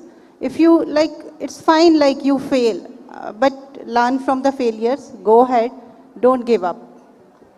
Yeah, I agree with you, Alpina, but I find women being slightly low on passion. Men are passionate about, their work, their hobbies and things like that. I don't find women being that passionate. I don't know whether it's a fear that we may not be able to do it, or maybe we just don't have the luxury of doing that because of all the demands that are made on women. I don't know what it is. Anybody has any thoughts on that? I would say if we are firm, things would fall in place. Okay. Any questions? Yeah, go ahead. Yeah, I was just going to add that I think it's a 50-50. I've seen a lot of women who are very clear what they want, they go after it, and I guess passionate is a very strong word, but they're very committed to when they like something and they follow through. Yeah, so there's no doubt about sincerity and commitment, but passion is something else.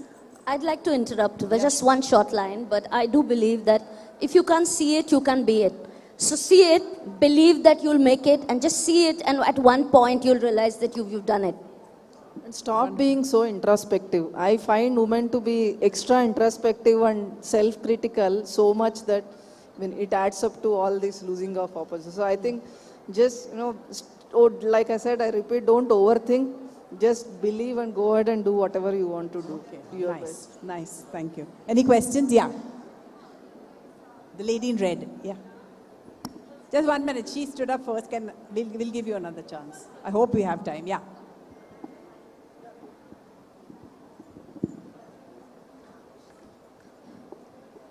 Hello, all the ladies.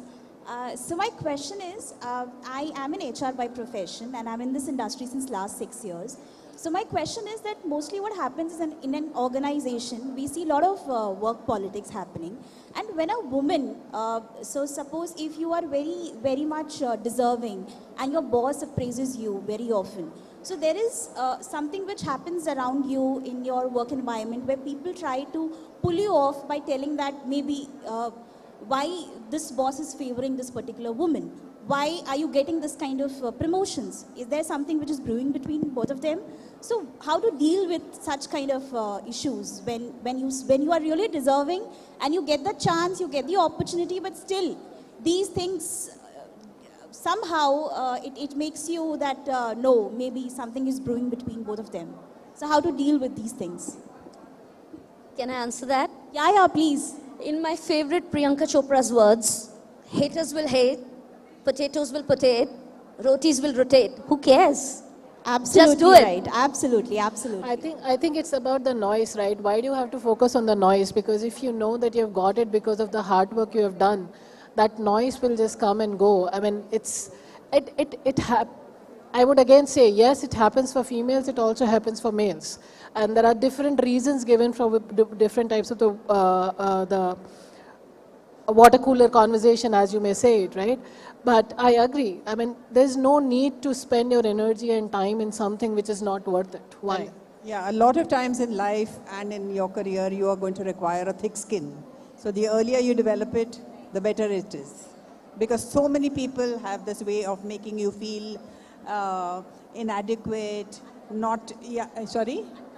uncomfortable, not right, then apart from the self-doubt that women themselves have. Yes. And sometimes women can be their own enemies. So thick skin is what I would say. Thick skin, yes.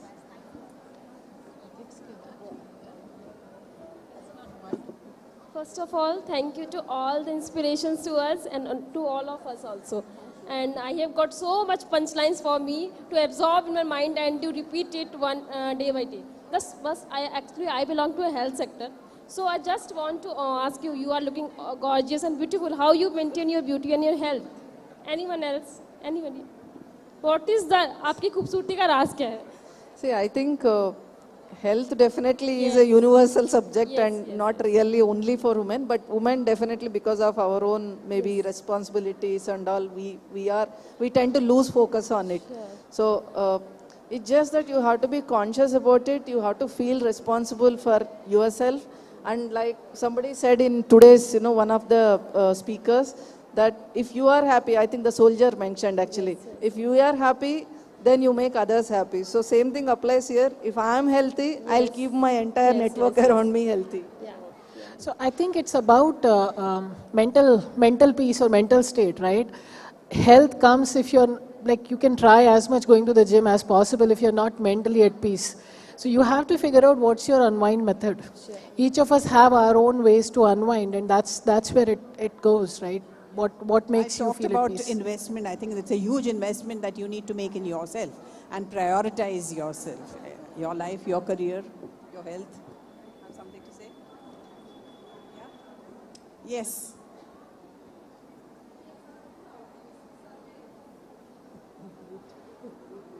Come, run up, more energy. Thank you so much. Yeah, my name is Chaitali Chattopadhyay. I am a homemaker. The entire discussion, it was very inspiring and motivation.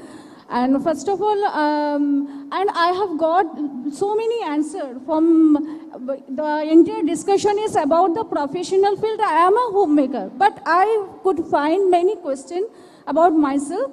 So I would like to want that in this 2023, the theme is Women's Day is the digital innovation and technology for gender equality. So my question is that, is it how much the important for a homemaker to develop and educate the modern technology, and how the homemaker who is entirely engaged, I mean the 24 hours engage herself as a homemaker, how could she develop the modern technology and to, you are developing your industry. But I believe, I believe how could I develop my family, my society? So my question is that. I can give an example. So, I mean, this is a personal story, right? We are 3 sisters, and when my parents became empty nesters, that's when my mom started writing stories. Think about the age of 50 plus, she started writing stories. And she figured out a way to getting published, right? And she was getting published in Hindustan Press and few other magazines.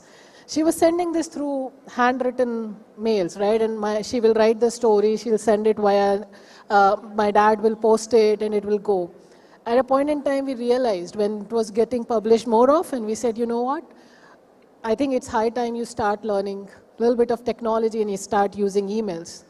We still today are on tech support for her, but she's using computer from last 8-9 years. She's sending her stories. She's doing live streaming now. So I don't think that's a challenge. Think about a 60-70-year-old woman who has never seen or done computer in her life using that like a boss. So absolutely wonderful. Yeah, so I would say learning never stops, interdependencies never stop. That's not a challenge. The challenge is, I think it goes back to your point, it's the passion, right? She had a passion for it, she went ahead and did it. So amazing. That's amazing. Technology can be a huge enabler. Yeah. So big round of applause for our panel. Thank you so much. Thank you so much, and one for the audience as well. I said don't go just now. I was listening carefully from the wings, taking a little break for my throat. It was a fascinating conversation, and we've been talking so much about leadership, and one of the things I love about this festival is a kind of mashup of different kinds of women and men from different walks of life that take place on this stage. So what I'm going to ask all 6 of you to do is first please stand up if you can, and I want all 6 of you to honor a community leader who went from being somebody who taught herself how to write in mud. She was an illiterate woman, a farmer, a farmer's wife. She used to do daily wage labor. She'd never been educated, and she educated herself. And she was telling me that मुझे कुछ नहीं पढ़ना लिखना आता था, मैंने मिट्टी में लिख के अपना नाम लिखना सीखा. And I thought we'll hear from her in a moment.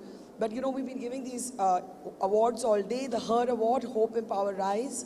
And I think it would be befitting if all 6 of you were to felicitate Sarmi Bai, a community leader who never went to school, but ended up being a community leader who shook hands with Barack Obama. Can we please put our hands together for Sarmi Bai?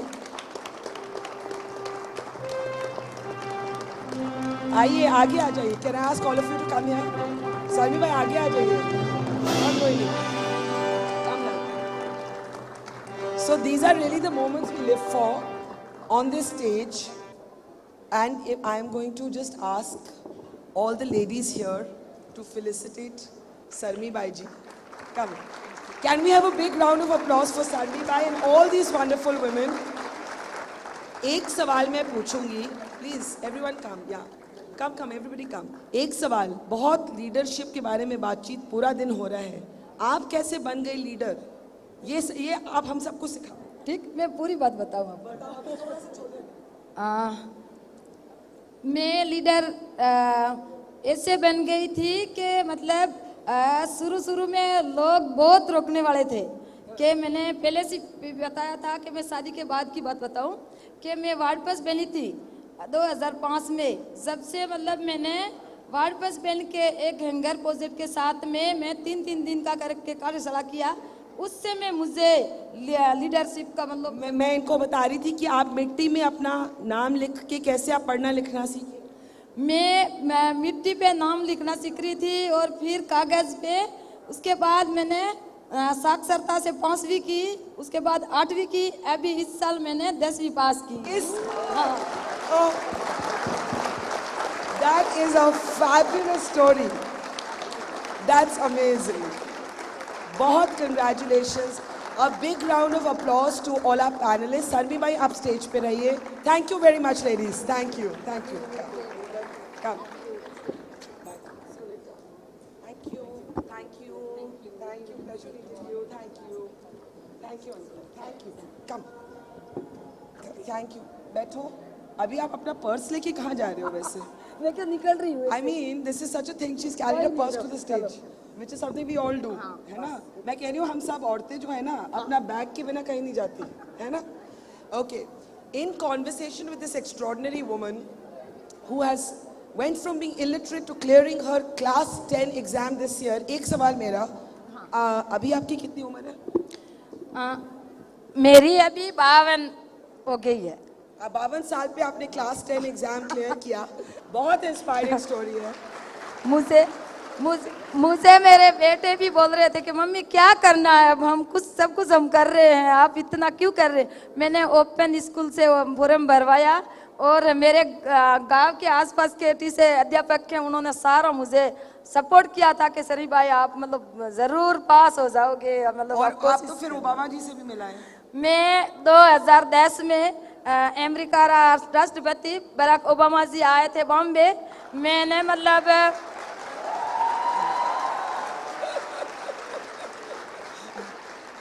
क्या बोले आप उनको? हाँ, मैंने जो sarpanch through आपने राजस्थान में नहीं दिल्ली में इंडिया की 5 सरपंचों के साथ इंटरव्यू हुआ था. तो मेरा सिलेक्शन हुआ था कि मतलब मिलने के लिए. तो मैं वहाँ बॉम्बे में जाके मिली. उसके बाद बराक ओबामा जी ने न्योता दिया. मैं अमेरिका भी जाके आई थी. Okay, in conversation with Sarmi Bai now, this fascinating woman, may I please welcome on stage Shagun. Shagun has been an old friend, a partner. She's the India lead at Women Lift Health. Shagun, can I please have you on stage? Where is Shagun? Let's put our hands together for Shagun. And she's a hit. So go for it, Shagun. Yeah. Hi everyone, and thanks a lot Barkha for giving me the honor to be here and to be in this conversation with Sarmi Bai. अभी हमने थोड़ी सी बातें करी पीछे stage पे और इनकी कहानियाँ इतनी इंटरेस्टिंग है कि मन कर रहा था वहीं पे सुनती रहें. तो Sarmi Bai represents a leader who truly is a leader who has emerged from the grassroots and has managed to impact many lives through her work. She has also managed to navigate many barriers to get to where she is. सरमी भाई, आपने बहुत अच्छा काम किया Covid के time पे भी.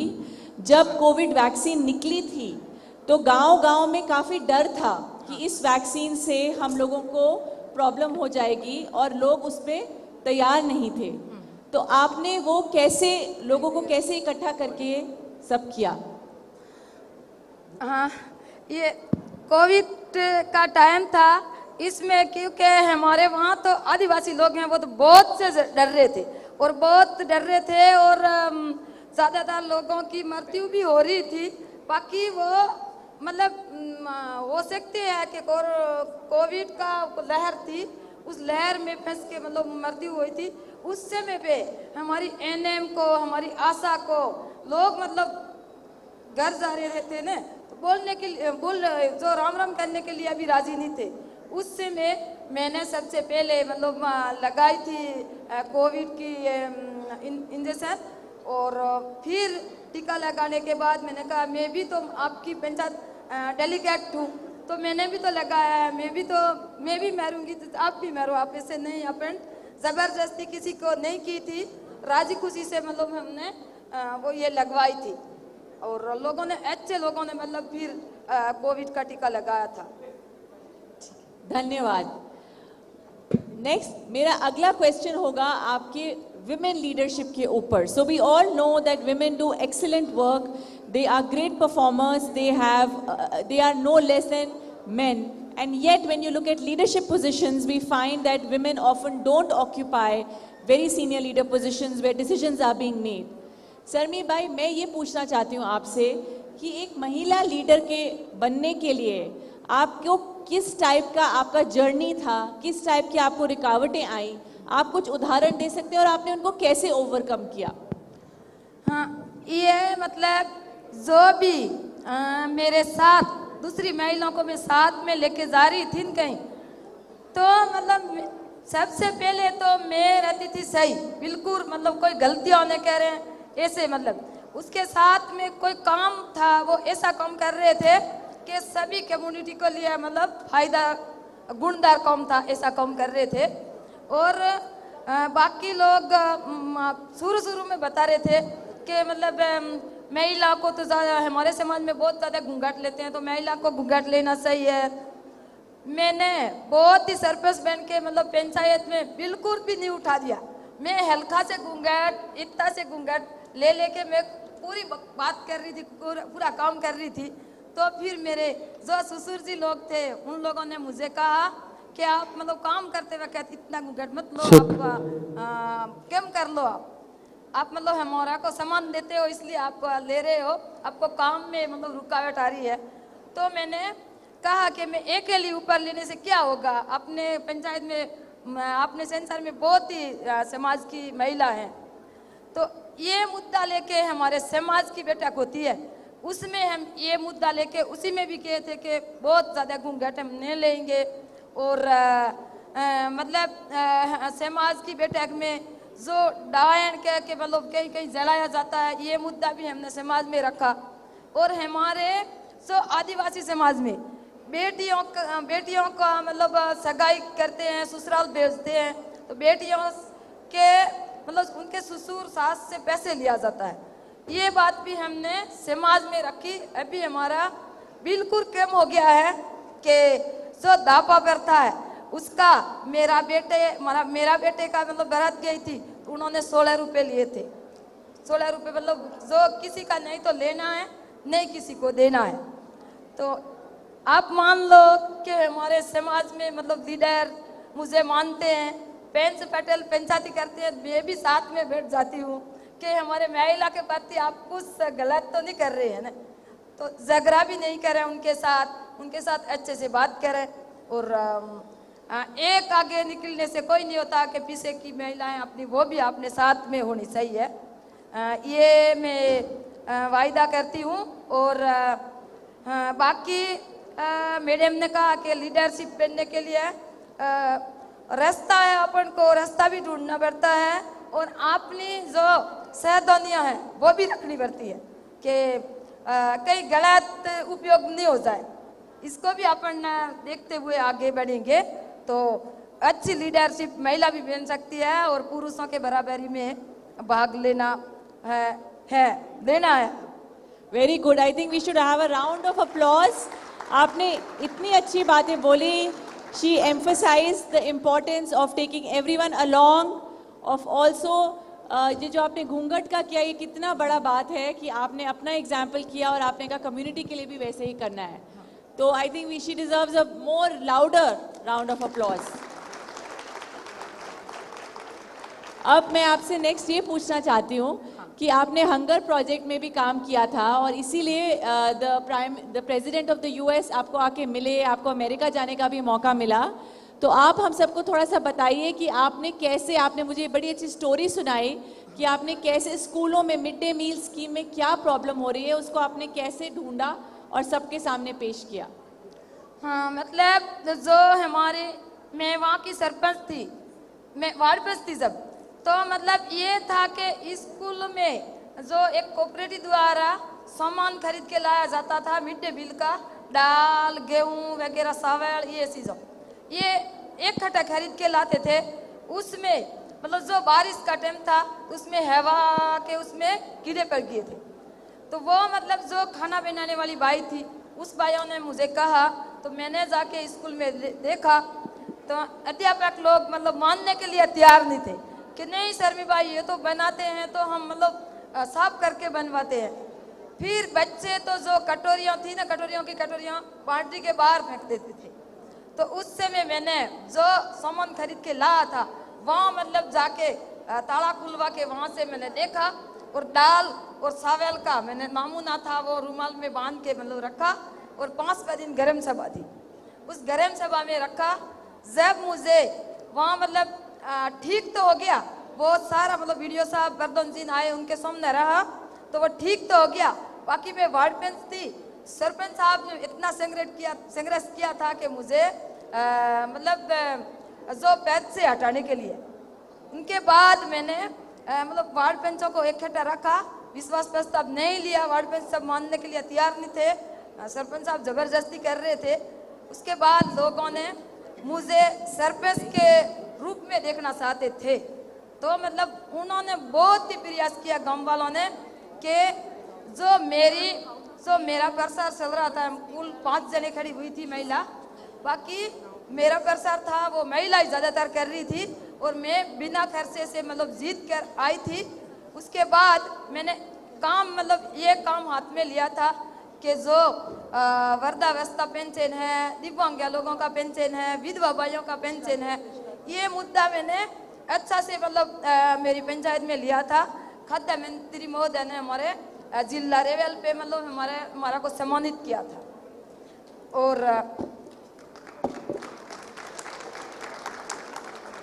और एक बात और है, हमारी बहनें भी बैठी हैं इस पे, राजनीति में जाने वाले कैम ही होंगे हम सब अध्यापक और पढ़ने वाले बच्चे।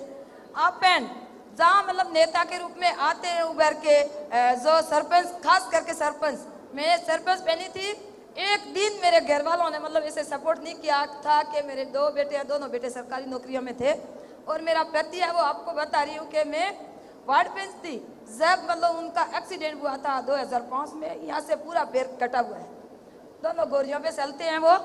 बाकी मैं वो भी संघर्ष करती हुई मतलब पंचायत में पूरा मैंने खुद देख के किया था काम, मैंने जो पूरे किया और वापस पंचायत में दूसरा चुनाव आते आते मेरा एक साल चुनाव के बाद मैंने नहीं किया, कोई बकाया भी 1 रुपया मतलब बाकी नहीं था।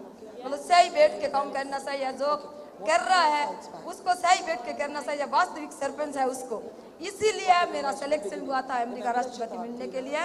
और हमारी सरपंच साथी थी, उनका कोई सहारा लेके कर रहे थे, इंटरव्यू में फेल हुए थे, खास मतलब यही था।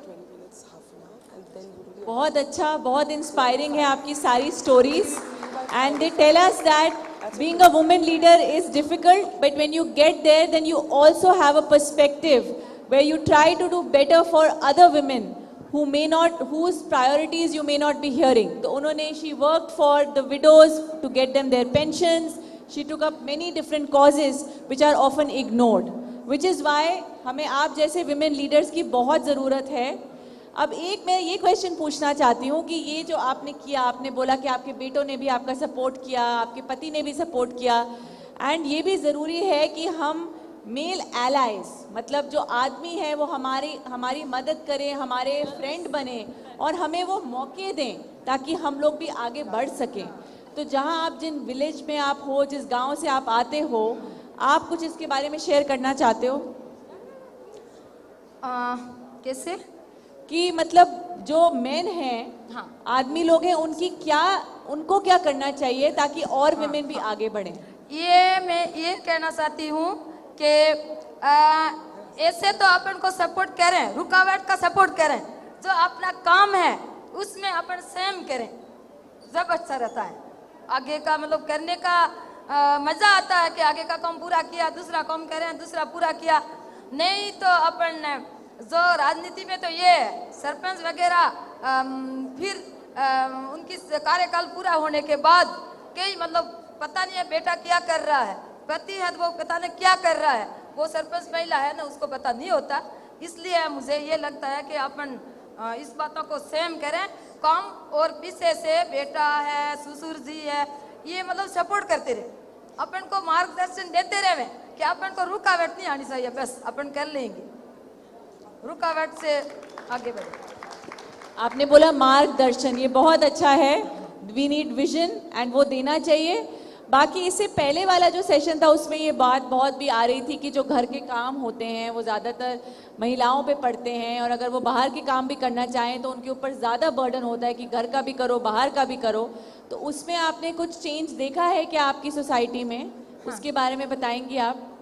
हाँ, मेरे बेटे सरपंच में बनने के बाद वो मतलब जहाँ सरकारी नौकरियों में गए हैं, जब नहीं थे, जब मतलब घर पे था, एक बेटा तो मेरा मतलब ये एसटीसी कर रहा था धौलपुर में, एक बेटा मेरा घर पे ही था.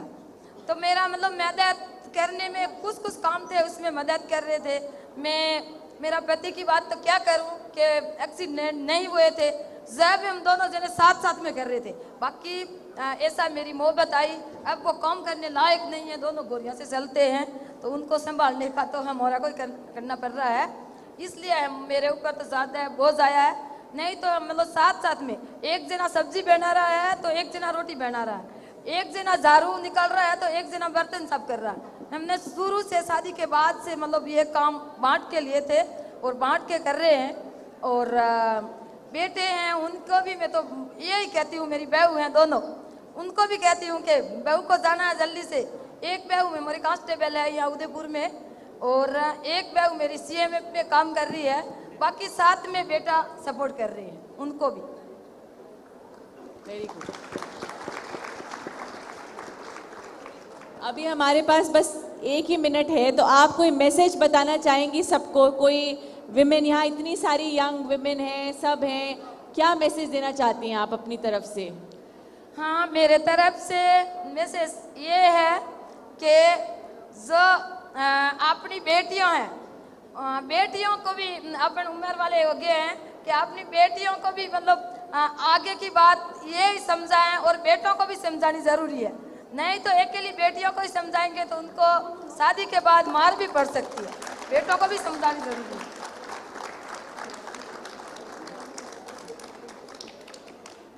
ठीक है, थैंक यू सो मच सरमी भाई, ये बहुत ही अच्छा सेशन था. Thank you, Shagun and Sarmi Bai. I think she speaks with so much style and confidence. Thank you, Shagun and Sarmi Bai. Let's have a big round of applause for them. Thank you. Please. Sarmi Bai, बैठ के सुनिए. अभी जाना मत आप. बैठिए. हाँ, बैठिए. कहीं भी कुर्सी ले लीजिए. हाँ जी. So I think one of the things that has emerged from our conversations today is that many of us have a kind of privilege that we need to do more with, that we need to use to forge our own path. And many of the women and the men you've seen on the stage have done precisely that. But what happens when you actually have to step out of the shadows of perhaps India's most famous surname and try and carve an identity for yourself. Of course, a lot of people might turn around and say, you have the advantage of your last name, but equally, you are constantly under the microscope, you live in a fishbowl, everyone has an opinion on you. If you achieve something, they'll say, oh, was it because of your family? It can't be easy. And yet, if you remember what Latika said to us in the morning, Latika is the girl who watched her father burn her mother to death. And before going from this stage, Latika said, "Aap sabke paas to itna opportunity hai, aap kuch kariye, agar main kuch kar sakti thi, to aap to bilkul hi kar sakte hain." And you heard the same spirit from the women in the army, you heard the same spirit from Vidya Balan. And I think that's what the next conversation is going to be about. It's what I call this freedom to be yourself. The freedom to be yourself, the freedom to be yourself. And I want to welcome on stage a mother-daughter duo who have been great friends of We the Women, and both have done that incredible thing. They have forged an identity for themselves with the whole world's attention, sometimes judgment on them. Opening the doors for all women to be themselves. Please put your hands together for Shweta Bachchan and Navya Nanda. Let's have a big round of applause there. Hello. Hello again. Hello. Thank you. Just grab the first two seats. That's okay. Anyway.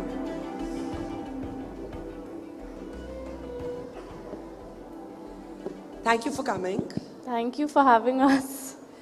I was just talking, we've been having these conversations all day, and there was a young girl who came from a small town in UP, and she stood on the stage and she said, if I can achieve things, not having access to education, not having access to wealth, can you imagine the things you could do?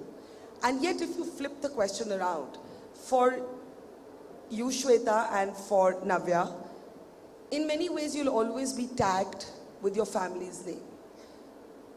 Being Amitabh Bachchan's daughter and Jaya Bachchan's daughter and granddaughter, Harivansh Rai and Teji Bachchan's grandchildren and great-grandchildren, that comes with privilege, but it also comes with everybody already having an opinion on who you might be. And yet what I think both of you have done is really carved and forged your own path. How difficult has it been for you? I'll start with you, Shweta. Thank you for having us here, Barkha. Speak a little louder. Thank you. I don't think we're the right people to speak about difficulty, because there are a lot of women out there who have it far, far, far worse than we have. We have a lot of things. I'm going to come nearer you so I can hear you better. Maybe it might be just the mic. It's okay. It's okay. I mean, I'll hold it. As you said, we do enjoy a great privilege, and we are very cognizant of that. It's funny that you say that there's, I've always been someone's daughter, but today at your show, I was also someone's mother, and I don't know which made me more proud. So I was happy to see the work Navya's been doing. I think that's something we can all, you were wanting to clap, so feel free to clap. You have the right mic now, so go ahead. Okay. Yeah.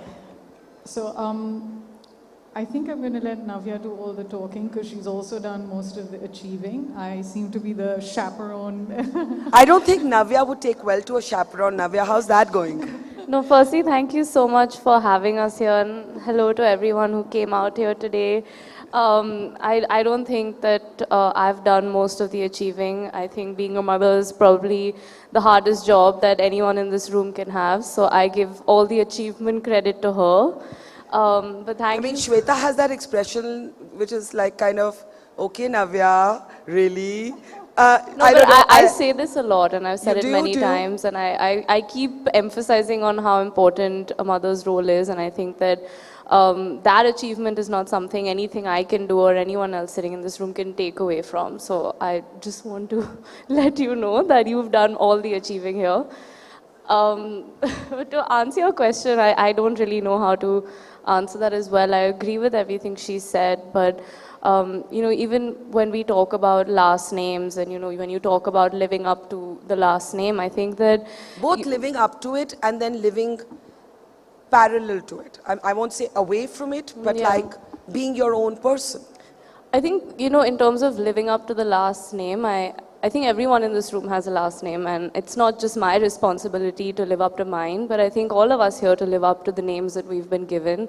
Not just for the name, but for our families. I think it gives me a lot of pride when, you know, I'm able to achieve something, and I know that my family is proud of me for that. So that's, I think, what I would say to living up to the last name. And I think forging something different, it's not actually very different. I think people forget that though I have one side of the family that comes from, you know, an arts background, I have another side that comes from a business background and an entrepreneurship background. My father is a businessman. My dadi was a businesswoman. So I do have that gene in me as well, which is, I think, the side that I took to the most. I enjoy that world.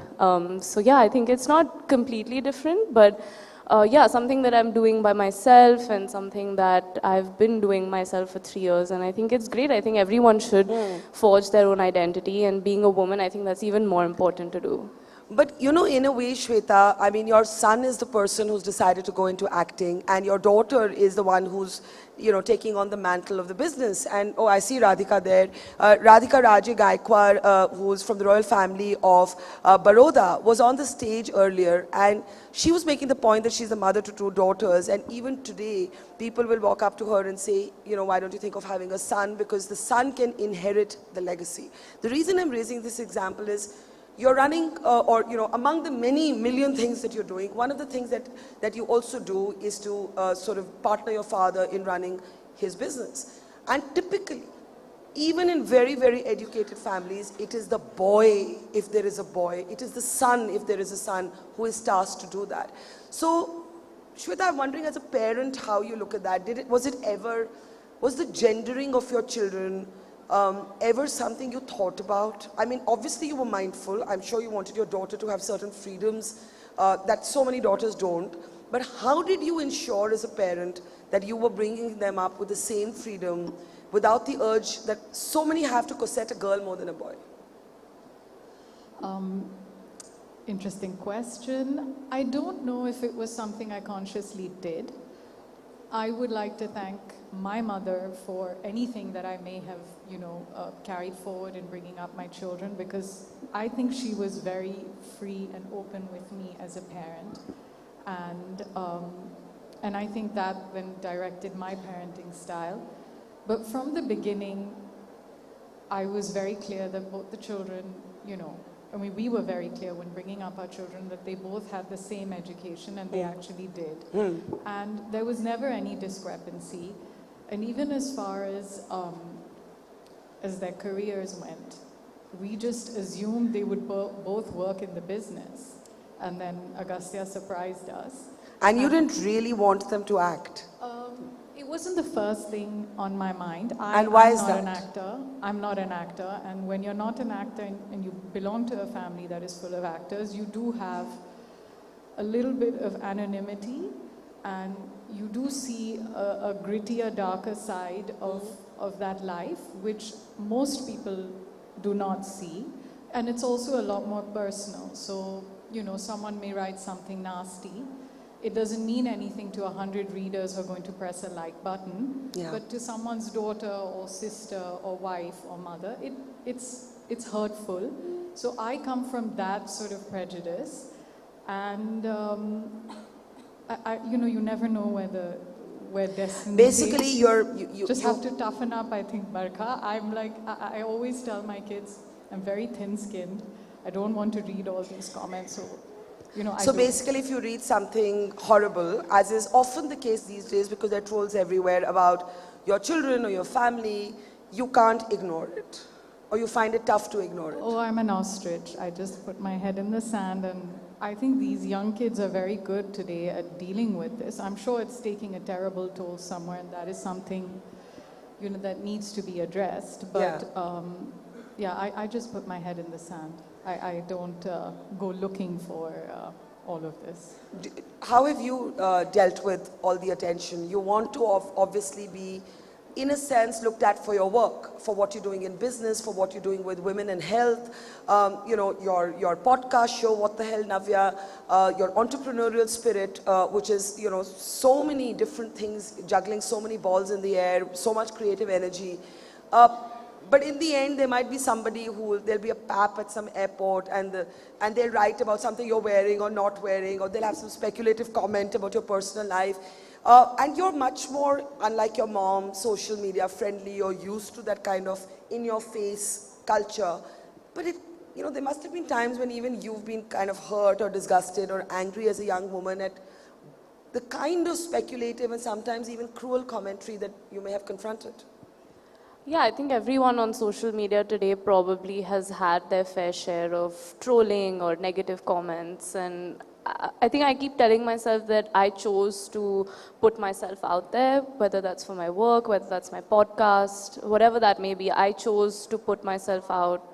Our podcast, sorry. What is she? She's probably said our podcast. Our podcast. Okay, that's good. Our podcast. I chose to put myself out there. I chose to put myself on social media, knowing what that's going to come with, the positive and the negative. And it's something that I have to deal with. I don't think that, there are a lot of difficulties that I have personally in life. I'm grateful for that. So, I mean, it's okay. It comes with what I've chosen to do. And sometimes it's good to have criticism and to, reflect on that sometimes. What's the most hurtful thing that you've had to confront?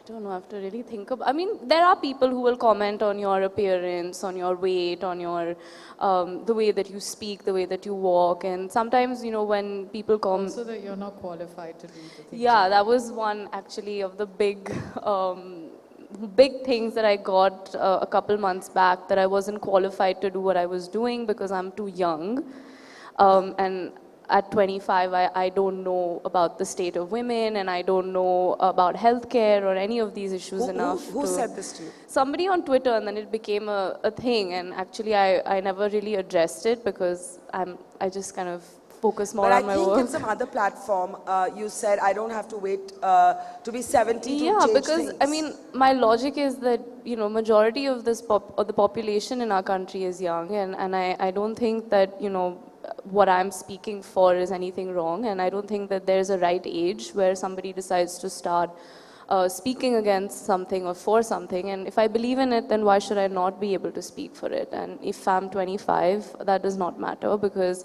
my country is majority of people my age or close to my age. So if we aren't going to talk about things that are affecting us or concerning us, then who's going to build the future of the country? So that's what I kind of.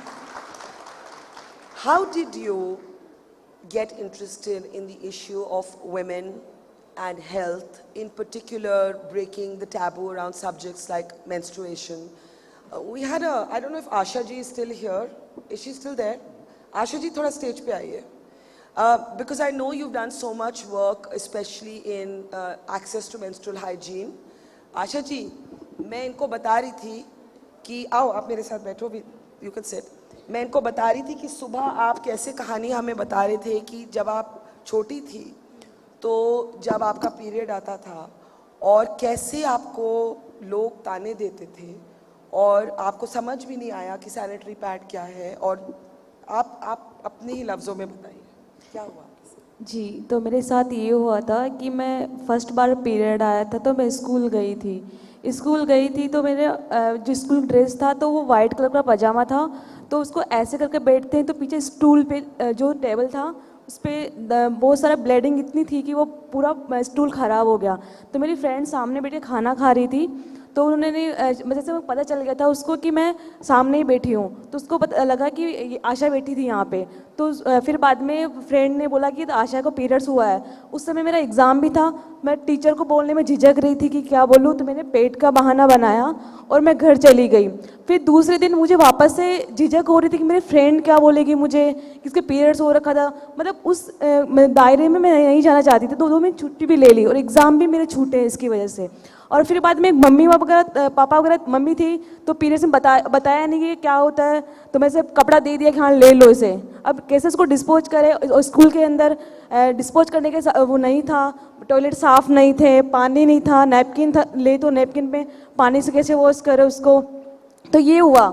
और फिर धीरे धीरे मैं जैसे काम करने लगी तो मैं टीम वर्क के साथ अब बात करती हूँ कि जैसे कभी प्लान बनता है टीम के साथ कि बाहर जाने का, तो मैं अब खुल के बोल सकती हूँ, कम्युनिटी के साथ भी खुल के बोल सकती हूँ कि मुझे पीरियड्स हो रखा है, मैं अभी फील्ड में नहीं जा सकती। और आप खुल के बोलती हैं। सुबह यहाँ पे सिर्फ एक लड़की खुल के बोलने के लिए तैयार थी। हमारे क्लास में भी पढ़े लिखे होने के नाते भी एक हिचकिचाहट होती बिल्कुल। है।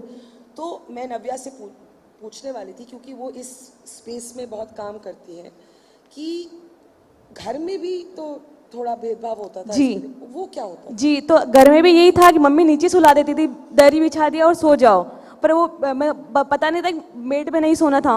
और फिर मम्मी अचार के हाथ नहीं लगाना, पापड़ नहीं बनाना, कमरे में बंद कर दिया खराब हो जाएंगे, कुछ चिप्स बनाया तो खराब हो जाएंगे, तो टच हो जाएगा। तो फिर अब मैं जैसे जैसे मेरे को झिझक डर खुला मेरा, तो मैं अभी बिना के मंदिर में भी जा सकती हूँ और मंदिर में जा सकती हूँ बिना के। पहले मुझे झिझक था कि मैं किसी को बताऊंगी तो मेरे लोग हंसेंगे मेरे ऊपर, मेरा मजाक उड़ाएंगे, किसी को अपने फ्रेंड को बोलेंगे अपने को, तो मुझे वहाँ डर था वो। तो अब मैं डर नहीं है, और कम्युनिटी के साथ में बॉयज़ हो या यूथ हो, पुरुष हो या महिला हो, उसके साथ मैं खुल के बात कर सकती हूँ, बता सकती हूँ। और अब मेरे साथ भी अभी 4-5 दिन का हाल ही में ये बात हुआ था कि मेरे फ्रेंड को पीरियड्स हुआ था, तो उसने वो झिझक रही थी। मैंने कहा कि भैया आप ना सैनिटरी नैपकिन लेके आना, मुझे पीरियड्स हो रखा है, तो वो लेके आए। एक चीज़ में before I come back to Navya, औरतों को सबसे ज़्यादा ज़रूरत किस चीज़ की है, जो खासकर जो स्कूल में लड़कियां जाती हैं या जो यंग लड़कियां हैं पीरियड्स को लेके, क्योंकि स्कूल से भी ड्रॉप आउट हो जाती है, सबसे ज़्यादा पैड्स है, मेंस्ट्रुअल कप है, जानकारी है, क्या है? वो सबसे ज़्यादा झिझक होती है, टीचर के साथ बात नहीं कर पाती, चाहे आदमी हो या महिला हो, डरती है कि वो मेरे बारे में क्या सोचेंगे, वो मेरा मजाक उड़ाएंगे। और उसके बाद स्कूल के अंदर डिस्पोज करने के साधन नहीं होते, तो कहाँ करे वो चेंजेस, कहाँ करे ताकि वो वापस पेट बदल सके, तो उनको साधन नहीं था उनके, और पानी भी नहीं था। जी, पहले तो धन्यवाद, आप बैठिए। मैं नव्या से पूछ ही रही थी कि इस स्पेस में वो कैसे आई। Asha ji, thank you. Can we have a round of applause for Asha ji for sharing her story. I just wanted to ask you, how did you get interested in this space? Because again, our privilege, our relative privilege, we've not had to face this kind of discrimination. How did the issue of sort of menstrual hygiene, access to sort of menstrual hygiene, public health and women in particular become such a passion of yours? So I think hearing stories like this fuels that passion and makes me realize that we're not doing near enough, and there's lots more that has to be done. There was an instance actually when I had just started my company Ara Health, where we work in women's healthcare, and we were doing a workshop with a group of girls between the ages of 12 and 14 about menstrual hygiene and the importance of sanitation during your period. And one of the girls, I think she was 12 years old, stood up and shared a story with us and said that when she got her first period, she was very surprised that her blood was red, because for the longest time on TV, when she saw sanitary pad ads, the liquid was blue, so she thought that her period blood would be blue as well. And it's called also Whisper. Exactly. So that, I think, shocked all of us, and I realized that even companies that are offering sanitary pads still are not transparent in the way that they message or talk about menstrual hygiene. So I think that was one of the really moving stories that kind of motivated me to just talk about it a lot more, normalize it. I think that's really where it starts, is normalizing it, whether that's at home, at school, even on social media. I think that social media is now a very, very powerful tool. It's in the hands of almost 600 million people in this country, and normalizing it on platforms like that just make the conversation a lot more easy to have. And I want to come back to the idea of female leadership, how we look at gender. Sometimes, Shweta, it's a lifelong battle and there are no easy answers. And Vidya Balan was on the stage earlier and she was saying it took her years before she could reach the point where she became comfortable with her body. And there's some incredible photographs on your Instagram feed of all the generations of strong women in your family. And I was just thinking that no matter how strong our role models have been, no matter how strong we imagine ourselves to be, no matter how progressive we imagine ourselves to be, sometimes we find ourselves slipping into this kind of stereotypical or conditioned response. And I see Navya trying to move into this space where she's engaging with women completely at the grassroots. But even people like us, we're not totally able to get onto a stage and talk about our period. We want to be like that intellectually, but we're often not what we want to be intellectually. So I'm just wondering, are there freedoms that you didn't have for yourself? And I know I paused as I asked it because I know Jayaji, and she's such a strong personality that I can't imagine that she would have had you, be denied any freedoms compared to your brother. But it was a different time growing up. Were there freedoms you didn't have for yourself that you want to ensure your daughter has? Yes, I do think yes, because times, just hold it up. Yeah. Times were different, and it's not just about what a mother wants for her daughter per se. It's also the family. You live in a family. It has its certain rules, regulations, or way of functioning. So you have to sort of also adhere to that. Things were different. I shy away from saying that I'm more Navya's friend, but I do. But are you? No, I'm she her doesn't mother. like to be called that. I'm her mother. Do you call her that? No, now that she's told me again and again that she doesn't want to be called my friend. No, I don't think ever. I mean, I might have, and then I got that look, so then I stopped. I find it ridiculous because I'm not her friend. She's not going to tell me everything, but I'm grateful for what they do share with me. And I do feel this is something that we need to be cognizant of with women especially, and especially in this country, is there's a lot of shame associated with your period, your body, procreation, what have you.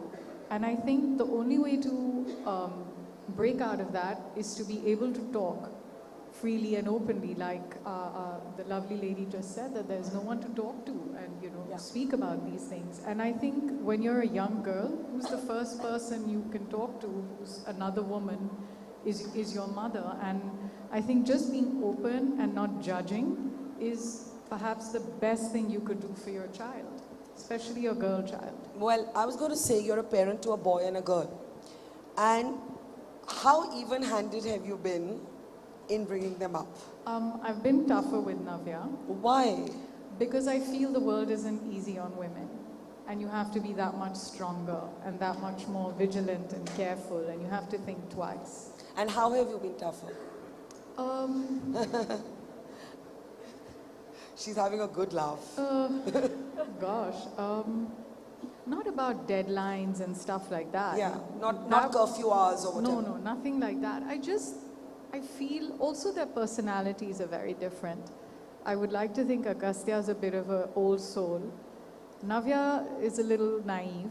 So I think in that way, a little more sort of... She's having a good laugh, by the way, sitting next to you. Not judging, but a little more non-trusting of certain friends or relationships.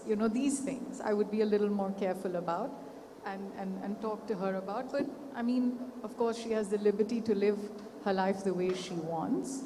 I think the only time we had a really big disagreement on something you wanted to do, and I really vetoed it in a very strong way, was that belly. Say it to me before you say it out loud. No, now just say it. I think there are certain things she's been... Okay, what is the biggest disagreement? No, it was a piercing that She was against it and I wanted to get it. Oh my God, a piercing? Yeah. Where? No, she was like, don't get pierce. piercings and don't do all of that. So that was one of our biggest fights, and I was also very young at the time. So I said, why should I not? And I'll get what I want. So then she did, and then I just removed it. Where she had it done, and I she said, oh, can I see it? I said, oh, okay. She just removed it. Took it off, and I was like, this is not something that you should. So you were stern with her in. I'm stern. You're basically your mother's daughter.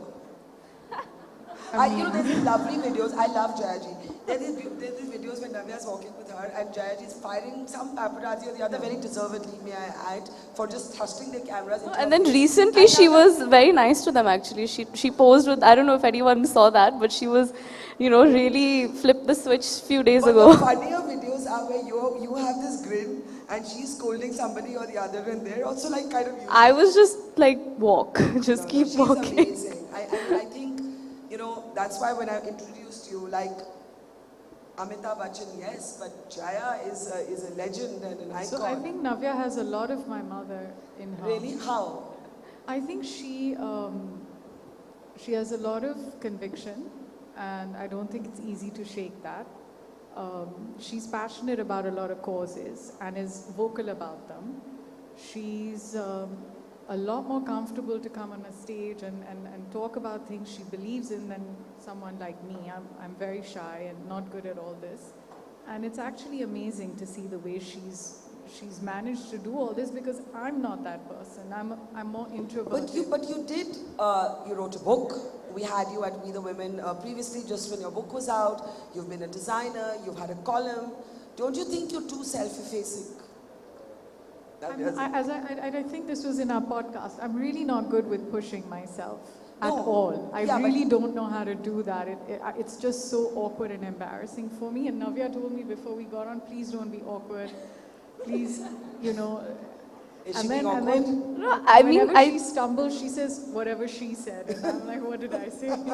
No, if any of you have heard the podcast, I think she's got a lot to say, and I probably don't half the time give her the credit in saying that she's right, but 99% of the time she is, and she says so many things that, I hear, and I kind of tell her that, the world needs to hear this, because people look at her as being very shy and very, stuck up. Not stuck up, but she is very shy, and that's why I keep saying that it's not that, you don't have things to say, and a lot of sensible things to say, and so that's why the podcast was a slight push in that direction of getting her to actually talk about things that she believes in. But really, what have you, I mean, it couldn't be that you agree on everything but a belly pierce. Really? If she had come to you and say, I want to join films, and I know we've spoken about this earlier, but suppose Navya had said, and I know there was a time briefly when you flirted with the idea. I think everyone at some point flirts with the idea. I mean, I enjoy dancing. I didn't flirt with the idea, so I don't know why you're saying everyone. No, but I mean, everyone enjoys dancing, and it was never like a serious... I said, are you sure? And it's really hard work. How old were you when you thought of this? I don't know, 16, And suppose she had gone through. Like my son, I would just support her silently. Is it the fishbowl that terrifies you, that you don't want your children to be in because you have been in it all your life? Yes. I mean, which parent wouldn't want, to protect their children? It's your natural instinct. But of course, at some point, you have to realize that they're adults and they have to go out and face the world and deal with it. So, Navya, let's come back to what you're doing, because, this is a lot about both of you. Yeah, and there's no protection from the fishbowl. You There's could no be protection from? at all. You could be related to everybody in the world, and that's not going to stop people from judging you, looking at you. My father could be larger than life in every way. It's not going to stop what people say about my brother or my mother or myself or his grandkids or daughter-in-law. It's once you're there, you're there. So I want to ask you that, and then I'll come to Navya. Like growing up, you lived as the daughter of Amitabh and Jaya, and there has been, for as long as they have been in public life, both in very different ways and similar ways, both, because, both.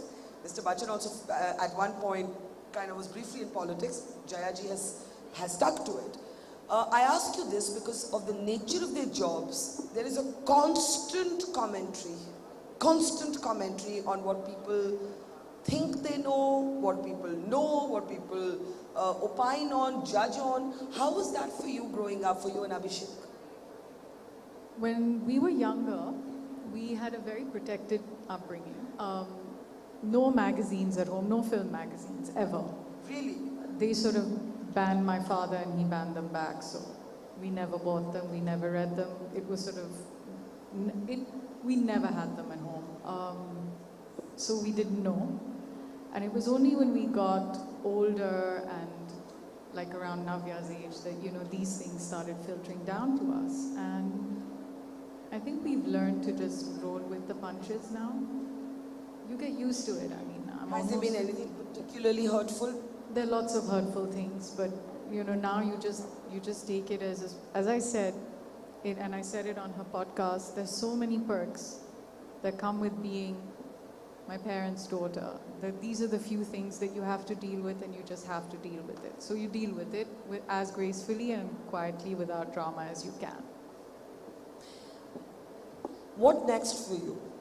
You are, you're a businesswoman, you're an entrepreneur, you're working in, okay, tell the audience all the things you're working in. I think if I started to count, I'd run out of time. Even I don't. Right? Tell us all the things you're working on. So I have a startup called Ara Health, which works in women's healthcare. I have a non-profit that works in education, financial independence, domestic violence, and legal awareness for women. I also work with my father in our family business, Escorts Kubota. And last year I did a podcast with my mom and my nani called What the Hell Navya. And we are working. Who says that a lot to you? Both of them. That was how we came up with the name, because while we were recording the episodes, I think it came up at least 10 times per recording. So we said, why don't we just keep the name What the Hell Navya? So what next? Season 2, hopefully, of the podcast. Just more work through the non-profit, more work with my dad, and whatever other opportunities come my way. I kind of really, sometimes to my mom's. Navya doesn't know how to say no. Yeah. And my son only says no. Oh, really? So it's a very tough balancing act. Sometimes I tell her, Navya, you're a bit too serious for your age. Just have some fun. Chill out a little bit. Go hang out with your friends. Travel, see the world. Get a belly piercing. Get the belly piercing. No. But, I mean... Did you ever go back and wear it again? No? No. And now I'm like, aren't you glad you don't have a gaping hole in your belly button? And she's like, yes, you were right. It was very silly. But even today, she was at a seminar in Delhi and she's had to take time off, come here. Now she's going to go back and be at it till 11 at night. And I'm like, gosh, I have a funner life than you have. And I'm so This is fun for me. I really enjoy it. And she's way too serious. I mean, I don't remember the last time a mother is saying about her daughter, she's way too serious. Or she's reading, or watching Why some are you complaining about this? Because I think so many mother-daughters, I see all these smiles, it's even like familiar arguments and sort of familiar, gentle disagreements. Well, Navya, I want to tell you, I love your mom, but we're here actually today to talk to both of you, but to honor you. To honor you because you could have taken any number of paths, right? You could have taken any number of paths, but you decided to take all of them. Minus the acting, but you really did create and have created spaces with entrepreneurial spirit, but also working at the grassroots with people who don't have, and with women who don't have access to things that we just take for granted. So I want you to step up for a moment. Thank you. And yeah, Shweta, you can be the proud mom. And, okay, come. Let her have this moment, she says. Well, we want to honor Navya Nanda with the HER award. HER stands for Hope, Empower, Rise. The award is ready, but as you've seen through the day, we've had some very interesting interactions between who we call to felicitate whom. And it is my great honor to welcome on stage, both to be in conversation with me in a moment from now, but also to present Navya with the Entrepreneur of the Year, a Woman of Impact Award, India's most powerful, influential business leader, someone who exudes power, ambition, and is unapologetic about women and money. Please put your hands together for Vani Kola. Can we have Vani on stage? There she is. Let's have a big round of applause for Vani. And Vani, good to see you. May I have the award, please? Yes.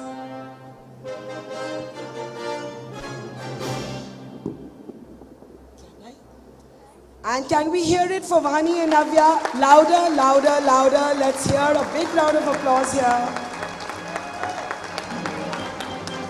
Would you like to say something? Because I heard you under your breath say big fan. Yeah, no, I just hugged her and said I'm a big fan. So thank you. It really means a lot to have you give this to me. So thank you. Very proud of you and wishing you so much more. Thank you so much. Anything you want to say about entrepreneurial spirit? We'll talk a lot about it, but while Navya's on stage. No, you know, when you see young girls, she's probably my daughter's age, I have 2 daughters also, it just makes me very, very proud to see the next generation pick up the mantle so easily. I was standing there and watching your conversation, just the confidence and the comfort with which this seems natural. And that's what we want to make it happen for so many more women together. But these role models, these young girls who are the next generation role models, that gives me a lot of joy. Thank you. I think it's all the stereotypes that women like you have fought in the business world that allows us to do what we do. So thank you for setting that for us. Well, these are the moments we live for. Far ahead than we did. Absolutely. May every generation open doors for other women. Thank you, Navya. Thank you, Shweta. Thank you. Thank you so much. Come on, you can just...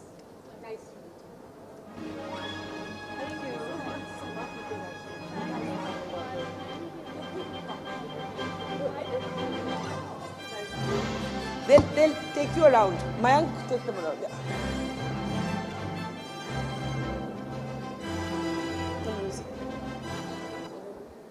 Okay, hi Vani. Hi. You've got multiple mics, so you can take any of them. So many mics, I was like, which one? But thank you for coming. And as I said, you are somebody who has been encouraging women to stop being apologetic about wealth. And I was watching a recent interview of yours, and one of the things you said was that women, even the most progressive, exposed, empowered women, continue to be apologetic about wealth. Are you apologetic about wealth? I think it's less about being apologetic about wealth, but being uncomfortable with money and your relationship with money and how you converse about it. So I think it's really about, if you look world over, not just in India, there is absolute research that for the same job, women are underpaid. Doesn't matter at which level they are. Yeah. And for self-advocacy to say, hey, but I deserve this, we are uncomfortable. And to be able to sort of be confident about how you not spend money. That's not what I'm talking about. No. Right? About being economically independent. About your financial literacy is not something that we take very seriously, you know. And we almost are unconsciously perhaps or unthinkingly very prepared to outsource it. My father, my brother, my husband, my son, whatever. And we just have a very uncomfortable relationship with money. And you asked me about that. Yeah. I grew up in the same, cultural context. So I think it was very hard. It was undoing. And I don't know if I didn't spend the 20 years that I did in US before returning back, where I quickly learned if I didn't advocate for myself, then nobody else will, because the cultural upbringing was very different. Yeah. The first time I had to face an appraisal, right? I think I was 23, and my boss said, you have to do your self-appraisal first. And it felt somehow wrong that I'm writing about myself. I did this, I did this, I did this. So I didn't even submit a self-appraisal. And I didn't get much of a raise. And that woke me up to say how much it's important to have advocacy for yourself in a way that's authentic. It doesn't have to be in a way that, everybody starts rolling their eyes the moment you start talking about yourself. But there is nothing wrong in being authentic and advocating what you do deserve. And I think we don't do that enough in partnership, at work, at home, everywhere. Vidya Balan was on stage earlier and she said, it's so strange, but women have a problem receiving success. So even when you get success, you're somehow trying to be nice about it. And that's what I meant, that the awkwardness with money is you think somebody else will do the conversation about money for you, or my work will speak for itself, or maybe somebody else can. Exactly. Did you go through those hurdles before you became who you are? Of course. I grew up in the same India that everybody else grew up in, and I don't think it's even just India. I think there is just a deeper conditioning coming out of a good place, probably coming out of love. at home where, it's okay, you want to pamper your daughter a little more, you want to protect your daughter a little more. And those subtle conditionings do have that impact. Although my father was quite progressive, I would receive allowance every week and I had to, every month, and I had to handle my school expenses, my bus pass, and all of those things myself. So I kind of knew that, but I don't think I could have asked him, but why am I getting this much and not more, right? So that advocacy was not there, and that's something I had to learn. But how did an engineering student from Hyderabad, you later go on to study science, you spent 22 years in the United States of America, how did that girl become this woman? I mean, you could have become an engineer. That didn't happen to you. No, I am an engineer. I mean, you are trained to be an engineer. Think of myself as an engineer. No, you know what I mean. You know what I mean. You know what I'm asking. No, I know what you mean. But I think sometimes one of the things I worry about, I mentioned how I have two daughters. They're probably Navya's age, plus or minus. But what I worry about them is today, them, not just as a girl or a boy, they expect so much out of life, like here and now. And they subject themselves to not just burnout, but so much more stress, I feel. There is there is life that unfolds step by step, and you have to let that happen. And it can take you to places. You can't script your entire life. I think every decade of my life, I feel like I've had situations where I had to be in very uncomfortable zones by choice or by situations. And unless you put yourself into uncomfortable places, you don't have growth, right? So I could have been a good engineer, but I realized that I had so many more interests, and I wanted to find a way I combined that.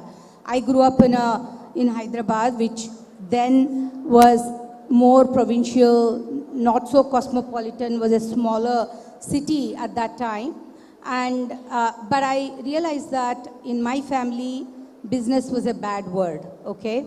And why was that? It was a typical middle class. Yeah, typical middle home. class. Yeah. My father was a government employee, and his ambition for me was that I would work in a public service unit. Sure. When after graduating from engineering, I didn't want to go to any of the jobs I had gotten. He was baffled, but he was also always, his love allowed him to let me do what I wanted to do. So I wanted to kind of work in private sector, which wasn't for him the thing at that time. So anyway, and I went to US. They didn't know a single person in US. We didn't have a 10th cousin even living there. To just send away your daughter, I was 20. I just look back and say, would I be such a, I don't know, progressive or naive or what I should say parent to send them away, I mean, of course my children went there to study, but it's a different time right now than it was back then, and but they let me go do that. It led me to Silicon Valley, where there was so much entrepreneurship around. Yeah. I got a lot of mentoring. When I went to our CEO with an idea, which I thought would be a product for our company, he said, I don't think we are ready for it, but you should go start it and I'll mentor you. That kind of mentoring is usually not that easily available, where someone says, you go do it, and why not? And it actually started the wheels turning, because I hadn't seen myself as an entrepreneur. Going to engineering school here, I don't think we knew how to spell it. Yeah. Yeah. Nobody spoke about it, Yeah.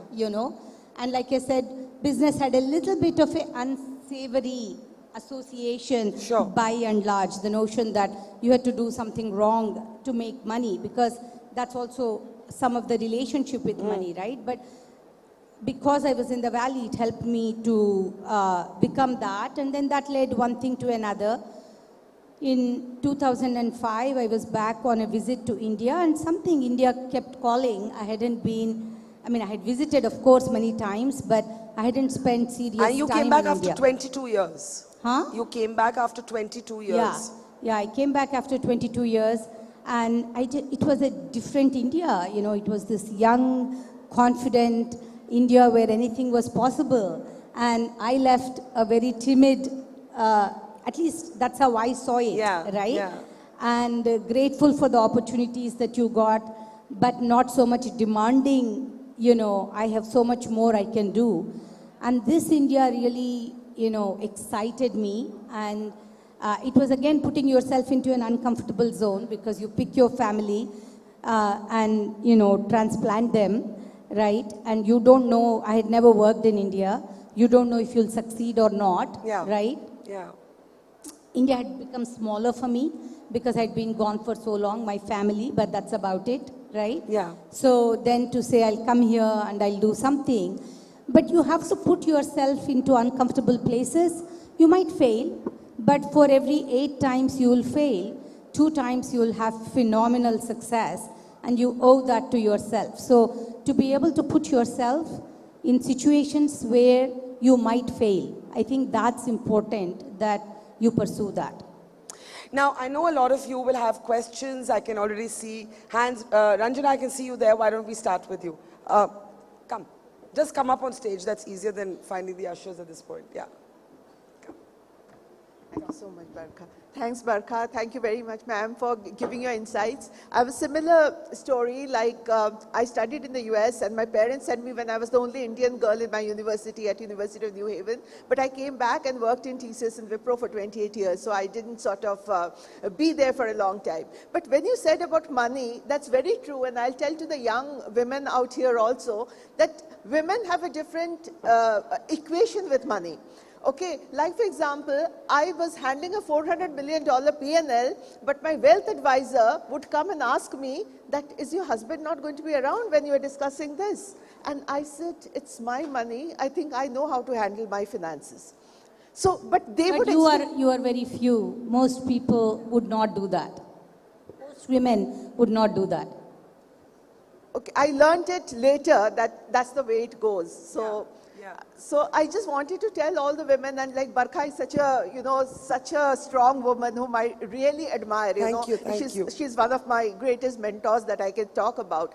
And unless we women come and break those barriers, it is never going to change. You have to raise your sons as daughters as sons, sons as daughters. If you're not, you're doing that differently, it's never going to change. I think. So let me ask you, you're a mom, thanks Ranjana, you're a mom to 2 daughters.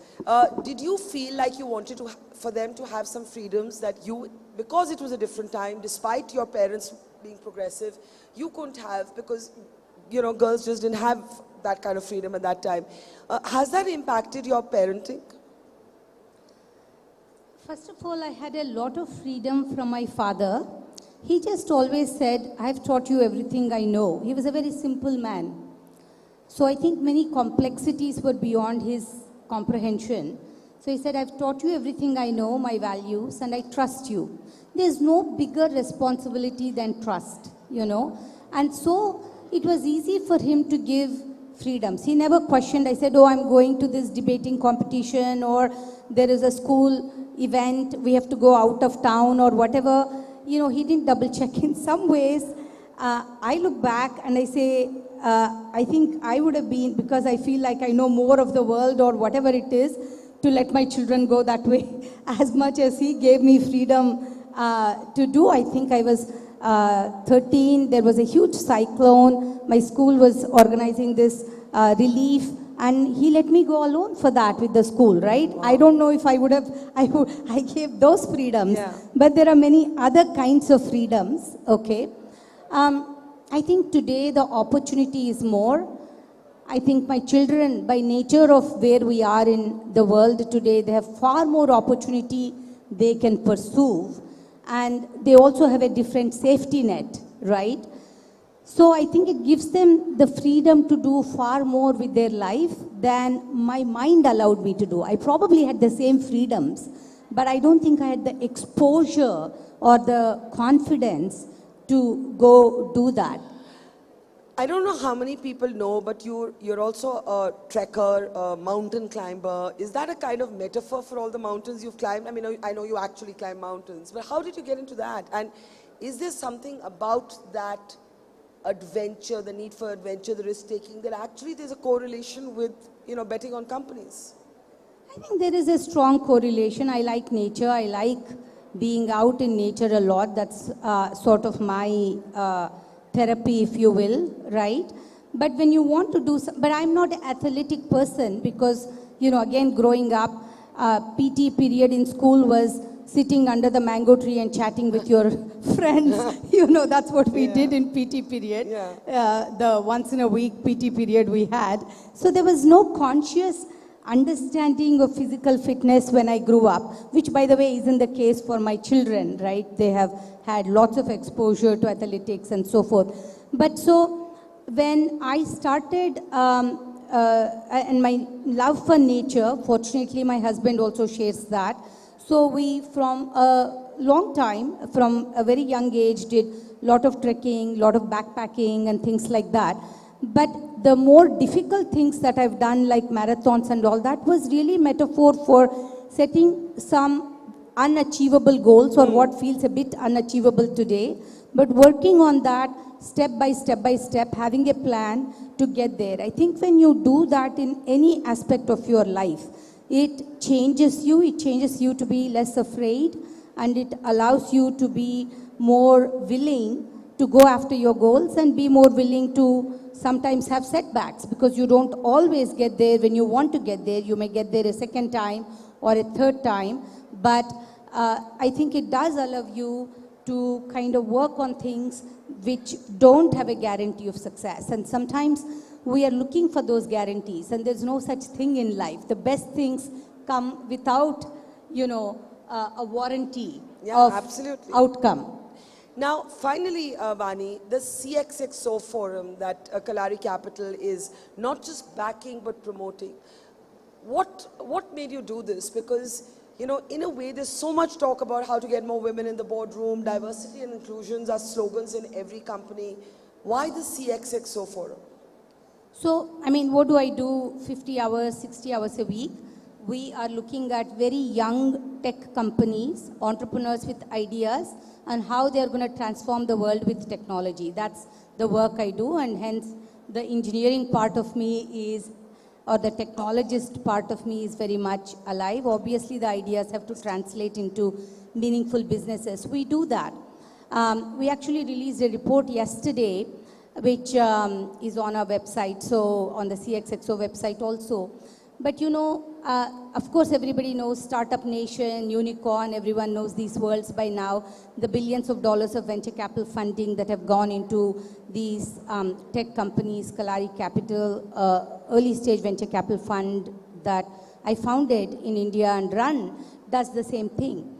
But in India, and these numbers, by the way, when I say India, they are very similar world over. So it's not that I'm putting a spotlight on India. 9% of venture capital funded companies have a women co-founder. But when you talk about the women being the CEO, as a founder CEO, that's less than 2% of the company. That's it. That's it. Now, when I went to engineering, I was one among 7 girls, okay, in the whole batch. So, but today there are enough girls in engineering. So we've come a long way in that. But why hasn't that number from literacy, when we are just talking microcosm of technology companies, why hasn't that number changed at all, right? And we have to ask ourselves that question. Is there a bias in funding? Maybe not conscious bias. Most biases, in fact, are not conscious. I don't feel I have experienced conscious bias, but have I experienced plenty of unconscious stereotyping? Of course, every woman does, I think, if you are trying to do something besides the conventional.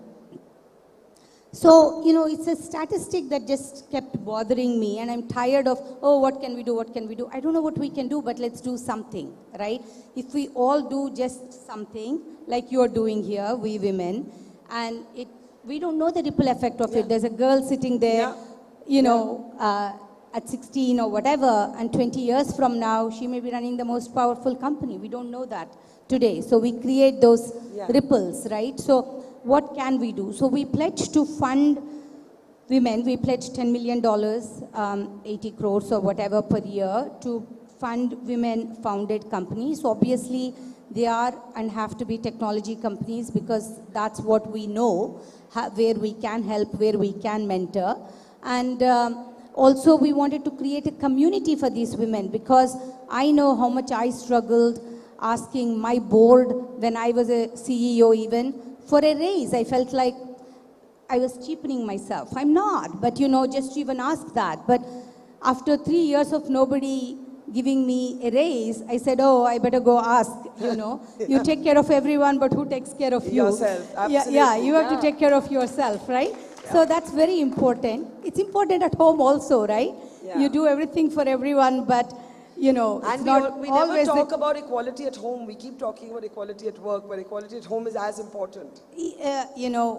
Long ago I solved that by making sure I had people who really care about taking care of me and not worrying too much about this, 50-50 or whatever. So, but that's a whole different topic for another time. But I think from a CXXO, I thought we need to build a community where you can ask the difficult questions. How do I handle this? How do I handle that? And so forth. So our goal was to say, even if we can, our firm can fund 10 women a year, 10 years, that's 100 women. And if, 20 other firms, and there are at least 20 firms of our size in India, did the same, I don't think a decade from now, this conversation here on this table with you, Barkha, will be very different. Yes. Yes. So that's why I thought the best thing is you do action, whatever you can. And we all have agency to do something. And that at least we must do. And I feel a bigger calling at my age to do that. Otherwise, you look back and say, was it just all about me, or did I give back anything? Fantastic. Thank you. Let's put our hands together for Vani. Before we let you go, Vani, we've been having these awards all day. You just gave one to Navya. From our side, we would like to felicitate you. We can have the Her Award here. And I'd like to call on stage MVS of Federal Bank, the Chief Marketing Officer, MVS Murthy. Can we have you on stage? Can we have Mr. Murthy on stage? Is he... And there you are. Thank you so much. Thank you so much. And can we have the award? Yes. And so, something very interesting about their bank, which I recently discovered, is 43% employees are women. Yeah, so, before I respond to what you're saying, I just want to draw your attention to a very, very important thing. Between Vani, Lakshmi, Ratna, Alpana, who are sitting here, while we are talking of breaking the glass ceiling, they are the ones who are creating the glass ceilings, and they handle billions of dollars of money. So I don't think we should ever be thinking that is it so much of an effort for women. They are here, they are testimony of the fact that they're really rocking it. So that's one. Second is to your question. So when we say 42%, 42% is not a statistic. Okay, there are women who have joined us as probationary officers. They would have joined us as clerks. And then from there, they went on to get married. They've had babies, they've taken care of their in-laws, they've taken care of their aging parents, they've risen up the hierarchy, and that is the significance of that 42% number.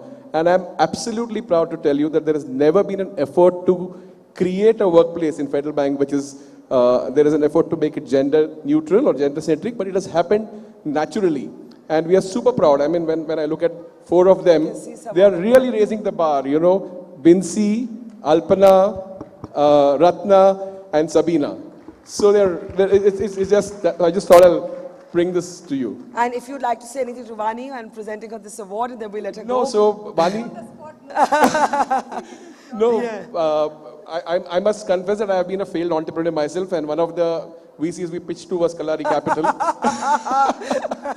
But it's okay. If that wouldn't have happened, this wouldn't have happened. So it's all in good humor. Thank you so much, Vani, and thank you. And thank you for being part of this festival. Come, ma'am. And I'm going to request you to stay on stage. Yes. And I believe you have a surprise for us. No, I think you have a surprise for me. So, yes, so well, go ahead, whichever way. We won't reveal who planned the surprise. Yeah. But I think we can call another very special person on stage. Suhail is here. Can we please welcome her on the stage? Can we open the door and bring out... Yeah, there you are. Hi. This is Barkha's wildcard entry. Thank you. It's so lovely to see you in person, and like I said, it's a fangirl moment for me. Oh, thank you. Thank you so much. The reason we have both of them up on stage is I think we've been talking a lot. we've been talking a lot about how partners navigate professional and personal spaces. Yes. And you work with IBM? I am with IBM, yes. You're with IBM. And earlier we had leaders on the stage where I think Rajesh from Maersk was talking about how his wife had to step back from her career to sort of enable his. How has that partnership worked for you when there is a work, personal life collision? What happens? I would say that I think I've been extremely lucky on that front because I am the woman that I am today because of this wonderful man who stands right next to me. And I can't stress enough on having a great partnership at home, and men do make us, okay? And this is the contradictory statement to where we are as a society and what we're trying to fight for. Maybe it's smaller in numbers, but there are many of these men who actually are behind us to also bring us up there and bring us to platforms like this and have surprises like this. So I would think that we have a fabulous partnership. He has changed diapers of my baby, who's now 15, and he's going to be... No, he's not here. He's not here. We've taken one without him. So he's not here, but he's been to the park when I have been at work. Even to date, I think we do the parent-teacher meetings together. And we take immense pride in the fact that as a family, we are a very independent unit. And our son is equally responsible of that. And it's not mama, papa, it is us. And so much so that we are supposed to clean our own dishes at home after we have dinner. And he doesn't shy away from that. He does that, and we are an equal. Fabulous. It hasn't always been smooth sailing. You were telling me when we were chatting earlier that the Lehman Brothers sort of meltdown took you down as well. Yeah. How were those years when you were at home? So it's very interesting, and now when I look back, there's so much of humor. So my son was born in 2008, and we were 14 of us from a private sector bank who had moved out to set up India's first online financial planning portal. And then the Lehman Brothers crisis came crashing down, and we were all out of a job. So when she said I was out at the park, I had nothing to do. So I was just out with my baby in his pram, and I was going around. It was difficult for a man to be sitting in the house because I also got advice from a lot of women who were out with their babies saying that आप घर से क्यों कुछ नहीं करते? मैं तो कुछ भी करने के लिए तैयार था. So there was no job basically, And even now when I look back. And I meet some of our friends in the society that we live. They keep telling my son Advait, Adi, pata hai, jab aap born हुए थे ना, तो पापा ने छुट्टी ली थी करके. So I think it's a nice myth to have. I don't want to bust it. Okay, before we move on to the next stage, which is we're going to launch a book from this stage, talk a little bit about the culture at Federal Bank. You were making that point to Vani. Yeah. That it isn't just a cold statistic. Yeah. There's actually much more personal relationship at the core of achieving that number. No, Barkha, when Vidya was talking here, she spoke about the male gaze. You brought it up. Yeah. But I'll tell you, the male gaze in the bank is different. When we are in a meeting, we are looking around saying, which is the woman leader who's missing in this room? Why is she not here? It's a different kind of a male gaze which is happening. The kind of responsibilities which the women take, and it's not at their stages of the career. Much younger girls, they run branches in remote parts of the country. We are a bank which has got a large skew towards the semi-urban and the rural kind of setups. But they are given responsibilities very, very young. And on an average, you'll find that a bank employee typically spends about 10 years with the bank. So the entire policy, I don't think they take an effort to make it women-friendly. It just is the way we are culturally, And if you go across, we call it as a K3G strategy, which is Kerala plus Tamil Nadu, Karnataka, and Maharashtra, which is where we are building. It is just as uniform as what you would see here. The other part, which we are very, very proud of, and there is no gender thing here, is that we are a 2 to 3% attrition company. In BFSI, the biggest private sector bank is a 32% attrition company. So it speaks a lot about the kind of work culture is. Fabulous. And one of the personal touches is, can we bring this book? We're going to launch this book from stage, and it is actually by one of the Federal Bank I want you colleagues to of launch yours. it, Barkha. I am launching it officially, The Nod by Neetu Mohan. But, you know, this is how you create a personalized work environment. I think that's something really special that Mr. Murthy carried this book from, you know, through his travels just to bring it to We the Women. So Neetu, wherever you are, I'm holding the book. Neetu, wherever you are, these book of poems, we're very happy to launch it for you. Very kind And of thank you so much to Federal Bank for their support to this conference, and to you for being the wildcard entry. Thank you so much. Let's have a round of applause for both of them. Thank Please, you. Thanks. come. Okay, it's been a long day, but we aren't done yet. There's a few more hours of some brilliant programming, but I think we need a kind of perk up moment.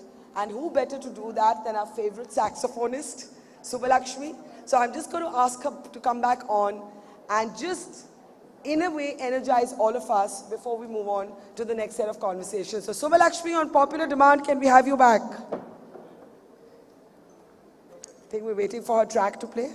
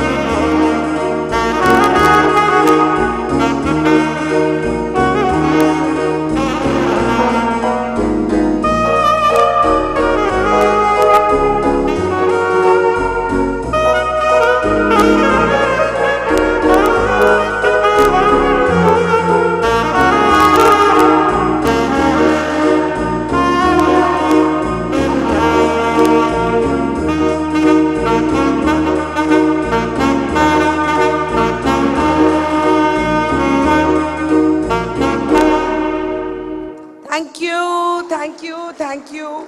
And we still have one final number left, not just now, but before we close. Thank you so much, Subbalaxmi. Pleasure as always. Come. Okay, so can I help you? See you later. Our next session is all about being fabulous as I am.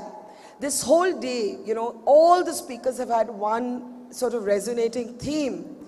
They've had one resonating theme, and that theme has been about self-love, about liking yourself the way you are.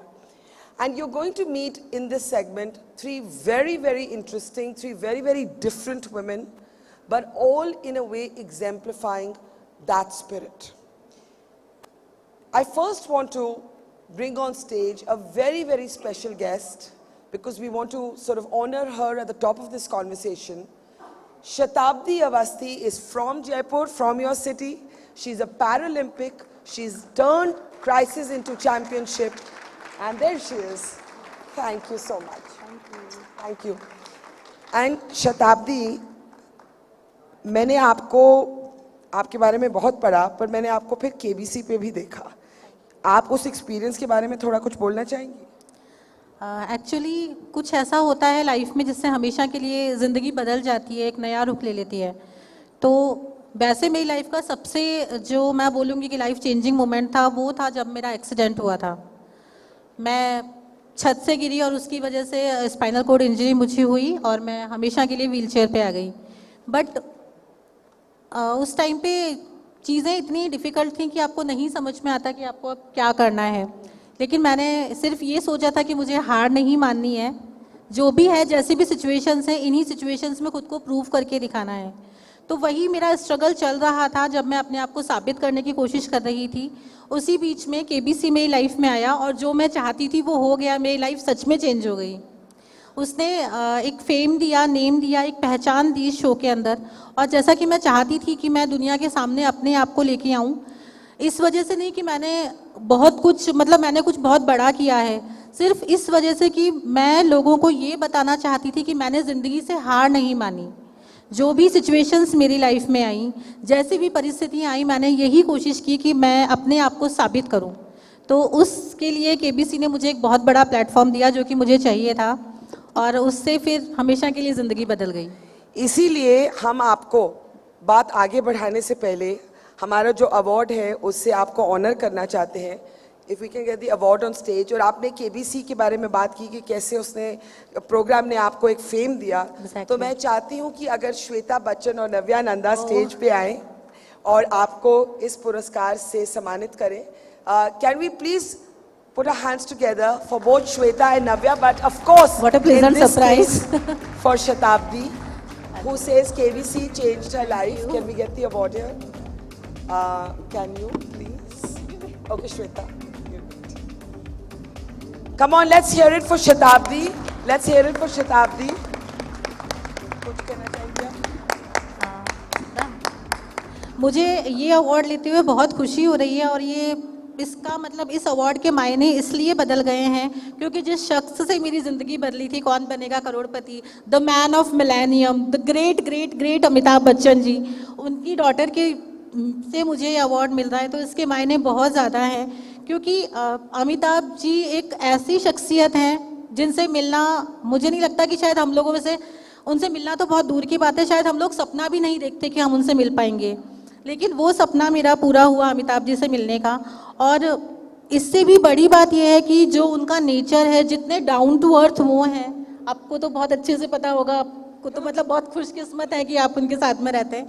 लेकिन मैंने जितना भी time उनके साथ में spend किया, वो बहुत ही डाउन टू अर्थ हैं. और मैम, यू वोंट बिलीव, जब मेरा नंबर आया था और मुझे मतलब व्हीलचेयर को पोडियम के ऊपर शिफ्ट किया गया था, तो उससे पहले वो खुद उठ के आए और उन्होंने पूरा सिक्योरिटी चेक किया कि मतलब सब कुछ परफेक्ट है. उसी के बाद उन्होंने मुझे वहाँ पे बैठने दिया.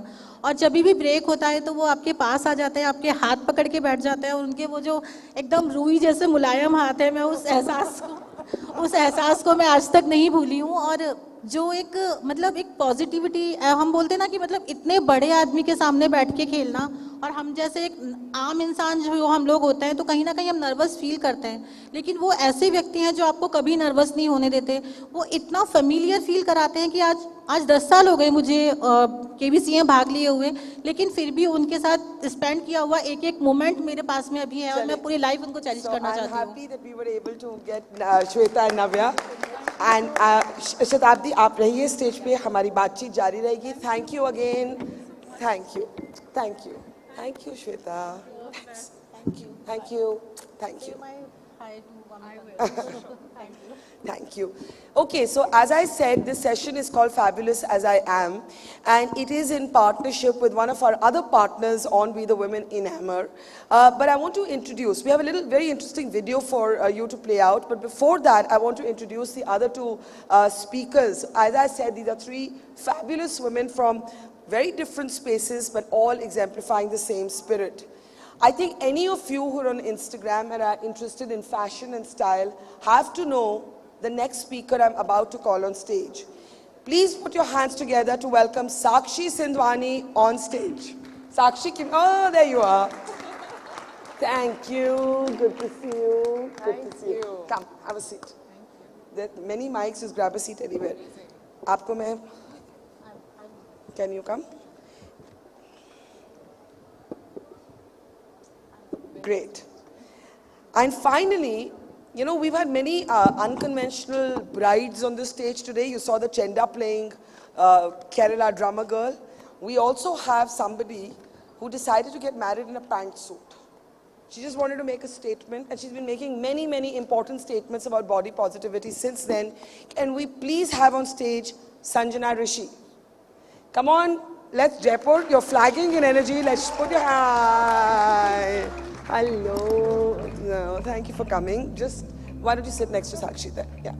And before we get started, we did a little experiment. You know, with Enamor, we went out on the streets of Bangalore. And we asked girls to talk about this idea of self-love. Like pretty much all day, you know, we've been having different kinds of conversations about how women wrestle with demons in their head. How do you get out of that sort of shadowy space? How do you get into a space where you're at ease with yourself? Apne aap ko pasand ज़्यादा करना चाहिए, लेकिन हम लोग करते नहीं हैं. तो हमने कुछ लड़कियों से पूछा कि उनका क्या रिस्पॉन्स है. Just vox pops. Listen in and then we'll start a conversation. I think I love my body because it's my confidence. I wish for more women in the workforce. For all the women, believe in yourself, stay independent, stay strong.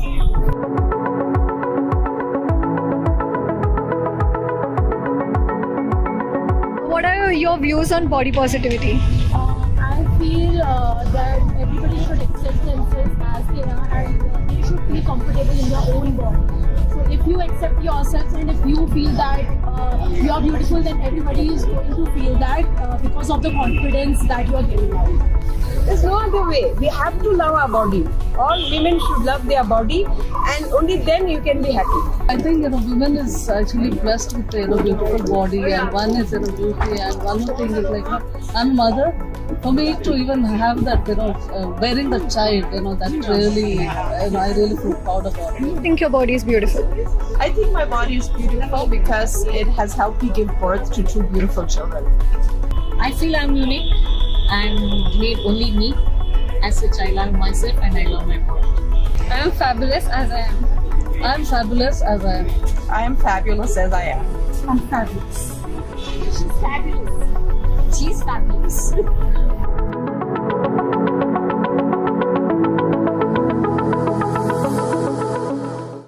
Fabulous. We don't hear it often enough. You can clap. You can clap louder than that. Come on. Yes. Okay. Sakshi, I love your Instagram feed. You always look so happy. You always look so with it and energized. But was it always like that for you? Not at all. Tell us about the sort of dark spaces and how you emerged from those shadows. The dark went really, to dark. reach this point where there's so much sort of comfort and energy that you exude. I think positivity anyway comes from a place of pain, somehow. And when you reach that point of confidence, you know that you've been through the journey of reaching that point of confidence. Yeah. And I always say self-love is such a journey. I don't think I'm the standard set in self-love or body positivity or what people, you know, associate me with. But do you feel sometimes burdened that so many people put that sort of expectation on you or at your door? No, not really. Not really. I think when people say that I'm the inspiration for a lot of people, I take that as such a responsibility. It's not a burden at all because I know that when I was growing up, I needed to see somebody like me. And the reason why I actually started was because I was so done with seeing typical, you know, this ideal body types that on traditional media. Yeah. And, you know, because my family, you know, they used to constantly tell me, my sister was obsessed with magazines. So we would have every single magazine coming to our house. And they would just look at that, actually, if you just lose weight, you would be so much prettier than them, right? And they would say it in like not such a negative way. But as a child, I was so influenced by that. Plus what I was dealing with in school, I was completely and ridiculously bullied in school. Really? Yeah, like for so many years, I couldn't even go out in the school corridors without being called names. What would school kids say?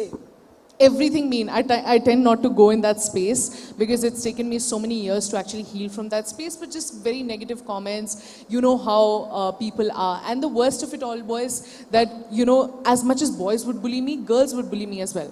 And, you know, that is the space I wanted to change. Because... And I mean, girls and women are also conditioned by the same inputs that men are, so it's not always men versus women. Right. How did you get out of it?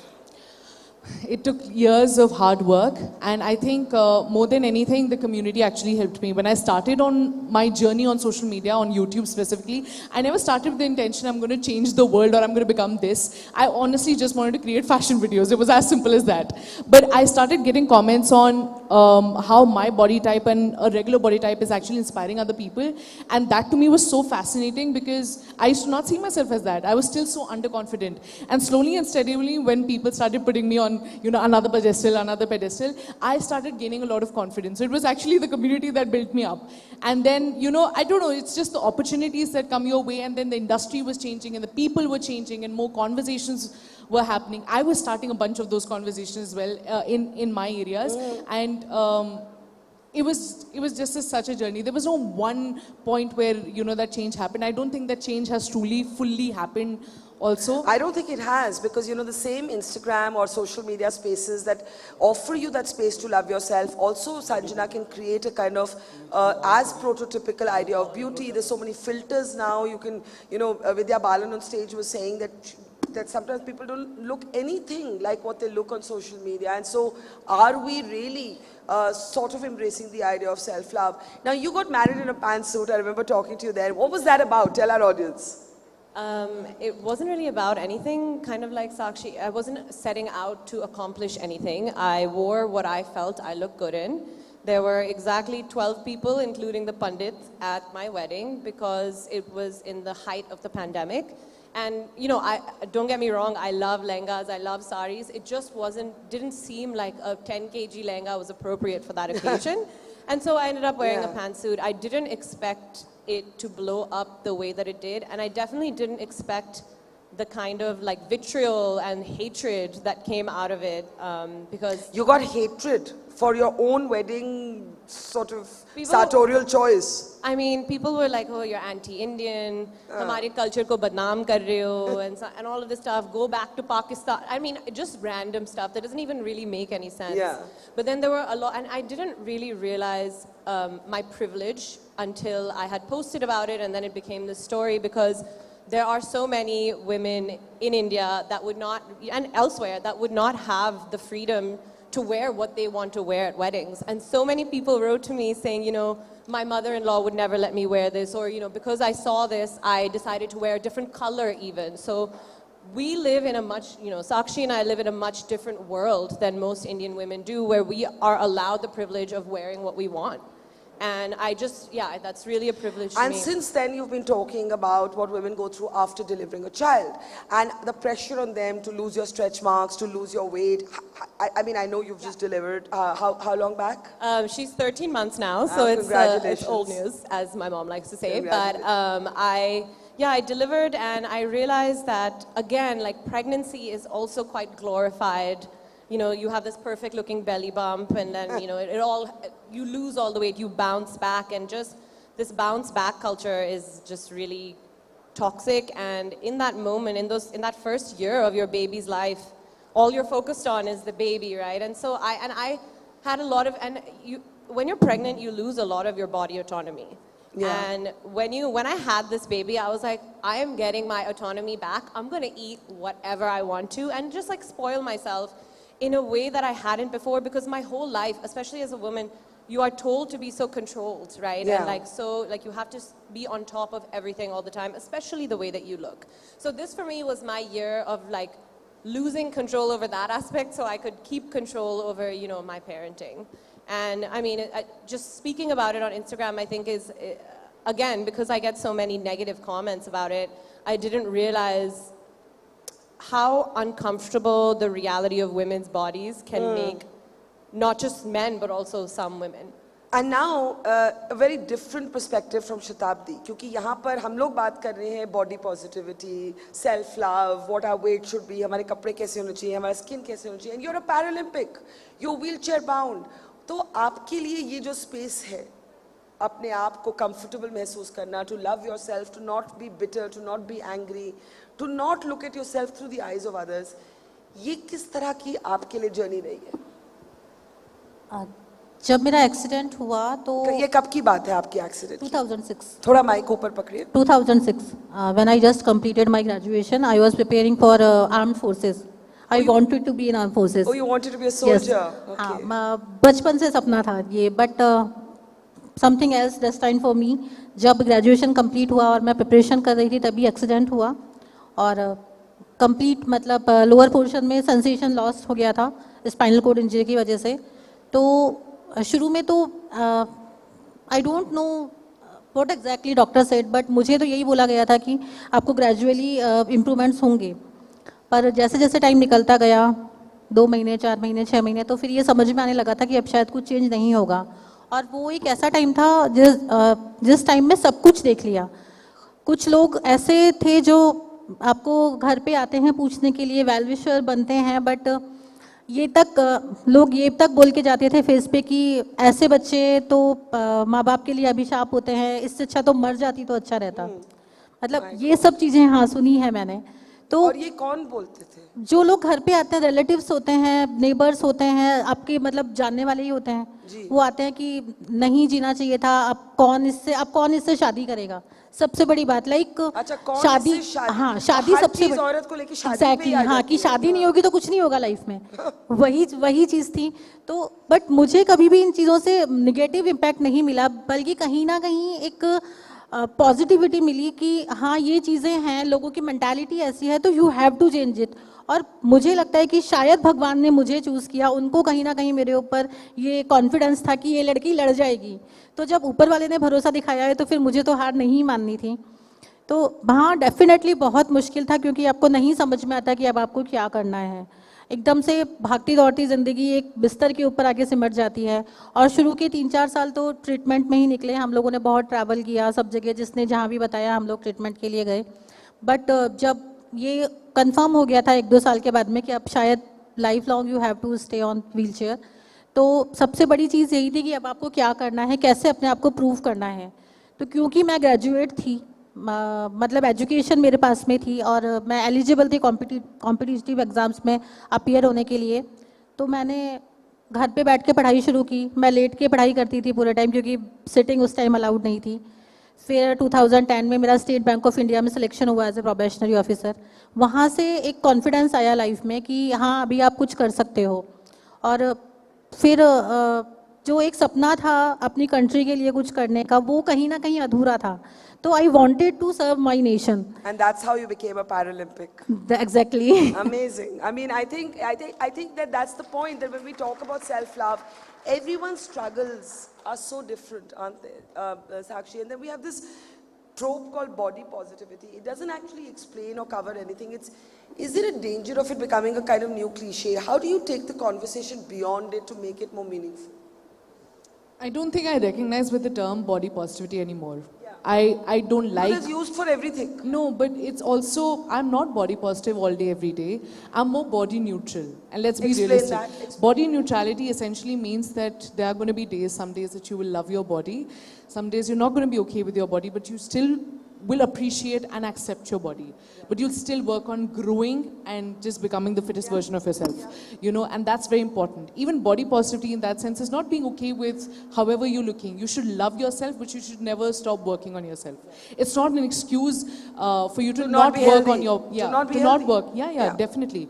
And I think the more body positive you are, the more healthy you are. I'm the fittest person I know in my whole circle. Really? I love it. I've done a workout before I came to Jaipur today morning. Oh my God, okay. Now, no, now you're I really boxed. creating pressure for the rest of us. I had two hamburgers, not even one, in the 5 minutes I got backstage. Which is fine, which is completely okay. And I would do the same thing. You know, it's not like you shouldn't have burgers or you should restrict yourself. Yeah. I've gone through an eating disorder, and I will personally say not a lot of people know about this. Again, a struggle where I had completely stopped eating. I would eat 2 spoons. When was this?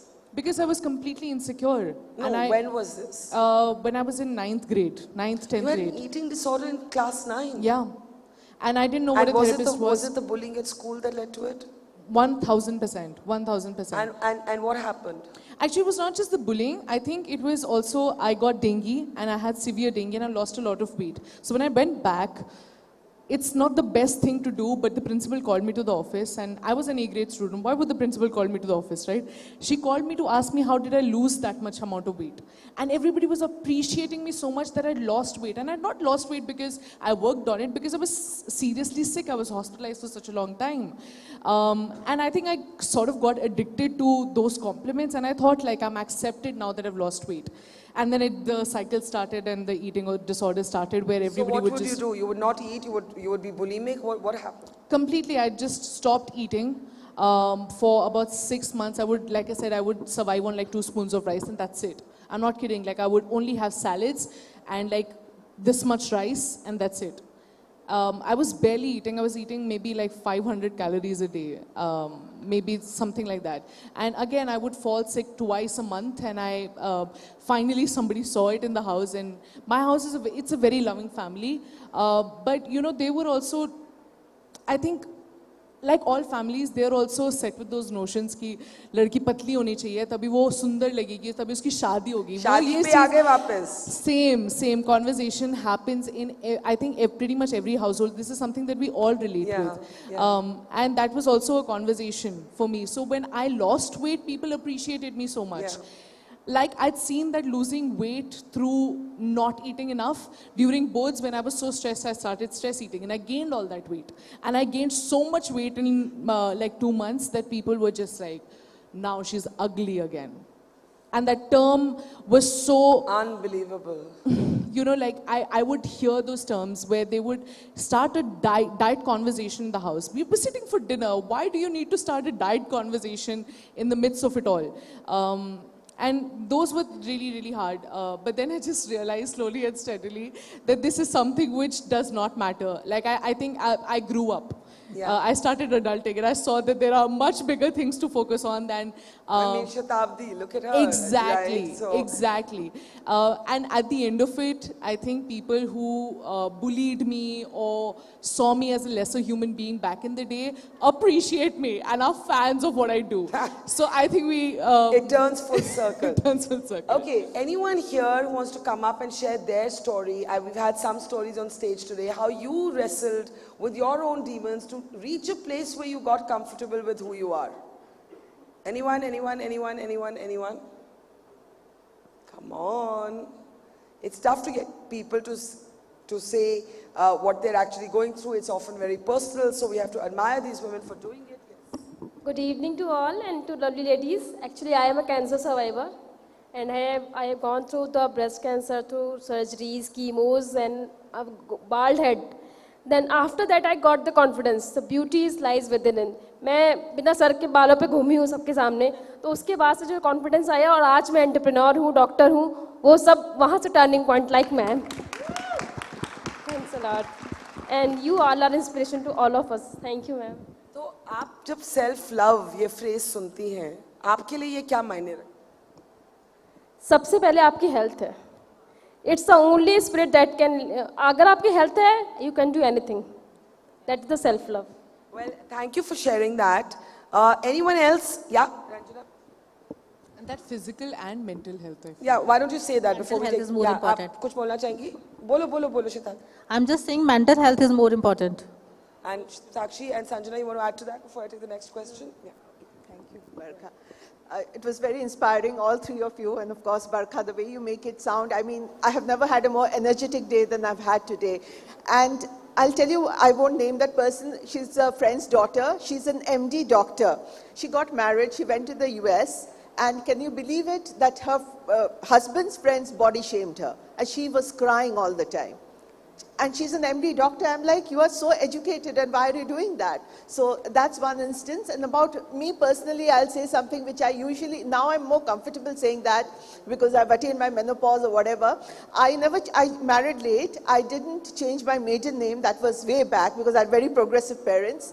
And I didn't have a child out of choice. And my parents never pressured me for that. And I think that was my choice. And, you know, my husband supported me in that, but I've never felt ashamed to say that it was my choice. And I think the choice lies with the woman. You know, nobody can pressurize you to do anything. I think that's very important. And I've never been apologetic about it. I say it with full that I was completely okay, but I didn't have a child out of choice. I love my niece and she's like my daughter. So I'll just say that. There's so many, thank you. There's so many different ways in which we seek to buttonhole women. And when we talk about this, you know, fabulous as I am, what we're really talking about is acceptance. And before you can have the acceptance of other people, you've got to accept yourself. But it ain't easy because you've got all of this sort of mass media, you know, blitzkrieg of images, and you think that you have to fit one of those images. Did you go through your own journey with that, Sanjana? Yes, but I have to say, before I say anything else to this question, I have to say on behalf of a generation of Indian women, thank you. I think when you talk about what we saw in the media, like for me and my family, watching you was such a formative part of my upbringing. And so I think what's important there is that we had a positive image. Oh, thank you. And I mean, I'm just such a big, we were fangirling over you, as they say. Thank you. But that's what it is, you know, representation matters more than anything else. So having Sakshi out there, I mean, I went to Couture Fashion Week and Sakshi was in every single fashion show. So for me, that spoke volumes, right? So yes, we are bombarded with these images of sort of the prototype body, the perfect image of somebody. But I think it is hopefully changing now a bit, although I'm disheartened because I think, you know, again, like we've sort of come to this place where we're disavowing the term body positivity because, like you said, it becomes a cliche, it becomes a trend. Yeah. And I've heard that the international fashion weeks, especially this season, have become far less, you know, representative, inclusive of real bodies. And I think that's the real shame of it, right? Is like, it became cool because it was like a trend, and then now it's not quite as cool. But I think, like, you know, that's why what we're doing here is so important, because we have to make sure we get these images out to the girls that are, you know, the young girls. I mean, I have a daughter, right? So for me, it's of paramount importance that she gets exposure to all kinds of, you know, body types, ideologies, everything. So, you know, I'm super grateful to Sakshi and to you, ma'am, and to everybody that is out there, you know, really showing the image of what reality is. Because what's on Instagram, what's on social media, it's not real. So that was going to be my last question as we close to you, Sakshi. You know, in some ways, social media has been both a kind of vehicle for rebellion, for assertion, for autonomy, but it is also a way of homogenizing the idea of beauty, the idea of cool. And many young girls, especially who are on social media, perennially wired, they get their ideas from that idea. So for someone like you who's on Instagram, your feed is such a liberating feed, but at the same time, social media is also a vehicle for prototyping. How do you personally avoid the trap of not becoming a prototype and not offering a kind of pressure to others who are following you and maybe want to be like you? Because the toughest thing for women is to be yourself. I know, That's a lot. one loaded. I know, that's one long question. That is one loaded question. No, not loaded, genuine question. Big question. Honest answer, I don't think I'm also navigating it because we're the first generation trying to navigate this. So we're trying to do our best in terms of speaking about the things that are authentic to us and means to something to us. So I think that's the one thing that helps me navigate the space is authenticity. I try to be myself and I think I try to show the real person as well. So sometimes when I'm having a bad day, I sometimes go and cry on my stories and tell people it's okay to have a bad day or it's okay to have a bad And it's okay to cry. Yeah, I suffer for anxiety. I get so much hatred for being a happy person. You're too happy for a regular human being. Like, as if it's a bad thing. Like, you smile too much or what do you eat in the morning? Like, this is another hate comment that I get. So sometimes, more often than not, I go on my social media and I tell people that I also, I've been dealing with anxiety pretty much all my life. And it's generational. I've seen my nanny go through it. I've seen my mother go through it. I've seen my sister go through it. So it's something that I'm very aware of it. And I think one thing that I thought of, education does not make you body positive. Yeah. Awareness does. So even if you're super educated, I'm trying to create awareness through my platform and trying to tell the younger girls who are trying, maybe who follow me than following, the traditional stars per se, that be who you are, but also never forget to work on yourself. That's very, very important. And the fact that, you can really you don't have to be a social media star or you don't have to be somebody on a public platform to change the world. You can change your own circle and that'll be like a effect, and that'll have a long lasting effect. So just always remember that. And what would you tell your 18-year-old self? Life gets easier in terms of that's accepting. Important for this room to hear, right? Life gets easier when it comes to accepting yourself. You genuinely realize the power that you hold within yourself, and that once you change your mentality, trust me, other people's opinions are not going to be as strong as your own opinion of yourself. So I know that we all have the tendency to overpower the negative. We'll get that one negative comment in a day and then we'll get 100 positive comments. We'll think of that one negative comment. But what about all the positive comments? Focus there. Yes, you focus on that. Well, I just want to say all three of you are fabulous. It's a pleasure to have you on this platform. And keep shining, keep being happy. Grab every happy moment. Why not? And more power to you in particular, Shatabdi, because you have had to fight hard. And thank you. Let's have a big round of applause for these three fabulous women. Thank you. Thank you so much. Thank you so much for inviting us. Thank you. No, it's the truth. It's the truth. Oh my God. Oh, my sister must be freaking out right now. She got a haircut like you. Oh, really?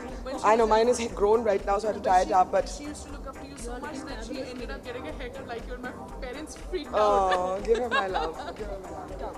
Come. Can we just escort Shatabdi off? I think she'll go back that way. Yeah. Thank you. Thank you. Thank you. She'll go back that way because the ramp is there. Thank you. Thank you. Okay. We heard Shatabdi wanting to be a soldier and not managing to do so. We had incredible women from the military on our stage. And now, have you ever thought of who trains commandos? We're going to be meeting someone very, very interesting today. She's India's first woman commando trainer. She's actually training commandos. She's incredible. She has an incredible story. And I want to welcome on stage with her Mukesh Mathur, who's the editor of Dainik Bhaskar, one of our partners here. It's going to be an absolutely fascinating conversation. Dr. Seema Rao, commando trainer. Let's open the doors and give a big round of applause to her. Thank you, Seema. Thank you. And Mukesh is here. Hi, Mukesh. Please, it's over to you. Thank you.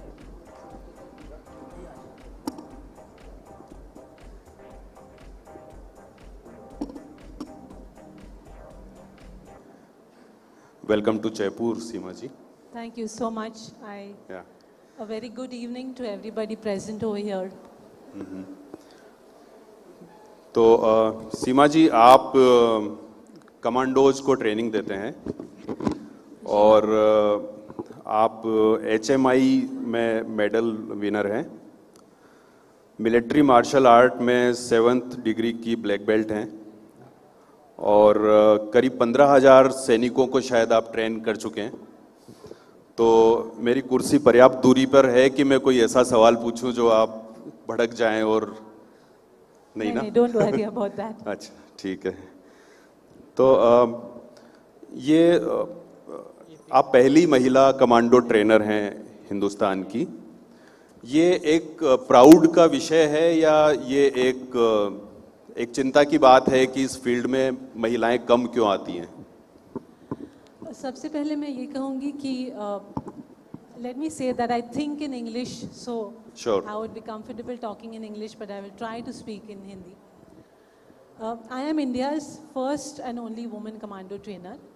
I have trained male commandos of different forces, Army, Navy, Air Force, Special Forces, Paras, etc. ये काम मैंने 25 साल किया as a selfless service to the country. मेरा subject है close quarter battle. Close quarter battle का मतलब होता है जब आपके और दुश्मन के बीच में 30 यार्ड की दूरी होती है, तब जो भी कार्रवाई होती है, whatever happens between you and the enemy soldier at a distance of 30 yards, that is called close quarter battle. अब close quarter battle के अलग अलग हिस्से होते हैं। One is unarmed combat, second is shooting, that is firing, third is team on team tactics, and fourth is CQB simulation exercises. ये काम मैंने एक selfless service की तरह किया है। The reason why I am the first and only woman commando trainer is it is pure destiny. I was at the right place at the right time and I ended up being a commando trainer. जैसे हम लोग यहाँ राजस्थान में बात करते हैं कि हमारी जो राजस्थान की ब्यूरोक्रेसी है उसमें चीफ सेक्रेटरी एक महिला है, लेकिन पूरी ब्यूरोक्रेसी में अगर ढूंढने जाएं तो महिलाओं की संख्या बहुत कम है। तो जब वो चीफ सेक्रेटरी बनी राजस्थान की तो गर्व की बात थी कि राजस्थान की चीफ सेक्रेटरी एक महिला हैं, लेकिन जब पूरा सिनेरियो देखते हैं तो महिलाएं मिलती नहीं है। तो इसलिए मैंने पूछा कि इस फील्ड में आपका पहला होना एक प्राउड का विषय है या एक कंसर्न है कि भाई ऐसे बहुत सारे क्षेत्र हैं जिसमें महिलाएं नहीं आती? नहीं, जैसे मैंने कहा कि it just happened that way. मेरे कुछ अनआर्म्ड कॉम्बैट स्किल्स थे और एक चांस मीटिंग एक बहुत सीनियर पुलिस अफसर के साथ हुआ। उन्होंने मेरे अनआर्म्ड कॉम्बैट के स्किल्स देखे, फिर उन्होंने मुझे इनवाइट किया डेमोन्स्ट्रेशन देने के लिए उनके फोर्स को। फिर उसके बाद उन्होंने कहा why don't you train my forces, तो मैंने उनके फोर्स को ट्रेन किया। उसके बाद वो जो अफसर थे he went as DG NSG black cats और उन्होंने मुझे वहाँ इनवाइट किया, तो मैं वहाँ भी गई and I train the NSG and फिर I just went from one thing to the other and I train the forces. So जैसे मैंने कहा कि एक प्योर डेस्टिनी ही था, ऐसे नहीं कि आई डिज़ायर टू गो देयर। मैं डॉक्टर थी, लेकिन कभी कभी आपका जो आप ज़िंदगी में एक तरफ चलते हो लेकिन आपका जो रूट है वो चेंज हो जाता है और फिर आप उसी रूट पे चलते हो और बहुत साल निकल जाते हो और आप you achieve there as well. आप एक डॉक्टर हैं और आप कमांडोज को ट्रेनिंग देते हैं।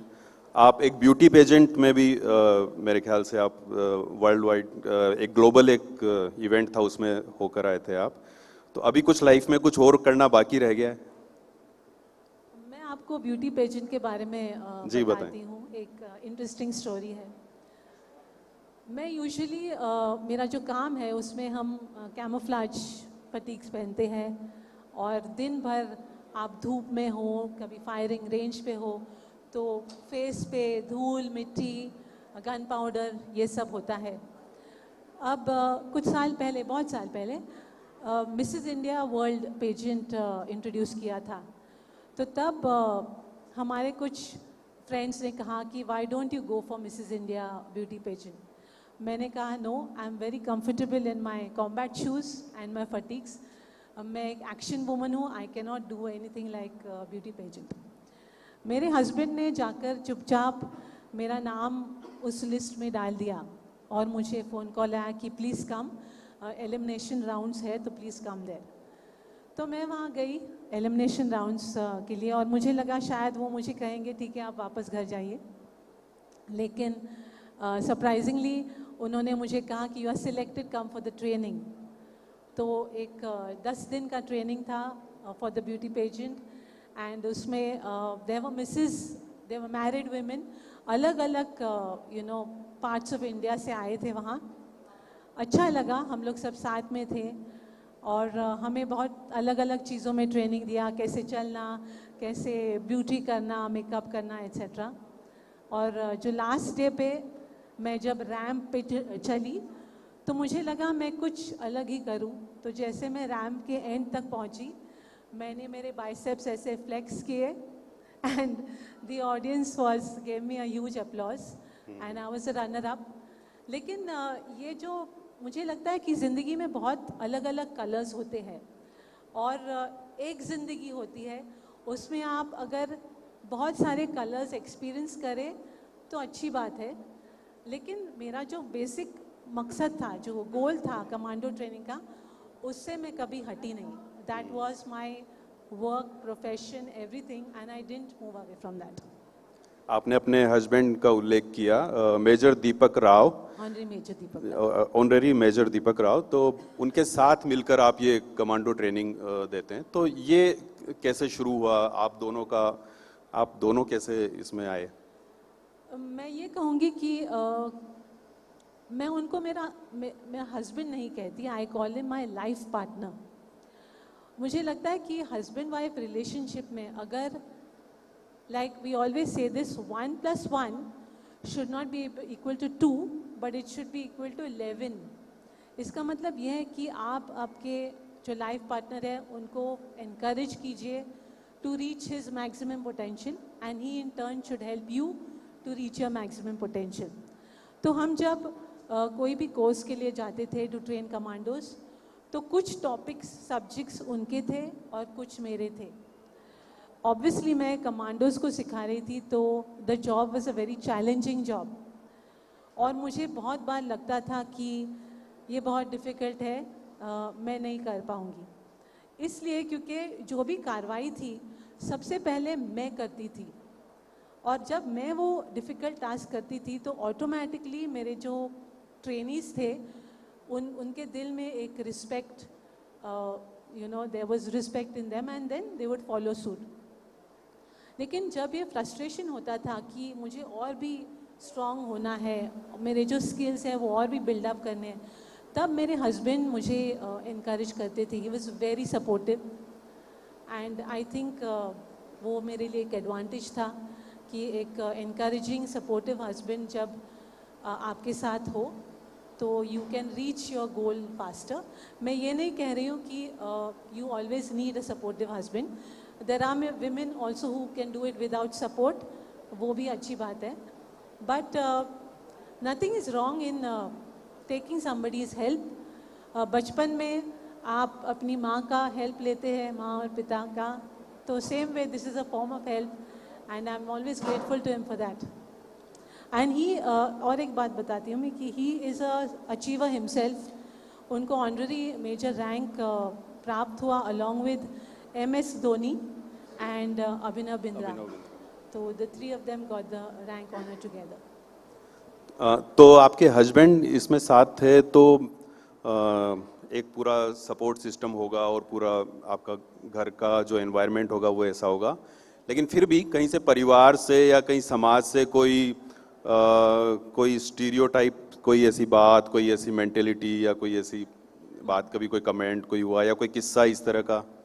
मेरे पिताजी एक फ्रीडम फाइटर थे. तो वो मुझे हमेशा वो खुश थे कि मैं देश सेवा कर रही हूँ, I am going to different places.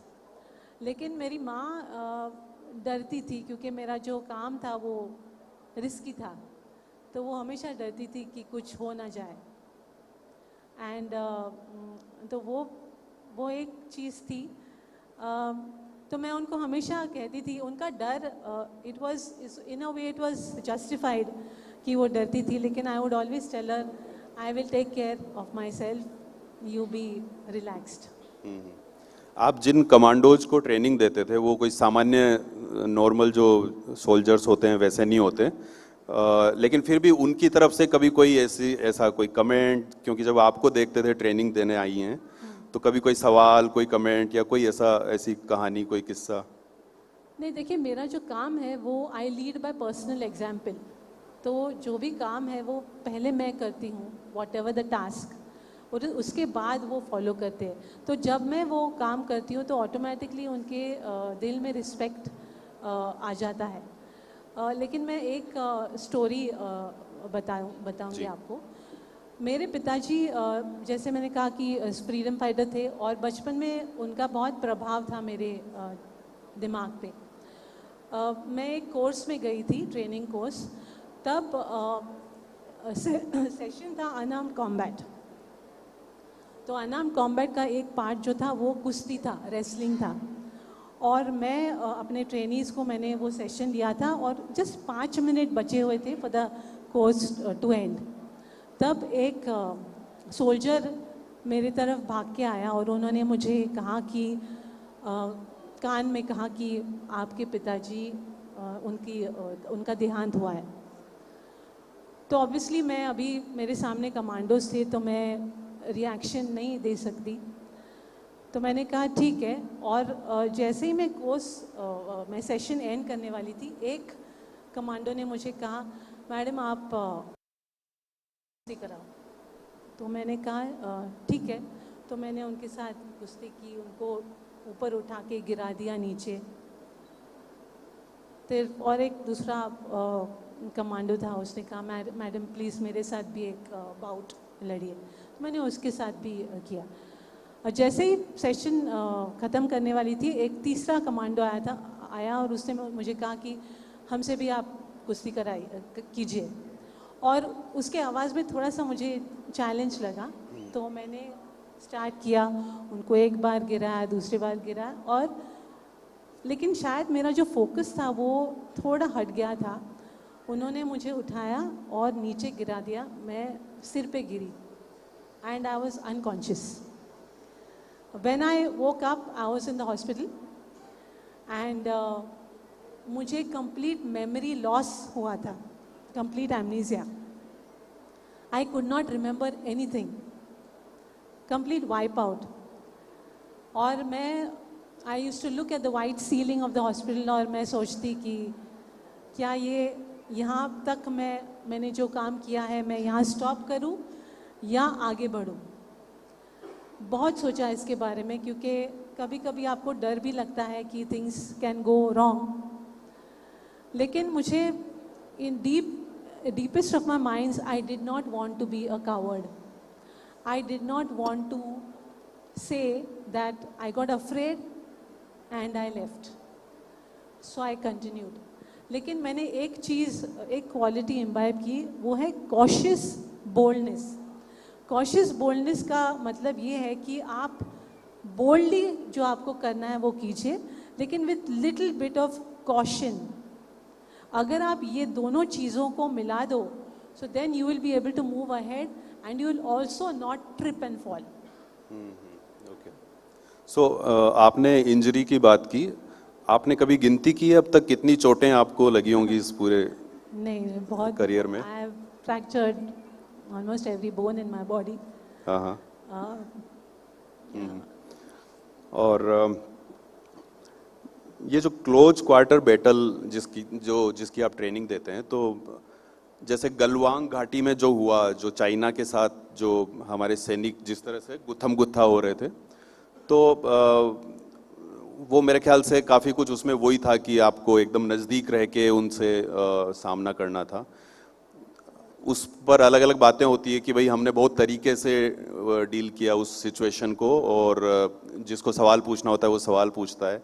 तो आपको क्या लगता है कि हमारे सोल्जर्स ने उसमें बहुत सारे वीडियो भी सामने आए थे, तो सबसे क्योंकि आप इसके प्रो हैं, आप एक्सपर्ट हैं। मैं ये कहूँगी कि हमारे जो फोर्सेस है हाईली ट्रेंड है एंड उनके जो स्किल्स है वो भी अच्छा है। I mean there is no doubt about that कि I can not really say anything more about that. And जो भी ट्रबल हुआ, I think the government has handled it and is handling it, so regarding that I really don't have any comments. आप जो भी services देते हैं सेना को, तो उसके बदले में आपने कभी कुछ मांगा नहीं, तो ऐसा क्यों? ऐसा इसलिए क्योंकि जब मेरा काम स्टार्ट हुआ था तब बहुत ही चैलेंजिंग असाइनमेंट्स आ रहे थे एंड तब मुझे स्टॉप करके I didn't want to put a proposal up to the government saying that I want to be paid etcetera. तो मैंने ये काम आते गया और मैं ये काम करते गई एंड फिर बाद में मैंने सोचा ठीक है फॉर मी शायद मेरे लिए मैं of course I do not deny कि money is very important to buy you the comforts and luxuries of life, लेकिन मेरे लिए honour and duty were also important. मेरा जो काम था वो बहुत ऑनरेबल था एंड वो मुझे I wanted to do the duty to the nation because of the influence of my freedom fighter father on my mind. अच्छा, मैं कहीं पढ़ रहा था कि अभी आपने बेटी गोद ली है कुछ समय पहले, तो वो आप हालांकि ये पर्सनल है पर आप बताना चाहेंगे कि उसके पीछे? Yes, I understand that motherhood is a very beautiful feeling, no doubt about that. लेकिन मेरा जब at that time in my life मुझे बहुत ही इम्पॉर्टेंट असाइनमेंट्स आ रहे थे एंड तब we had to plan a family. जब आप बच्चे को जन्म देते हो तो पहले 4-5 साल तो निकल जाते हैं with you have to bring up the child and this I knew. लेकिन that is the time I did not want to take a lay off from training and have a child. तो मेरे husband और मैं हमने decide किया, बहुत discussions हुए and मैंने उनको कहा कि एट दिस स्टेज मुझे फैमिली नहीं बनानी। And he was very accommodative. He said, okay, I understand you and I could continue. लेकिन later on मैंने सोचा कि क्यों ना एक बच्चा गोद ले लूँ and मैंने decide किया कि मैं एक लड़की गोद ले लेती हूँ, क्योंकि मुझे लगता है कि there is no difference between boy and girl. जो लड़का कर सकता है that even a girl can do. So that's why I adopted a girl child. Great. बहुत सारी लड़कियां यहाँ बैठी हैं, आप उनको बताएंगे कि ये जो डर के आगे जीत की जो बात होती है, तो आपने अपने डर को खत्म करके और ये जर्नी कैसे शुरू की, ये कैसे होता कैसे? तो मैं मेरे बहुत सारे डर थे। I was afraid of Heights, I was afraid of water, I was afraid of confrontation. तो मैं जब मैं 18 साल की थी, I wanted to become strong, so I learned martial art. And I used to live in Mumbai. Mumbai में चौपाटी बीच है, उधर बीच साइड। तो मैं नज़दीक रहती थी, तो मैं और मेरे हस्बैंड रोज़ वहाँ जाते थे। सुबह हम लोग ट्रेनिंग करते थे। ट्रेनिंग के बाद 1 घंटा ट्रेनिंग करने के बाद then we would go to our college. तो उस दिन और एक बात है कि जो रोड है, रोड के नीचे ऐसे हाइट पे देयर इज़ अ बीच, तो हम लोग वहाँ नीचे गए थे। We were practicing combat. ऊपर से 3 रैग पिकर्स जो कचरा उठाने वाले होते हैं वो जा रहे थे, तो उन्होंने नीचे देखकर मेरे ऊपर कुछ कमेंट्स पास किए, वेरी डीमीनिंग, एकदम वल्गर कमेंट्स पास किए। तो हम ट्रेनिंग कर रहे थे, तो हमने ऊपर देखा, उनके कमेंट्स सुने, लेकिन हमने उनको इग्नोर किया and we continued our training. Training के बाद जब हम वापस ऊपर आके वी वर रिटर्निंग बैक, तब मैं बहुत थकी हुई थी। It was a very warm hot day, very thirsty. तो मेरे हस्बैंड ने कहा, तो वो 3 जो रैग पिकर्स थे वो वहाँ खड़े थे and every woman who was passing by, वो लोग सीटी बजा रहे थे, they were saying all kinds of things and women were obviously scared. So my husband saw that and he said, okay, you see that? Now that is your fight. ऐसे करके he just moved out. I started walking क्योंकि वहीं से मुझे घर वापस लौटना था. So I started walking towards that and I was very scared. So I was walking quickly. तब जाकर one of those guys came and stood in front of me. मुझे अभी भी उसका चेहरा याद है. It was burnt, एक साइड से पूरा जला हुआ था और लगभग मेरे हाइट का ही था. और वो मेरे सामने से खड़ा हुआ और एकदम defined green on his face. और वो ग्रिन ऐसा था कि तुम एक लड़की हो, तुम क्या कर सकते हो. तो मैं एक्चुअली जब मैं जा रही थी स्टूडियो, मैं राइट की तरफ गई. He came there, I move this side and then finally when I saw his face, उस पर ये एक्सप्रेशन देख के मुझे बहुत गुस्सा आया. And my fear just changed into anger. And मैंने उसको एक जोर से थप्पड़ मारा. तो after the slap he just reeled back ऐसे and he came back rushing at me. When he came rushing, I lifted my knee right up and he got a shot on his head. उसके जो साथ दूसरा था, उसने एक चक्कू ऐसे खोला and he came to slash me. तो मैंने I just ducked out. फिर वहाँ लोग इकट्ठे हुए. लेकिन उस दिन मैंने सोचा कि fear can be changed. उस दिन के बाद मेरा जो डर था, वो मैंने I started understanding fear कि आप अगर डरते हो तो डर या तो आपको कॉन्कर करता है या you can conquer your fear.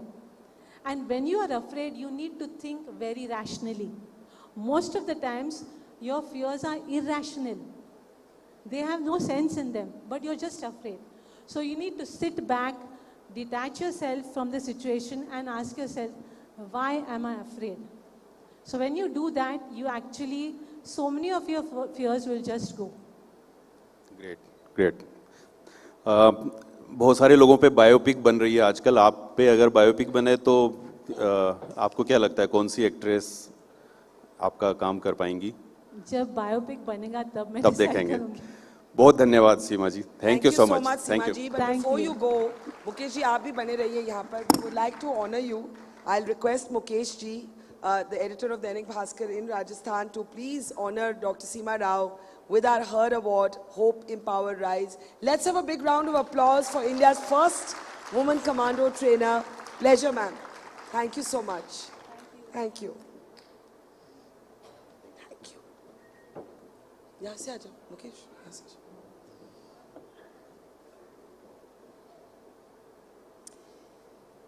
Now, warriors come in many shapes and forms. You just heard from Dr. Seema Rao, who's been training commandos. Can I just request everybody to sit, please? Okay, let them get a selfie and then we'll move to the next one. Ma'am, can you please sit? Ma'am? Yeah. Requesting everyone to sit so we can start. So I was saying, warriors come in many shapes and form, right? Some of them come wearing uniform, some of them come like Seema Rao did, training other women and men how to be warriors. Some of them fight in their own spaces and never wear a uniform. And some of them, as we've seen in the morning, a daughter fight for justice for her mother. Now think of a mother who has to fight for justice for her children.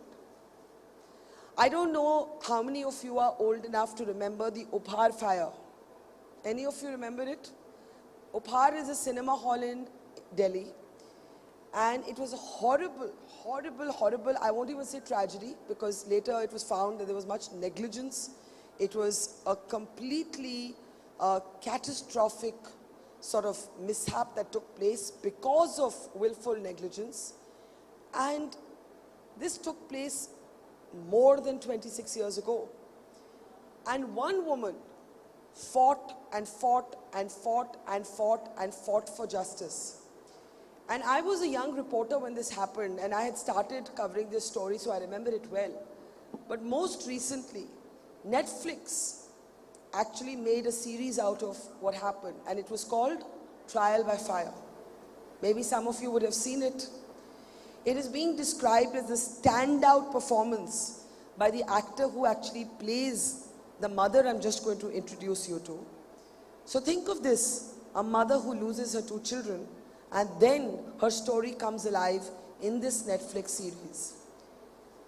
I want all of us to put our hands together for two incredible women. This is an intersection of real life and cinematic life intersecting. But they're two extraordinary women, and I have the great pleasure of welcoming, and you would have seen their story in Trial by Fire, Rajshri Deshpande and Neelam Krishnamurthy. Please put your hands together to give them a resounding welcome. Come on, let's give it up for Neelam ji and Rajshri. Can we have a big round of applause for these amazing women?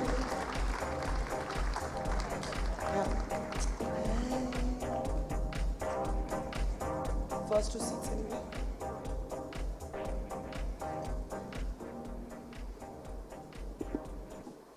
Neelam ji, public memory जो है is short. आपके साथ mic है, आप ले लो. Public memory is short. Keep an extra one. Just keep an extra one. I'm a journalist, so I remember what happened in Upar. लेकिन लोग आगे बढ़ जाते हैं और जो लोग ग्रीविंग हैं या गुस्से में हैं या एंग्री हैं, वो पीछे अकेले रह जाते हैं. I just want the audience to know that Neelam Krishnamurthy is the mother who lost her 2 children in the Upar fire in Delhi. And you never stopped fighting.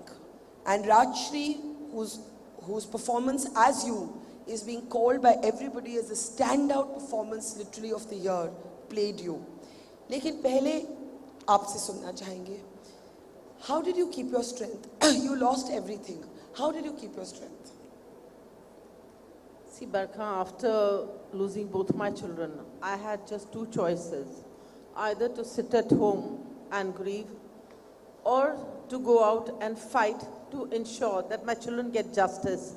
And what I have gone through, no other parent has to go through. But what I didn't realize was that it was a very difficult fight. For me, the understanding of the legal system is what you see in films, that you go to the courts, maybe 3 or 4 hearings, and justice is delivered and truth prevails. What I didn't know, it's a very cumbersome process, and I was fighting a very rich and a powerful lobby. And these people had employed the most expensive lawyer, the best lawyers in Delhi, and they knew how to delay and derail the entire process. I wasn't prepared for such a protracted legal battle, and I did not know I was going to be so frustrated, but I decided to keep at it because this is a promise I made to my children that I will get justice for them, come what may. How old were your children when they went to see, क्या picture थी? Border. Yes. याद है मुझे. How old were they? Unnati was 17, my daughter, and Ujjwal, my son, was 13. And it is so ironic, Barkha. I spent 17 years with my daughter and 13 years with my son. And 26 years down the line, I'm still fighting to get justice for my children. Speaks volume for our legal system. You are a very strong person, but I know from talking to you that you were not always strong. There was a point in time when you even thought of taking your own life. You didn't feel life was worth living. Yes, because I was very pained on that day. I had gone to depose in the court, and while I was deposing, I had to tell, how I found my daughter's body. And I was so shocked that the defense counsels started laughing, when I explained that how I found my daughter lying on a stretcher and I just saw her sleeve and I said that I fainted. I was shocked at the insensitivity of the defense counsels that they started laughing, and I just couldn't control myself. I broke down. I couldn't continue because Shekhar, my husband, wasn't allowed to be in the court because he was also a prosecution witness. So the judge had to stop my deposition and said, we are adjourning the matter for today. And she said, please call her husband and ask him to take her back home. So when I came back home, I was so distraught that I actually took an overdose of sleeping pills. And of course it was Shekhar. He rushed me to the hospital and got a gastric lavage done. But then I just couldn't bear it. I mean, how could these people, I mean, they're all parents, how could they laugh at somebody's children's death, you know? And I was just explaining. And I actually told them, you know, next time when I went, that I'm at least fighting for my children. If God forbid anything happens like this to you, you won't be able to come in and stand here and fight, although you people are lawyers.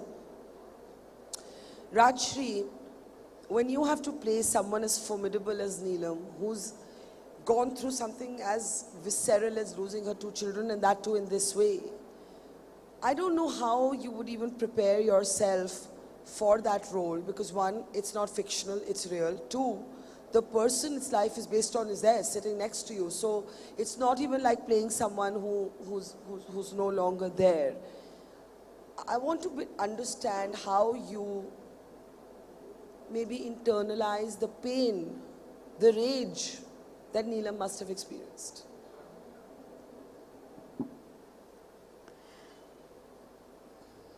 It's very difficult. Even now also I have goosebumps. I think I might end up crying also. It's okay. We all cry here on this stage. It's, you know, like 25 years of life showing on screen was very difficult. But it was a huge responsibility for me, because what I'm portraying is very, very important. And the message that history should not repeat. What happened in 1997, and which is actually still happening in our country, we have to learn somewhere. We have to learn from Neelam that you have to stand up. You cannot, you know, keep everything under the carpet thinking that कि हम कैसे लड़ेंगे. हम नहीं लड़ सकते. They are rich and powerful people. We cannot do it. Just forget it. But ऐसे अगर we keep on saying that, let's just forget it. Crime कभी कम नहीं होगा. These things will keep on happening and keep on happening. People will take advantage of certain things. कि हाँ ठीक है, you know, everything is manageable. People forget. This thing has to change. When was the first time you met Neelam? I met Neelam just before the release of the show. So when you went into the show, you had not met her? No. And was that conscious, or did it just happen like that? Yeah, basically director Prashant Nair, when he handed over the script to me, he said, just go through as this is as a Bible. And we were going through the 3rd wave pandemic at that time. So anyways, traveling anywhere was very difficult. And the first thing he told me is, I don't want you to mimic anything. Because of course, we have lots of videos of Neelam, of the court cases and, you know, all those things. But not, of course, Shekhar's very less was there, but Neelam's were there. So Prashant said, I don't want you to take anything from there. I want you to find the emotional truth of this. And that's where the journey started. And for me as an actor, and I've always followed that kind of a thing, that the first thing is emotionally. Hear what is actually happening. Then of course, you know, you prepare as an actor also, where you are, you know, physically thinking about it, you know, mental space, the political space, the psychological space.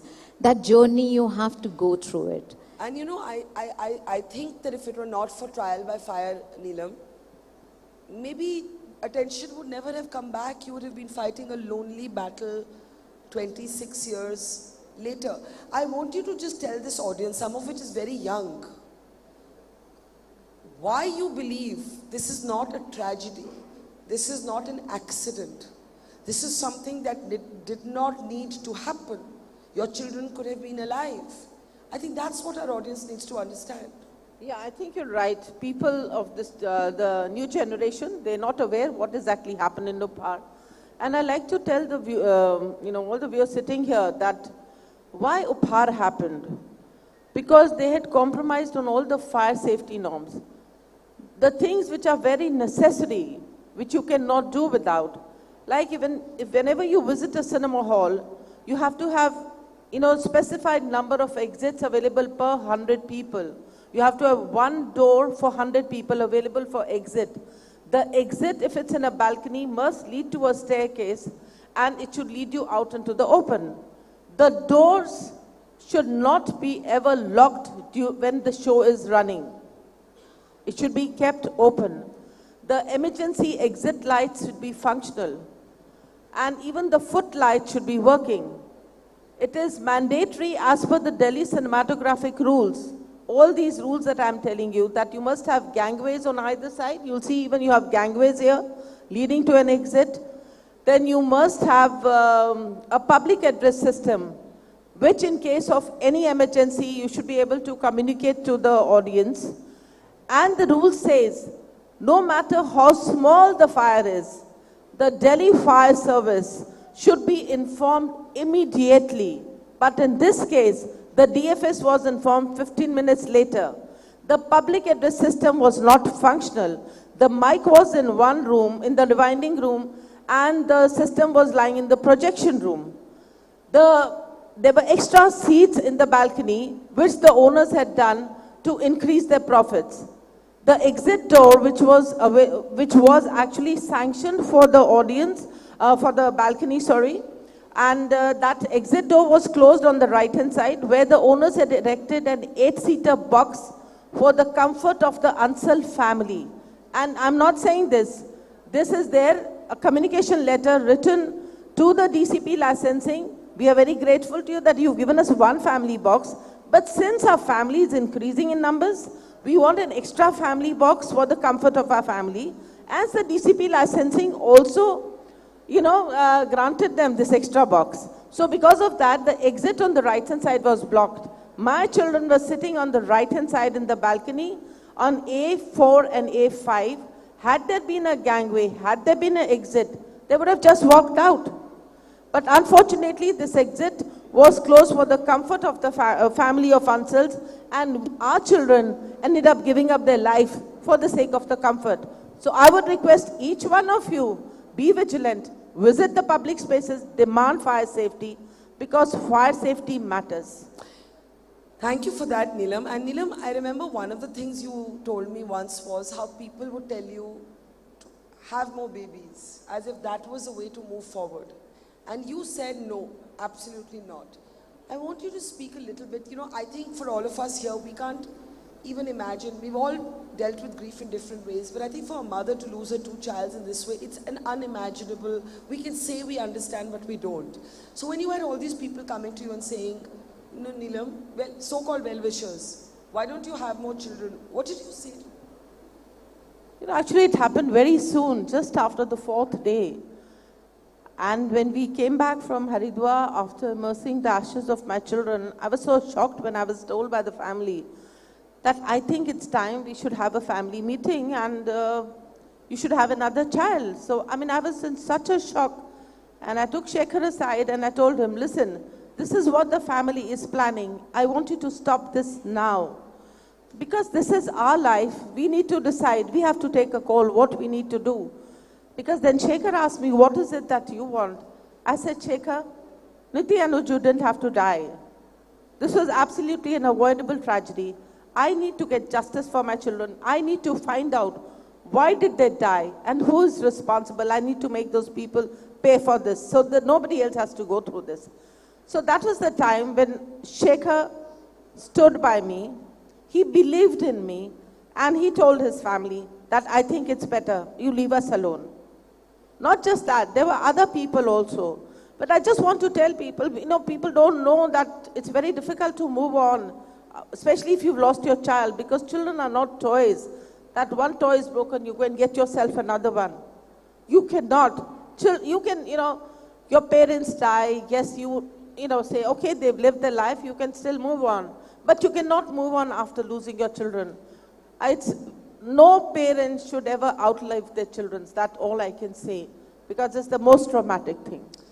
I think a lot of people are silent because they don't know how to respond. But Rajshri, you had to live this, enact it. And, you are an actor who comes from a rare sense of community consciousness. I don't know how many people know, but Rajshri is from Maharashtra and she does a lot of work on the ground literally at the grassroots level, and I know during COVID also you did so much work.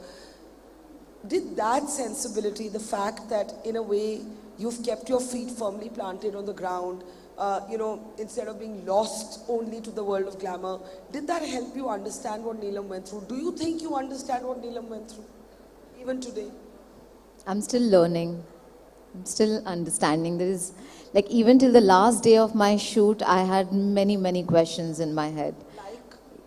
Yeah, like many, how will she behave in this particular time, or even the age-wise, what was happening.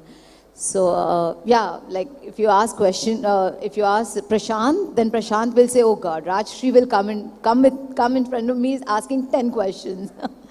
No, but for me, it's my conscious decision that the kind of a characters I want to do, the kind of a roles I want to portray on screen, there has to be something, something, because at the end of the day, what I or everyone wants, like I want to portray is people from the society, who make some sense, who feel that, when they look at you, they feel that, oh, I know her. This is my sister, this is how she behaves, or this is how she is, or this is the story I know. And that's the decision I have taken, that whatever happens, I have to understand what the script is. Is the script talks about the society, and is it making any difference? My first film I did, Angry Indian Goddesses, and you won't believe it, I had tons of letters in my inbox telling me that what actually happened with them. And there are so many people actually wanted to share their stories. It happens, a lot of times we cannot talk to someone, and we just talk to that someone on screen who has portrayed that character, and I felt so good about it that, like, whatever my character did on screen made a little difference to someone's life. And that's exactly then I decided all my stuff, even S. Durga or Manto I played Ismat Chuktai, or playing Neelam Krishnamurti. Today also there are so many people writing their stories. They're sharing that what happened to them and how they couldn't take a stance, and how now they are inspired. Absolutely. And I think, I see it that way only, that Neelam's journey is so inspiring. So inspiring. And it helped me also on my groundwork. I was just going to ask that, Yeah. that somewhere when you're dealing with human suffering, you Yeah. don't know what to say to someone who's suffering, and then you see someone like Neelam. Absolutely, yeah. And that's what, because there was time I used to be so angry, and third wave was going on, and I was also following you, and how you were also on ground going everywhere, and even that story of that old lady on the man, the train thing, yeah, there's so many things, and there are certain times you feel actually angry, rage, that kya karu main abhi. But there are, the next moment you see that, and then Neelam was with me, inside me at that time, I was shooting also, कि मैं चिल्ला पुकार करके कुछ नहीं कर सकती. What I have to do is work on ground, do action. And I think that's very, very, very important, because, of course, the social media world will talk about it. But when you go on ground, and when you start working on something, then the change will happen on a very stronger level. And that's exactly Neelam did. Neelam is paved path for all of us. Ki if tomorrow something happens, I will stand up and I'll fight. And that's exactly Barkha also did for us. She had taught us, talk about it. Yeah. Talk the issue. Write about it, talk about it, stand up for your right. And I think that's the reason, these are the heroes. No, thank you. And yes. Thank you. Neelam, I think the audience is overwhelmed because they are trying to internalize the thought of a mother losing her 2 children and still finding purpose in life. And of course, your purpose comes to you from the justice that you seek for your children. But what about day-to-day living? How do you get through to a, life? एक इंसान के मन में बहुत thoughts होती हैं, बहुत भावनाएं होती हैं. When one thing consumes you, how do you live? I mean, I think a lot of people want to know what is that life like? Do you find times that you can maybe for 5 minutes think of something else? I'll be very honest, Barkha. It's very difficult. I start my day after going to my children's room. I spend some time there. If I don't do, unless I do that, I don't even speak to anyone. I don't even take a call. And the last thing I do is, again, I spend some time in my children's room. And I have my children's... In your children's room? Yes, it's the same. And I have their pictures in all their rooms. I have their presence with me all over. Even if I'm in the court, I have a screensaver. So I'm living with my children. I feel very strongly my children are with me. My life revolves around them. And for me, nothing else matters. I think there's just one thing in life. That is that I need to get justice for my children, ensure what's happened to them doesn't happen to anybody else. And the next is, yes, wherever my children are, they will get peace when this happens. It's important for me, so I'm living for that. Otherwise, it's very difficult for me to make friends, to go out, to socialize. 26 years have been very difficult because there is nothing we can celebrate in life. Without my children, nothing matters. That's all I can say. I'm being very honest. And obviously that would also have an impact on your relationship with your husband, who may deal with grief in a different way. Did Shekhar deal with it in the same way as you? Fortunately for us, yes. Shekhar understood me very well. He stood by me at every stage. He had a lot of belief in me. I think that's what mattered a lot because... Is he here? Yes, Shekhar's here. Where are you? Please join us on stage. Let's have a big round of applause for Shekhar Krishnamurthy.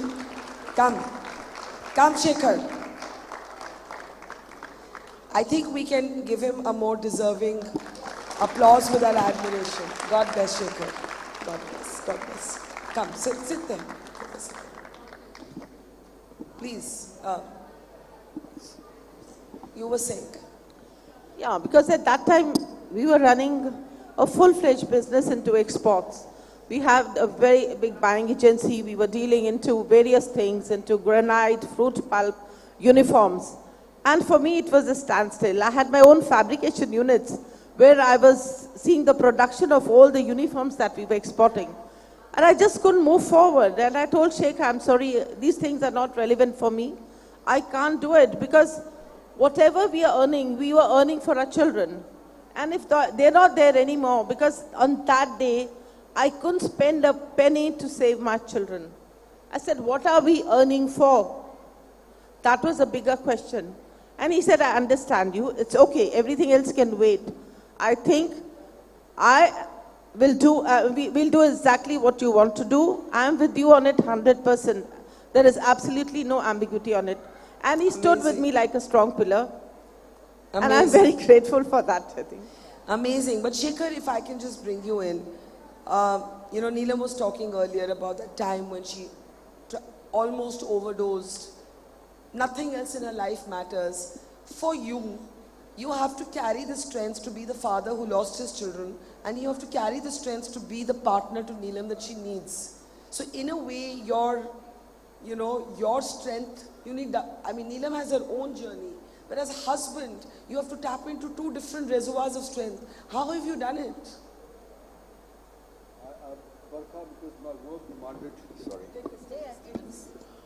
My work demanded a lot of traveling for me. I used to stay out of Delhi for 20 days in a month. I was very close to my children, and Neelam used to, take care of the children, their studies and everything. And when I used to be spending 10 days with them in a month, and I never scolded them. And Neelam used to tell me that they have not done their homework, they have not behaved, so I never used to tell them anything. But when this tragedy happened, like Neelam told you, my family and my friends, they said, oh, you're still young, why don't you have, have another child? So I told them no, like what Neelam told you, that my children are not toys and I can't accept that because we are more like friends, And Neelam asked me that, they said that people are talking that, we should have another child. What do you say? I said, no, look, I'm going to go, as per what you decide.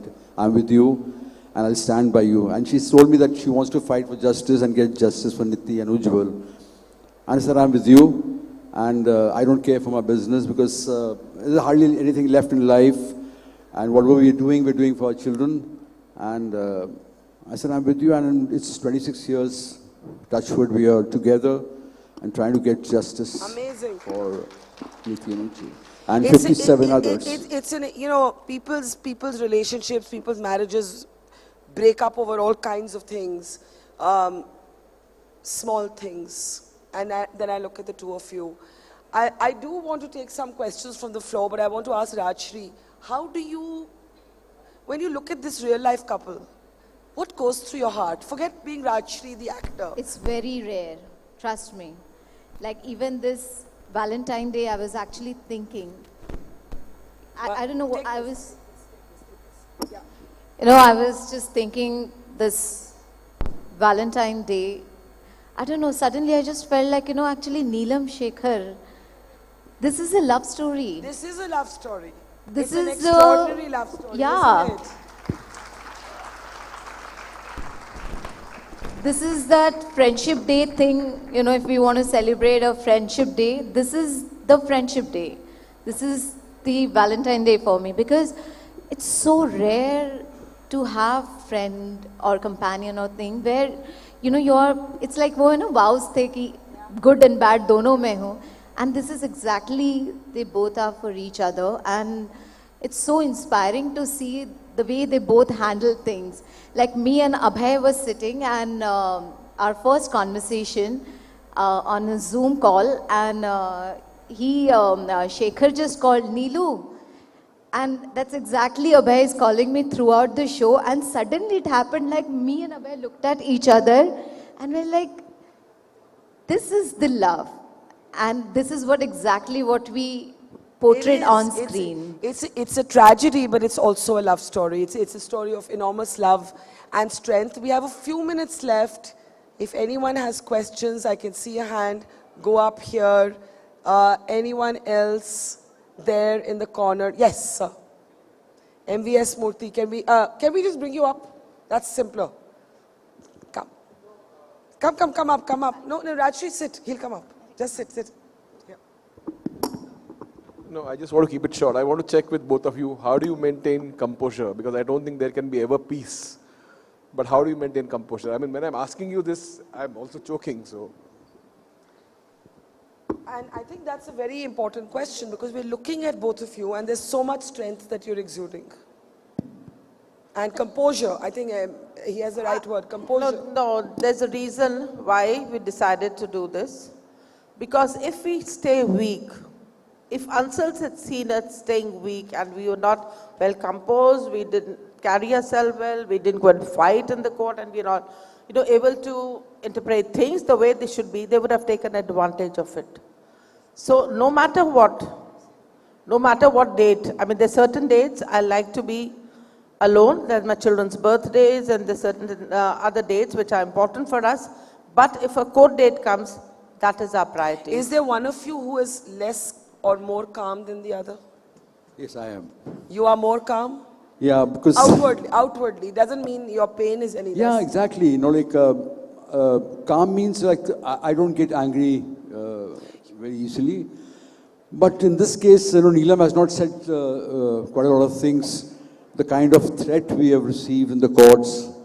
And I'm very surprised that in this case, I don't know why the lawyers got very personal with us. And we had so many cases in the courts that sometimes she used to be alone in the trial court. I used to be a little worried because once about 30 lawyers, literally heroed her and tried to, scare her out. But Neelu being Neelam, she said that, no, look, I'm not going to get bogged down with all this and I'm going to fight. So I stay calm for the reason that if both of us are going to get, angry and, and we might end up, having an argument. And so many times, even when we are doing our cases, we divided our work. Neelam said, look, you go through all the statutes, don't depend on the lawyers, you read everything. So I mastered all the statutes. And so many times we used to argue, we used to be a devil's advocate. What's going to happen in the court, what's going to be asked by the defense lawyers. So we had to prepare ourselves. So, sometimes Neelam used to get a little, exasperated or something. But at the end of the day, we always used to say, look, we have argued, and I think this is going to be a big, this is going to be the right strategy we're going to have. So, I don't know, by nature, maybe possible that I was quite a pampered child in the family, being the youngest. So I was, got everything, and I used to be very calm, and I used to be very, patient, of course. I think he said it, but because I do get angry very fast, and it shows on my face. I don't make an effort to conceal it. I mean, he always tells me, he says, when you're angry, it shows on your face. The person sitting across can make out. I said, doesn't matter if he makes out, because if I'm angry, he must know he's angered me. So I make no bones about it. I call a spade, and that's the way I am. Take it or leave it. She's an amazing woman, isn't she? I think there's such a sense of, this is a very noisy audience, and this is the only time in the day I've seen them be quiet, because I think they're so, I think they're just processing everything they're hearing. You had a question? Yes, come. Yes, of course. It's very overwhelming, and I had read about it earlier also. But I think somewhere I hope you find closure. I don't know when you will find closure, but I do hope you find closure somewhere. Ma'am, we can get a judicial closure, but there can't be any closure for us. We can get a judicial closure. It's going to be very difficult for us. No, it's going to be very difficult for us. Can I come and give you a hug? Yeah.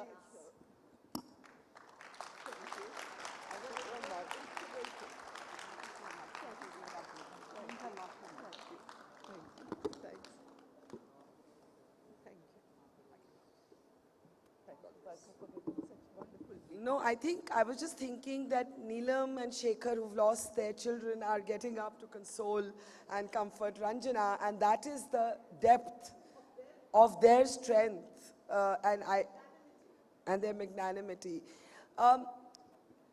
Shekhar, you said you don't get angry. Is it that you don't express your anger, or you don't feel angry?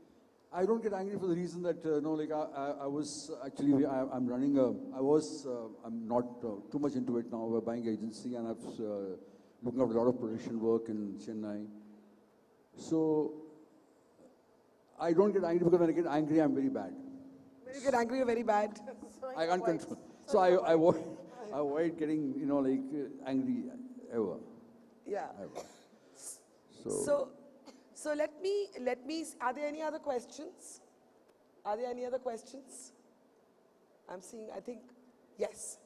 Radhika ji, please, if we can have you on stage. Come.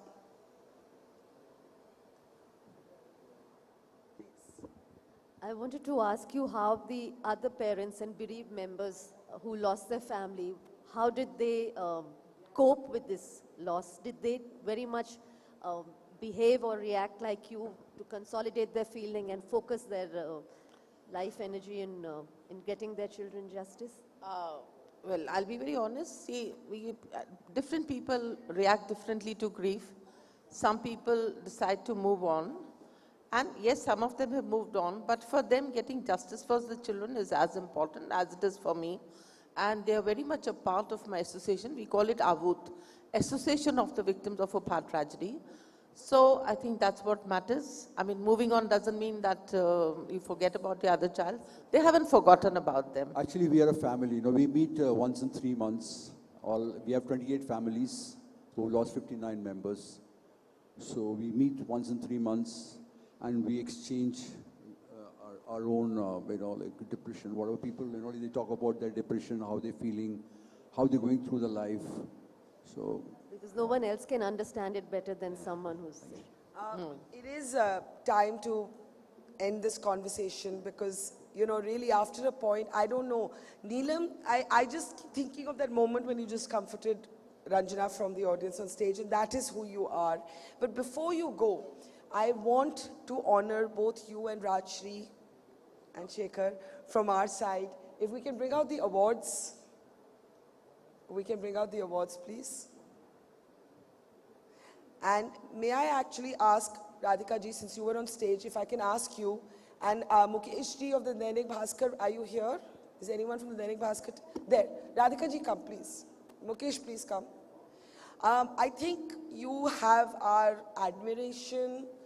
You humble us. There's so much to learn from you. I think many of us are out of words, so do pardon in a way the silence in this hall, because I think a lot of people, and I keep thinking of Rajshri having to somehow find the emotional truth of this moment. Please, can we ask you to face the audience? Come, ma'am. Come, Rajshri. Rajshri and Neelam ji, please come. Please, please, please. And if I can ask Radhika ji and Mukesh to present Neelam. Can we have a round of big round of applause for both Neelam Krishnamurthy and Rajshri Deshpande? Please, let's hear it for this extraordinary people on stage. Thank you so much. Thank you. Come now. Come. Thank you. From here. And they're both here? Okay. And Bakul? Okay. I want to play a little video for you now. How many of you saw a viral video of a young girl hitting a ball with a bat, catching the attention of even the Board of Cricket Control of India? Anyone saw it? Anyone saw it? Raise your hand if you saw it. You want to see the video again? Can we play the video? Let's play the video.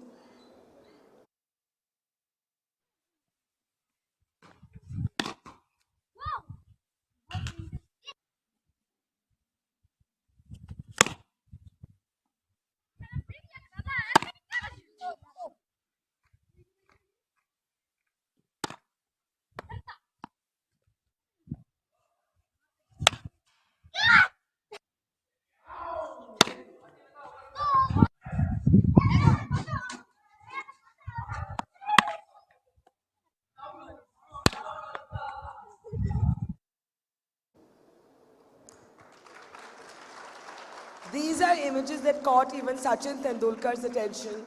Please put your hands together to welcome barmaids, Batgirls, Moomal and Anisa on stage. Let's have a big round of applause for them. Come on, let's welcome them nicely on stage. Hi.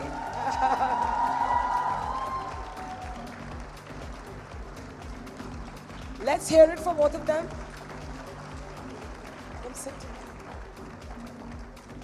And in conversation with them is Bakul Mathur. She's of course a reporter and a journalist with Dainik Bhaskar. And there you are, Bakul. And it's over to you. Thank you.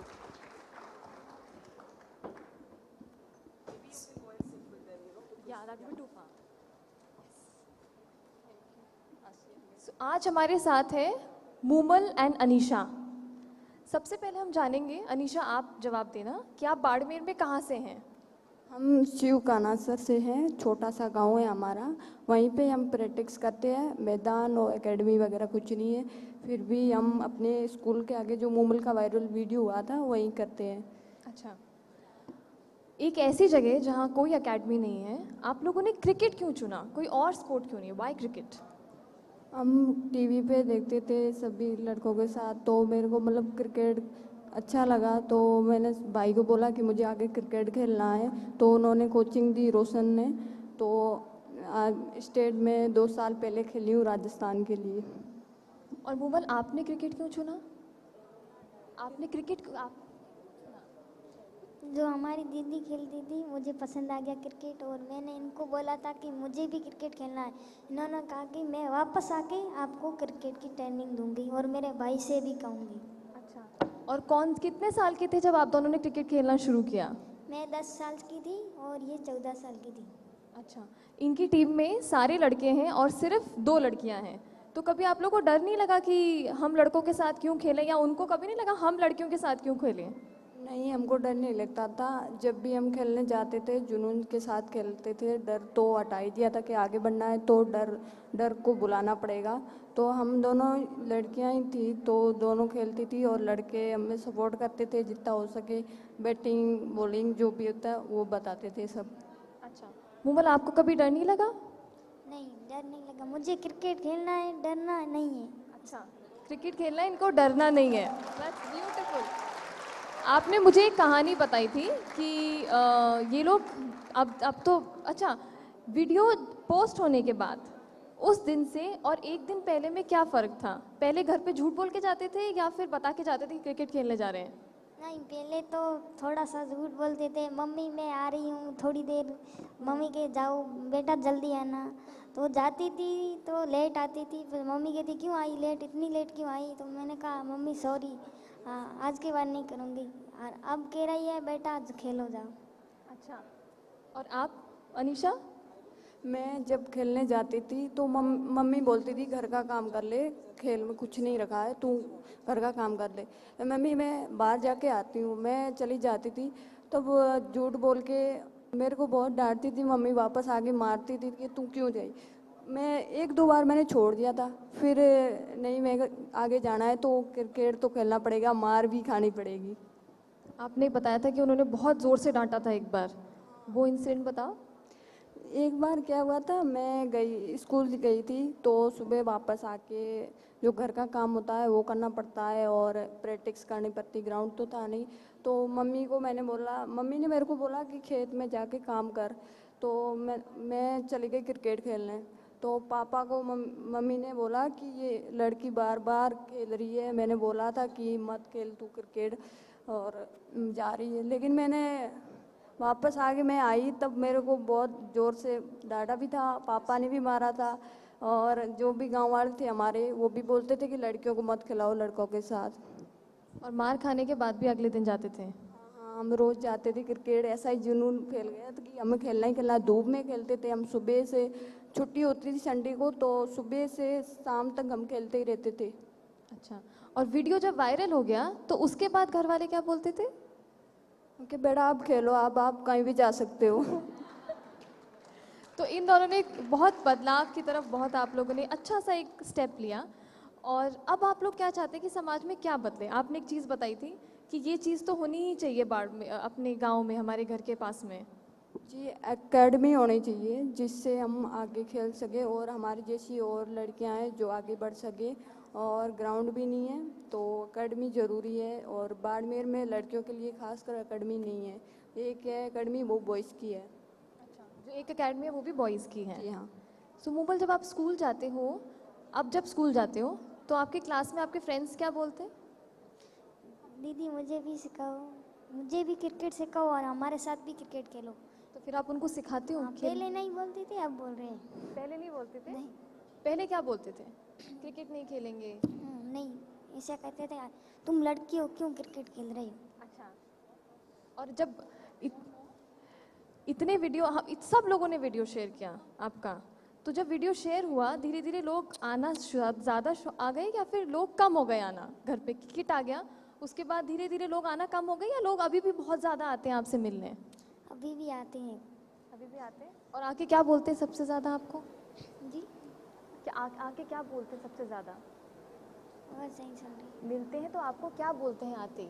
आप बोलते हैं बेटा खेलो आगे, हमारा आशीर्वाद आपके साथ है। Thank you so much. हमारे साथ थी Anisha and Mumal, two brilliant girls. Thank you, Bakul. They are brilliant girls. And I'll request Bakul to step off stage for a second, but I'll ask the girls to stay for 1 minute more. Aajo, khade ho jao. Khade ho jao. So we're talking about young girls and, you know, the spirit of young girls. And I would like to honor these two girls who've come all the way from Barmer. But to do the honors, I would like to introduce a very special guest. She's only here for a very short time because she's between flights. Any guesses? Have you been waiting for her all day? Are you going to give her a really rousing welcome? All right, opening the doors this evening on We the Women is actor Janhvi Kapoor. Can we please welcome her on stage? Louder welcome, louder welcome. Thank you for coming. And we just want you to present an award to these two girls who've come from Barmer, whose cricket sort of prowess even got the attention of Sachin Tendulkar. So can we please request you? Yeah. I've watched so much. Let's have a big round of applause for all. Thank you.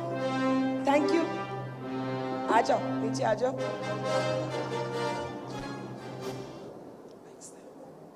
Okay, can we officially and properly welcome Janhvi to our stage now?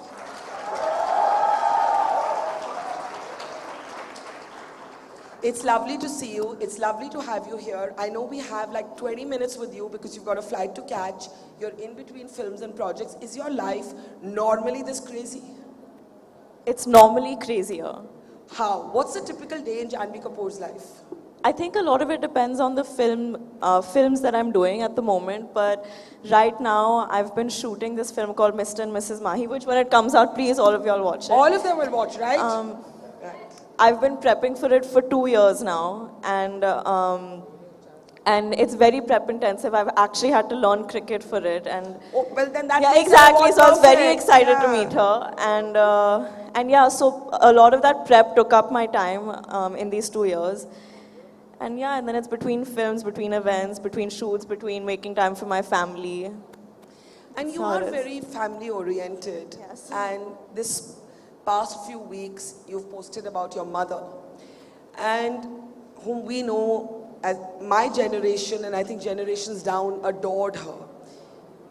That must have been really, really, really, really tough. I lost my mom when I was 13, so I have some sense of, you know, how abandoned by the universe you must have felt.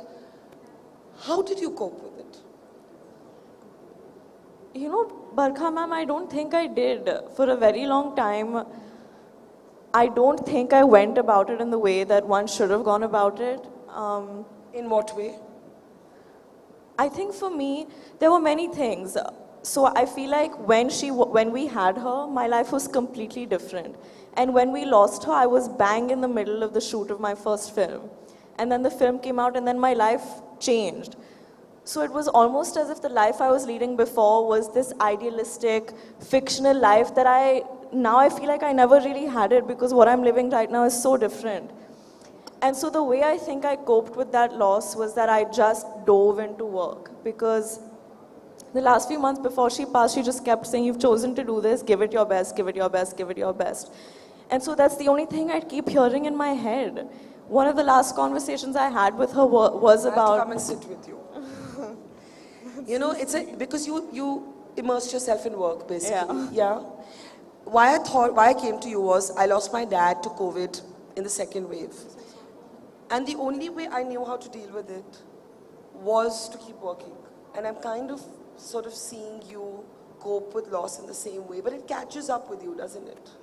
It does, and you know, that's what happened during COVID, because I was forced to spend a minute with myself and a minute with my thoughts, and I realized actually how damaged I was. I realized how I was just...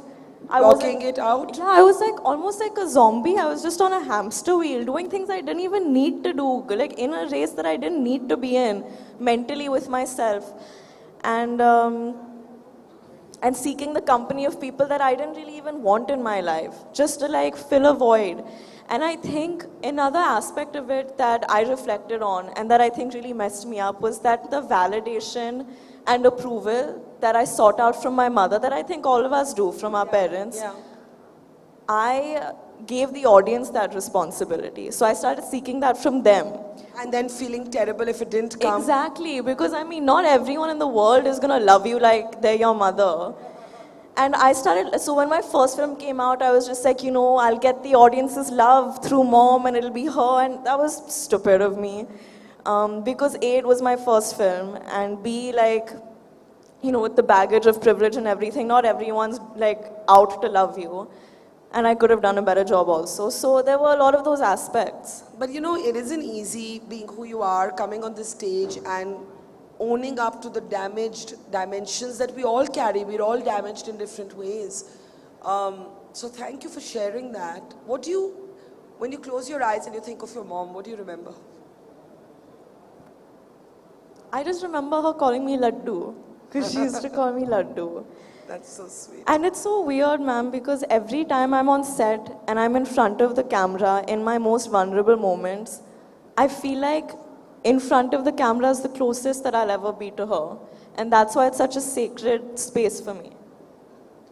How did you move past that space of being damaged, of seeking validation from the audience, of hanging out with people you didn't even really like? Have you moved beyond it? I think so. I think that,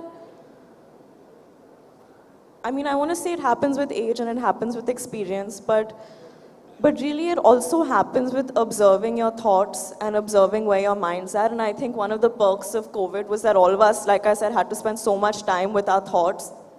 Of course, the ones that, had the luxury to do so because it was such a hard time for everyone. Yeah. And I think that was kind of our heal. I don't even think I can call it healing because it's not something you can ever heal from, but I think it was the way that me and my family coped with it.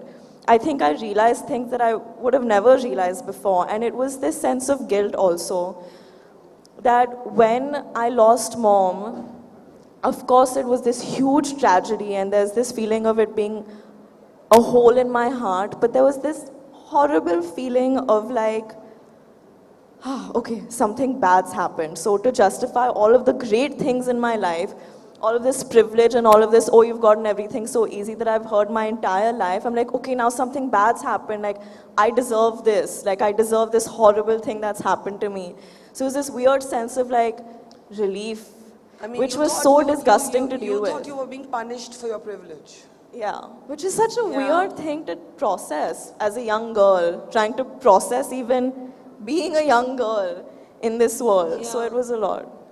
And I'm sorry you had to go through all that, but what I want to ask you is, it's not that after your mom died, people were necessarily kind. They may have been kinder in the aftermath, but with this whole big nepotism debate, you've spoken about how sometimes you've had to confront some really horrible, nasty things.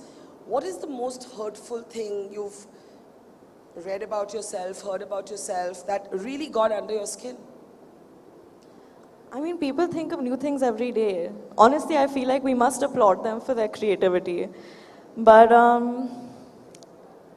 if you would have asked me this question a couple of months ago, I would have probably been able to give you an answer. But I think at this point, I'm immune to it a little bit. To some extent, to a good extent, that I don't even let it permeate into my head. So I can't answer it. But I remember at one point I read something like, thank God your mom passed before seeing you do such shitty work or something like that, which was bad.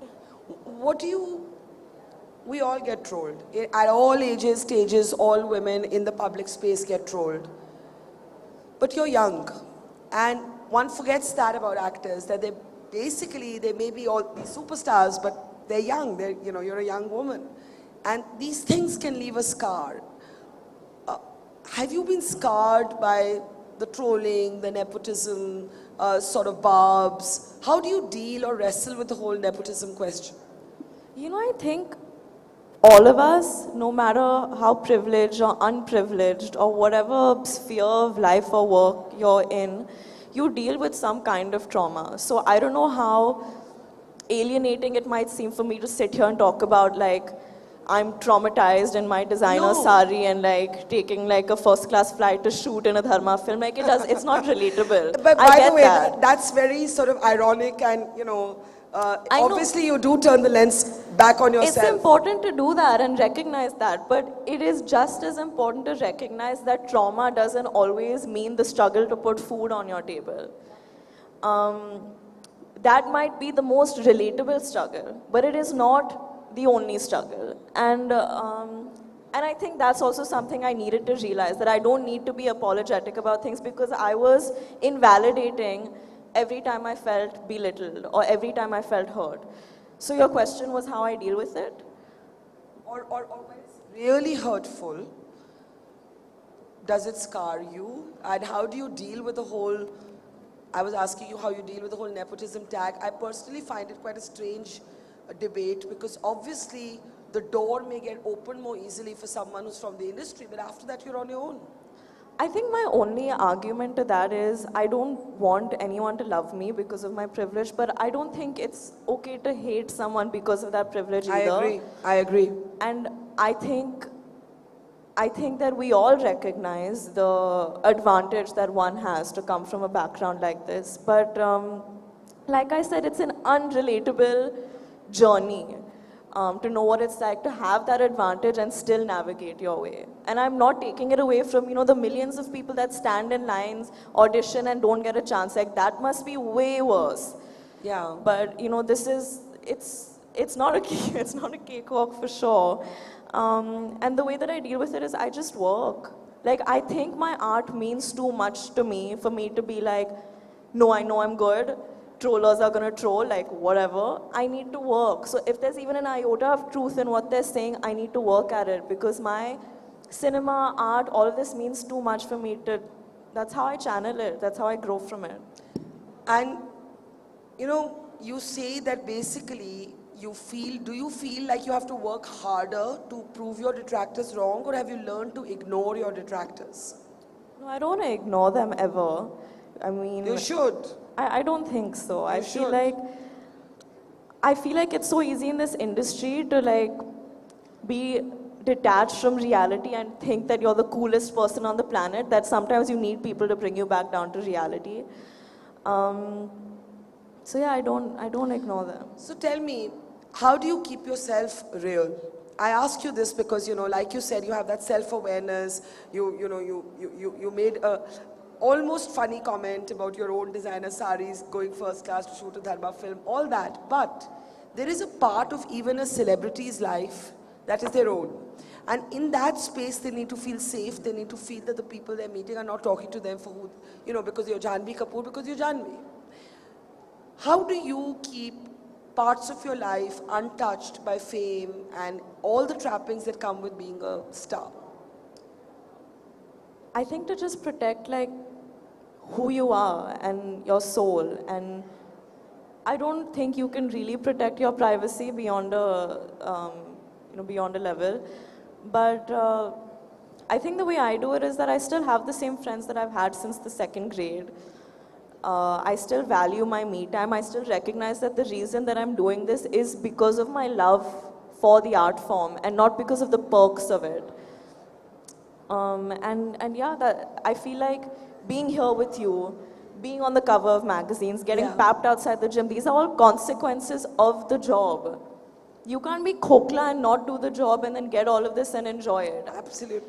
So the focus needs to be the job, and then I think all of this noise, you can enjoy it for what it is, but this is the stuff.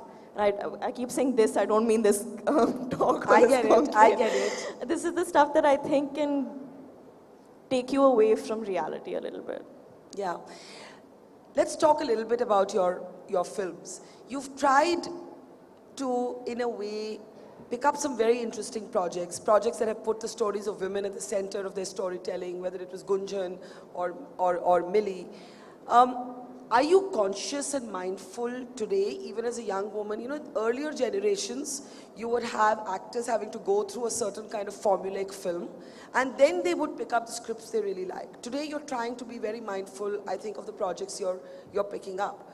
How do you approach a script, and what makes you decide today whether you would take it or not? I've been persuaded time and again to take the more conventional, formulated films because that is a more organic choice and an easier choice. But you haven't done that. I haven't, and honestly, I'm not saying I don't ever want to because I think there's a fun in that as well. And going on set and crying every day is getting kind of exhausting. Yeah. So I just want to look pretty and like make people laugh also.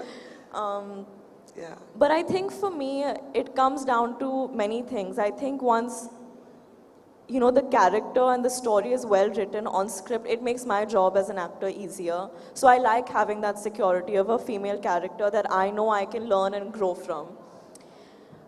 Also, I think it might hurt my ego a little bit to be inconsequential in a film because I believe I have more to offer. And I want to prove to myself that I can take up a challenge and emerge from it. I don't know if I've been successful at it, but I've attempted it.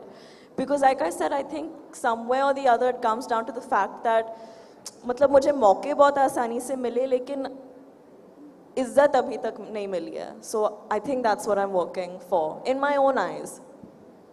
Why do you feel कि इज्जत अभी तक नहीं मिली? You want to be recognized in a certain way, is what I'm understanding. I think it takes people... Beyond being a star, you want to be appreciated for talent, for being something beyond what the paps capture on camera. I think that, and I can't blame anyone, but it takes a lot to build perception and then break it. And I think that along with the privilege, I was born with the perception that was created. Yeah. And I think to break that, it'll take a lot of work. How do you deal with living in the fishbowl with cameras in your face? You come out of your house, you go to the gym, you go out for a meal, there are cameras. And I'll tell you why I asked this. I suddenly had a flash when Sridevi died, when your mom died. Some of the TV channels were disgusting. And there was this horrible, horrible kind of speculative reporting on how she died, the circumstances of her death. And I can't even imagine. I mean, I remember writing an article at that time saying, not just Sridevi, the news died today. Because I was so disgusted. Do you remember that? Do you remember how it was reported? Or you were too, I guess, gutted to pay I don't attention? think I wasn't in the frame of mind to watch TV. I think, honestly, I don't remember anything. I think that entire month was a blur for me. I think for a long time after that also was a blur. Ironically, the only things that I remember from that entire time was when I was on set shooting for Dhadak. Like, I remember those days specifically, but nothing after or before that. You know, you've been so open in this conversation, owning your damage, your vulnerability, your need for validation at different times, you're seeking respect, the kind of movies you want to do. And I'm seeing the clock, and I know you have a flight to catch to Ahmedabad, and we have 3 minutes. But I want to hear about how you learned how to play cricket. And if you don't mind, I don't know if Moomal is still here. Is Moomal still here? Is Moomal, our bat girl, still here? Does anyone know? Does anyone know if she's still here? If she is, please send her up on stage, because I wanted to know from you how you're doing, how you're approaching learning how to play cricket at 25. I was the last person to play sports in school. And I am the least likely candidate to have picked this film or to have said yes to it or to have been because I realized I dislocated both my shoulders while prepping for the film, which is why it took so long. Good God. I was doing a switch hit, my right shoulder popped out. I was doing a pull or a long on and my left shoulder popped out. So I had to take a gap for 3 months, and then the doctor said you have something called MDI, which is multi-directional instability, which means I'm susceptible to like my joints popping out apparently. So he was like, you are the worst candidate for this film. And how long did it take you to, like, obviously you never played before, I'm gathering. So how long did it take you to pick up the skills? That's why I wanted the Moomal whom you awarded. She's like, you know, a teenage girl and she's swinging her bat like I a star. heard she's a power Please do hitter. try and find her if you can, but go ahead. How long did it take you to? It took me, so I started with a season, I worked my way up to a season ball and a heavy bat, and then my injuries happened, and then I wasn't allowed to play with that anymore. But I have a wonderful coach, Abhishek Nair and Vikrant. They trained KKR, and so I think they've done a great job. They've definitely kept up my morale and my love for the sport. I actually didn't even know the game before I started, but now I've developed a love for it. Do you watch it now? I do. I do. I keep observing people now. What is the one sort of dream project you would want to do or you would have wanted to do that hasn't come your way? I think I really want to do a comedy now. Like your mom. Yes. She had impeccable comic timing. Yeah, I think I really want to do a comedy, and I would really love to do a film in which I can dance because I love dancing, and I haven't been given the opportunity. This crowd yet. would want you to dance right here, but you. Do we have a track? Choose a track. We have 1 minute 35 seconds. Yeah, okay, you all choose quickly. Choose a track. But all my quickly. dances are very like thumka thumka. It's like, okay, I have to be sophisticated here. 1 minute before the track. Come here. Moomal, jaldi se आओ. ये जो जानवी दीदी है ना, ये ना cricket खेलना सीख रही है. तो मुझे लगा कि आप ही इनको सिखा दो. कोई टिप्स दीजिए. मैंने सुना बहुत छक्के मारते हैं आप. कुछ बताओ कोई टिप. आपका फेवरेट शॉट क्या है वो बताइए. मेरे लेग साइड में जो छक्का लगाते हैं. Long side. मेरा लॉन्ग ऑन में ही गड़बड़ है. मेरा बैट अंदर जाता है. लेग साइड में जो सूर्य कुमार खेलते हैं ना. सूर्य कुमार यादव को जानती हूँ मैं. वो अलग अलग स्ट्रोक्स मारते हैं ना वो. उनका वो ऐसे कुछ करते हैं वो देखा, और ऐसे स्कूप करके पीछे बॉल फेंकते हैं. तो आप कोई टिप दे दो जानवी जी को. आपने कैसे सीखा क्रिकेट? मुझे तो मेरे भाई ने सिखाया. और भाई ने सिखाया? आपके भाई का नंबर मुझे भी दे दीजिएगा, जरूरत पड़ेगी. Okay, thank you. Thank you. 32 seconds. Choose a track before we let her go. 32 seconds. Anyone? Track? Okay, play whatever you have. All very... Play whatever you have. She is... Okay, but Barkha ma'am, even you have to dance. That's one Please, skill. no, you have to make her also dance. That's one skill I don't have. There we go. Go for it.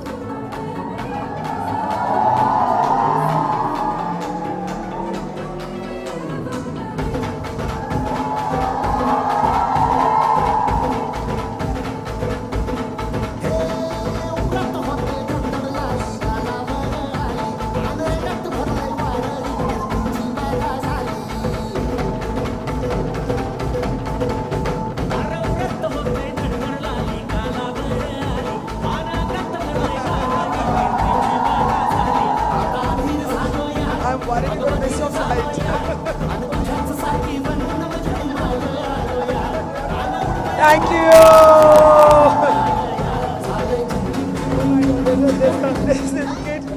Come here, quickly. Oh, well, the song stopped, but I think she was doing your moves. I spotted her. Can you show us? What were you doing?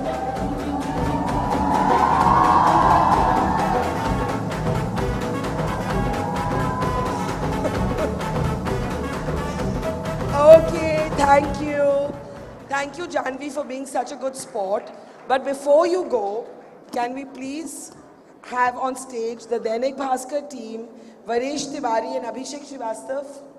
We would like to honor you, Janhvi, with our award. The Her Award, Hope, Empower, Rise for being a woman of impact in 2023. Thank you so much. This is the Dainik Bhaskar team. And please, hello. And they also want to present to you a poster of their Women of the Year awards that is being unveiled. So, let's have a big round of applause. आप कुछ कहना आप hello, आप सभी को बहुत बहुत शुभकामनाएं Women's of the Year or Women's Day की. All the best. Thank you. Thank you so much, sir. Thank you. Thank you. And this is their poster for their awards coming up. And this is an award from all of us. Thank you so much. Thank you, ma'am. Thank you. And please stop calling me ma'am. I feel so old. But thank you for being so authentic, so vulnerable, so open. And don't miss your flight. Thank you. Thank you for coming. Thank you, guys. Bye. Go out this way. Thank you. Bye. Bye. Thank you.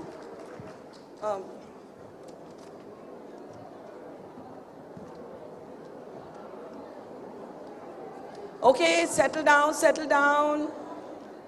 Okay, you can't hound her for a picture. She's going to the airport. Come back. Okay, we've been talking about the startup spirit all day. You had Vani Kola on stage earlier. She was talking about how there are such few companies that are founded and led by women. The access that women have to capital is also very, very limited. And one of the things we heard on this stage was how women are still apologetic about how, their relationship with money should look like. So we have two very, very important conversations coming up. I want you all to settle down. I'm going to give you a moment to settle down. Please settle down and we will resume in just a moment. Yeah. Please settle down and take your seats. Take your seats, please. Okay, I first want to welcome on stage someone who reflects the Kickstarter spirit. First, let's welcome on stage Naya Sagi. Naya Sagi managed to create Baby Chakra, Good Glam, and a host of successful venture, ventures, rather, I was going to say venture capitalists, ventures. Please welcome on stage Naya Sagi. Can we have it on stage, please? There you are. Hi. Good to see you. Likewise, good to see you as well. Let's chat for a couple of seconds before we get the panel on. Yeah. So, I'm just going to be calling up everybody else as well, but I want to just spend a few minutes talking to you. You know, we've been talking all day about how, though we see so many women framing the headlines as success stories, you're one, actually women's access to capital, women's even remaining in the workforce are numbers that aren't telling a great story. So why is there a gap between the success stories of women like yourself and what's actually happening numerically? You know, so it's a great question. The interesting stat there is that there are less women in the workforce today than there were in my mother's time.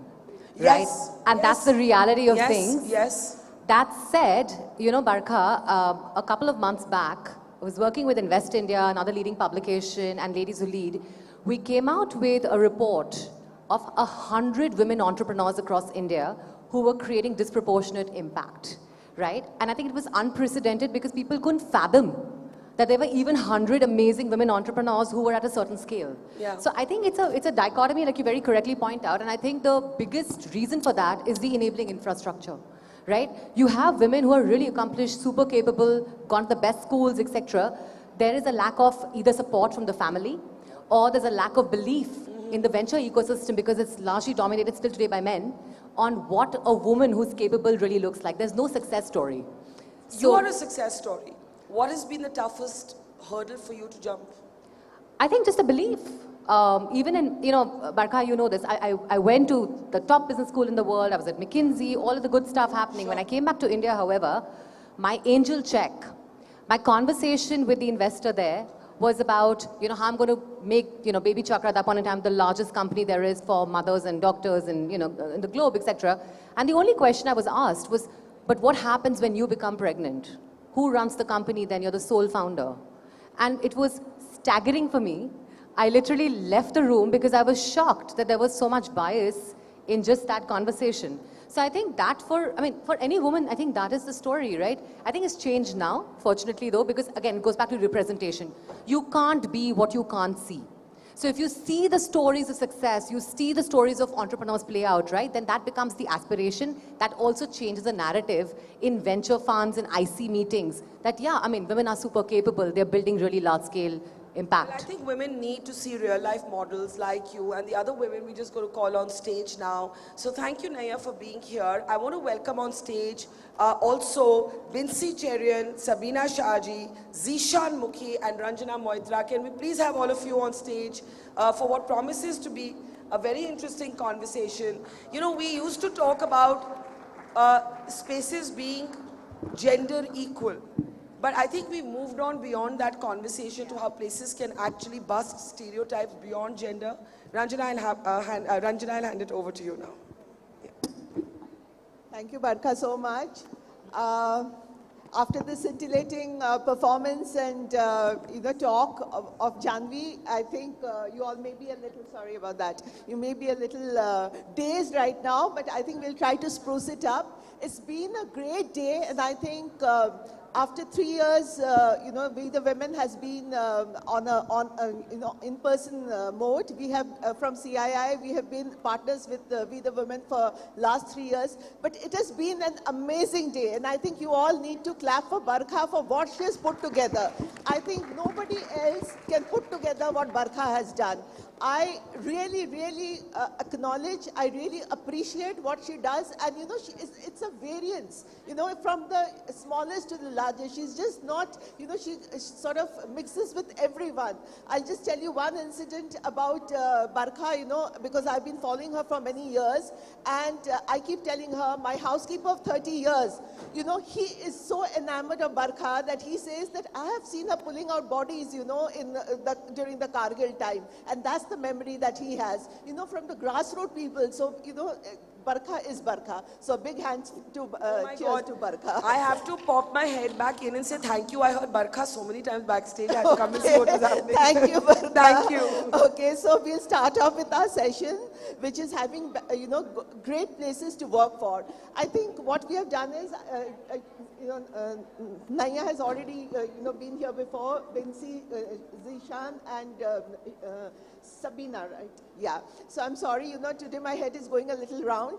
But, we have talked it threadbare about, what are the things that women need to do, what, are the great places to work with, what is about gender parity. Yesterday I was doing a session at the US consulate in Mumbai, and the Consul General himself said that this is a no-brainer, that, parity has to be there, and even in the US, parity is not there, and we have to do action. And all you have to tell industries is it improves your bottom line. And that was a new thing which I heard the other day, that he said, just say that it improves your bottom line to have diversity in your workspace. So I think with that, this topic, we can start off by asking, all our panelists to speak a few words, and then I'll, of course, talk about it a little more. It's Women's International Week, and most companies, the HR, I'm not talking about HR alone, they think that before cupcakes, roses, and a card does the needful and they check a box. Today is not about that, right? It's much more than that. It's about living every day and making it great for the workspaces for women. So why don't we start with you, Naya, or what you would like to say about your thoughts on this topic? So at the Good Glam Group, we are South Asia's largest digital FMCG conglomerate. So we have a house of brands. How many of you have heard of MyGlam? Okay, super. That's one of our brands. Momsco, great. Sirona, great. Oh, super. Organic Harvest, Saint Botanica, Baby Chakra. And we have a house of media assets as well. Popexo, Miss Malini, Scoop Whoop, Tweak. We recently acquired that, right? So for us, we are in the business of beauty, personal care. And guess who's our demographic? It's all the women like me here and like you over here, right? So it's super critical. I mean, you're absolutely right when you say it makes sense to have women represented in leadership positions, especially in a company like ours. We have 65% women in our teams, which is one of the highest there is for a consumer tech company. And we also have two co-founders, me and Priyanka, who are women of this unicorn. And in our top CXXO, we have about our CEO of brands is actually a woman as well, right? So for us, I mean, it's a no-brainer.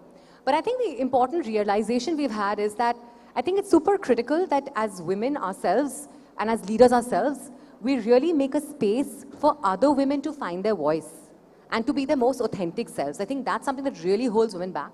Apart from, of course, all the other policies, etc., that we have to put in place, and really setting targets for women to be hired in different roles, etc. But I think the one thing that women really seek is meaning from the jobs they do, from the work they do. And it's super critical, when you look around you, in your enabling ecosystem, how your leaders are, what roles are they playing in giving you and giving all of us that voice to articulate our thoughts. Because, if we don't have our voice heard, then it's no use. And this whole sort of construct of having different voices come in and help make the best decisions, business decisions, the best business calls, the best people calls, does not play out. So I think one thing we've really worked hard is consciously training our teams, our leaders, in ensuring that if there's a woman in the room, it is mandatory for her voice to be heard.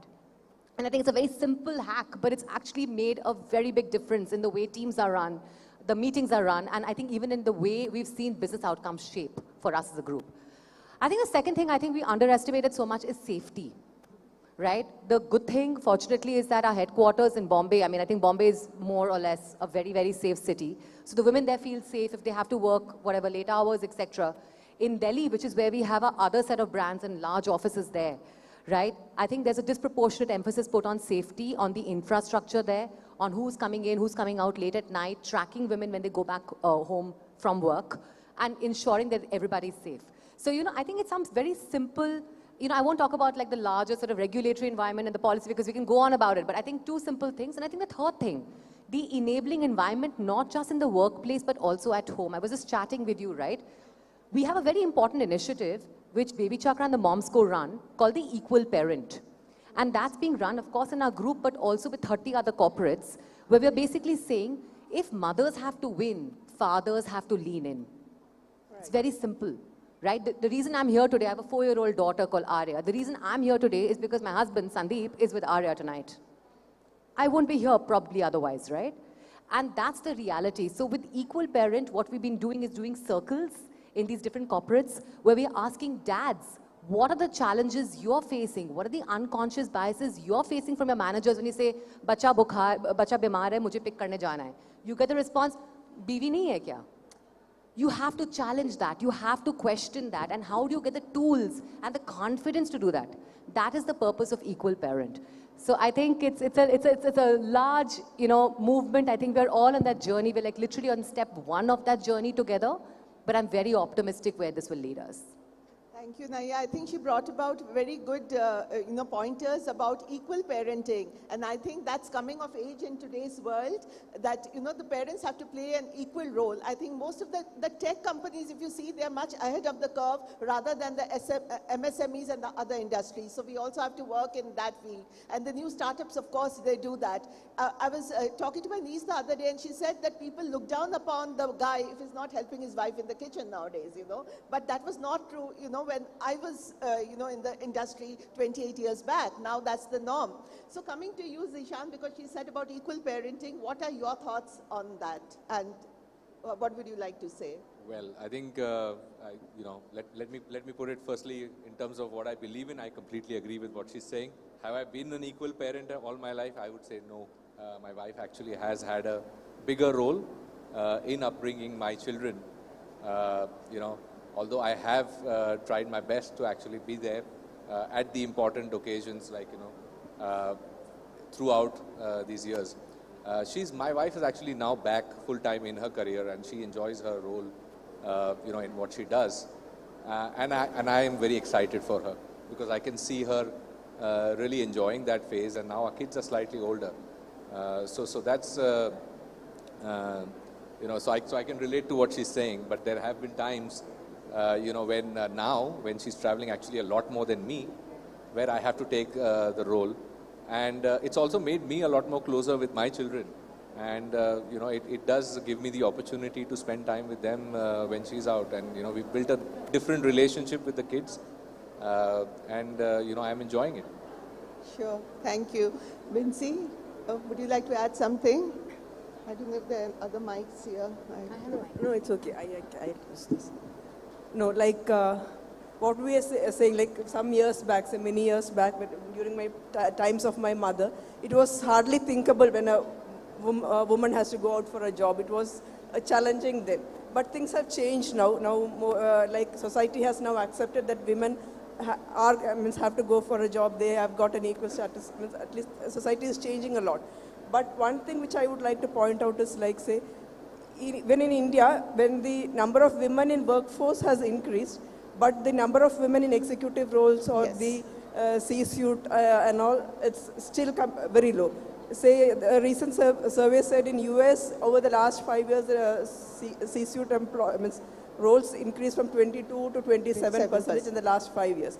But in India, in a different study says it's actually gone down. While the entry-level workforce has increased, the executive roles have actually come down. So we have to think of that drastically. No, I'm saying women have to enter the workforce. That is all important. We'll have to work parallelly towards it. We'll have to do flexible work timings, creche and other things. That's all parallelly we'll have to work. But at the same time, we have to groom our women workforce to rise to the higher executive roles. Sure, I think she brought out a very good point. Before I hand it over to Sabina, so I want to say that they are the 3 M's which we call mobility, maternity and marriage. So what happens at the entry level, you see that there'll be almost 50-50, at least I'm talking from a tech world perspective of TCS and Wipro, there'll be almost a 50-50%. As they go higher the ladder, either it's their husband's career which comes first, so mobility, or marriage or maternity, So now most companies are having a lot of policies in place, which is a no-brainer actually, to ensure that, women come back back to work, and how do they do that? I'll give a personal experience, and I think the time is now for action and not to just speak about this in whatever terms, and I'm sure you all have experiences to say. In my last role at Wipro, when I was handling about 4,000 people globally across 3 continents, I made a KRA for myself that I will improve it, and I made it 55% women, and then the other person was men. It was not for anyone else, it was for me. The satisfaction that it gave me, I think I still have that satisfaction in myself. Even now when I'm working with the University of New Haven, I've ensured that all my team is women. Though at the leadership level, it's more male, and I'm only the woman of color out there. So, I think you make the choices, but at the same time, you also have to ensure that you deliver. As a woman, you cannot say that, there are glass ceilings. Yes, maybe, yes, to some extent, yes, you have to work harder and ensure that you break those glass ceilings. I'll come to you, Sabina, to say what your thoughts are. Thanks, Ranjana. As you rightly said, a lot of talk has been going around. We have heard it many times about diversity, equity and inclusion. That has been a hot topic all along. This Women's Day also, we are hearing a lot about that. But the thing, it's not an option anymore. I mean, there's no choice for organizations to embrace DEI policies and practices in their things. But how the organizations contribute to or make an environment where they make women more comfortable in their natural setting, and they can, it's not, I don't think, let me ask the young children here or the young kids here, how many of you would want any positive discrimination, any chances being offered to you just because you're a woman, or would you want it the other way around where everybody is treated equally? Would you want any positive discrimination being done against you? I don't think the young generation today or the women of even our age, they don't want that to happen. We just want an environment where there is an equal footing, where we are treated equally as men, based on our merits, based on our meritocracy, right? So support systems, as all of you said, it is very important, and that goes a long way in ensuring that. For organizations like Federal Bank, because we have been chosen as the great place to work for women the second year consecutively, based on the voices of women employees across the board. So the survey happens, and every woman responds to it the way they feel about the organization, right? So if that feeling can be an all-pervasive feeling where people feel that they're more in their natural setting, they can come to work as if and feel work-life balance happening more as a natural thing, there'll be more women coming to workforce, and even you see progressions like what is happening in our organization. Thank you very much. I think she brought out a very good point about, doing surveys. Yesterday at, the TCS's head of diversity and inclusivity, whom I know since the day I joined TCS, Dr. Ritu Anand, she was saying when they did a survey, they thought that the women will come back with saying like, we want flexible hours, we want creches, we want this, we want that. But you know what the women came up with? They came up with, we want more opportunities. We want to be mentored more for leadership positions. We want more coaching to be done. We want more seat at the table. She said, that's amazing. This is what the women of today want. They are not talking, that is a given that you will get maternity leave, you will have creches, you have that. That is like a given. Like before the outsourcing started in India, it was the labor arbitrage was the issue, right? Later on, labor arbitrage was given. What they wanted is how can you improve our processes? How can you give us, 50% more on that? So it's the same thing today that's happening, that is changing. So any of you who would like to take so, that मैं अपनी team को काफ़ी बोलती हूँ, अगर कुछ बनना है तो कुछ हटकर करना है, right? And I think the women of today, how many of you are super ambitious? कि कुछ बहुत बड़ा बनाना है life में? Raise your hand. Don't not raise your hand, huh? Don't let me down. Raise your hand, all of you. Because listen, we have it with us today. I'm not kidding. We are sitting in India. We are sitting in the land of opportunity, where what, a $3.5 trillion consumer economy, एक election cycle में हम double करेंगे, right? The tailwinds in our favor. The international world is looking at India, is looking at the women in India to really lead the future economic growth of not just South Asia, but of the world. If we are not leaning in, that's 50% of India not leaning in, not doing what we have as potential, not just for ourselves individually, but for the nation. So this is something I think we're super passionate about.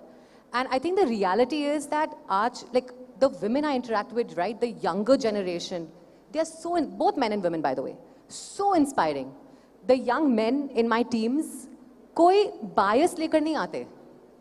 Koi bias nahi hai. They come with a clean slate. Biases get formed when you join organizations that have biases.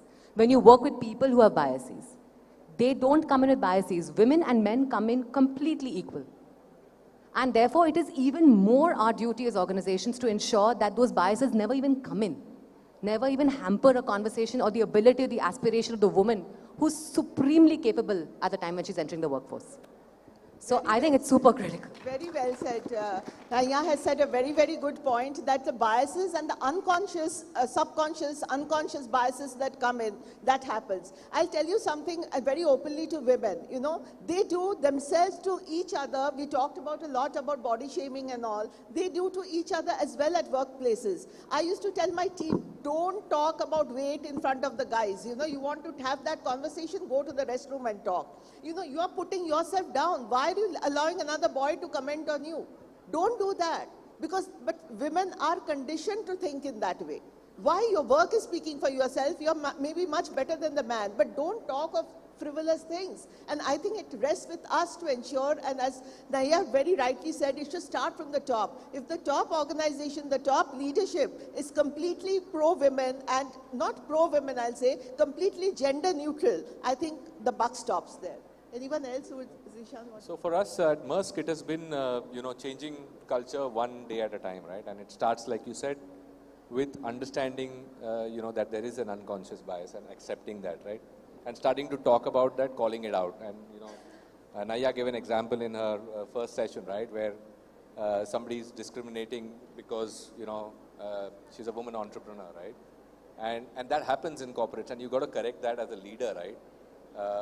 Because you've got to correct someone when they actually ask these kind of questions. So it starts with that and building that culture. The second thing is that you've got to get out tokenism, and you've got to start sort of, there are a lot of people who will just say things because they want to say it, or because, it's the right thing to say, but, really get it into the minds and hearts, right? And that's actually the tough part, right? Because, people will pretend to sort of say, oh, we want diversity, but, actually it will not translate. So there are metrics that, you can start looking at. One of the metrics we look at is when we do a salary review, for example, we see whether there's equity, right? So you just have an Excel formula plugged in, simple practice, you can see whether you're, remunerating fairly. And then you ask the questions. Recruitment, again, the same thing, right? You ask the question saying, you hired, let's say, 10 people in the last few months, and, our talent acquisition team will ask you saying, really, as in, your ratio is skewed. And they would challenge leaders saying, why is it like this? So these are small things, and, you've got to do it over a period of time and, keep doing them. And then there is stories, right? And, there are stories at Maersk. We are very proud that, we've set up, an all-women warehouse, an all-women shift warehouse in a place in Uttar Pradesh. And, this is a shift where everything, right, from operating the warehouse, the security, etc., is being run by women. And it took us a lot of time, actually, to convince their families to do that. But these are the kind of stories that, that we're able to build. And then, once somebody does it, then it breaks that stereotype. It allows, for others to also challenge. And then, the journey continues. So that's a little bit of, how we've gone about it. Of course, there's a long way ahead. There's still a lot of bias. There's still a lot of stereotypes, but it is one step at a time. Thanks, Ishan. Yes. You want to add something? What Naya was saying was exactly what I had in mind. I mean, diversity and inclusion, many of the organizations do just for a board purpose, or you give a seat at the board, that is it. Your policy is tick-marked, and that's not how it is to be. So a lot depends on the organizations that come up with these policies, and they put they need to put it into action more often. So only then the headwinds that stop women from progressing or advancing should be converted into tailwinds where they can progress as a team together and support each other in the journey. And that's how Federal Bank has also become one of the very rare organizations in India where we have more than 40% of workforce is women. Because we have a supporting environment where we grow together, and the organization also supports, not because it's many times when it comes to DEI questions, the organization or the management has to face questions like what is the profitability of employing more women in workforce, whether it's profitable, right? We have had many such, even some studies showing that women on board means X percentage of growth in share prices, profitability, and compared to vis-a-vis the companies that don't have women on board. But that sort of conversations should, I don't know if that is the right way to look at it. It's more like what is natural. I mean, your 50% of the population is being what is representative, and your organization should be a natural microcosm of that. So that is how it should be looked at, and it will have its own advantages in terms of connecting to a particular kind of customer, client acquisition in business, in relating to your leadership styles, in connecting to your employees. So that parity has to be a natural choice for organizations, and it shouldn't be something that is thrust upon them because it's a policy matter and somebody demands it. Like for instance, Federal Bank is one of the organizations that started a creche for its women employees much before the national labor rules came for that. More than 50 employees, you need to have a creche. We started it much earlier on a participative basis because we wanted, some of the mothers wanted that, and we went up to the organization and told, like, you please help us set up this. And that kind of flat organizations, the communication wherever it happens, that is the kind of organizations that support women to grow up in their career.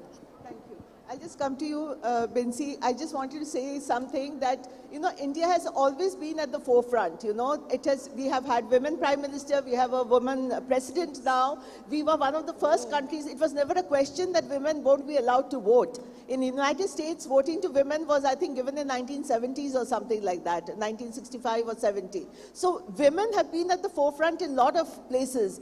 When I look at, I was in tech, now I'm in the, education sector, mainly as an, working for my alma mater. I see that the number of women in STEM has gone up so tremendously, which was not there. When I studied, I was the only one Indian woman in the class, and my parents were progressive and they sent me out. But now you see that so many women are wanting to go abroad and, pursue their studies, do well, whatever. So what are your thoughts, Binsi, on that, about young women progressing out to, wider markets and ensuring that, they have very stable professions? Yeah, that's of course a very welcome change that is seen now. Like even young girls, their aspirations are very, very high. Means something which I wouldn't have dreamt of when I was small. Their aspirations are so high that you cannot imagine. Actually, that's very welcome. That's a very welcome change for India. It's not studying abroad or in India or taking higher positions. Like when we grow, and another thing to the younger generation is what I feel like, being women, we focus on doing something more, we put in much into what we do. But like when you grow higher up in the organization, it's not only the work that you do. You should focus on what you can bring to the table. Maybe what you do is only be 50% or maybe something, your daily work will count only to that. What more you can bring to the table to make your voice be heard, just to say that you have brought something extra to the table, that also we should be focusing on going forward. I wanted to come to you. So I want to actually touch on this specific question. And the reason I do a couple of these talks and these panels and these interactions is because I grew up in Calcutta. I'm actually a services kid. My mom was in the civil services. So grew up, never thinking कि life में, I was a very bad student, by the way, in high school. But ambition था, कुछ बनना है, life में कुछ करना है. right? Went on to Harvard Business School, went on 2 scholarships, the Fulbright and the Tata, came back to India, startup kara, Baby Chakra.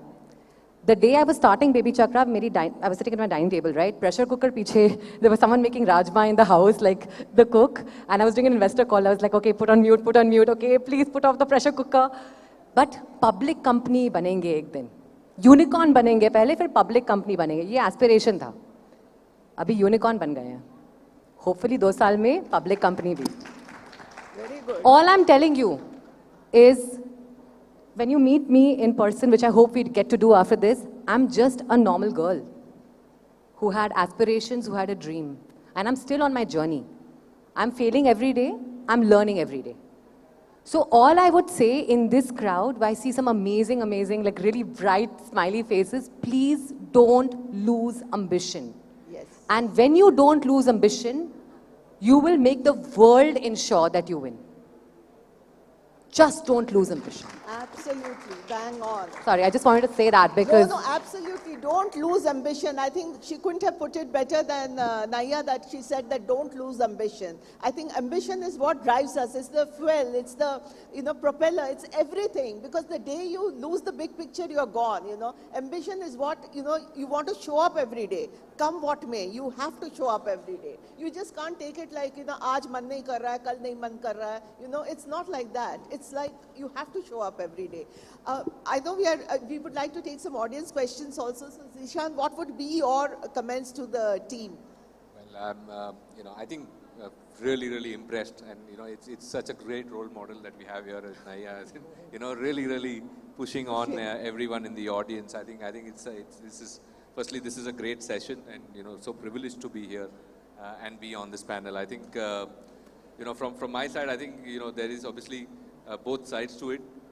We need to have women with big aspirations, and we need to have men who are also equally supportive and who are also opening doors and being allies. And I think this is this is such a great session today where we are actually talking about this. Princey, you would like to say some words to the audience? What would you like to say? Then we'll take some audience questions. To the audience, like what I would say, to continue what he said, and what Naya said, that never lose ambition. Like going higher up or something, women after a certain stage, they become complacent. They, okay, I have reached so far, this is enough. That should not be the attitude. That fire should be there throughout your, till whatever age you can do something productively, that fire should be continuously in you. Never get tired, or even if you have reached a certain point of success, don't become complacent. Try for higher, reach for higher levels. Only then, you can improve, the society can improve, the world at large will improve, only if you keep your fire on. Yes. I would just recall the earlier speakers here, one of the 2 fabulous speakers who came from the army. Colonel was speaking earlier, Anila Khatri was speaking, and I was hugely inspired by her, the way she put it across. Think simple, and nobody would imagine army or the forces to be a woman-friendly workplace 10 years ago or 5 years ago. See what they have proven with their life and how they have simplified things to an extent that is relatable to all. It's gender, we should be aspiring for a gender agnostic workplace where we get an equal seat, and never stop following your passions and your dreams, and it will get you there to a gender agnostic world. That's what I wanted to leave as a message. I think my panelists have been unequivocal and have said some wonderful things. I would like to say that, I have a saying which I always like to use, and it's been there for years with me. If you want to plan for 1 year, plant rice. If you want to plan for 20 years, plant a tree. If you want to plan for 100 years, plant education. Education is extremely important, and I think, the younger generation understands that, everyone understands that, but education is not the be-all and end-all. We have seen so many people who are being entrepreneurs, even from rural backgrounds or whatever. It's the zeal, it's the ambition in the end which propels you. Education is one part of it if you want to have a very skilled job or whatever. So the other thing, I spoke earlier also in the panel, someone was asking me that I think the parents should raise, the sons like daughters too. So it cannot be said, ye tumhara kaam nahi hai, ye ladki ka kaam hai. It starts from home. The moment you start treating both your children equally, I think all this gender inequality will lessen quite a bit. That was a little heavy, but having said that, do any of you want to add anything, or I'll ask for questions from the audience, and then they can we have 2 minutes to go, so we'll take a few questions. Yes, please. Why don't you come on stage? We have very less time, so I can just take 2 questions. Please come here. Hi. It's really inspiring to see you all speak, and my question is to Naya. Naya, as a young woman having it all, it seems like you have it all and you're balancing it so well. I heard Nindra Nui say once that a working woman has to live 48 hours within 24 hours, especially a mother. So how do you feel being a young mother? Do you ever feel the guilt of leaving your child behind? Or is it always that you're so motivated and inspired that there's never any guilt or a sense of loss or a sense of fear that you're leaving the child and not being there present with the child? Because I see some friends of mine who are young mothers and they're homemakers. Some people choose that as well. So what is your point of view in choosing to have a career at the same time being a mother? Yeah, you better start because... So it's a great question. Thank you for asking. And, honestly, my mother was a working woman, right? She's retired now, but she was a working woman. So I always grew up with this paradigm that mere ghar mein khud role model, right? That my mom was working. I never felt that I was less loved by her because she was working. Of course, when Arya was born, I did go through this whole feeling, In fact, interesting story, right? While I'm talking about all this, when I found out I was pregnant, I came out of the bathroom finding out I was pregnant, right? TMI. But I actually started crying. I was like, oh my God, what will I tell my team? What will I tell my investors? Right? How will they think of me now? So there are these things in our head, right, that are still deeply conditioned. We have to get rid of. But I'll tell you how it's played out for me. First, I can very proudly and very happily say, and rightly so, my husband's very equal in parenting with me, right? He's an equal caregiver, sometimes more so equal, that's one. Number two, I have learned to also understand that if something makes me happy, that happiness makes me a happier person, I will be a happier mother with Arya, right? I don't ever want Arya and me to have a relationship when I look back at life and I'm like, I had to sacrifice because of you. She should say, my mother lived her dream, right? She's a happy person. And I know now, she's a girl, right? So I know now that I have to live my dream out and see it play out. So for me, I feel like it's almost a responsibility in some sense to ensure that she knows what it is, what ambition means, what aspiration means, right? Just one, of course, very practical piece. I think someone talked about these 3 balls, right? Family, friends, and work. There is no friends. I'm sorry, I've lost all my friends in the equation. I mean, I'm a loyal friend. I don't socialize at all. I think it's more family and work. That's the trade-off I've really genuinely had to make. One very beautiful thing that you said that I want to take away is that a happier person will make other people around them happy. If you're not satisfied yourself, you'll always live with resentment. Correct. And that is not nice. Absolutely well said. Happiness is in yourself. I mean, but we say it, but we don't live it. I think Naya is living it, It's very easy to say, platitudes, but in the end, you have to live through them also. Thank you so much. Thank you. Just give the mic back. Is there anyone else who wants a question? Yeah, go ahead. She had a question. Okay, she had a question before. Can you take it from there because we are running short of time? Yeah, just come. Hello everyone. Good evening. So I just wanted to understand your point of view as I am in HR as a professional, and so what happens is that in industry we are asked to ask certain questions in an interview, especially to women's, that when are you getting married, when is the right time, is it something which you are planning in terms of family or so. So what is your point of view? Because as an HR, I am actually dealing with these kind of issues a lot. And sometimes because of the management pressure, we had to lose very talented people. So how to address this? I'll take that question. I don't know which segment you work in, but I would say that you should have a meeting and be very specific. These questions you cannot ask any candidates today. You cannot ask that. If you ask in the US or something, you will be legally fired. But in India, ma'am, still there are people are asking these questions, and even as a candidate also, when I go and when I get myself interviewed, people do ask such questions, that what are your plans? When are you getting married? If you're married, then they'll ask you that when are you planning for a family? So these are this is very commonly asked questions in an interview, especially in India. So if you're from HR, then, my advice to you would be to really stand up. Yes, as in that would be the first thing that you should do. And you really need to stand up for the unfair hiring practices, right? These questions are not supposed to be asked. In an interview. In fact, we've even gone up to the stage where in many cases we take off, when we are actually giving profiles to leaders where we see that there's a chance of bias, we actually take off the details of the name, etc. And we only give the a gender neutral CV to the hiring manager. So these are things that you can do as HR, right? And you're obviously the voice of the people in your organization. So my recommendation to you would be really be strong with this, and you have to be the voice of change. You have to be strong, because I can tell you 30 years back, nobody asked me that question in TCS and then later in Wipro. That question is unheard of to be asked. And there's so many organizations like TCS, in India, which have actually had practices like this, and they're really successful. TCS is one of the largest organizations in India, so if they can do it, anybody can do it. Nobody can. Thank you. Thank you so much. I think we are running out of time. One last question we can take. Yes, please.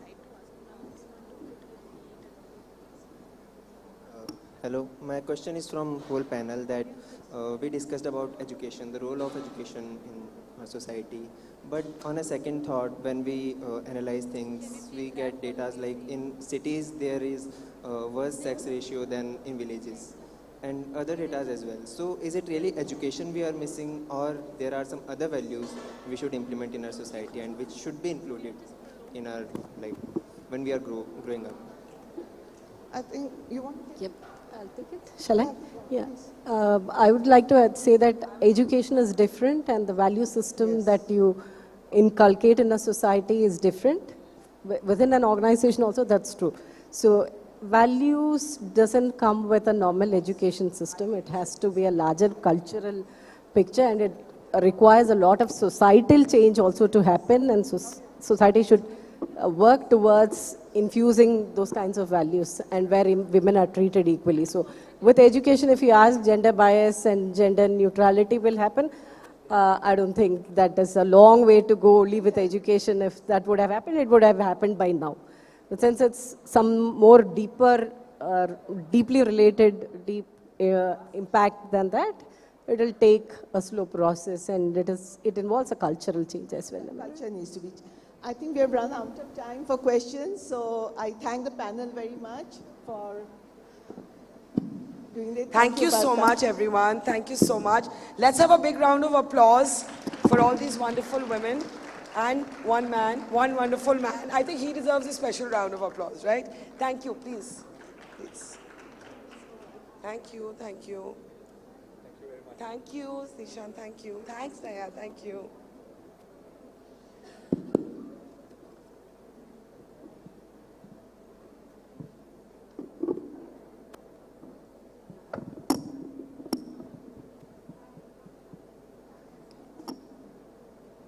Okay, waiting for you all to settle in. Anyone outside who wants a seat for the next session needs to come in now, because we'll be closing the gates soon. So can we let people outside know if they want to come in now? They need to come in quickly. Yeah, we'll be closing the doors soon.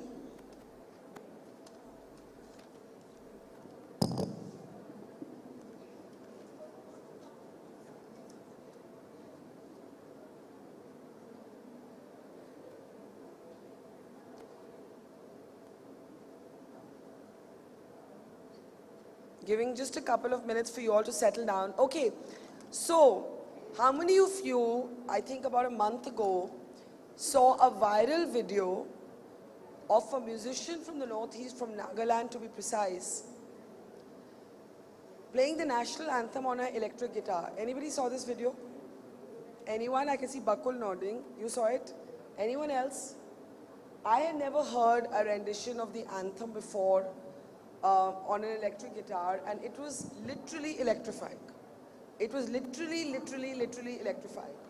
And one of the things that makes me very, very proud of what we do here at We the Women is how diverse and varied the voices are that you see on this stage. I mean, if you think about it today, you've seen people from all parts of the country.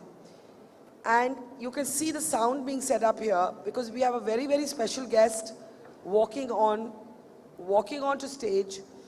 And I want you to put your hands together to welcome from Nagaland today, carrying that guitar that electrified a country, Anila Jamir. Can we please give her a big welcome?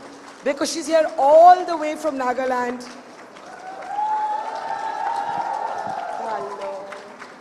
And she's been waiting all day to perform for all of you. And while her sound is being set up, I'm going to talk to her. You know, we all saw that video where you were playing the national anthem on your guitar, but tell us a little bit first about yourself. Where are you from in Nagaland, and how did you start playing the guitar? Hi everyone, my name is Anila Jamir. I'm from... Be a little louder. Yeah. Hi everyone. Hi, come on, let's welcome her. I hope you guys are having a good time.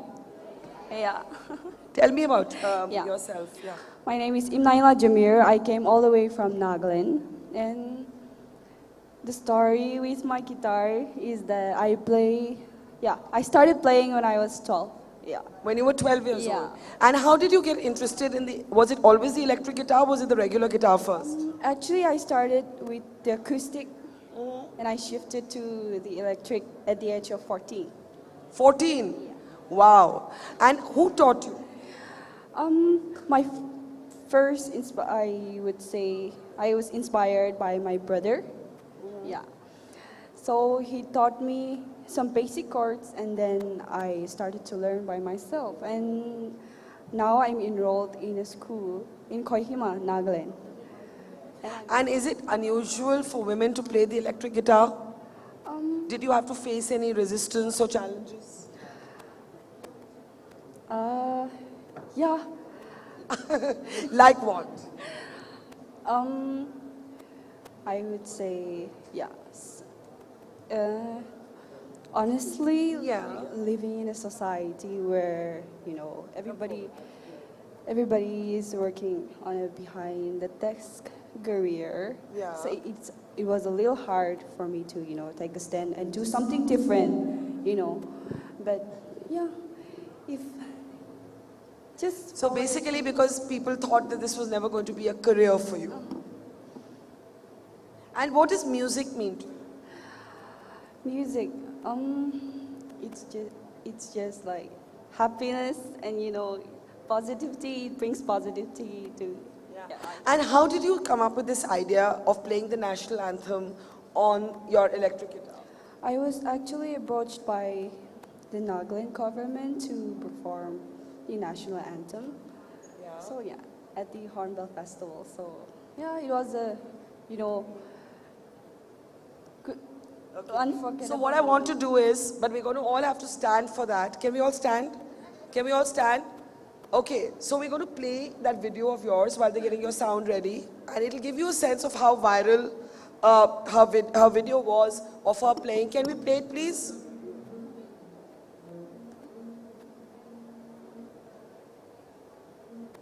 Ladies and gentlemen, if you are able, please rise for the national anthem.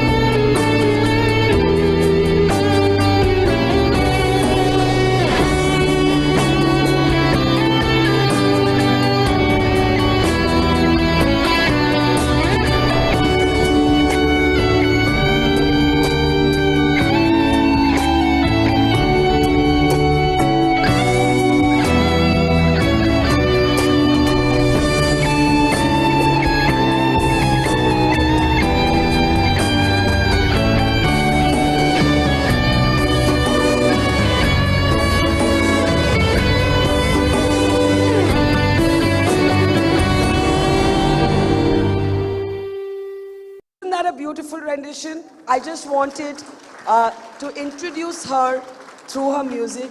You can take your seats now. I think we're ready. And now you can hear her live in person. Okay, no, we're just going to hear her. Okay, you want to come up and say something before she... Okay, 1 minute. We're just hearing this lady here. Okay, so good evening, ladies and gentlemen. This is Pallavi Chattopadhyay. I'm a third-year student of English Honours. I'm pursuing my honours degree from the St. Xavier's College. I just wanted to tell you one thing, that I was not an English student before, but people have Shah Rukh Khan's posters in their room, Madhuri Dixit's posters in their room, Kareena Kapoor's posters in their room, but I had your poster in my room. I was so inspired by you. I followed you from a very young age, and it is you who inspired me to pursue literature. And I just want to say that, ma'am, it's a privilege to have seen you. Thank you. Thank you for that. And now it's over to the magic of music.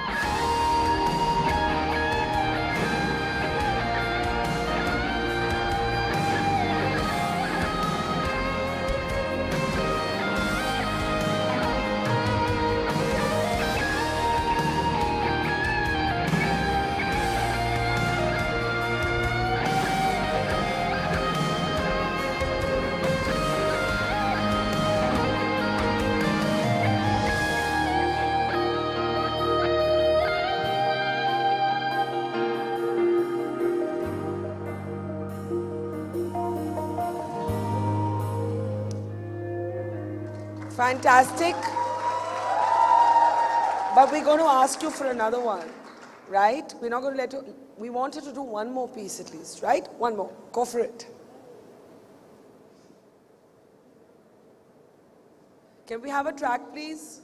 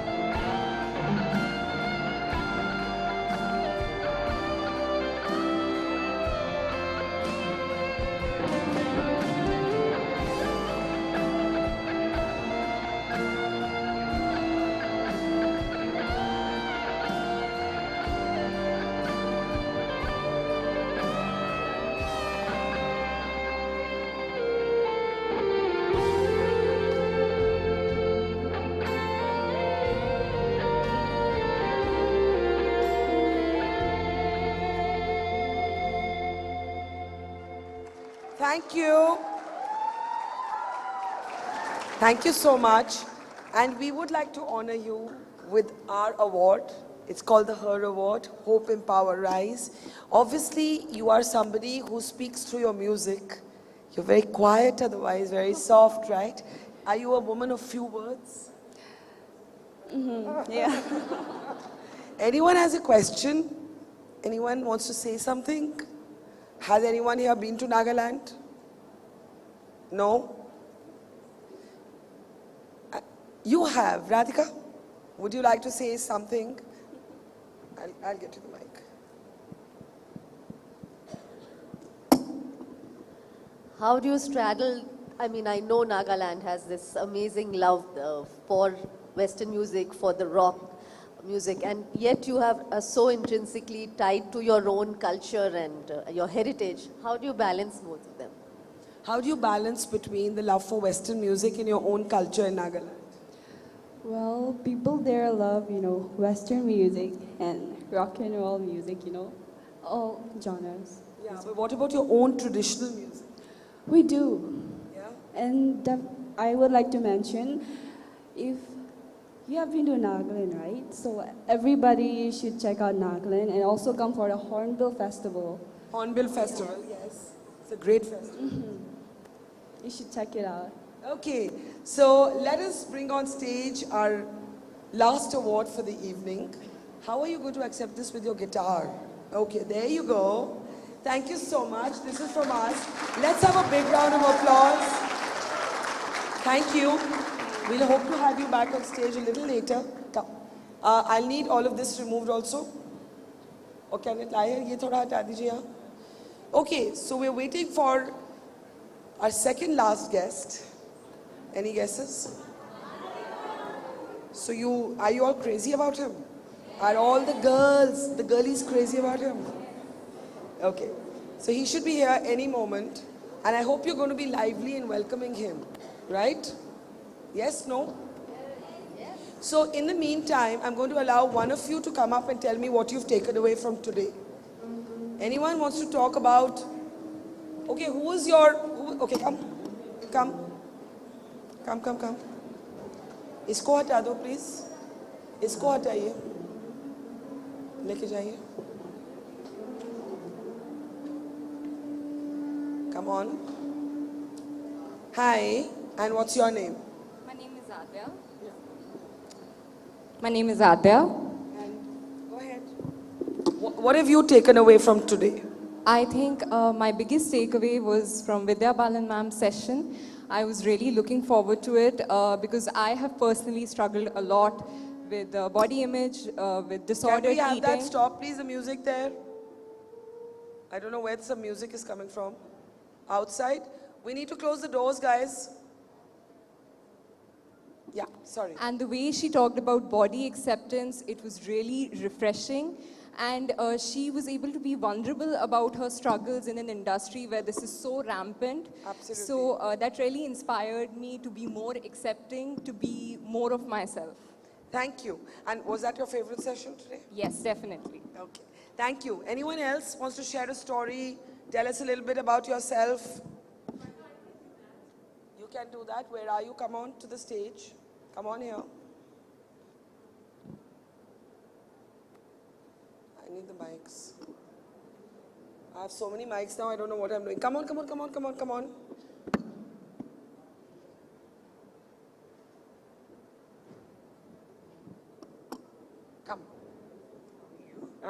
I'm hoarse from all the talking, but I'm well otherwise. Yes. Tell me about yourself. Yeah. Hi, my name is Kanya, and I was in Barkha's show also on surrogacy. If you remember. Yes, of course. Oh my God, small world. Yeah. It is, yes. So we were listening to this conversation a couple of minutes ago, and it touched me so much that I've kind of forgotten the name of the speakers as well, because my mom called 5 minutes ago and she said, this is going to touch her for the rest of her life. Ma'am who lost her kids. Neelam Krishnamurthy, yeah. Come here, yeah. Neelam Krishnamurthy who lost her kids in Ubhar. Yeah. At Ubhar. So I can only imagine what a woman goes through when she loses someone. And then the biggest lesson was, there was a time in my life that I thought that I was not as good for everything that I was doing. And I just wanted to end it. You thought of taking your life? Yes. Why? Oh, that's a deep story, so... Well, tell us, we're listening. I think this is perhaps not the right platform. Probably it was because of my acceptance. Just to cut it short and put it into perspective for all of you, it was because of my acceptance, and I thought that, it's not going to happen, and I really wanted to end my life. When I was listening to that conversation, I was just crying throughout, and my mom called right after that, and she said, do you see her pain today? And what I could have gone through if you were to ever do something like that. So I think it is something for each one of us to know that life is extremely precious and we must take right steps at right time. Thank you for that. Thank you for sharing it, and let me give you a hug. Okay, please take your seats. We should be ready to start in a couple of minutes. I just need to fix this music. No, I need to fix this music that's coming from outside. Excuse me, producers here, can't do it with this music. There's some music playing. You need to stop the music. Okay, sorry. There was some distracting music, so I had to control that. Can we close the doors there? Everyone who isn't seated yet needs to sit now or take a seat in the front. Just sit in the front here. Guys, come on, come on, come on. There are empty seats there. What is the point of standing there? Come on, quickly, quickly, quickly. Yeah. Come on, quickly.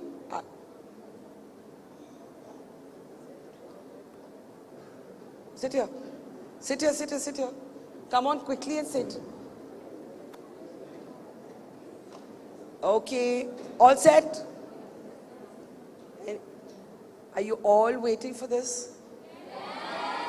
Are only the women waiting for this, or some boys are also waiting for this?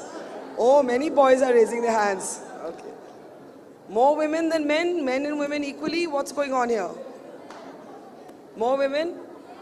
Okay, raise your hand if you have been waiting for this conversation all day. Okay, do me a favor. Keep it raised. Keep it raised till I tell you to put your hand down. Keep it raised if you're excited to hear this conversation. Keep it raised if you're excited, come on. And hold it there, okay? You want to hold it there? But if you hold it there, how will you clap? But I want him to see it, so don't clap after he comes. Can we please have on stage Aditya Roy Kapur?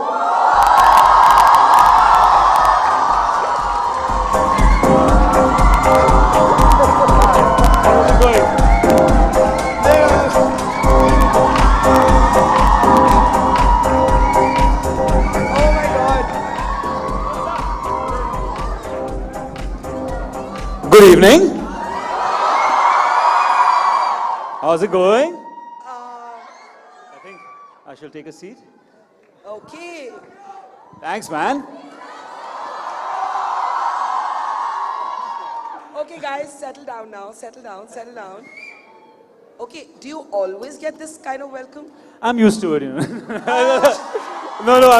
No, I'm joking. It's always a wonderfully flattering and valuable thing. I'm going to ask them the question. I asked them, is it only the women or is it the boys also who've been waiting for you all day? I'd like to believe it's both. It is both. So let's give him the show of hands that you were giving me earlier. Have you been waiting for this all day? And there we go. My hands up as well. Okay. So how's it going? How's the day? I have spoken so much. Yeah, you've lost your voice. I have lost my voice. A big hand for Barkha and her trooping through the day. Garam pani with some... No. No, you'll do all the talking. So Asha, okay. Yeah. Okay, hang on. You're fresh from the success of Night Manager and they all love you. I don't think you're going to let me speak in this conversation, right? Okay. That's fine. When you get this kind of attention, how do you process it? You were at one point a regular Bombay boy, went to Xavier's, studied. Xavier's? No. I went to Xavier's for one short year. And then? Then things changed. It wasn't a very... I didn't attend college that much. Let's just put it as that. As they say, don't practice this at home, right? But honestly, how does somebody kind of keep authentic and a sense of reality when you have this level of adulation? I think it's about wanting to keep it real. Like you should want to create an environment around you, I think, purposefully, where you don't want to be treated special in your peer group. You don't want your jokes to be laughed at more than they are, like if they're corny and stupid, we have to say corny and stupid. Exactly. Right. So I mean, you have to seek it out because very easily one can surround themselves with a group of people that are constantly giving you this echo chamber and this feedback loop. So I do feel like it's something that I hold very close to me. My best friends are still my school friends. I spend a lot of time with my family. I have other interests. Because it's a crazy job, yeah. It's a crazy one. There are lots of ebbs and flows. I've seen quite a few. Yeah. And it kind of goes as easy as it comes, right? Sometimes. Yes. Yeah. So I've seen a couple of these waves. It goes away as quickly as it comes. So it's important to find meaning in other things and not attach your sense of self-worth as strongly to every hit and flop. You know, we were talking to a whole bunch of people through the day, some extraordinary women, some extraordinary men. And a lot of times when it comes to cinema and representation, one of the things that comes up is the male gaze, that the female body has always been objectified and so on. But when we look at actors like you, when we look at a kind of changing sort of cultural reference, today the male body is as sexualized as the female body. Is that something you're comfortable with? I mean, you're a pin-up star for these men and women. Is that something you're comfortable with? Well, somebody's got to do it. Yeah, well, I am. I don't. Basically, you love the attention. Yeah, I'm not complaining. Yeah, I don't find like there's anything wrong with it. I think we have done that to the other sex since time immemorial, right? So I think it's about what kind of gaze it is, and you know, for it to be done tactfully. And one can always tell, yeah, when something is being done just for an effect or when something feels organic. And I think there's nothing wrong with celebrating the other sex and in all its forms, right? So I don't look at it as something that troubles me as long as it's being done well. But you know, something very strange, I don't know what the word is to use, something very strange happened with you. Please do not embarrass me and do this when he exits. So something very strange happened with him. He was, I don't know where you were, and there was a woman who tried to forcefully kiss you. And actually, it's not funny, because can you imagine if for a moment the genders were reversed and that had happened? Can you imagine how angry, how disgusted we would have all been? You shrugged it off. You said, hey, I'm not losing sleep over it. Yeah. But it's a violation. You didn't see it like that. I'm just saying, for a moment, imagine the reverse. I was thrown off for that microsecond, but you have to see where it's coming from. And in my case, it felt like it's coming from a place of affection. And that person was excited. They couldn't help themselves. I was able to handle it. So yes, I didn't lose any sleep over it. But I can understand what you're getting at. I think you're talking about getting into people's personal space and respecting boundaries, right? So I think, yes, in one sense, that's a valid conversation that needs to be had. I didn't make too much of a big deal about it. I didn't lose any sleep over it. But at that moment, were you uncomfortable? Were you amused? Were you a bit nervous? So she had 2 goes at it. Oh my God. The first one, I thought, I kind of just put her to the side, and then I thought she would get the message, but the second wave was stronger. Okay. Okay. So I had to really, you know, my self-defense had to kick in. But we all have security. We have people with us that take care of us. So it wasn't too bad. Don't be getting any ideas. Please, please, please. So what is your favorite thing that you've seen recently? Don't say Night Manager. Say something other than Night Manager. Anyone? Okay. Okay, you're all... Malang, is it? Yeah. Sama Malang, sama Ashiki. My question is this. Okay. Calm down. My question is this. Do you think the idea of who or what a hero is has completely changed? Has changed. Over the years, you know, when we look back, let's say 2 decades ago, even a decade ago, I think there was a set idea to who's a hero and what he does in a movie. And today there is all kinds of sort of lateral characters, your character, Night Manager, so many other sort of roles you've played. Who or what is the new age hero? I think at its heart, it's someone that entertains. But you're calling that person a hero. And whenever I've loved heroes on screen, throughout history, they've always been principled. They've always fought for the right thing. However cliched and however done to death it is, they've always stood for the right thing. Otherwise, they're called villains, right? So I think in that sense, heroes are still playing the ones that stand up for principle, fight for the, their kind of principles and all that. So I don't know if that's changed over time. Mm-hmm. But I mean, for you, on the other side, I mean, they had a kind of response to what their favorite work of art by you is. But for you, one of the things you've said is that you don't like doing anything that you wouldn't watch. You like to do the kind of stuff you'd watch. I think the film Ashiki too, right? I kind of got a chance to play a hero who was completely flawed and vulnerable and had his heart in the right place. Loved deeply, but wasn't able to get over his addiction, and in the end kind of obviously did not the greatest thing by taking his own life. But in a sense, that was a hero that was not a typical one that was showing his vulnerable side and showing his flaws. And I would imagine that's something new.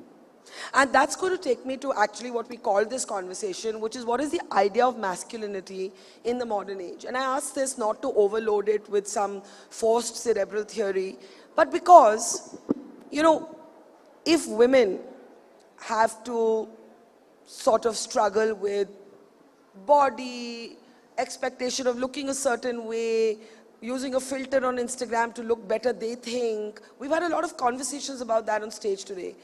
Are men today as conscious, as obsessed, as fixated with the image?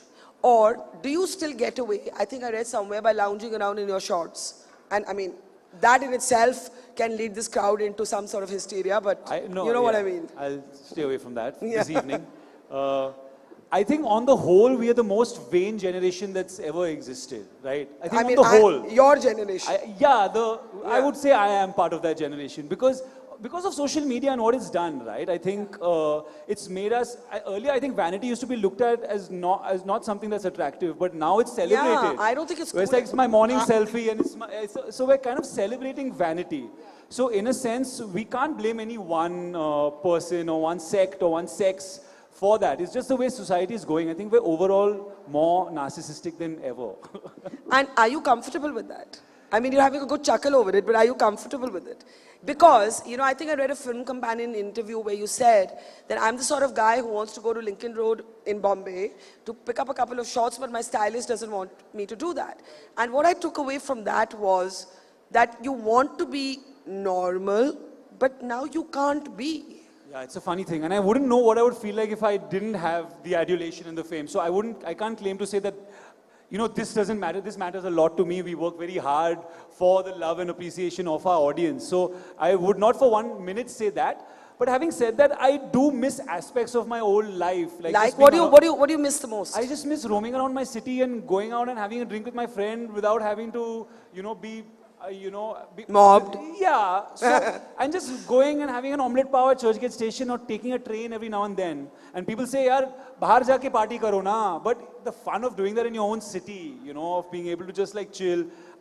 Though I'm still quite rebellious, I feel like the one silver lining from the COVID pandemic has been the mask for me. I'm going to be wearing it well into my 50s, I think. Have you kind of done that? Have you worn a mask and then gone in? The mask is wonderful. I've watched quite a few. What did you do? I recently went for the Blues Festival at Mehboob Studios just because the mask And nobody recognized you? They did, but 50% less.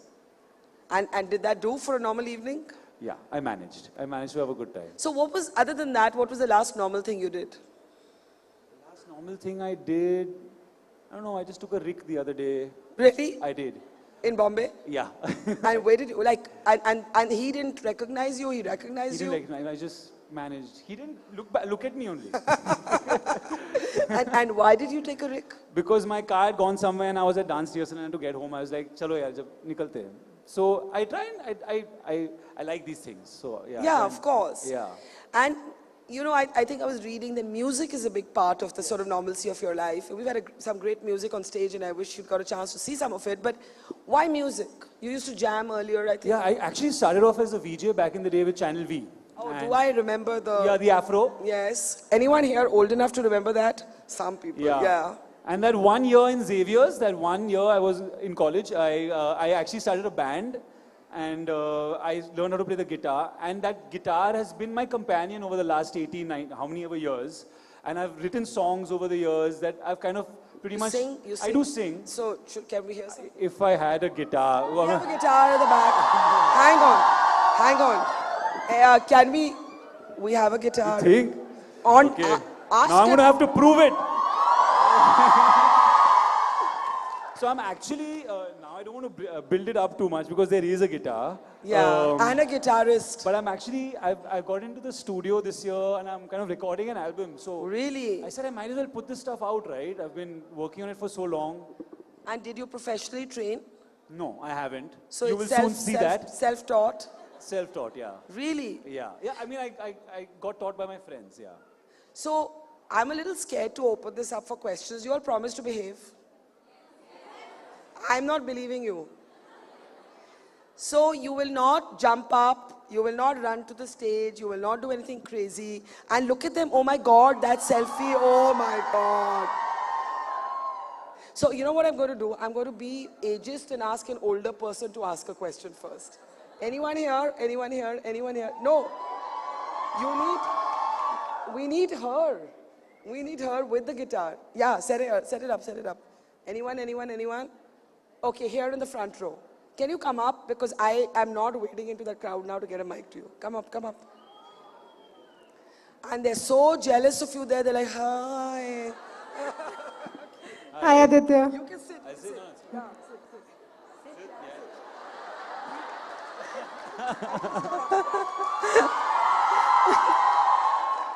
Okay, since everybody is jealous over here of me, first of all, I'll begin by asking and complimenting you that you're supremely good looking.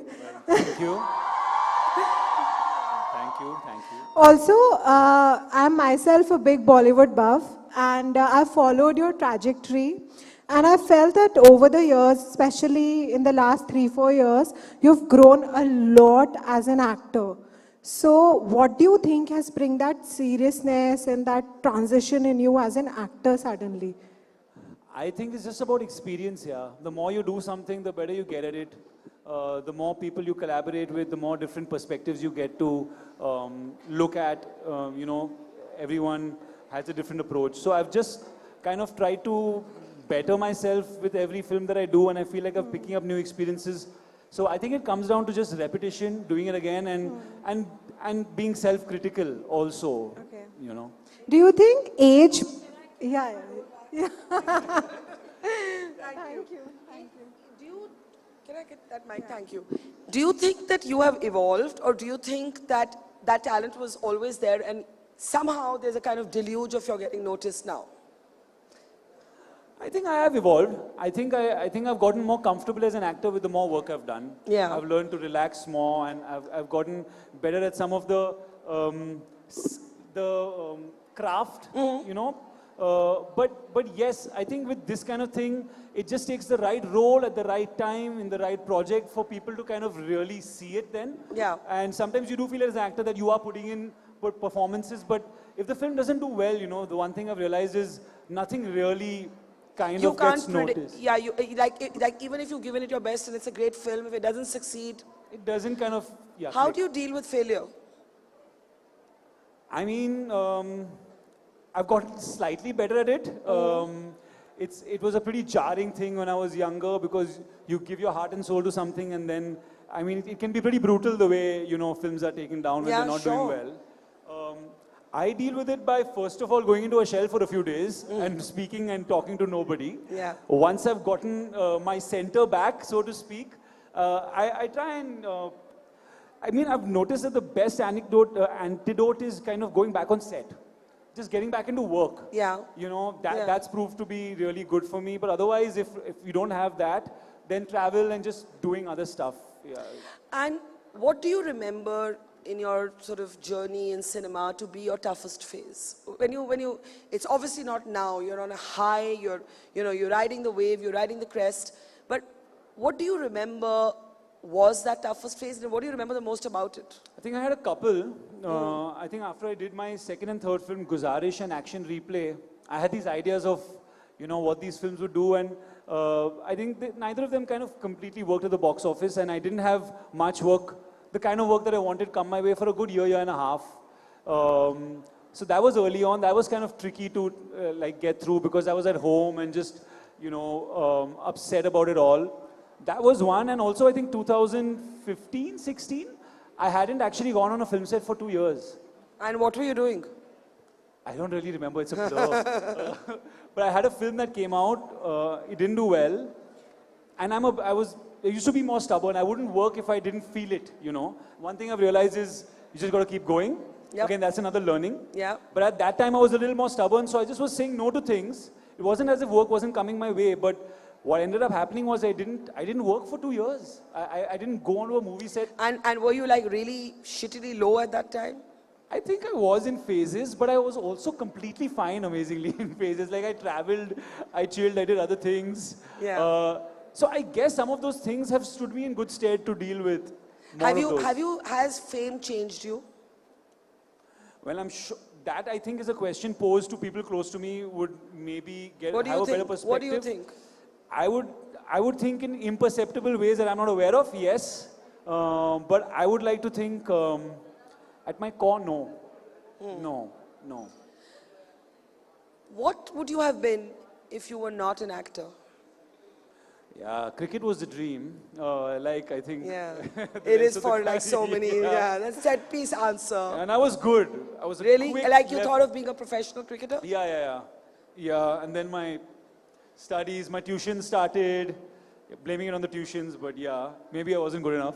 So it was cricket, and otherwise a musician. You know? Musician? Yeah, that was the gig. Okay, so I am told we have a brilliant guitarist here from Nagaland, and she was just on stage performing before you came. Is Anila here? Can we welcome her back on stage?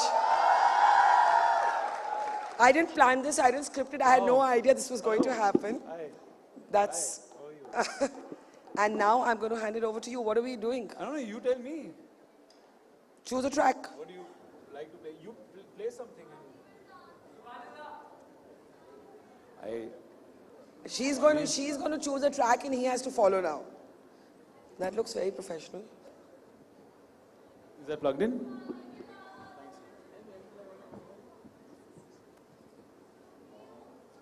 I know, it's fully professional. Please, Listen, guys, I've please perform well. really talked myself up too much. Yeah, Huh? perform well now. You said if there was a guitar and we produced it I for you. think she will wow us with her.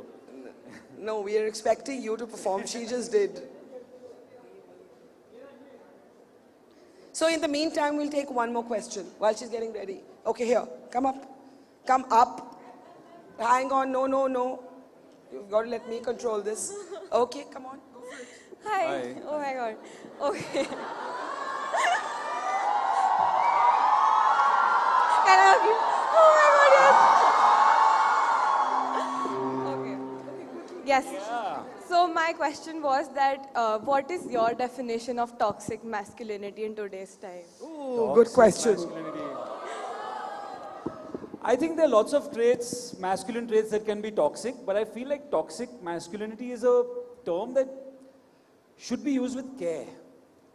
I think there are lots of men that are potentially getting identity crises because they are not able to understand what about their masculinity is toxic. Yeah. Because a lot of the term is used so vaguely and vastly, so flippantly for so many different things that then one doesn't understand, okay, I'm not really sure what this means, So I think there are aspects of masculinity that are toxic, but I feel we need to as a society be better to be able to articulate them so that men are able to understand that. Can I ask you something?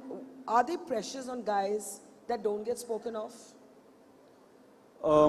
Like are there stereotypes? I don't want to get dark here, but I saw a crazy statistic today that 78% of all suicides last year were men. Right. And only 1/3 of people in therapy are men. So it obviously means that men are in a crisis of sorts as well. I don't want to say that something is wrong quite often. Right, and don't want to say... seek help. I mean, they're told that you need to be vulnerable, you need to be sensitive, you need to ask for help. But as a society, I don't know if our expectations of men have changed. We are telling them, you all be different, but we expect of them maybe... Are men confused today? How to talk for all men. I know. Are you confused? I'm always confused. Okay. Okay. Thank you. Thank you. Thank you. Are we ready? Hey, are we ready? Go for it. Wow.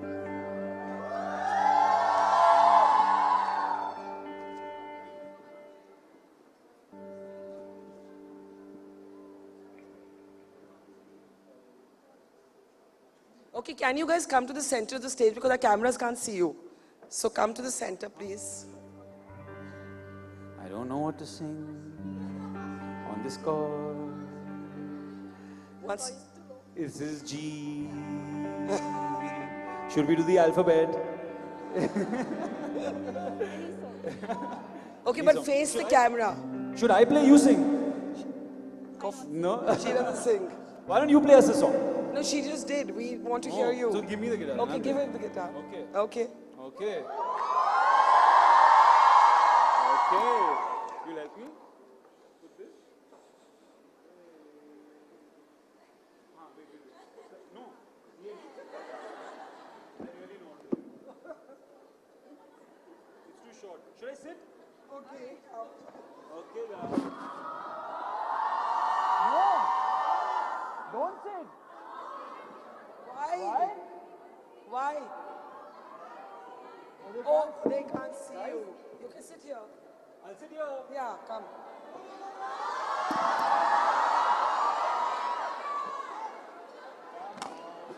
Okay, come on now.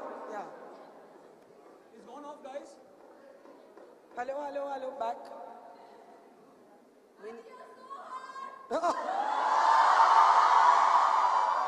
I only want to say that if anyone said that to a woman on stage, I don't know how she'd be reacting. We need you back. We can't do this without you. Is it on? Is it on?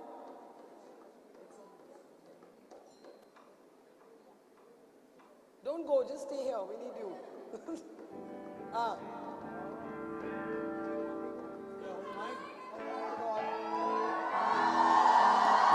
Not home. Come on. Chal, okay. Chal, yeah.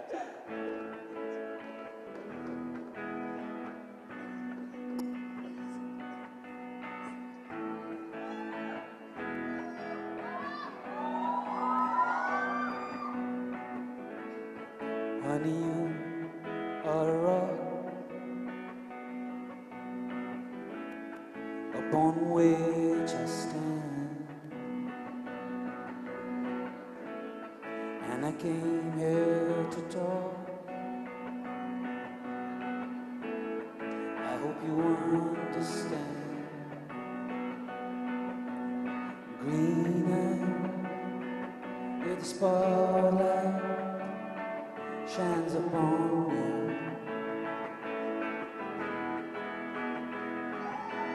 and how could anybody deny you?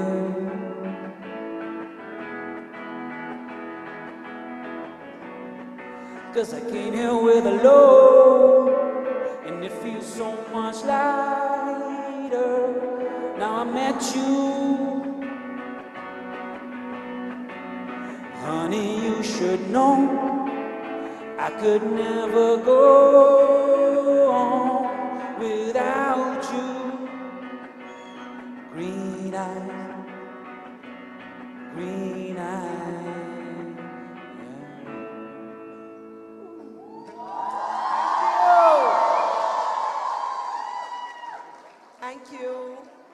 Thank you. Okay, couple of minutes left. So, sorry. What would you tell your 18-year-old self today? Oh. Tell us. Batao. They'll all be okay. I mean, I don't regret anything, you know. I think it's all added up to whatever has to happen happens at the right time. So, I honestly wouldn't change a thing. I feel like all the mistakes I've made, all the bad habits I've had to get over have all been part of my journey. So I don't know if I would tell him anything other than Do you regret anything you did? maybe avoid carbs after 6, I would tell him. Yeah, that's vain. No, that's a very star answer. So what? You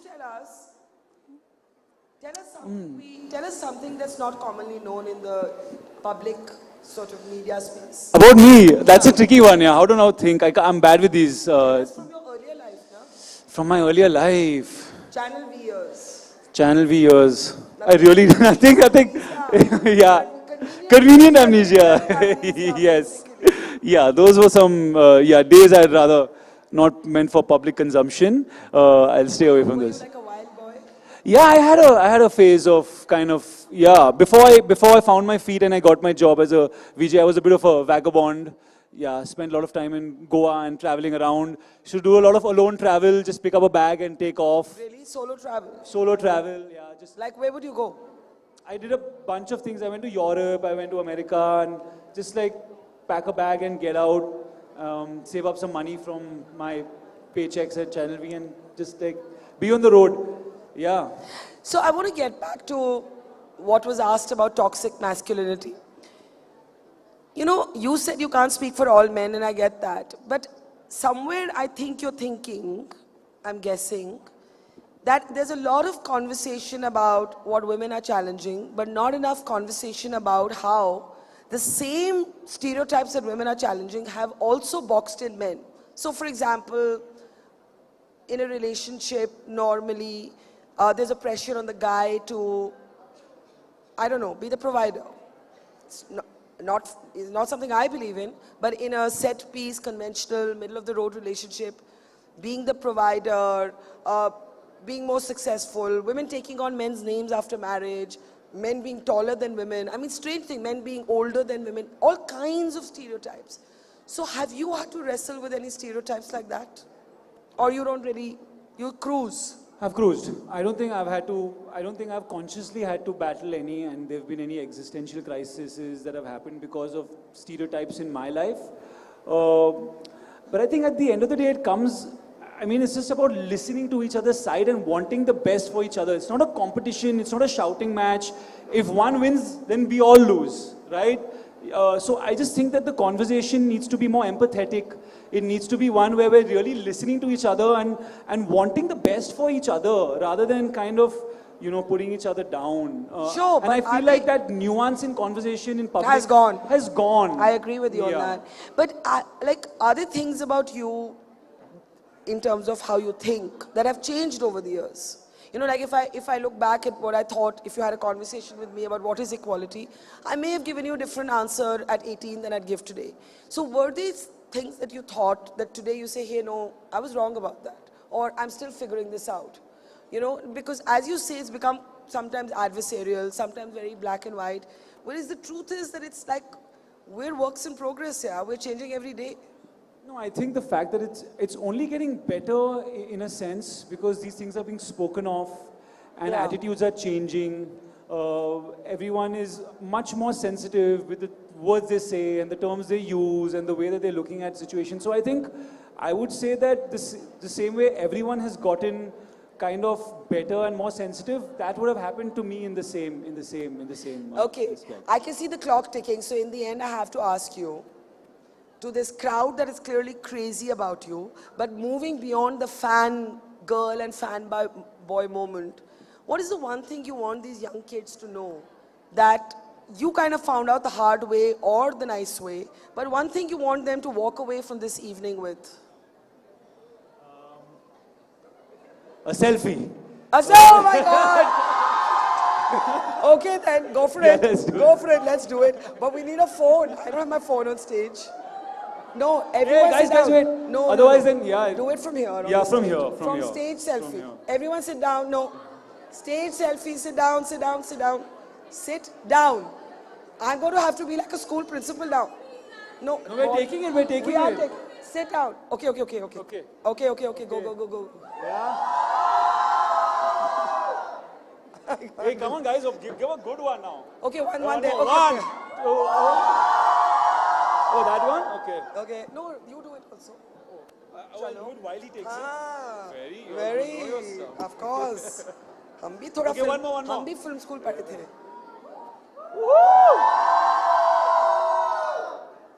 Lovely. Thank you. Thank you, guys. Okay. We have to get you out of here before your mom. Yes. No. Yes. I'll get you out of here. See you guys. Bye. Is this your phone? I don't know whose phone this is. See you. Bye. Bye, guys. Bye. Mehdi.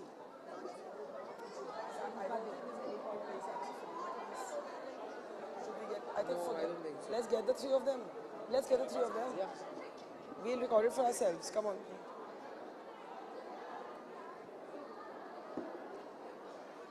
Okay, can you guys sit down now?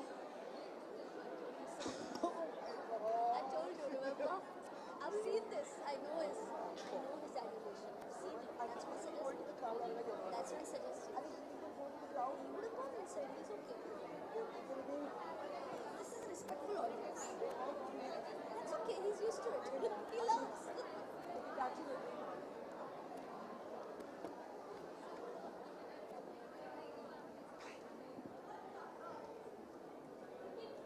Can we just get all... Okay. Okay. For those of us who are still here, and I hope the crowd chasing a selfie with Aditya Roy Kapur will come back, we have two very special things left. Sit down, sit down, sit down. You've seen three incredible musicians on stage today.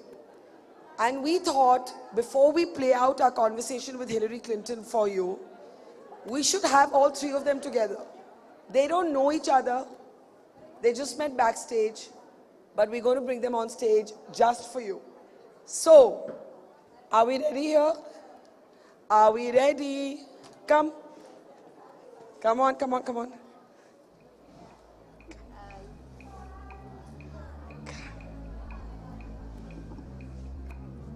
Let's have a round of applause for these three. It's an amazing moment.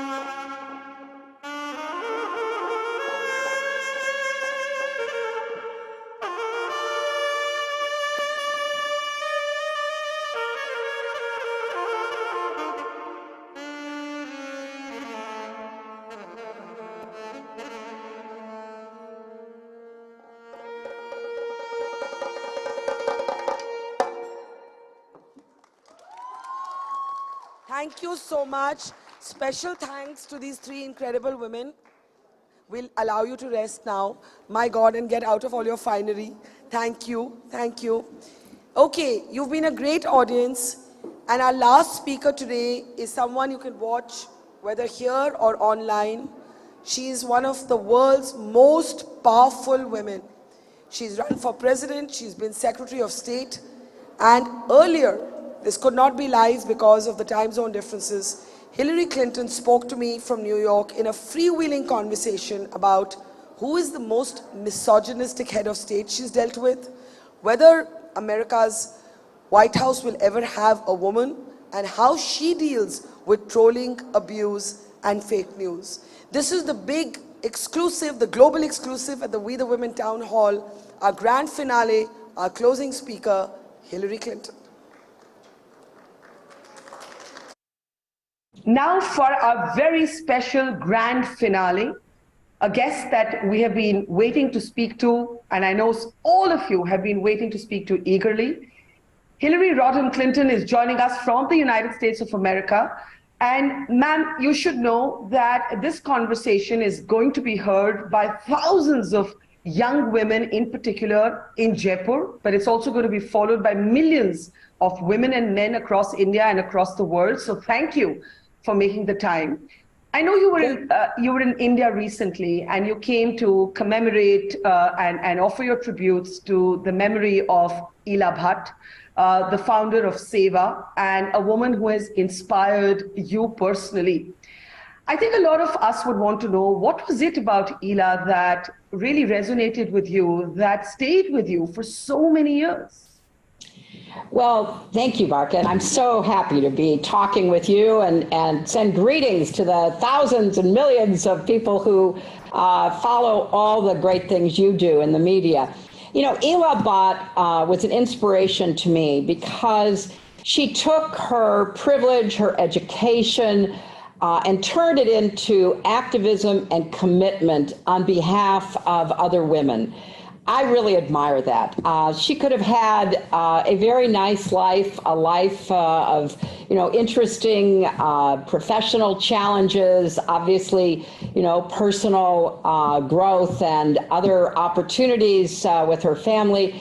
But she did all of that in addition to becoming an advocate for poor women who work so hard. And she started the Self-Employed Women's Association, SEWA, 50 years ago, as a way of trying to empower women who were in the informal economy, the unorganized sector of very hard work, so that they would have a better chance to send their own children to school, to maybe get a better house for their family, to have more opportunities themselves. I am someone who believes that the highest form of service that we can perform is helping to lift up other people so that they can live their best lives. And Ela Bhatt did that for 50 years, and she became a friend of mine, and I was very honored to go back and to celebrate the 50th anniversary in her memory with the current leadership and members of SEWA. That's wonderful. And here at We the Women, the festival that we think is about opening doors, that's been the conversation, in fact, all day long. How do women open doors for other women? But let me ask you this. You are easily among the most powerful women. Why only women? You're amongst the most powerful people in the world. Women are often apologetic about seeking and pursuing power. And when they have it, they're often defensive about it. What does power mean to you?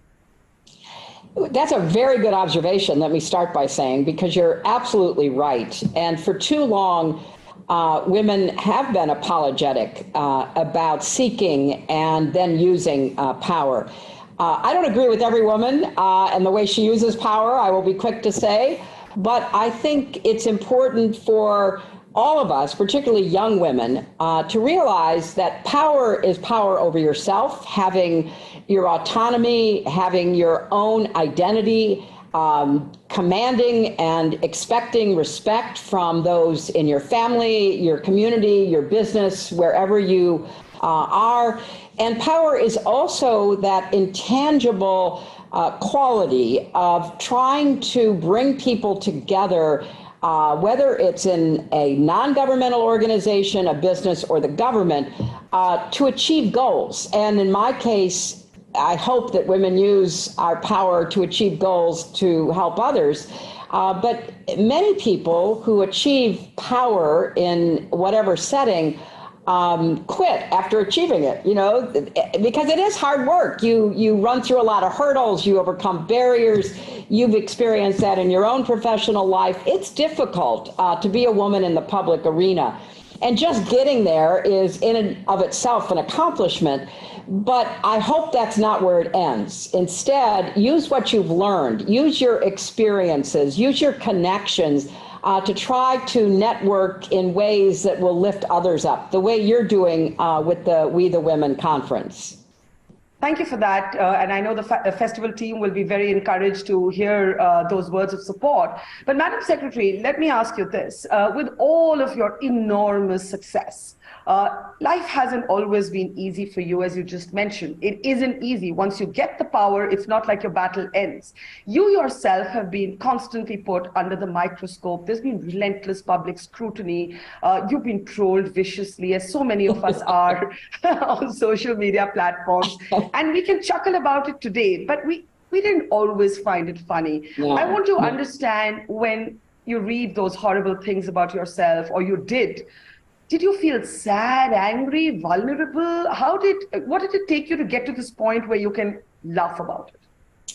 It's a very important question, Barkha, because women in the public arena have always, historically, going back as far as we know, been subjected to criticism and second guessing. But social media has made it so much worse. The misogyny and sexism, the vitriolic, personal, vicious attacks that are an everyday presence on social media have taken it to another level. So I think two things. One, you have to get used to being criticized if you're in the public sphere.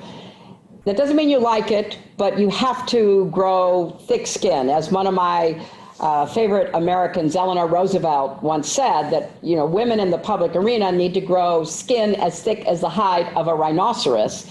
And she was that's a great line. I'm sorry, I'm jumping in. Do you have a skin as thick as the hide of a rhinoceros? I do. I have to moisturize it all the time. So you do have to just accept the fact that, look, it's going to happen, and you can't be knocked down and overwhelmed by it. But the second thing is, so much of what is said is false. If your critics say something which is true, you can sometimes learn something. I have had to learn to take criticism seriously, but not personally. And by that I mean, if you're criticized for a policy you are advocating or a process that you are trying to promote, maybe you can learn something from it. But when it's not serious, when it's only personal, when it's meant to keep you in bed with the covers over your head, you just have to push it away. And developing a good sense of perspective and a sense of humor does help you to do that. I mean, I remember you once told me that it irritates so many people that you just keep showing up. And if women just kept showing up and laughing, and the louder we laugh, the more it rankles them, right? Yeah, I know. It confounds them completely, which gives me a lot of joy. Good for you. But let me ask you this. I was just looking at a Rolling Stone headline, and it said, it's 2023 and we're still discussing Hillary Clinton's emails. I bring this up. I bring this up because the double standard by which women, successful women, independent-minded women are scrutinized is abhorrent. You have been roasted over the coals for those emails, while a man like Donald Trump thinks he can get away with egregious crimes. That's got to make you mad. Well, it makes me mad, but I have to say the good news is, you know, they've been after me for so many years and never ever found anything that, you know, they could pin on me. I mean, it's been kind of a kind of running serial, if you will. Let's get her for this, let's get her for that. And, you know, they don't, which infuriates them. So yes, it is 2023. I think it's a perverse form of flattery that they remain somewhat threatened by me and what I stand for and my resilience in the face of their, you know, attempts to drag me down. So again, it's part of the strategy of the sort of misogynistic extreme right, especially in our country, but more globally. Think about how they go after women. They go after women by trying to accuse you of self-dealing or corruption or, you know, some other, you know, wrongdoing. They can't take you on your ideas. I happen to believe that, you know, women deserve full equality, that women deserve to have power and exercise it. They can't take you off on that. So they go after you personally. And it is just part of the political background noise these days. And you just have to know it's not true. You know, at the end of the day, all these silly and unfair accusations, false accusations they made about me with my email, there was not one, you know, piece of paper marked classified on my email, contrary to, you know, some people we could name. So it all turns out to be just smoke and mirrors, but it does damage you.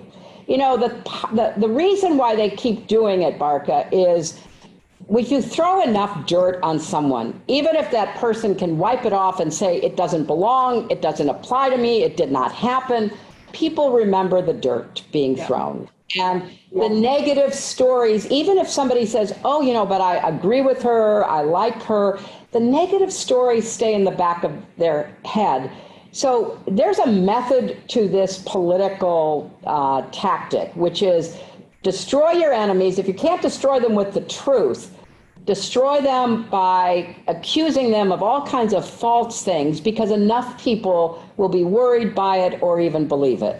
Absolutely. I think that's accurately said, the fake news epidemic that's used basically to weaponize misogyny. But talking about misogyny, you have dealt with, negotiated, supped with some of the most powerful men and women in the world. Who, and if I can ask a diplomatic question, who has been the most sexist of them? The most what? The most sexist or misogynistic leader you've ever dealt with? Well, you know, there have been some leaders whose names nobody would know, but Putin is a straight out misogynist and a what we call a mansplainer, someone who tries to dominate and intimidate women.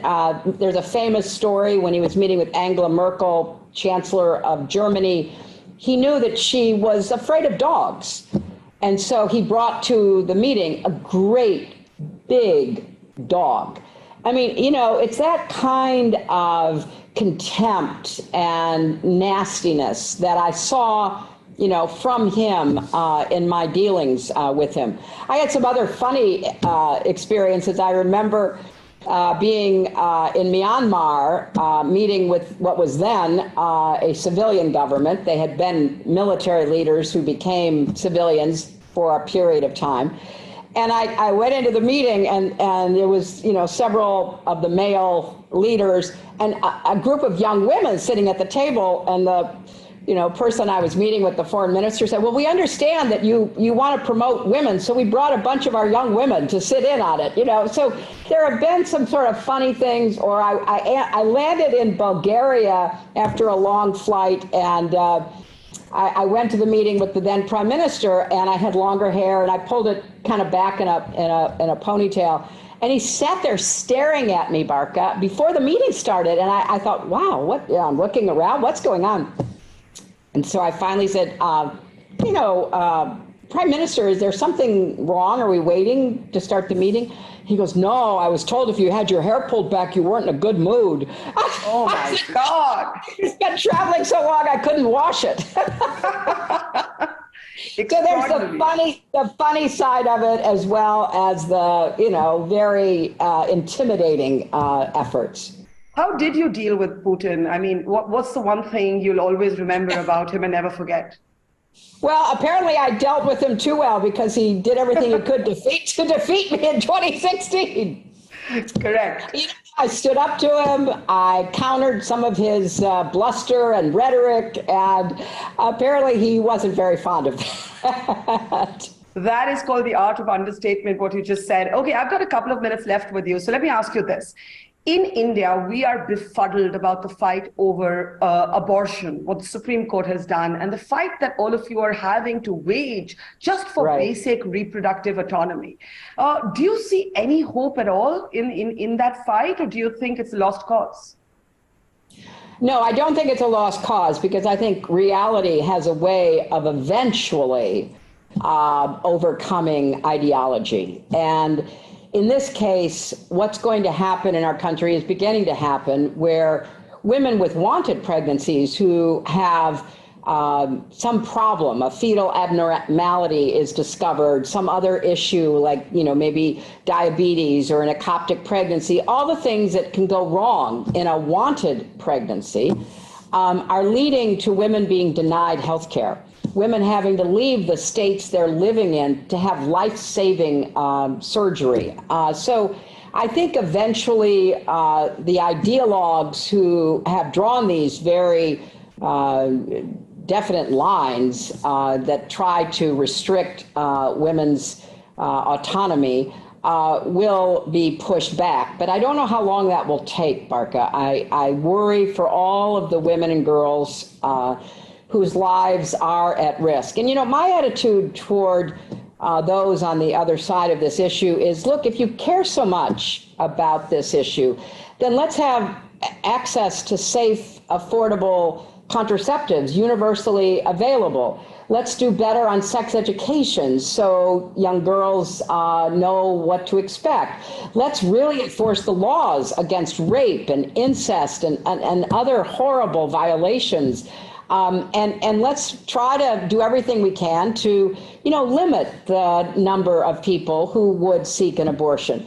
Let's have quality, affordable childcare so that women feel they can afford their children. Let's have paid family leave so women can take care of their children. I mean, if they were really concerned about women, that is what they would be doing. But they are using women to make ideological and religious points that strip women of their autonomy. And when governments interfere in this most private and intimate part of life, we saw what happened in China, where they had a one-child policy and they had forced abortions. Now they are desperate to have more children, and they have a big, problem that they're facing demographically. Or in Romania, under the old communist regime, when they tried to force women to have children, women were having children they couldn't afford, they couldn't keep, the children were being put into orphanages. Government has no business in these kinds of decisions. Talking about, the attitudes of people and taking away the rights of women, your daughter and you, Chelsea, and you have this very, very riveting series, Gutsy, where you meet many different gutsy women. And I have to ask you, in recent times, who has left a deep mark on you? Somebody that stays with you, somebody that you've been moved by or influenced by or impressed by? Well, that's a wonderful question, and I could talk to you for many more hours than we have available, and I hope that all of your audience will look at the series Gutsy on Apple TV Plus, because we do highlight some incredible women. Well, I'll just give you one example. I literally just left being with a woman named Alice Chun. Alice Chun is a scientist. She's a materials engineer. She invented a collapsible solar light. And with that, she is taking it to disaster zones. And she just got back from Ukraine because with all the terrible bombing from the Russians, the lights are off in hospitals and people can't take care of pregnant women or wounded soldiers or or children with problems. So she brought, a couple thousand lights to Ukraine so that they could literally do surgery, and also to give the lights to children so they wouldn't be afraid in the dark. It's people like that who inspire me, who are successful in their own right, but then decide they want to keep giving because they want to help others have their own, if you will, light to live by. Extraordinary, and I hope many more people do watch the series. Before we let you go, you ran for president, and there were many reasons you lost: disinformation, fake news, Trump, and the polarized, divided America, Putin. But there was also just plain old-fashioned misogyny. When do you think America will be ready for a woman in the White House? Well, obviously, I hope it happens in my lifetime. I don't know how many more years I am given to live, but I would like it to happen then. But I don't want it to be just any woman, Bark. I do want it to be a woman who believes in lifting everybody else up. It's absolutely true. There is a deep-seated misogyny, and it's from women, not just men.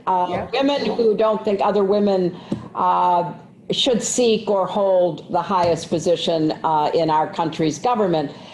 And we just have to keep chipping away at it. When I ran, I was the only one running on the Democratic side. I was the only woman who's ever won a primary, the only woman nominated, the only woman who's ever won the popular vote. But I want to be not the last woman. I want others to come behind me. So it's not easy. I know how hard it is, but I'm hoping that we will see that happen. Well, Madam Secretary, let me say this to you from the heart. President or not, you are admired by millions of us around the globe, especially here in India. You have a massive following, and we have to say thank you for inspiring so many of us with your sheer fortitude, resilience, strength, charisma, dynamism, and above all, sense of humor. Thank you so much. It's been a pleasure. Thank you so much, Barkha. Take care of yourself. Thank you. Thank you so much. Take care. Thank you.